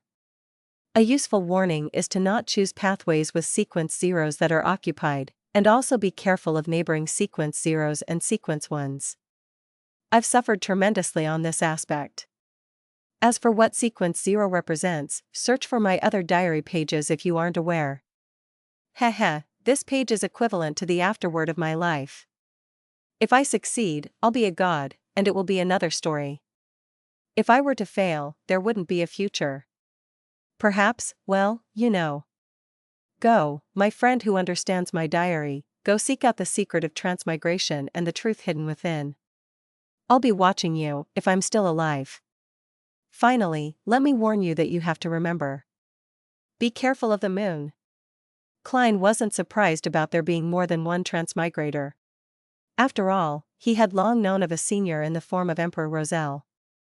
He was puzzled about the details that the Emperor had used to determine that there wasn't only one transmigrator. This was a very important point, as it held great meaning as to whether there were incomparable problems in his bid to return home. This was like an unknown equation. Without enough examples and conditions, there was no way to obtain the correct answer no matter how he tried to solve it. Only with enough equations could he find the correct answer. The Emperor should have written his discoveries on this matter in the previous diary entries. Unfortunately, I have no way of knowing where it is in order to do a targeted search and recovery. Klein silently sighed before considering the other contents in the afterword. The hidden contents in the second blasphemy slate which the Twilight Hermit Order showed? Did they deliberately hide the contents, or did they not actually obtain it? The second blasphemy slate was actually split into 2 parts, with the other half landing in the hands of other factions? My pathway has already been determined. It was selected based on the exclamation found in Emperor Roselle's diary. From the Emperor's afterword, I can be a bit assured. The seer pathway doesn't have a sequence 0 because the mad sequence 1 Zeridal is still alive. And according to the law of beyonder characteristics conservation, this subdivision part can probably be called the law of incompatibility. If there's a sequence 1, there's no sequence 0. I need to be careful of Zeridal, Mr. Dor, Blasphemer Amon, and Pallas Zoroast, as well as the other sequence 1s who exist in these 3 pathways. What does being careful of the moon mean? Be careful of the primordial moon? That could be said directly. Wait, the Emperor apparently had thoughts of exploring the Crimson Moon before. Could it be that he finally committed himself to do it and discovered something on the moon, which is why he warned other transmigrators to be careful of the moon? The moon has something to do with transmigration? Yes, the Emperor's tone indicates that he still has some contingency plans, and he might not completely perish. He might be watching me. There should also be clues to such matters, and they should also be written in the earlier diary entries. As conclusions and puzzlements flashed through Klein's mind, he finally turned solemn. He made the diary in his hand vanish and looked towards Katlia. Do you have anything you want to ask? Katlia nudged the heavy glasses on her nose and politely bowed her head. Honorable Mr. Fool, I wish to know if Emperor Roselle is still alive. This question snapped the other members of the Tarot Club out of their own thoughts as they looked towards the end of the bronze table in agitation. Although Emperor Roselle being alive wasn't directly related to them, nor would it bring any obvious influence, this topic was enough to stir the thirst hidden deep in the hearts of people regarding rumors and gossip. I thought I would be immune to such matters after advancing to a psychiatrist. Sigh, I'm really curious. Audrey looked at Mr. Fool with bright eyes as she waited for him to give the answer. Only Derek was uninterested in the matter. The reason why he looked at Mr. Fool was solely because everyone else had done so. Indeed, Queen Mystic's questions are basically targeted at the diary pages she provides. Klein didn't feel stumped as he skillfully chuckled. Perhaps. By using the answer perhaps, he was expressing that Emperor Roselle had the hope of saving himself. As for whether he eventually succeeded or whether there was an accident, it wasn't in the scope of the question that might not have an answer. Perhaps? Mr. Fool is implying that Emperor Roselle might still be alive? Catlia and company felt as though they had heard the greatest secret in the world as they felt a little agitated and excited. However, they could also sense the underlying tone in Mr. Fool's words. Due to the lack of diary entries and with him having just awoken recently, he was unable to determine if Emperor Roselle had seized an opportunity. To determine that would require more clues and evidence in the future. Regardless, Emperor Roselle was likely mentally prepared for the assassination. Without giving justice, the hanged man, and company to think of the related problems, Klein leaned back and said with a calm tone, "That's all from me." Furs hurriedly snapped out of her fantasizing of Roselle's late years as she looked to the end of the bronze table. "Honorable Mr. Fool, I wish to communicate privately with the world. It will end quickly." What does she want to communicate with Gehrman Sparrow about? Isn't Mr. X's matter over? Klein thought in puzzlement as he nodded gently. Yes. Following that, he blocked the senses of the other members and controlled the world to chuckle hoarsely. Is there anything else? Furs deliberated for 2 seconds and said, "This is the matter. Mr. X's had allowed me to receive a handsome reward. I believe that I didn't pay enough on this matter to match the difficulty of the mission. Therefore, I wish to compensate you." "How much do you wish to receive?" "Not bad. You actually want to compensate me without any prompting." Although Miss Magician is a little greedy on gaining petty advantages, she's still an honest person. It's very normal to earn some profit while making a transaction. It's not considered greedy. The pleasantly surprised Klein sighed inwardly in praise as he made the world chuckle. "How much can you pay?" Furs hesitated for a moment and said, £5,000. She had used the £10,000 price she had informed her teacher, and planned to split it evenly with Mr. World. Furthermore, she needed the recipe, crystal ball, and beyonder ingredient, thus, she planned on selling the 2 properties and give him money directly. And as for the reason why Furs was this generous, it had to do with the mission being harder than she had expected while also paying too low a price. In addition, she was increasingly fearful of the world Gehrman Sparrow. She didn't dare to offend the crazy adventurer and terrifying bounty hunter. The Abraham family gave quite a huge reward. Klein controlled the world to say with a laugh, "If you can use large amounts of gold coins in place of notes, you can pay less. It will just depend on how much you can gather." "I'll try my best." Although Furs was very puzzled over why Mr. World valued gold coins that much, she didn't dare to ask. He had done the same with Ma'am Hermit's transaction previously. She paused before asking, "Mr. World, when would you need to use Lamino's travels?" "I plan on renting it out before and after that period in order to earn some money and beyond her powers." "Rent it out? Rent out a mystical item?" Klein was taken aback upon hearing that. He never expected Miss Magician to have such business-oriented mind.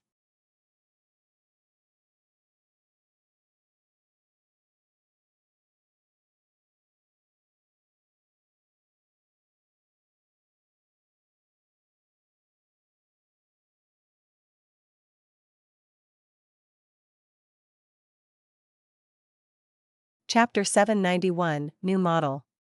As a youth that came from the internet age on Earth, Klein quickly understood Miss Magician's idea, how she prepared to do it, and what she was relying on. Isn't this sharing economy? With the Tarot Club and the Fool, there's no technological limitation. Miss Magician is usually lazy and doesn't have a strong presence, but I never expected her to have sharp acumen on such matters. It also stems from me requesting to borrow the spellbook.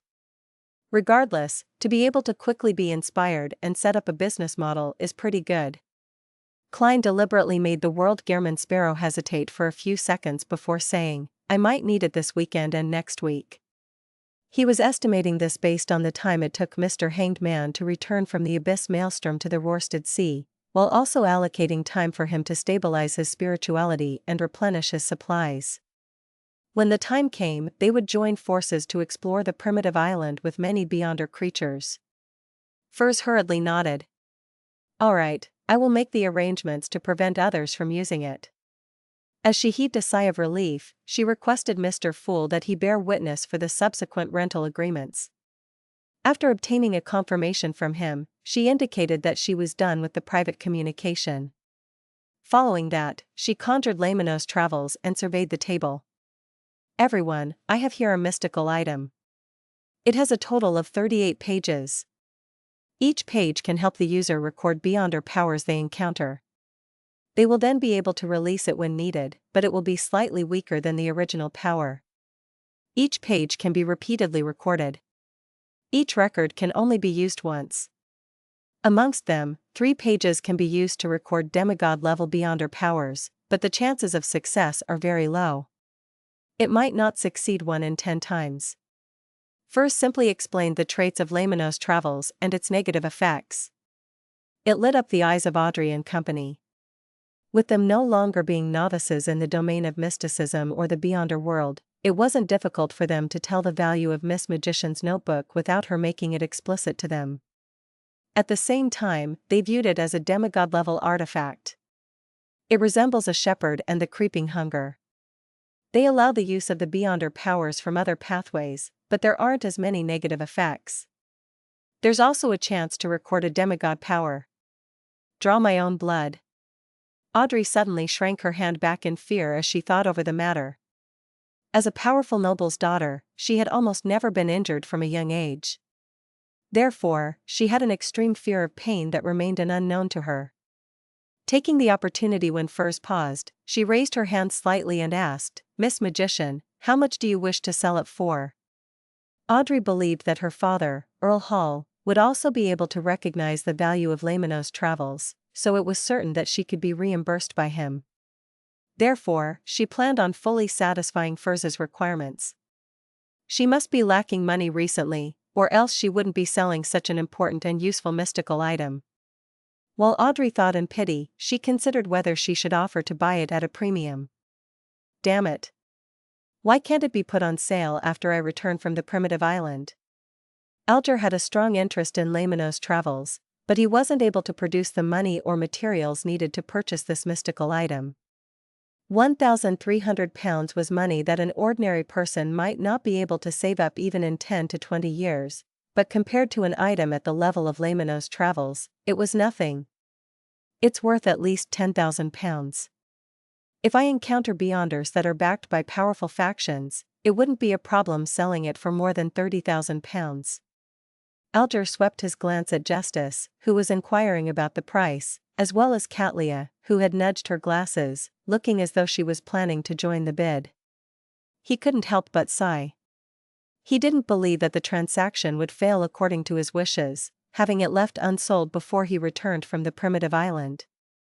Miss Justice has money, and the Hermit has Queen Mystic and the Moses Ascetic Order. They don't lack money or resources. Sigh. Alger adjusted his seating posture as he looked across the table with a heavy look. Emlyn and Derek were similarly interested in Laymanos Travels, but it was simply interest. They knew that they lacked the ability to provide anything in a fair exchange.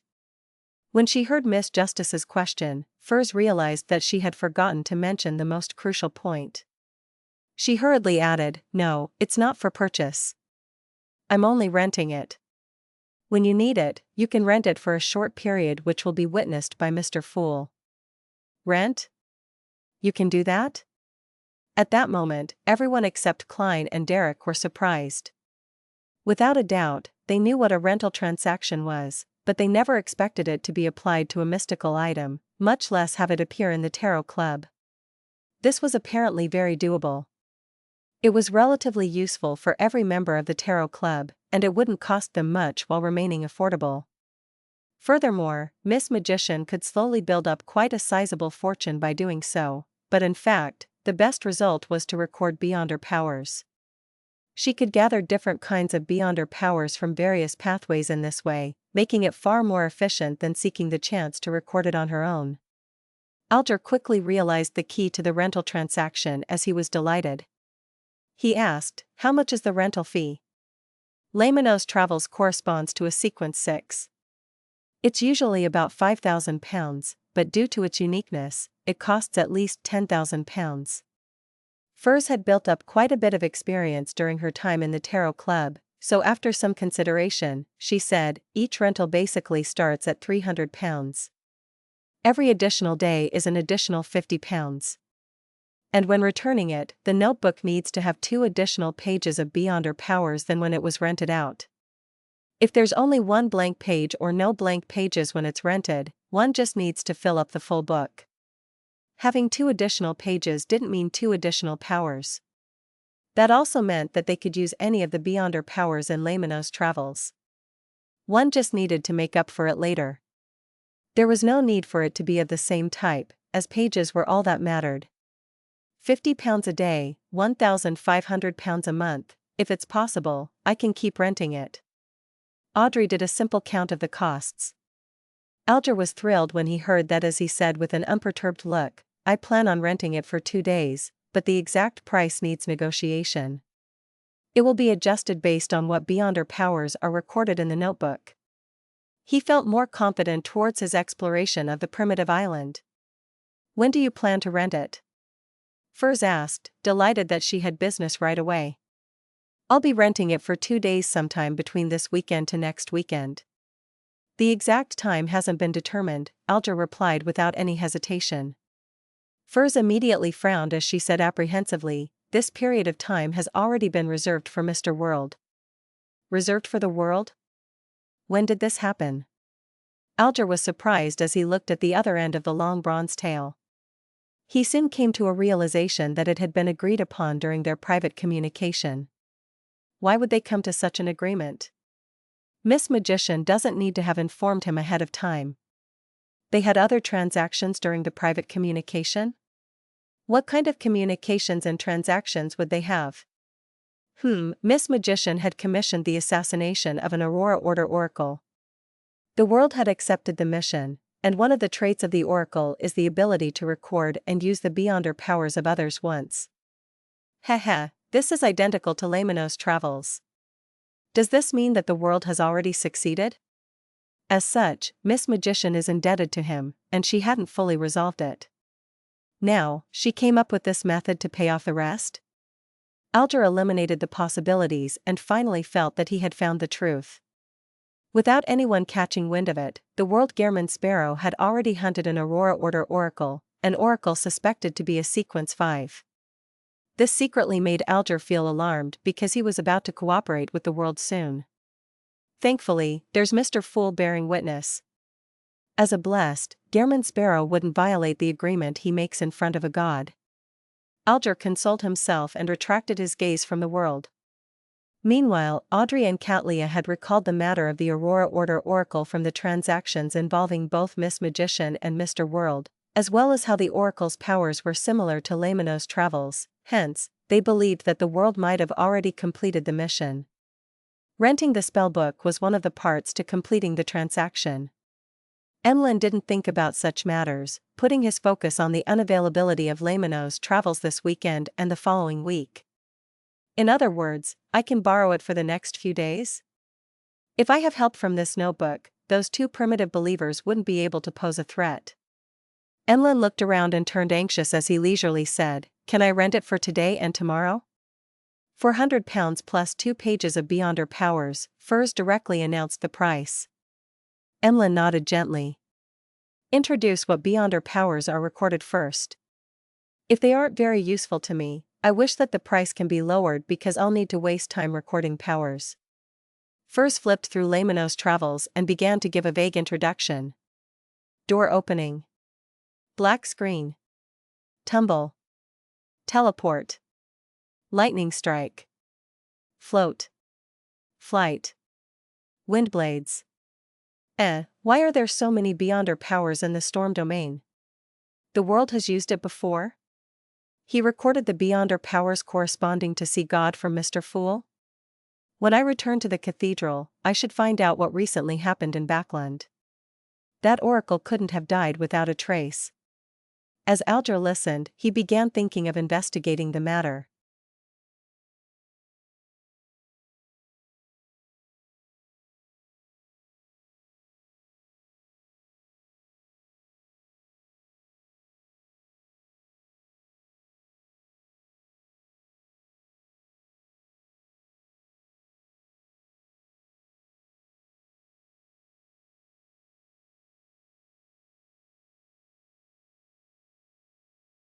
Chapter 792, The Fool's Authority. The hermit similarly thought of the world Gehrman Sparrow from hearing the Beyonder powers which were recorded in Lamino's travels. I wonder if I can pay a certain price to get the fool to showcase demigod powers of the storm pathway as well as his domain. This will be better than seeking the help of the Moses ascetic order. That will make them know of my possession of Lamino's travels. I should first write to Her Majesty. Perhaps she will come to the future to showcase her powers. Cattleya was increasingly convinced that the spell book had a value that exceeded its level and was very regretful that Miss Magician was only renting it. After hearing the description, Emlyn heaved a sigh of relief. This was because the Beyonder powers like lightning were very lethal against artificial vampires. Of course, it was the same for Sanguine. Very good. I was still worried about needing to seek the sun's help and passing Lamino's travels to him to get him to showcase purification powers to be recorded. Emlyn instantly became relaxed as he glanced at Derek beside him while saying to Furs, "Deal. £400 with the recording of a few Beyonder powers was nothing compared to the completion of his mission. I can earn money quickly and also obtain Beyonder powers this way." Furs suddenly felt that her future was bright as she hurriedly smiled. "Alright, I'll get Mr. Fool to transfer it to you after the gathering." Right on the heels of that, she turned to say to Cattleya, "Ma'am, the Abraham family's direct descendant has given a reply. Do you wish to communicate privately or have me directly say it out loud?" Cattleya thought and said, "Let's do it privately." Soon, the others had their senses blocked as Furs recounted what her teacher said. They don't know much about Mr. Dor either. They only know two things, no, three. First, among their ancestors, there is an existence known as Mr. Dor. Second, this ancestor vanished in the War of the Four Emperors. They've been struggling to find him. Third, they will hear ravings that can cause a loss of control during the full moon and blood moon. In addition, they temporarily do not wish to make any direct contact. The third point was added by Furs by herself. She wished that Ma'am Hermit and the Queen Mystic behind her could use this to further understand Mr. Dor's matters. This was beneficial in helping the Abraham escape the fate of being cursed. Mr. Dor is the Abraham family's ancestor and he vanished in the War of the Four Emperors. He would create ravings during full moons? The latter was confirmed by Mr. Fool, so there's nothing suspicious. That is to say that although Mr. Dor has vanished, he still can affect Beyonders of the same bloodline, as well as living beings that used certain items during the full moon and blood moon. This means that he hasn't completely lost his connection with the real world. This is how the Emperor was able to interact with him? Her Majesty once said that there were members of the Abraham family who worked for the Emperor back then. Cattleya had some theories as she gently nodded. If there are any questions, I'll get you to pass them on. I'll pay the remaining £650 today. With £650, along with Mr. Moon's £400, I've made a profit of £1,050 today. Together with the £730 from before, as well as the sale of the two properties to pay Mr. World, I might still have £1,000 left. My savings are about to exceed £3,000. This way, I'll have the money needed to purchase the other main ingredient for Scribe. I might still have some left over. At that moment, Furs suddenly found herself a little wealthy. This made her consider helping purchase the Interrogator Beyonder characteristic for Zio to make up for the risk she had to endure over Mr. X's assassination. After the blocking of senses was lifted, Furs heard the world Gehrman Sparrow speak before she could say a word. "I need a mystical item from the Marauder pathway. It can be at sequence 9 or 8. Cattleya considered for a moment and said, "I can ask around for you." However, items of the Marauder pathway aren't common. There might be a premium involved. No problem. Klein controlled the world to provide the response. He then made his marionette look at the now wealthy Miss Magician. I want to sell an interrogator beyonder characteristic for only £1,000. Typically, this sequence 7 beyonder characteristic which could be used as a main ingredient should have been priced around £1,200, but Klein had 2 sets at the moment. Furthermore, considering how he had used Miss Zio's identity to participate in Mr. X's gathering, there was a certain degree of danger he was bringing to her, therefore, he gave a slight discount. It's only £1,000. That's like a sale at a department store. But why does Mr. World know that I want it? He is Mr. Fool's blessed. The interrogator beyonder characteristic was in his hands, and he is also aware that I can now afford it. Furs was stunned for 2 seconds as she nearly forgot to reply. During this process, Audrey held back the urge to engage in shopping, because she knew that Zio needed the item. £1,000? An interrogator's beyonder characteristic? Catleya seriously thought over the hidden intent behind the world when she heard Miss Magician say, "Deal." I haven't even made my offer. Catleya mumbled inwardly as she maintained her silence. She could tell that the world and the magician had reached a strange level of understanding on this matter, so she didn't interject. Similarly, she also sensed that something good had happened to the hanged man this week. He appeared more spirited than before, appearing more confident. He previously purchased the potion formula and main ingredients to Ocean Songster. He had also asked me where Obninsks that do not belong to the Church of Storms can be found. This is likely related to the ritual. He has already advanced? Catleya suddenly felt a sense of danger. As the Admiral of Stars who was famous throughout the 5 seas, she always felt a sense of superiority in the Tarot Club.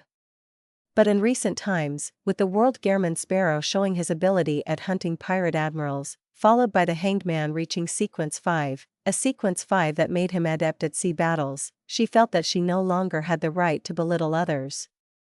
She felt a sense of urgency that hadn't existed in her for a long time.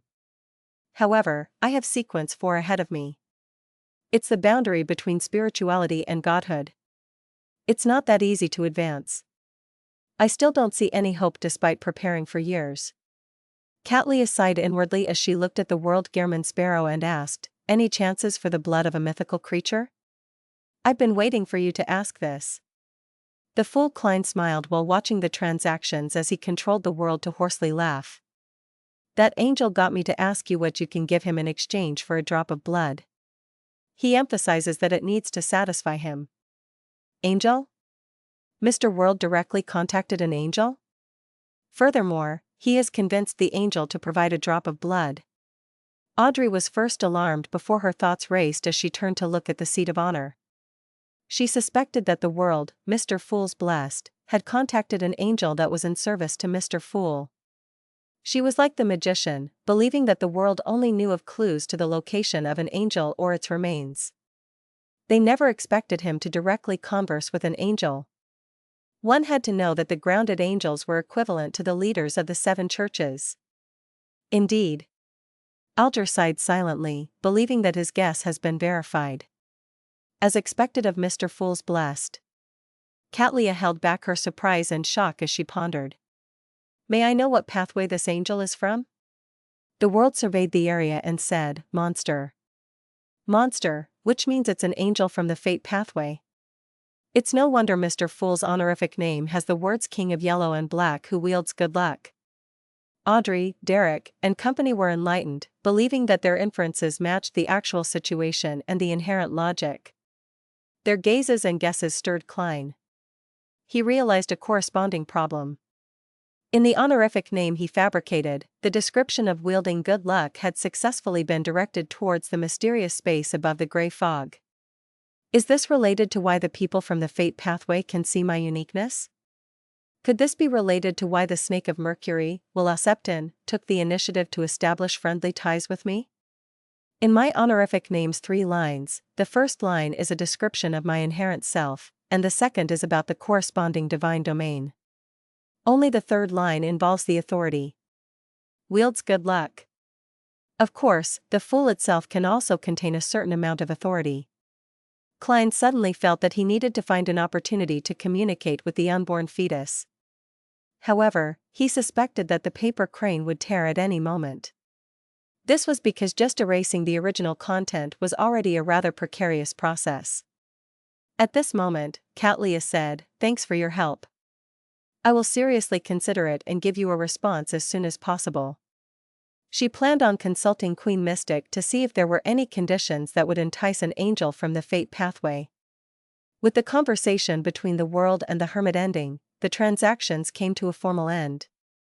The tarot gathering then proceeded into a period for free communication. First thought for a moment and looked at Emlyn. "I'd like to remind you of two things. First, be familiar with the powers on each corresponding page.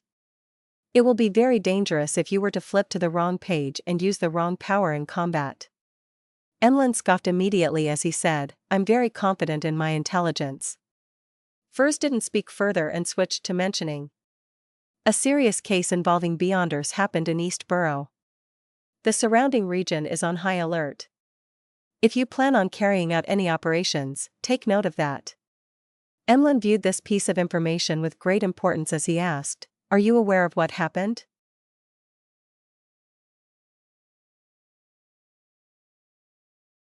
Chapter 793, Surprise Visitor. Upon hearing Mr. Moon's question, Furs nearly blurted out, "Of course. Better than anyone else. I'm just not too aware of the details." However, she controlled her mouth in time as she apprehensively looked at Mr. World. At the same time, Alger, Audrey, and Cattleya vaguely guessed that the serious matter that had happened in Backland's East Borough was the assassination of the Aurora Order's Oracle. Based on the inferences they had before, it was done by the World. And as Emlyn wasn't a spectator, he wasn't able to tell from her eyes. All Furs could do was force a smile at Emlyn. "I'm unable to tell you the specifics. I only know that demigod-level Beyonder powers of the Storm domain appeared back then. The Church of Storms places a great deal of attention over the matter." She didn't dare divulge the reasons on behalf of Mr. World, simply describing what she had seen. She believed that if Mr. World was willing to reveal more, he definitely would have added on to her answer. Demigod-level Beyonder powers of the Storm domain? Audrey and company were taken aback as they instinctively doubted the accuracy of their theories. They had previously imagined that Lemano's travels had been created after the death of the Aurora Order Oracle, therefore, the World had no way of borrowing Mr. Fool's demigod-level powers to record them before the assassination. The serious case involving Beyonders in East Borough has nothing to do with Mr. World? No, Furs's glance is enough proof that it was caused by Mr. World. But why would a demigod-level Beyonder power of the Storm domain appear?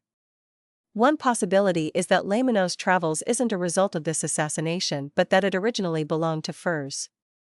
Another possibility is that a cardinal of the Church of Storms or a Beyonder with the corresponding sealed artifact had delivered an attack. If it were the former, needing Mr. World to use the Beyonder powers at the demigod level implies that the Oracle was relatively powerful with the possible existence of a saint backing him. If it were the latter, to have Mr. World still be able to leave safely after such an assault implies his formidableness. Of course, the possibility can't be eliminated that he deliberately lured the Church of Storms to encounter the Aurora Order's Oracle, and while a battle broke out between demigods, he efficiently carried out an assassination during the chaos. Audrey made some guesses based on the details she had observed, and each guess implied one thing. The World had the strength, intelligence, support, and ability, making him one of the top sequence 5 Beyonders below that of demigods. How terrifying. As expected of Mr. Fool's Blessed. When I arrive at a cathedral, I should be able to figure out what happened. Alger also made a basic judgment of the situation as he sighed. All he could do was console himself. With such a helper, the exploration of the primitive island would only be easier. As for Cattleya, she shared similar thoughts with Audrey. She planned on asking Queen Mystic about the situation. This owner of the Dawn had previously revealed in her letter that she would be in Backland for the time being. Demigod-level Beyonder powers of the Storm domain.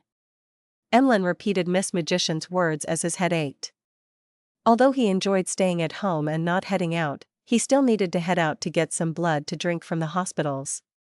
Being in a big city, he was equipped with common knowledge. Together with his elders' warnings and guidance, he knew a lot about the official organizations like the machinery hivemind, mandated punishers, and nighthawks. He knew the influence that a serious case would bring to the area. If I don't have a good disguise while infiltrating East Borough, I might be caught by the mandated punishers before I even approach my targets. Although I have the identity of being part of the Church of Mother Earth and wouldn't be impounded underground or made into a test subject of sealed artifacts, this also means that my operation has failed. I might even have Loen-styled travels taken away. During such times, taking the sewers would be even more dangerous. Who knows how many official Beyonders are lying in ambush over there? Emlyn suddenly felt that what seemed like a simple mission had turned difficult. He quickly came to a decision that he would take action in the latter half of the night. During this time, the low-class residents of East Borough would begin returning home from work. Although it was dark, the streets would be bustling. Even if the mandated punishers had 10 times more manpower, it was impossible to carry out any strict surveillance and single out every possible suspect. The next important step is to plan the operation to finish off the 2 artificial vampires without causing much of a stir. I'll have to consider a situation of an intense battle that's impossible to hide. Wait, Miss Magician had just mentioned that Loen-styled travels has a Beyonder power known as teleport. The problem is resolved. Emlyn heaved a sigh of relief and chuckled. I will keep that in mind. He had said that sentence very calmly and with great confidence, as though everything was in control. This fellow Emlyn was first stumped before feeling relieved. There's a 90% chance he recalled the traveler's door in Loen-styled travels. If I hadn't obtained traveling, I definitely would have added the condition that no one is to touch that spellbook's page before the World Gearman Sparrow. Klein scoffed silently without a word. To him, as there was only one traveler's door in Loen-styled travels, he definitely needed to use creeping hunger for his return trip to the primitive island. In that case, he might as well exploit the glove as he needed to feed a death row convict to it. He didn't want to waste it. Anyways, I've warned you. Furs didn't speak further, wishing that everything would go smoothly for Mr. Moon. At that moment, Alger turned to look at Little Sun. Are you still in the City of Silver? Yes, my recent mission is to acquaint myself with my powers and patrol the surrounding area, Derek replied honestly. Alger thought for a moment before saying, has that shepherd elder not looked for you recently? No, Derek paused. The 6-member council seems to be busy with the former chief's mausoleum. As for what it is, I'm not privy to the information. Klein had heard Little Sun mention of the former chief of the City of Silver. It was said that he had built a mausoleum that reached deep underground before moving into it, and he hadn't appeared again. It was suspected that his attempt to switch to sequence 3 of the death pathway had failed. I wonder what happened inside the mausoleum. My spiritual intuition tells me that there's danger involved.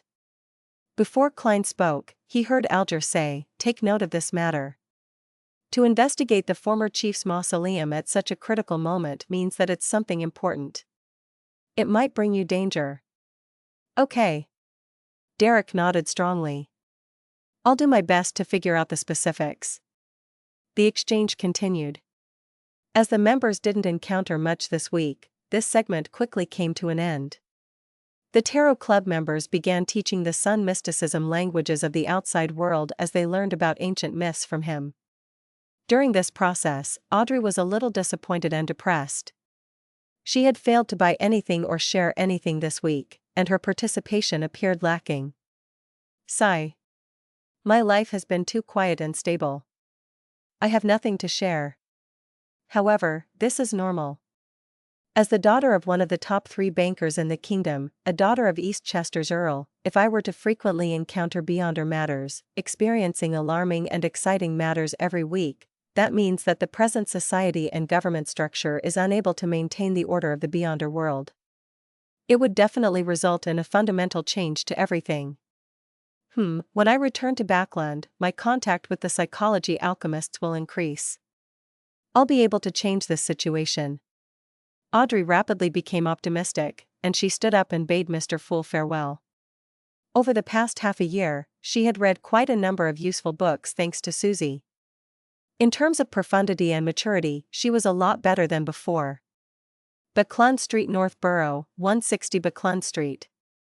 After ending the tarot club, Klein walked to the attached balcony to his bedroom, and he looked at the surrounding environment, which was filled with vegetation. With Miss Magician's attempt to rent out Lemano's travels, there will be more of such tarot club transactions in the future. They might not have realized that their own Beyonder powers can be sold. Once the rentals happen more frequently, someone will ultimately request someone to help record a particular power. When the time comes, I'll be able to supply Beyonder powers of various domains thanks to the numerous mystical items I have. It won't be too expensive, but it's long-lasting, and it will often be in demand. I wonder who will be the first to muster their courage to seek the Fool for help, hoping that a demigod power can be recorded. This needs to be a fair exchange, and a sufficient price needs to be paid. If no one dares take that step, afraid that it's blasphemous, I can let the world be an example. After all, Mr. Fool has shown his friendliness and casualness from the beginning. As long as no mistakes are made, similar transactions can be made. Having the precedent of punishing Ma'am Hermit, I don't believe anyone will belittle the Fool as a result. They would be honored, delighted, and fearful. Klein thought about the tarot club as his thoughts wandered, filled with anticipation towards the trade of Beyonder powers in the future. At this moment, he heard knocking at the door. "Please enter," Dwayne Dantes with his gray sideburns turned around and said. The doorknob turned and the door opened. Butler Walter in his white gloves walked in and said respectfully, "Sir, Ma'am Mary from the National Atmospheric Pollution Council is here to visit you. Do you wish to meet her?" Mary Schott? The major shareholder of the Quim Company, the lady who got me to investigate her former husband's adultery? Why is she here? Don't tell me that Dwayne Dantes has caught her fancy. Klein was slightly puzzled as he nodded with a smile. It's almost tea time. Let's have it a little earlier. All right, I will invite Ma'am Mary to the activity room on the second story. Walter easily understood his employer's intentions. Klein nodded slightly without saying anything else. With the help of his valet, Richardson, he wore his coat and went down to the second story. Soon, he saw Ma'am Mary with her tall cheekbones in the activity room. This lady was dressed in a dark blue dress with elegant accessories in an ostentatious but restrained manner. Compared to last year, she appeared more classy and with a higher temperament. "Good afternoon, ma'am. I've always been considering finding a time to visit you. I would wish to hear about your investigations on Backland's atmospheric pollution." Klein took the initiative to speak politely. Mary replied with a smile, "Unfortunately, I didn't manage to wait for it." After exchanging a few words of pleasantries as they talked about the recent weather, Klein sat on a single-seater as he raised his porcelain teacup. "Ma'am, you seem to have something troubling you?" He could tell that Mary was hesitant and deliberating. Mary laughed as she sighed. "I've heard about your experience and wisdom. I believe that you're a gentleman with excellent foresight. This is the thing, are you interested in purchasing some of the Quim Company's shares?" "Why? Ma'am, are you in trouble?" Klein asked in a staid manner. Mary shook her head. "Someone else is selling them."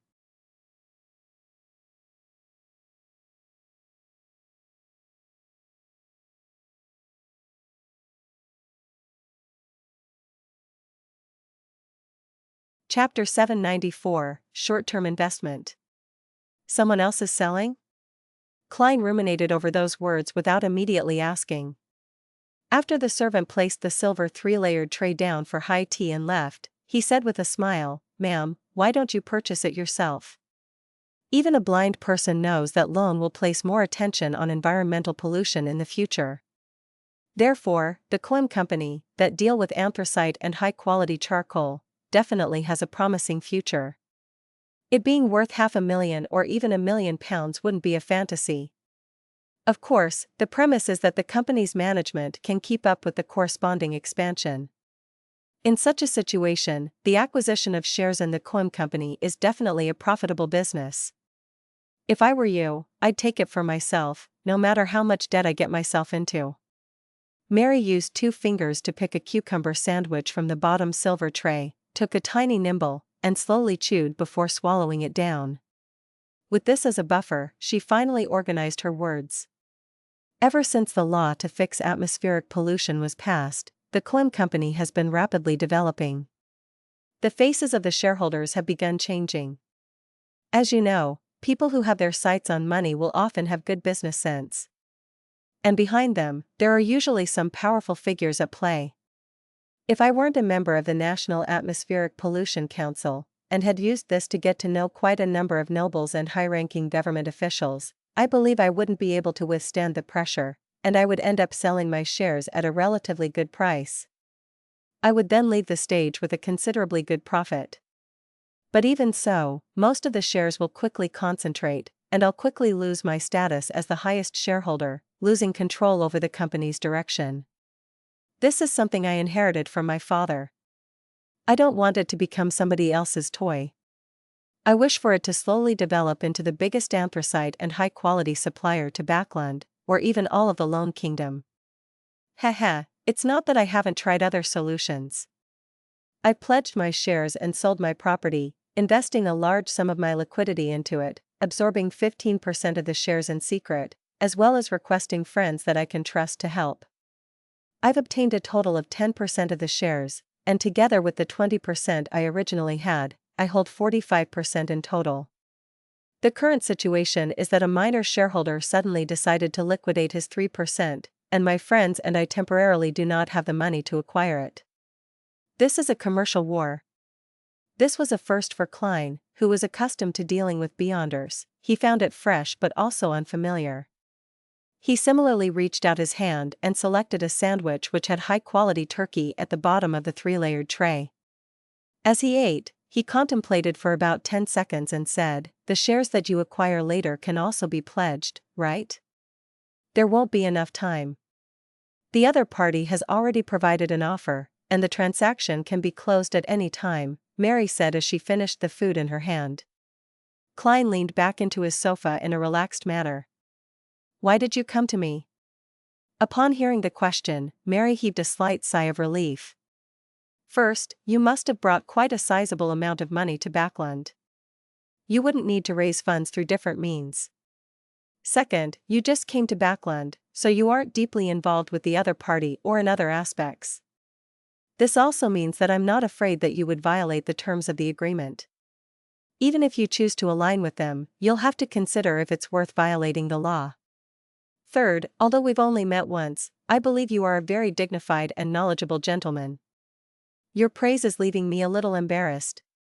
However, it also means that my acting performance as Dwayne Dantes is effective. At the very least, everyone knows that he's a middle-aged gentleman with foresight and competence, with plenty of money that he has nowhere to invest. Considering the original £16,493 and Miss Magician's £6,000, as well as the £48 provided by Mr. X, I have a total of £22,991 and 5 gold coins. Even if I deduct the £5,987 I owe Miss Messenger, I'll be considered a true tycoon. Many people with assets worth £100,000 might not have that much liquidity." Klein couldn't help but do a count of his wealth as he asked with a smile, "Ma'am, what do you wish for me to do?" Mary sipped some tea and said eloquently, "Acquire the 3% shares. But before that, I'll sign 2 contracts with you. The first contract stipulates that I'll forcefully purchase the shares from you in 3 months and buy it at the highest price over this period of time. The corresponding tax will be shouldered by me. The second contract stipulates that we act in concert. In addition, I will make you a member of the board of directors for the Clem Company. You will enjoy the corresponding perks as you monitor the company's development. This will help you be integrated even better into high society." Sounds like a sure win. It's equivalent to me providing a loan, and Ma'am Mary will repay me with a certain amount of interest and social resources. And compared to a debt agreement, I'll be holding on to the shares of an excellent company. It's more secure. After all, we are considered strangers. Of course, that's under the premise that the clone company itself is alright. This is also why she's making me a director. Klein analyzed the conditions proposed by Ma'am Mary and slowly felt enticed by them. From his point of view, Dwayne Dantes needed some investments. Otherwise, he would appear suspicious. Then, selecting the kind of investment was a rather important problem since it had to be considered that Dwayne Dantes might have to give up everything and leave Backland because of his operation's failure or success. When the time comes, there's a chance to take away the money, but I can forget about the shares. This kind of investment, one that allows me to quickly recoup my investment, meets my requirements. I might even earn quite a bit. Klein contemplated for a moment before warmly smiling. Helping a lady resolve problems is something that I need to do. Ma'am Mary immediately felt relieved. Just as she was about to say something, she heard Dwayne Dantes' attractive voice continue. However, I'm rather cautious in regards to any investments I make. I will hire a lawyer and an accounting team to investigate the clone company's situation. I'll try to reach a conclusion as quickly as possible, and if there aren't any problems, we can begin our cooperation. Aside from that, I will also do a divination. Klein silently added inwardly. Definitely. Ma'am Mary smiled and added, I'll bear the costs for such expenses. Klein didn't reject the offer as he nodded and said, how much would the 3% shares cost? The current valuation is £9,600, but the shareholder believes that the clone company has a promising future, so it can't be lower than £12,000. Mary gave him the exact details. Phew. Klein used a calm and relaxed manner to smile. That's still all right. Dwayne Dantes is indeed rich. Mary thought as she said, Dwayne, can I invite you to visit the clone company tomorrow? That's exactly what I wish for, Klein replied with a smile. At the same time, he couldn't help but think of something. His former landlord, Stellan Sammer's husband, was likely still a manager at Clone Company. Yet another familiar face, but it's not one for Dwayne Dantes. Klein felt wistful for some baffling reason. At 8 p.m. there were still crowds of people entering East Borough from the other streets. Fatigue obviously colored their faces. And this continued almost until 10. Emlyn White had changed into a grayish-blue worker's attire, wore a cap, and hid himself in the alley of the Backland Bridge area while observing the poor that sauntered back and forth. Although he didn't have any experience in disguising himself, he had eyes and brains. Just a short observation was enough for him to discover the problems with his attire. The most important point was that, compared to the poor who had dirty and ragged clothes, the work attire he had bought in the afternoon was too new and clean, easily attracting the attention of others. Emlyn thought for a moment, returned to the dark alley, and reached out his fingers. Using what he had seen, he began tearing open the areas that were easily damaged. Then, he observed his surroundings as his facial muscles gradually distorted into a grimace. With a look of contempt, Emlyn came to the wall, closed his eyes, and began dabbing the dirt onto his clothes and pants. The smell of coal, the smell of rotting mud, the smell of PP*SS. Emlyn subconsciously extended his palm away from himself as he covered his mouth with his other hand. He nearly vomited. At this moment, he realized that having an extraordinary sense of smell wasn't necessarily a good thing. After a few minutes of excruciating torture, Emlyn finally finished his disguise. Even his handsome face was stained with coal. With this disguise, he hunched his back, and slipped into the crowd, quickly entering East Borough without garnering any attention. As he walked, Emlyn realized a problem. He wasn't familiar with the roads at all. He had no idea where Limestone Street or Beluga Whale Street was in East Borough, while most of the street signs had already been damaged. An assassination attempt really is a troublesome matter. Emlyn mumbled as he began asking around for directions. After nearly an hour of hard work, he finally arrived at Limestone Street. The streets were narrow, with the buildings on both sides leaning close to each other. Even in the day, it appeared dark. At night, it gave off a terrifying sense of creepiness and darkness. But to the sanguine, such an environment wasn't bad. The only problem was the dirt and messiness. After spraying a medicine that eliminated his scent, Emlyn walked into the condominium at Unit 6, went to the third story, and approached the public washroom with his nose pinched before standing outside the room of Primordial Moon Believer, Argos. Emlyn cocked his ears to listen for a while before he stopped pinching his nose in puzzlement. He nearly fainted from the stench wafting over from the washroom. It took him a great bit of effort to focus his gaze on the room. His sense of smell told him that there wasn't anyone inside, nor were there any corpses. He moved away? Or he isn't back? Emlyn muttered silently in a daze. He never expected his hunt to be so unsuccessful. After reining in his emotions, Emlyn left the condominium and rushed to 19, Beluga Whale Street. This time, he was delighted to discover that someone was home. Gallus Kevin was home. At that moment, Emlyn caught the scent of another person. It was very identical to Argos's apartment at Limestone Street. 2 people. There are 2 people in the room. Argos isn't home because he came to Gallus Kevin. 2. Emlyn's expression suddenly froze. He wasn't worried if it was 1-on-1. But if it was 1 against 2, he was still a little fearful with Lamino's travels. After all, the 2 of them were artificial vampires with rather significant strength.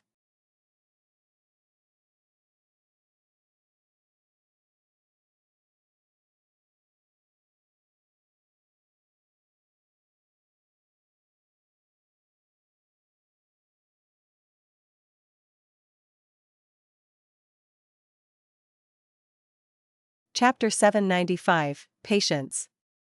As a sanguine who liked to stay home, the number of battles Emlyn had involved himself in could be counted on one hand. Furthermore, he had never attempted fighting in the state of a numbers disadvantage. Be it his attack on the previous Primordial Moon Believer, or resisting Bishop Utravsky from the Harvest Church, he basically had the numerical advantage in being the worst at 1-on-1 fights. Thinking back to the failure of his family of 3 attempting to defeat the half-giant bishop, Emlyn's expression turned livid as though he had recalled the torture he suffered back at the Harvest Church. As there weren't many residents living here, and with Gallus Kevin having sharp senses as an artificial vampire, he didn't dare stay outside the door for too long. He quickly walked past the area and walked to the end of the corridor and hid in the shadows. What should I do next? Emlyn leaned against random objects that blocked the crimson sunlight as his thoughts rapidly whirled in an attempt to find a solution with his pitiful amounts of experience. Gradually, the words which the hanged man had taught the sun surfaced in his mind. Patience is an important premise when dealing with many situations. Only by being able to curb your urges and irascibility will you be able to avoid danger to the greatest extent. At times, tolerance is very important. Tolerance. Emlyn nodded indiscernibly and knew what he needed to do. He planned on laying in ambush until Argos left. As this wasn't the artificial vampire's residence, it was certain that he would leave. When the time came, Emlyn could deal with a 1-on-1 situation. Patience, tolerance, waiting. Emlyn repeated these words inwardly so as to resist the damage the surroundings were dealing to him. The air wafting through the first floor of the condominium was filled with the stench of piss, rotting moisture, the unflushed smell of feces, the odor of some of its residents, as well as all kinds of nauseating, unpleasant, and disgusting smells. Mixed together, they were like a poison that ate at Emlyn's senses. For the first time in his life, Emlyn wished that he could slice off his nose. He had the feeling as though he was stuck in an abyss or was in hell suffering torture. Patience. Tolerance. Waiting, he mechanically chanted the principles, finding each second that passed excruciatingly long. Finally, he saw Gallus Kevin's door open. A thin dark brown figure walked out. His cheekbones protruded, and he had a high, sharp, and crooked nose. He was none other than the Primordial Moon Believer, Argos. At that moment, his face had patches of swollen festering that looked disgusting. Indeed, as that young boss, Ian, said, these fellows wear clothes that are clean and tidy, completely unlike the residents of East Borough. Emlyn became spirited as he watched Argos leave the condominium. After patiently waiting for nearly 5 minutes, he stood up and decided to take action. As his target, Gallus Kevin, was an artificial vampire, Emlyn was rather aware of his opponent's strengths and traits. Hence, he had made preparations in a targeted manner. Gallus Kevin's sense of smell isn't weaker than mine when I just came of age. This actually cannot be confirmed. For him to stay in such an environment, he might have already lost his nose and brains. Besides, his spirituality can't be weak, and he has an innate instinct that's geared towards danger. His vision and hearing can't be too bad either. As Emlyn viewed his opponent with scorn, he consumed a potion and sprayed out a liquid to cover his body's scent again. Right on the heels of that, by consuming the potion and spraying it on like last time, he hid his body and attire, disappearing as though he had been wiped away by an eraser. In a dark, uninhabited corner, a palm-sized notebook which was bronze green in color had suddenly appeared out of thin air, as though it had passed through a transparent screen. It began flipping itself almost silently before fixing onto a white page that was filled with astromancy symbols. As these symbols vanished, the surroundings brightened up a little. This was the disruption ability of an astrologer. Then, Lameno's travels was retracted, disappearing inch by inch as it was completely concealed by the invisible screen.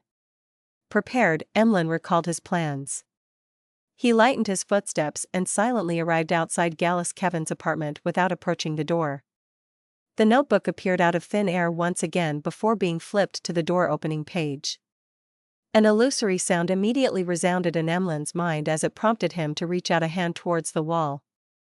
At the same time, Emlyn cautiously pulled back Lameno's travels into his clothes, using his invisible coat to hide it. When Emlyn's palm finally pressed the wall, he saw a ghostly blue, incorporeal, blurry door appear before his eyes. It was embedded in the wall, but it also showed signs of masonry at the bottom. Cocking his ear to hear the goings-on inside the house, he took a sniff of the air before taking a step forward. He then passed through the ghostly blue door as if he was passing a screen of water. The scene before him changed immediately. It was filled with walls covered in stains and 3 wooden beds on the side, a worn-out cupboard, and all kinds of miscellaneous items. This was the inside of Gallus Kevin's apartment. As for the ghostly blue door behind Emlyn, it had long vanished as if it had never existed before. Cautiously surveying the area, Emlyn caught sight of his target, Gallus Kevin. This primordial moon believer was a good-looking mixed blood.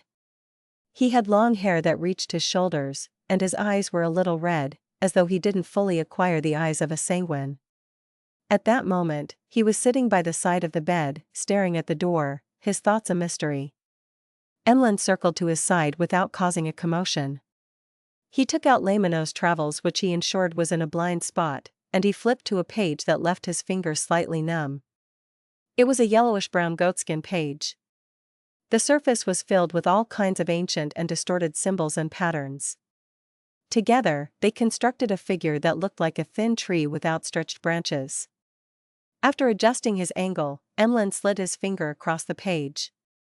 Suddenly, silver lightning illuminated the room as if it was daytime. A sizzling sound was heard as the lightning smote Gallus Kevin on the head, charring the primordial moon believer instantly. His body convulsed as his eyes lost focus. The silver bolts of lightning continued snaking around while Emlyn's figure surfaced behind the frozen target's back. He reached out his right palm and clenched his opponent's neck. "Gotcha!" He calmly snapped Gallus Kevin's neck and yanked off his head and tossed the body away, eliminating the possibility of letting his opponent heal himself with his strong restorative powers. "Pah!" Gallus Kevin's headless corpse collapsed to the ground as blood sprayed everywhere.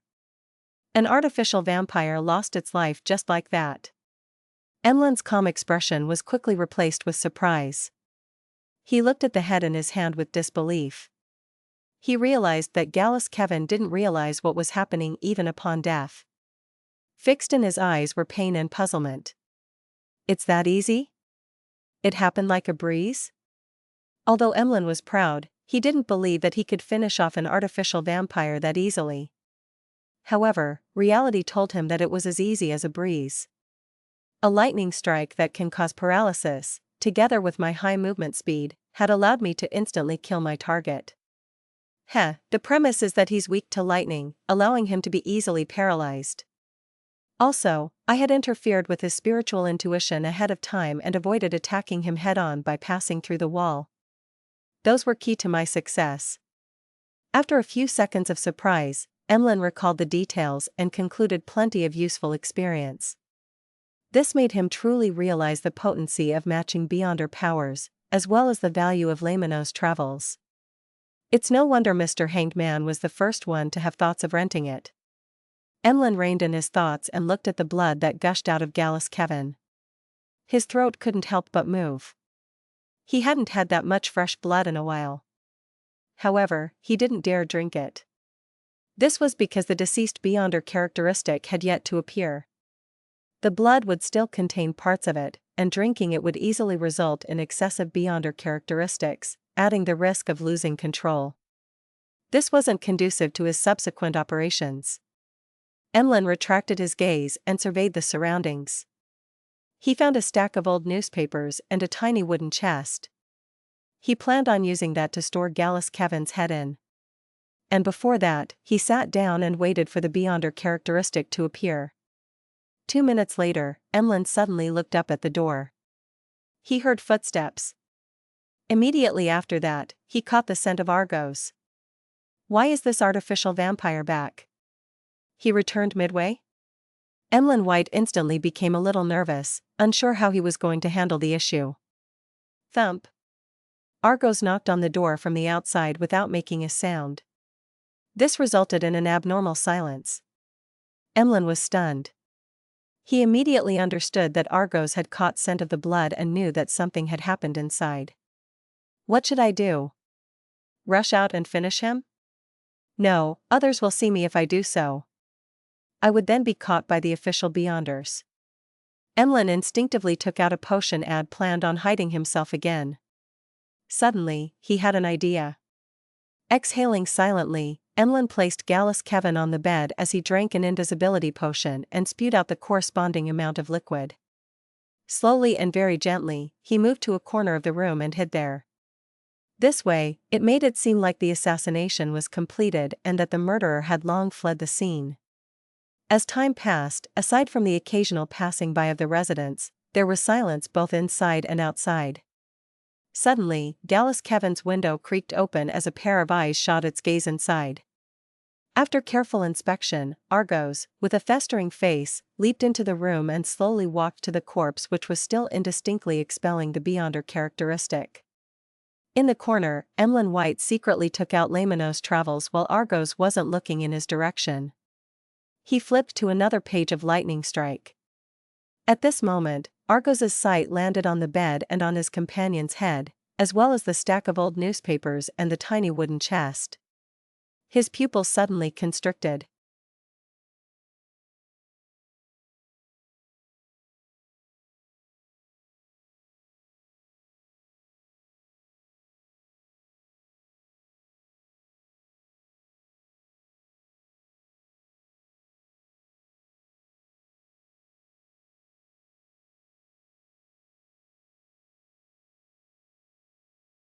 Chapter 796, Slowly Becoming Proficient. Not good. Emlyn White traced Argos's gaze and realized that he had forgotten to deal with the old newspapers and the tiny wooden chest. Although they were part of the room, they were placed in different parts of the room. Now, they were put together, making it appear rather odd. It was as though someone had wanted to do something with them before having to give up for the time being. Then, why would there be a need to give up? Was the person alarmed by the knocking of the door? That means that the murderer hadn't left and is hiding in a particular corner of the room? Similar thoughts flashed in Argos's and Emlyn's mind at the same time. However, one of them was feeling perplexed, while the other was reverse inferring the other party's thoughts. No good. The two vampires reacted at the same time as Argos lunged to the side as he emitted thick black gases that resembled a bat's wing. As for Emlyn White, his finger quickly swiped across the opened Laymanos Travels. Suddenly, a silver hue appeared, illuminating the room again. The lightning that branched out didn't hit Argos and ended up hitting the ground beside the bed. It broke up into countless thin bolts that snaked towards conductive materials. Here, the wing which Argos used thick black gases to create seemed to attract the lightning. It was pursued by the snaking lightning as they struck him, spreading across his body. Argos became numb for a second and crashed down to the ground before he could leap up. Emlyn hurriedly flipped through Lemano's travels and once again slid his finger across a lightning strike page. Although he didn't know why there were so many pages of lightning strike, with them taking up nearly half of the yellowish-brown goatskin, he was overjoyed that he could keep using them. The silver bolts of lightning crashed down, smiting Argos, causing his body to emit black smoke despite having just recovered from his numbed state. Failing to leap away, his body began to convulse uncontrollably. Seizing this opportunity, Emlyn White bent his knee and leaped forward with his feet, approaching Argos with afterimages trailing behind him. Then, he wrapped his right arm around Target's head, easily flashing behind him. Gotcha! Argos directly saw his back. His eyes filled with blood as the few festering parts on his face burst open as deep and illusory darkness poured out from inside. Emlyn had no idea what had happened. He slid backward instinctively as he kept changing his positioning. Argos didn't pursue him as his eyes lost their rationality. All that was left was pure malicious intent, madness, and clear blankness. He raised his hands and pressed them against his head before forcefully twisting it, allowing it to return to its normal orientation with a crisp crack. And around this artificial vampire, the darkness surged as though it wanted to devour everything. Then, Argos stretched his neck from side to side as his body swelled and oozed out disgusting pus. He had come to Gallus Kevin tonight because his body had shown signs of losing control. There was a need to discuss a solution. He returned midway because he suddenly came to a realization that perhaps the harsh environment had caused intense negative effects to him due to his extraordinary sense of smell and sensitivity, thus, resulting in him having signs of losing control. And at that moment, he completely broke down with the shadow of death hanging over him. He had lost control. Emlyn White's heart palpitated when Argos swept his gaze across him. He felt that he had encountered trouble again as he couldn't help but curse the primordial moon's believers for often making themselves into monsters. He didn't immediately pray to Mr. Fool for two reasons. First, there wasn't any time as his opponent was about to launch an attack. Second, in a one-on-one situation, Emlyn believed that it wasn't too dangerous dealing with a Sequence 7 rampager. He made every second count by flipping through Lemano's travels quickly, letting it land on the page with lightning strike again. Pa! Thick, distorted bolts of silver lightning smote down heavily as it flailed its claws, striking the mutated Argos. At that moment, the lightning seemed to shatter the surging darkness, but it also seemed to be devoured by it. The two vanished at the same time, leaving behind Argos who had finally locked his sights onto Emlyn. This artificial vampire who had lost control produced afterimages as he pounced towards his target. Emlyn crouched down and rolled, dodging the lethal strike. At the same time, he reached his free right hand into his pocket and took out a metal bottle. Bam! As Argos quickly turned around, he instantly appeared near his enemy. Pa! Without any time to remove the cover, Emlyn clenched his fingers, pinching open a crack in the metal bottle. Then, he threw the bottle ahead, letting the pure and radiant liquid inside splatter towards the approaching Argos. This was sun water which he had concocted with his spirituality. It was extremely strong against vampires. This was the preparation that a potions professor had to do in advance. Ah! Being splashed by the liquid, Argos let out a blood-curdling scream. Wisps of black smoke billowed from his body as he lost his strength in midair. Bang! Although he collided with Emlyn, he failed to make him lose his balance. Emlyn tumbled twice but didn't suffer any actual damage. While tumbling, Emlyn ignored managing his injuries. He swatted his right hand which had made contact with a few drops of sun water and quickly flipped Lemano's travels. Pa! Another bolt of silver lightning smote down, causing Argos's tragic cries to come to an end. This vampire who had lost control had appeared to be suffering the radiance of the sun from a close distance as he fell into a state of intense paralysis. Emlyn seized this opportunity and took out another bottle of sun water. He unscrewed the cap and poured it towards his opponent. This time Argos didn't even manage to let out a cry. His body began to melt like wax. It was only then that Emlyn heaved a sigh of relief. He then conjured a thick black fog behind him, turning it into illusory bats the size of a palm as they swarmed towards his target. The black bats landed on Argos, enveloping him completely. Following that, they separated and flew back to Emlyn before vanishing. Argos's body had shrunk quite noticeably, and he finally couldn't hold out any longer. In his half-melted state, he slowly collapsed. Only then did Emlyn raise his right hand to check on the remnant pain. He saw that his palm and a few fingers had wounds that were corroding. However, the flesh inside was rapidly squirming as they healed themselves. "It's over. I actually finished him." Emlyn retracted his gaze and looked at Argos's corpse in slight disbelief. Although this hunt had quite a few ups and downs, he hadn't encountered any real danger the entire time. This made him realize that the existence of the Tarot Club made him far stronger than he imagined. If Argos had checked Gallus Kevin's corpse first and not noticed the newspapers and wooden chest, he definitely would have figured out that I possess beyonder powers like lightning strike. He wouldn't have used wings of darkness while dodging and end up being hit by the lightning. But this way, he wouldn't have discovered any abnormalities and wouldn't have made any evasive maneuvers ahead of time. My lightning strike would have struck him directly and things would have been easier. Viewing it from this angle, no matter what happened, I would be able to kill him as long as I didn't make a mistake in my handling of matters. They're really weak. So I'm already this powerful. It's no wonder the ancestor made me join the Tarot Club. This is a gathering that prepares the various races for the impending apocalypse. It's of a much higher level than the other secret organizations. Emlyn tipped his chin up a little as he couldn't help but curl his lips. Following that, he heard footsteps outside, but no one dared to approach. Argos's scream must have alarmed the surrounding residents, but they wouldn't dare enter because they're afraid of trouble. However, someone will definitely report it to the police. I need to clear the scene as quickly as possible and leave. Emlyn retracted his gaze from the door and walked to Gallus Kevin's corpse. From the pooling blood, he picked up an item the size of a fist. It was completely red in color and resembled a heart. It was expanding and contracting slightly, and its surface was translucent. He could vaguely see a liquid flowing inside, and it was none other than the beyonder characteristic of a Sequence 7 vampire of the apothecary pathway. This is my trophy. Emlyn momentarily felt unaccustomed to it. After calming himself, he wrapped the beyonder characteristic in Gallus Kevin's head with the old newspapers and stuffed it into the wooden chest.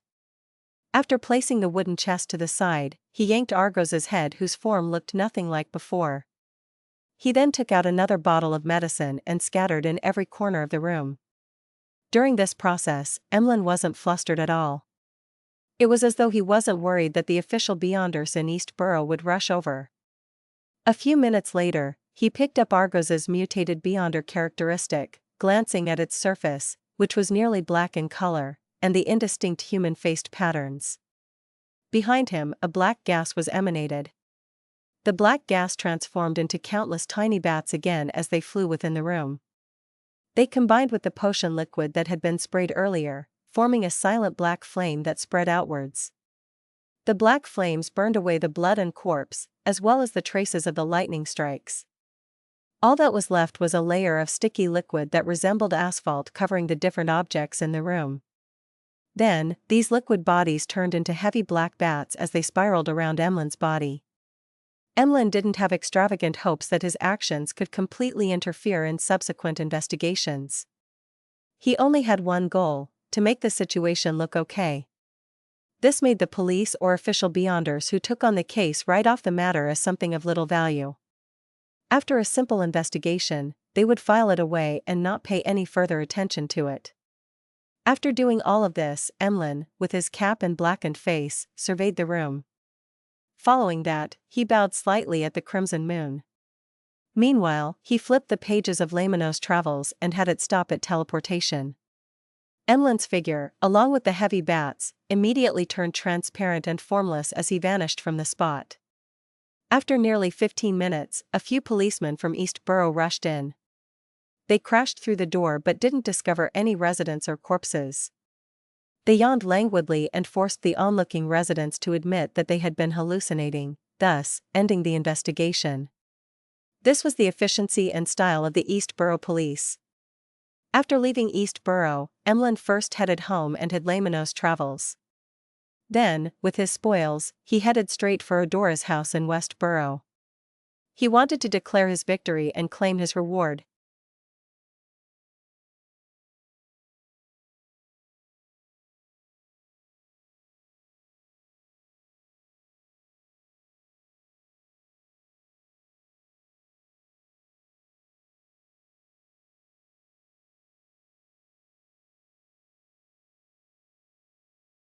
Chapter 797, Reward.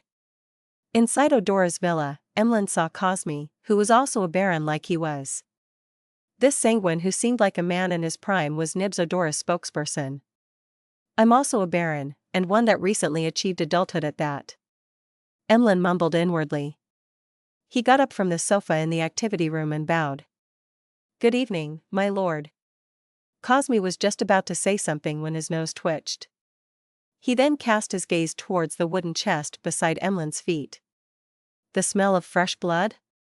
As he asked in puzzlement, he seemed to connect the dots and added after a second of thought, "You killed another target?" Emlyn curled his lips and shook his head. "No." Then, before Cosme could ask further, his smile turned profound. "Not one, but two." "Two?" The middle-aged gentleman was taken aback as he watched Emlyn bend down to open the lid. During this process, Emlyn's facial muscles winced a little as the series of actions had touched the wound on his right hand. Holding back the change in his expression, Emlyn allowed his arm to hang down slightly, allowing the chest to tilt and reveal its contents to the sanguine baron opposite him. Two charred, bloody heads were stuffed inside a pile of old newspapers. By the side were two transparent objects which resembled hearts, one red with vitality, and the other nearly black. This impactful scene was reflected in Cosme's eyes as he looked up in surprise, staring at Emlyn blankly as he blurted, "You did this?" Although he had only managed to recognize one head being Gallus Kevin's, but the two vampire beyonder characteristics couldn't be faked. Emlyn put down the wooden chest and allowed his right hand to hang down naturally. Surreptitiously, he flicked his right hand very slightly along the corners of his trousers as he replied with a smile, "Of course. This is the thing, after receiving the £7,000 reward back then, I bought a particular baron's legacy at a particular beyonder gathering. With it, I advanced. I don't wish to use money to satisfy the murderers who hunt us sanguine, but I didn't wish for this legacy to land in the hands of others. Besides, the seller wasn't necessarily the hunter." Taking this opportunity, Emlyn revealed the fact that he had already become a baron. Furthermore, every word he said was the truth. This was a technique he had learned from the Tarot Club. "I long knew that you were a baron. Do you think your frequent purchases of all kinds of items with spirituality and the borrowing of books that explain potions would go unnoticed? If it weren't because of certain factors, we would have questioned you long ago. What I'm surprised about is your combat ability. You don't even have a single mystical item, and with you only wishing to buy dolls, it's not easy to hunt two artificial vampires without causing a commotion, even for a baron. Even I would need to make plenty of preparations and acquire detailed intelligence before it's possible. Without anyone noticing it, Emlyn is already this strong?" Cosme Odora couldn't help but lampoon as he revealed a fake smile. "So that's the reason. Emlyn, why did you hide it from us? Don't you wish to be addressed as Lord by the other sanguine?" Emlyn glanced at the sanguine's expression and tilted his chin. "I was planning on telling everyone, but since there was the hunting competition, I decided to give everyone a surprise. Cosme, I've already hunted 3 of the primordial moon believers, and you gave 5 targets. Does this mean that I've won?" He couldn't wait to change his form of address from Lord to Cosme. Cosme's eyelids twitched as he chuckled. "Yes, that's right. You can ignore the 2 other targets. Leave it to Russ Bathory and the rest. This way, they might still be eligible for a consolation prize." Having said that, Cosme found his attitude a little too cold, so he hurriedly asked in concern, "Were you injured?" "A little." Emlyn raised his right arm and stretched his fingers. To be frank, on his hunt that night, the worst injury he suffered was after he teleported out of East Burrow. He had ripped apart his skin to wipe his blood across the cover of Lamino's Travels. Cosme didn't develop the topic as he said after a few seconds of silence. "Congratulations on being the victor of this hunting competition. You will receive 2 prizes. First, if there's a chance to become a Viscount in the future, you will enter the final list of candidates, receiving free help for the ritual. Second, you will obtain a mystical item. It's a ring personally created by the ancestor. Although it doesn't contain any godhood, it possesses potent and very mystical powers. As the ancestor didn't name it, we all call it Lilith's ring. Also, according to convention, these 2 Beyonder characteristics will belong to the entire Sanguine race. This way, we might be able to have 2 more newborns, and you would receive £3,000 in cash in return. A ring personally created made by the ancestor." Although Emlyn was somewhat disappointed that the reward wasn't a Viscount's Beyonder characteristic, with it only being candidature and a free ritual, the ring made by Sanguine ancestor Lilith herself was enough to put things right. To a proud Sanguine with a sense of racial superiority, this was the highest form of honor. As his joy was quelled, Emlyn, who had participated in several tarot gatherings and had completed 2 hunts, felt that things weren't that simple.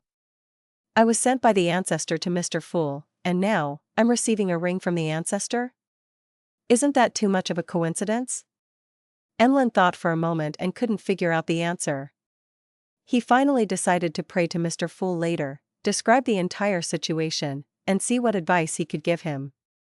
Noticing that Emlyn's joy had subsided and that he had remained silent for more than 10 seconds, Cosme cleared his throat. "That ring and the cash will be given to you tomorrow. When the time comes, I'll summon Bathory and Company, officially announcing your victory in this hunting competition. Then, the ring will be given to you." "No problem." Although Emlyn lacked the experience in such matters, he knew that rewards couldn't be given in private. It needed to be given in front of all the participants. Without staying any longer, he bade farewell and left Odora's villa in a rental carriage.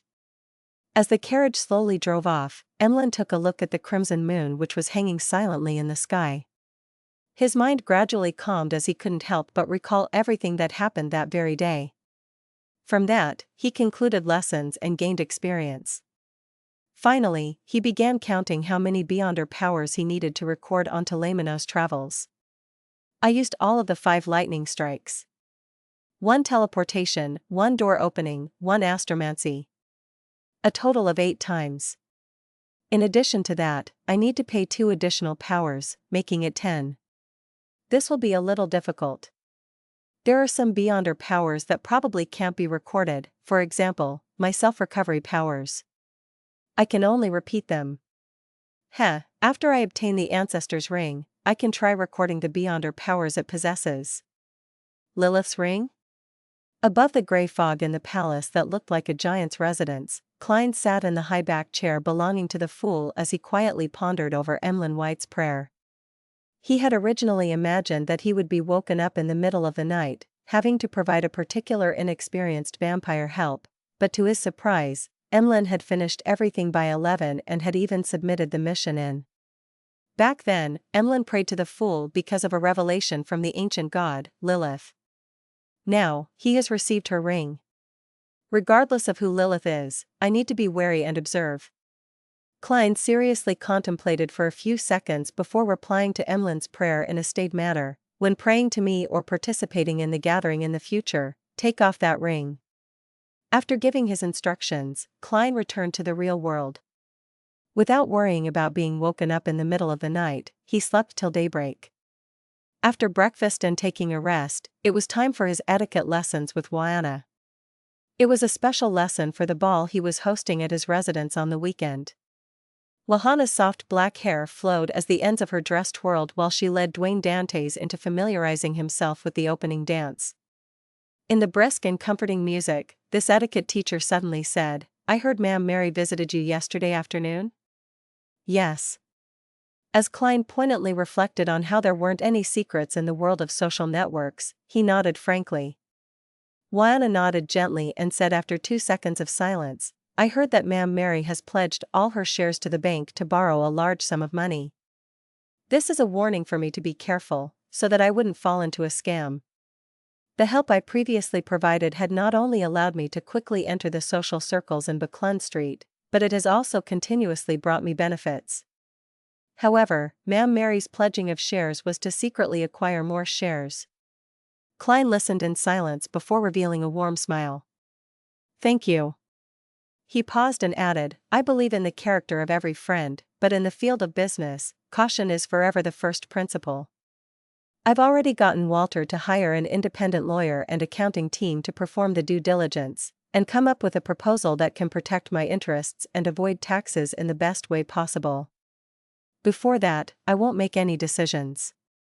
Wyanna raised her head a little and looked into Dwayne Dantes' deep blue eyes before suddenly sighing with a laugh. "You truly are a wise person." Klein originally wanted to attribute it to maturity, but thinking back to how Wahana's husband had previously been in a scam over his cloth, and he had only managed to reduce his losses thanks to him, such an answer easily made her imagine things and make comparisons. Since it would appear like a mockery, he changed his excuse and said with a chuckle, "My wisdom comes from the lessons I've received in the past. It's hard to imagine you being duped." Wyanna chuckled as she lowered her head. "Is it due to all your experiences that you can appreciate the different kinds of charms for all kinds of ladies? When is this rumor ever going to end?" Klein said with a helpless smile, "Every flower has something beautiful about it." After familiarizing himself with the entire process and the corresponding dance, Klein walked Wyanna out. Together with his valet, Richardson, he took up Ma'am Mary's invitation and headed for the Coim Company in Sherwood Borough.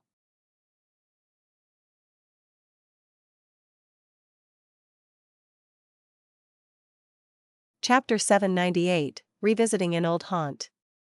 Sherwood Borough, outside the Coim Company. When Klein alighted from the carriage, he looked around as if he had never been here before, as though everything had a strong sense of novelty. In fact, he wasn't a stranger to the area. He knew that opposite the street was the Gardley department store where the middle class enjoyed patronizing, and that there was a shop not far away that was famous for its specialty Desi pies. He had once spent a considerable amount of time here waiting for Daraga Gale to tail him so as to obtain evidence to his acts of adultery. Retracting his gaze, Klein walked towards the Coim Company with Richardson. Ma'am Mary and her lady's maid were already waiting there. In the relatively conservative Loan Kingdom, a lady's servant had to be of the same sex, otherwise, it would result in nasty gossip, affecting her social relationships and marriage. Therefore, even though Ma'am Mary's lady's maid needed to play the role of her secretary to a certain extent, with her understanding societal etiquette, commercial knowledge, and having a certain level of negotiation skill, all she could do was select from women with good education or with relevant working experience without considering any men. Similarly, gentlemen needed to have valets and commercial secretaries of the same sex. Of course, even so, there were always people who couldn't rein themselves in and engaged in immoral acts. Every year, there were cases of servants and their employers having relations. Amongst them, the maids were mostly the victims. They were either cheated, forced, or enticed to become the male employer's lover. When they were eventually discovered, they would be fired, losing their jobs. Then, their reputation would be destroyed, making them ineligible options for servants again. Many a time, they had to become prostitutes. "Good afternoon, Dwayne." Ma'am Mary welcomed him with a smile. Klein bowed and said, "Good afternoon, ma'am." It really is a flourishing area. Such a topic was roughly equivalent to talking about the weather. After Mary exchanged pleasantries with him, she led Dwayne Dantes through the Coim Company's entrance and said with a smile, "Later, there will be professionals giving you an explanation as they show you around. After about half an hour, head on up. I prepared a buffet and invited a few friends in different circles." Friends in different circles. This is her trying to expand my social circle. Very sincere. Klein nodded slightly and said, "As someone not from the area, I always look forward to knowing more friends, having just come to Backland. No, you're nothing like that. If I had the liberty of saying it, you're a true Backland gentleman who has received excellent education, ma'am, Mary replied politely. As they conversed, they passed through the door and entered the reception area, which had excellent lighting. A stocky man in a suit with a beautiful mustache stood there waiting. This is Luke Sammer. He is our Coim Company's first manager, Mary introduced him to Dwayne Dantes. Actually, I know him. Klein looked at Luke and nodded with a smile. To him, Luke Sammer was a rather staid, professional gentleman. He enjoyed machinery and was a very gentlemanly person at banquets. He didn't belittle the poor detective who had yet to make a name for himself, nor did he deliberately curry favor with the few mid-ranking civil servants of the Backland Municipal Department that lived on Minsk Street. This is my friend, Dwayne Dantes. He's interested in anthracite and high-quality charcoal. Help me give him a detailed explanation, Mary said to Luke. Luke, who had been informed ahead of time, took a step forward and looked at the tycoon from Desi Bay. He gave a warm smile and said respectfully, Mr. Dantes, this is the Coim Company's headquarters. We have long-term agreements with several anthracite mines. We supply Cherwood, Hillston, North, and West Borough with anthracite and high-quality charcoal, satisfying 30% of their overall demand. We also have the chance of clinching a huge contract with the Navy. I've never seen Luke with such an expression. Klein followed him around Coim Company with an unperturbed expression as he listened to Luke introduce the various areas. From time to time, he would inquire without expressing his attitude. Half an hour later, they went up to the second floor and entered a huge meeting room. The place was already set up with tables clinging close to the walls. Plates of food were randomly placed on them, with mainly ham, smoked meat, sausages, bread, salad, cakes, pudding, and other cold dishes. However, there were a few hot dishes. Just as he stepped in, Dwayne Dantes was introduced to two men who were talking close to Mary. This is reporter Mike Joseph from the Daily Observer. This is an excellent surgeon, Dr. Aaron Series. In Backland, you will often need them. As Klein listened to Mary, he smiled at the two gentlemen, the corners of his lips nearly twitching. These are all friends I'm very familiar with. Well, I'm even more familiar with the fetus in the womb of Aaron's wife. Why does that sound wrong? As Klein lampooned, he patiently waited for Mary to introduce Dwayne Dantes to the two men before politely greeting Mike and Aaron. Mike Joseph didn't look much different from last year. He had thin brows, rough skin, and charming blue eyes. As for Aaron Series, although he was intrinsically a cold and reserved person, he didn't make it obvious. Everything that happened in the recent half-year had been smooth for him. In terms of mood and confidence, he was riding a high. Upon hearing that Dantes was a tycoon from Desi, Mike took out his name card and handed it over with a smile. You don't mind me advertising, right? If you wish to publish an advertisement, find me. Be it the Daily Observer or the Tussock Times, I can provide you with a discounted price. As he spoke, Mike winked, indicating that he was joking. You are nothing but a reporter with all these fake identification documents. Why didn't you mention the discount price advertisements to Sherlock Moriarty in the past? You were looking down on the detective, were you? Klein lampooned and exchanged name cards with him. I've always had such needs. Following that, he turned to Aaron and handed another name card to him. I was recently ill and recovered only recently. I'm very aware of how important a doctor is. I'm a surgeon, so I believe you wouldn't wish to meet me that much. Despite saying so, Aaron still received the name card. No, I'd love to meet you. I even wish to join the party of your child's birth. Klein mumbled, deliberately leading the conversation to the field of medicine and having a good conversation with Mike and Aaron. He had previously been stressing over how to close ties with Aaron to re-establish connections with a particular unborn fetus. After all, the paper crane was about to tear at any moment, making it unusable for even one more attempt. As for Sherlock Moriarty, it was difficult for him to openly appear in Backland to pay Aaron a visit, much less participate in the birth party. There aren't any problems now. With Ma'am Mary's introduction, I can very naturally get close to Aaron. When the time comes, I'll definitely be invited. Hee, I might even be made the godfather of a particular snake of Mercury. After all, we are all believers of the goddess. Will this make a particular fetus angry? I'd better be careful.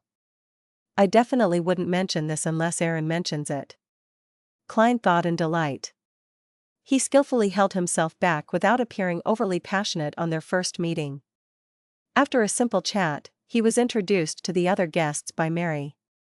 During this process, Klein didn't forget to get some food and water, making him appear to easily adapt himself to the environment. After completing a round, Mary stopped and said after some deliberation, "Everyone here is my friend. This means that you didn't invite anyone from the other camp, and you are also including me as your friend?" Klein nodded gently. "I probably shouldn't ask as a gentleman, but as a businessman, I need to know who is the person, or who are the people, vying for the Clem Company's controlling share rights?" Mary fell silent for 2 seconds. Baron Sindras and his friends. They wish to publicly list the Clem Company and earn the sky-high evaluation that will eventually happen. They're completely unconcerned with the company's future development. Baron Sindras, one of the richest men in Loen. By donating to the Conservative Party, he became an aristocrat and is a banker, factory owner, and a powerful businessman. It's hard to tell where he stands, so even though he relied on the Conservative Party to obtain his aristocratic title, he's more aligned with the new party while being biased towards merchants. Klein thought and asked with a smile, "Why didn't you get that Mr. Hall to help? His father is a powerful noble and banker. He should be able to provide you with the necessary help." Mary said with a wry smile, "Mr. Hall doesn't wish to involve himself in this matter. He claims to be the chief secretary of the National Atmospheric Pollution Council, so he can't be involved in commercial activities that deal with anthracite or charcoal. A man whose true ambitions lie in politics. However, he probably doesn't wish to be at odds with Baron Sindras. If I were to choose another butler back then, I'd likely have established ties with Baron Sindras. He's so rich, so if he really wants to raise the price, I wouldn't be able to beat him. Will a trope of him using money to crush me appear?" Klein didn't ask further as he said, "I will wait for the investigation report." Realizing that Dwayne Dantes wasn't directly backing out, Mary said with slight gratitude, "In this age, chivalrous people are already few and far between. You are one of them." Klein smiled without promising anything. After the buffet was over, he began returning to Northborough on his high-end four-wheeled carriage. As he daydreamed while looking out the window, Klein suddenly said to Richardson, "Turn towards St. Samuel Cathedral." He had failed to figure out the exact answer to the reason for the anomaly in the cathedral, which was later quelled. This made him wonder if he should find a chance to make contact with the keepers.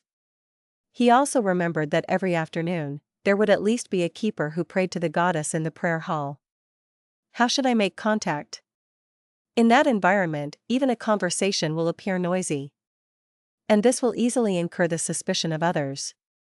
Klein frowned slightly as he decided to observe before coming up with a solution.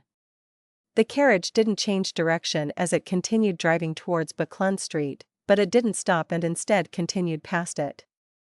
Inside the carriage, Klein closed his eyes to calm his slightly anxious feelings.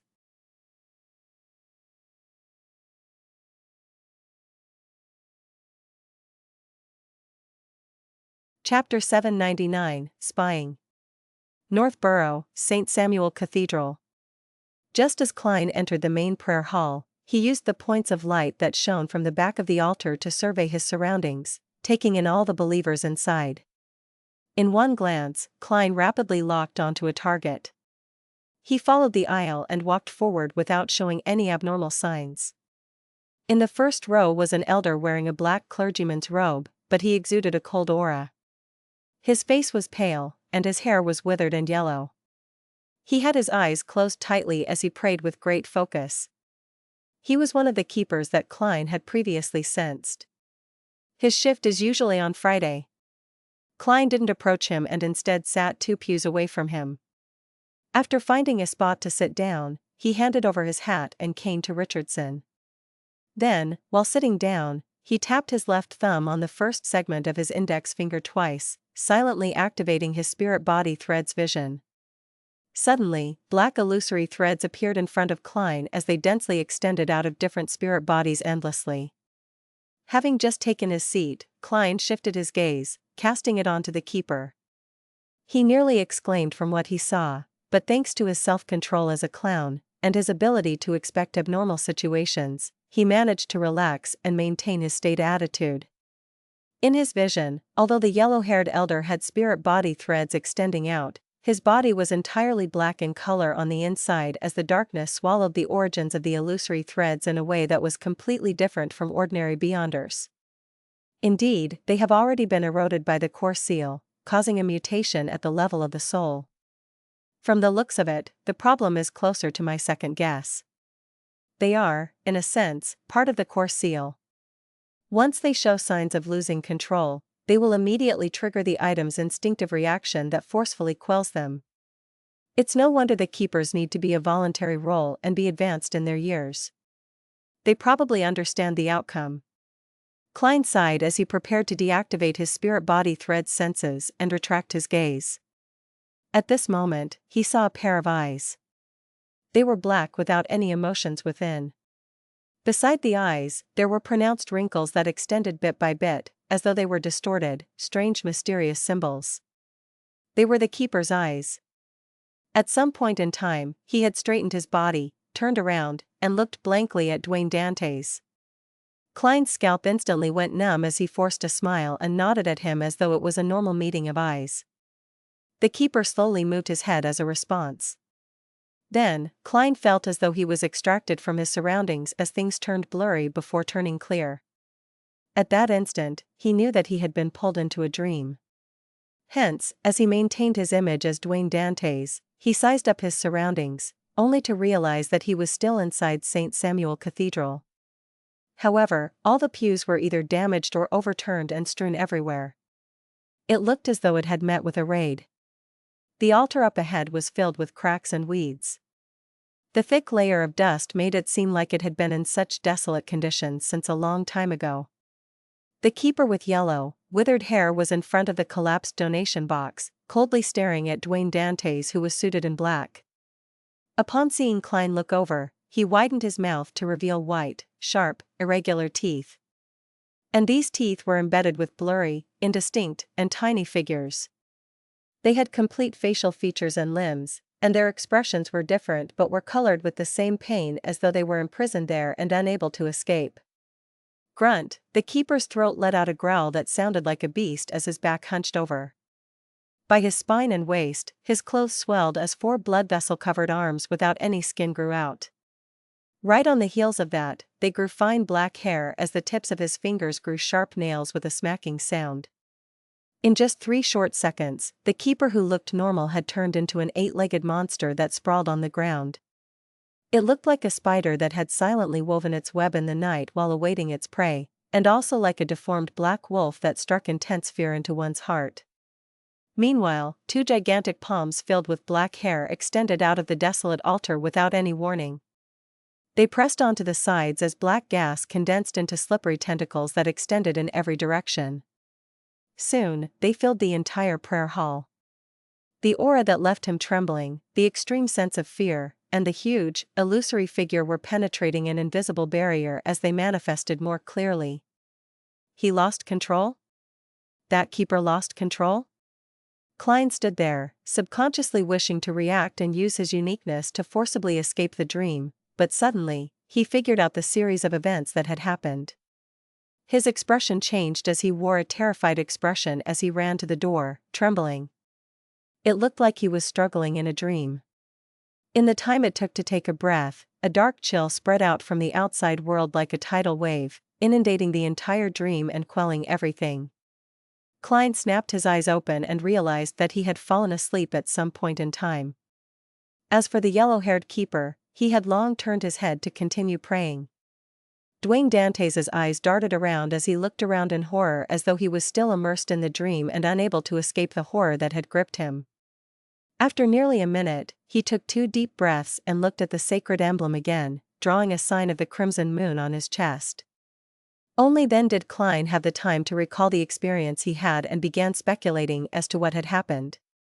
As I had spied on his spirit-body threads, it caused him to show signs of losing control, thus causing an excessive reaction by pulling me into a dream and attempting to deal with me. Later, the core seal behind Cheney's gate sensed the anomaly and quelled the problem. Now, the crux of the matter is if the keeper still remembers the source of his near mutation. If he's already used to it, he should find the cause of the problem very vague considering his present state. Of course, it might not be my problem. Perhaps he was already on the brink of losing control. Klein looked at the elder once again to observe what he would do next to determine how he should react. If all else fails, I'll directly use creeping hunger and escape with traveling. Klein rapidly made up his mind as he patiently waited for the possible repercussions. A few minutes later, he saw Bishop Electra walk in from the side door towards him. Klein's heart tightened as he spread open his left fingers in preparation to activate creeping hunger. At that moment, he suddenly had an idea and stopped his actions. If the keeper has already informed the bishops about my problematic situation via a dream, I would be the victim of a collective assault by the church's beyonders. After all, pulling me into a dream can avoid harming the other believers. Therefore, they have no need to find a bishop I'm familiar with to come over. It's likely more to extend their regards and to placate me. Klein retracted his gaze and continued a praying pose. In less than a minute, he finally sensed someone approach as he looked up and saw Bishop Electra softly say, "You don't look too well?"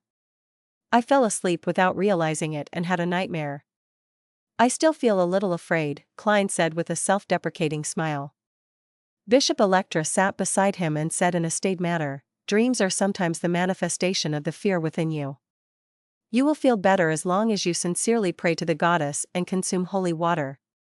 Of course, the most important thing is to not suppress yourself usually. Learn to confess to the goddess.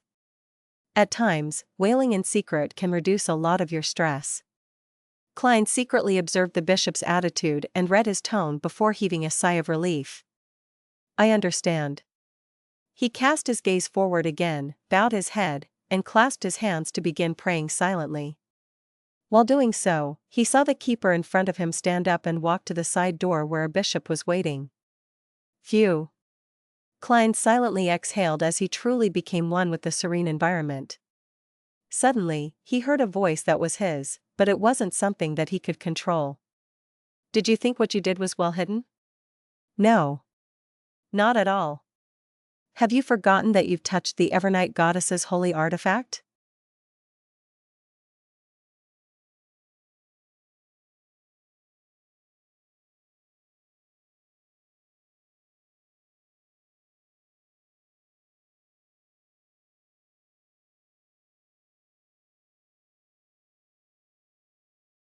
Chapter 800, Psychologically Becoming Better. Who is it?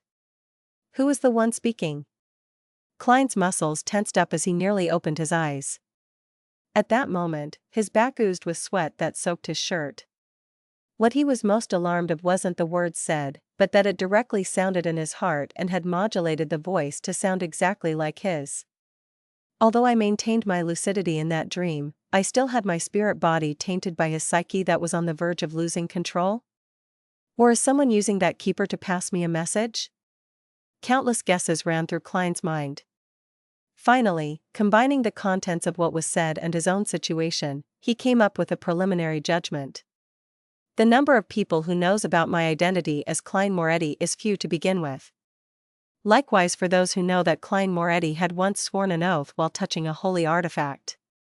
Furthermore, there's almost no intersection between the two.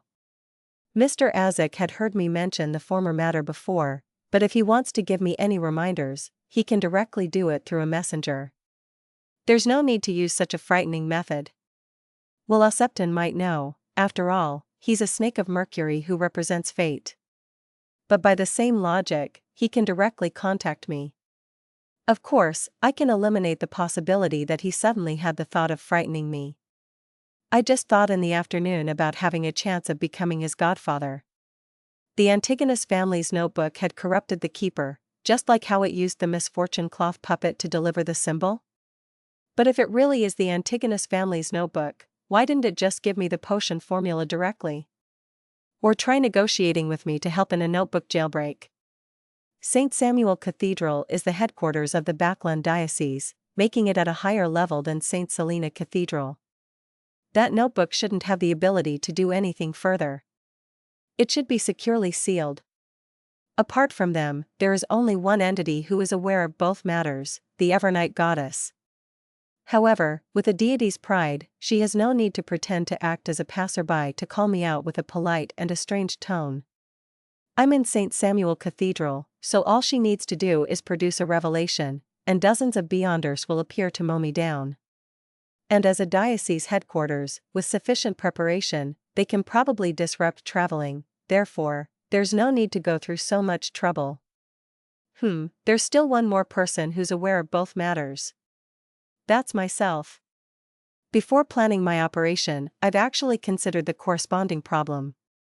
Back then, my conclusion was that I didn't need to worry too much about it because only after advancing to Faceless will some of the Grey Fog's powers enter the real world, allowing certain demigods to sense my uniqueness. Before this, only Beyonders from the monster pathway could discover a tiny bit of my uniqueness, and back when I touched the holy sword and made that oath, I had yet to become a clown. Just because of the secret connection established from the oath, it made the goddess slowly sense something about me. It's been so long, and I haven't seen her take any action. That female angel, she should be an angel. She had even smiled at me when she wiped away Mr. A. Therefore, the goddess might be happy to see me take away the Antigonus family's notebook. Although I'm not sure of her motives, I can only accept it and subsequently think of ways to deal with it at my current level. This is ultimately safer than climbing the main peak of the Hornaces mountain range. Of course, that's built on the premise that the lady which wiped away Mr. A is an angel of the church. Although I had undergone all kinds of acting during the Faceless stage and got to know myself well, I've consumed additional potions without completely digesting them. And marionettist requires every marionette to adhere to a specific persona. This also easily causes a personality dissociation. Also, to steal the Antigonus family's notebook and to act as Dwayne Dantes, I'm under immense stress. I am subconsciously wavering and am suspicious. In this state, the keeper's corrupted psyche of nearly losing control had agitated my spirit body, causing me to have a split personality? Just as Klein thought of this, the familiar yet unfamiliar voice resounded in his mind again. Your considerations are too idealized. All of your actions are fundamentally all thanks to luck. If that high-ranking deacon, Crestet Sesamir, with the Holy Sword was here in Backland to handle Beyonder cases, can you guarantee that the Holy Sword wouldn't sense you when you are in the same cathedral? Both of you are linked by an oath. If Deacon Sesamir were to come, I'll abandon this plan. Besides, it's also not possible to avoid it ahead of time. I'll find an excuse or reason to be out of town for some time. Klein mumbled inwardly. Then, he heard the voice belonging to himself sound in his mind. This makes it a situation prone to too many accidents and unpredictable developments. Before coming to the cathedral, didn't you also not consider that the mere observation of spirit-body threads would result in a mutation? My nervousness back then was the anxiety that something happened beyond my expectations. However, as it's a mere observation without me making any direct contact, I didn't believe that there would be too great a problem. I should be more cautious in the future. Also, accidents and developments exist for everything. Who exactly are you? Klein closed his eyes as he pretended to focus on praying. The voice hesitated and said, I'm Klein. You are Zhou Mingrue. No, I'm Zhou Mingrue. You are Klein. Indeed. Klein felt his hair stand on end once again. He decided to leave St. Samuel Cathedral immediately, return home, and resolve the problem of his character dissociation. When the symptoms first appear, the situation is easier to resolve. Once the other personality stabilizes and becomes stronger, it will begin to snatch control of the body. I might even need external help when that happens. He opened his eyes and looked at Electra with a tranquil expression. I feel like I've calmed down. Ever since I got a mental illness, my mind is a lot better. As he spoke, Klein inwardly gave a self-deprecating comment. He enjoyed lampooning, partially because it was in his character to do so, and partially to enforce his personality. It was ultimately to remind himself who he was, so as not to lose himself to his acting. Bishop Electra smiled. "May the goddess bless you." As he spoke, he took a cup of water from a priest's hand and passed it to Duane Dantes. Without any explanation needed, Klein knew that it was holy water. He often drank it in the past, hence, hiding his anxiety, he received it in a composed manner and downed it. A refreshing feeling slushed down his throat, jolting his mind as he became a lot more awake. Even the voice in his mind weakened. This has the effect of placating the spirit body. The Church does view Duane Dantes with great importance. Of course, this is created by their beyonders. As Klein nodded at Bishop Electra, he drew the sign of the Crimson Moon and staidly walked to the altar and donated £50 into the donation box. After doing everything, he led Richardson and left the cathedral, riding the carriage back to Buckland Street. On his trip back, he didn't feed the pigeons, because an ordinary person who had just encountered something would hardly have the peace of mind to do so. After returning home, the silent Klein used the excuse of an afternoon nap to dismiss his servants. In his master bedroom's bathroom, he took 4 steps counterclockwise and headed above the grey fog. Passing through the roars and ravings, he didn't feel his body be purified. He was increasingly certain that the voice in his mind originated from himself. It was a result of being corrupted and agitated, causing a character dissociation. Sitting in the high-back chair of the fool, Klein immediately studied his spirit body's situation. He discovered that there were some signs of chaos without it being pure. The corresponding aura colors were somewhat spotted. After seriously contemplating for 2 minutes and ignoring the echoing noise in his head, Klein conjured the world Gehrman Sparrow and made him devoutly pray. "Honorable Mr. Fool, please inform the moon that I wish to rent the mental terror candle for half a day. I know he has the means of obtaining it." Very early on, his identity as the world had been prepared for Sherlock Moriarty, so Klein wasn't worried about it. South of the bridge, Harvest Church. Emlyn White, who was anticipating his obtaining of Lilith's ring in the evening, suddenly saw the endless grey fog and heard the world.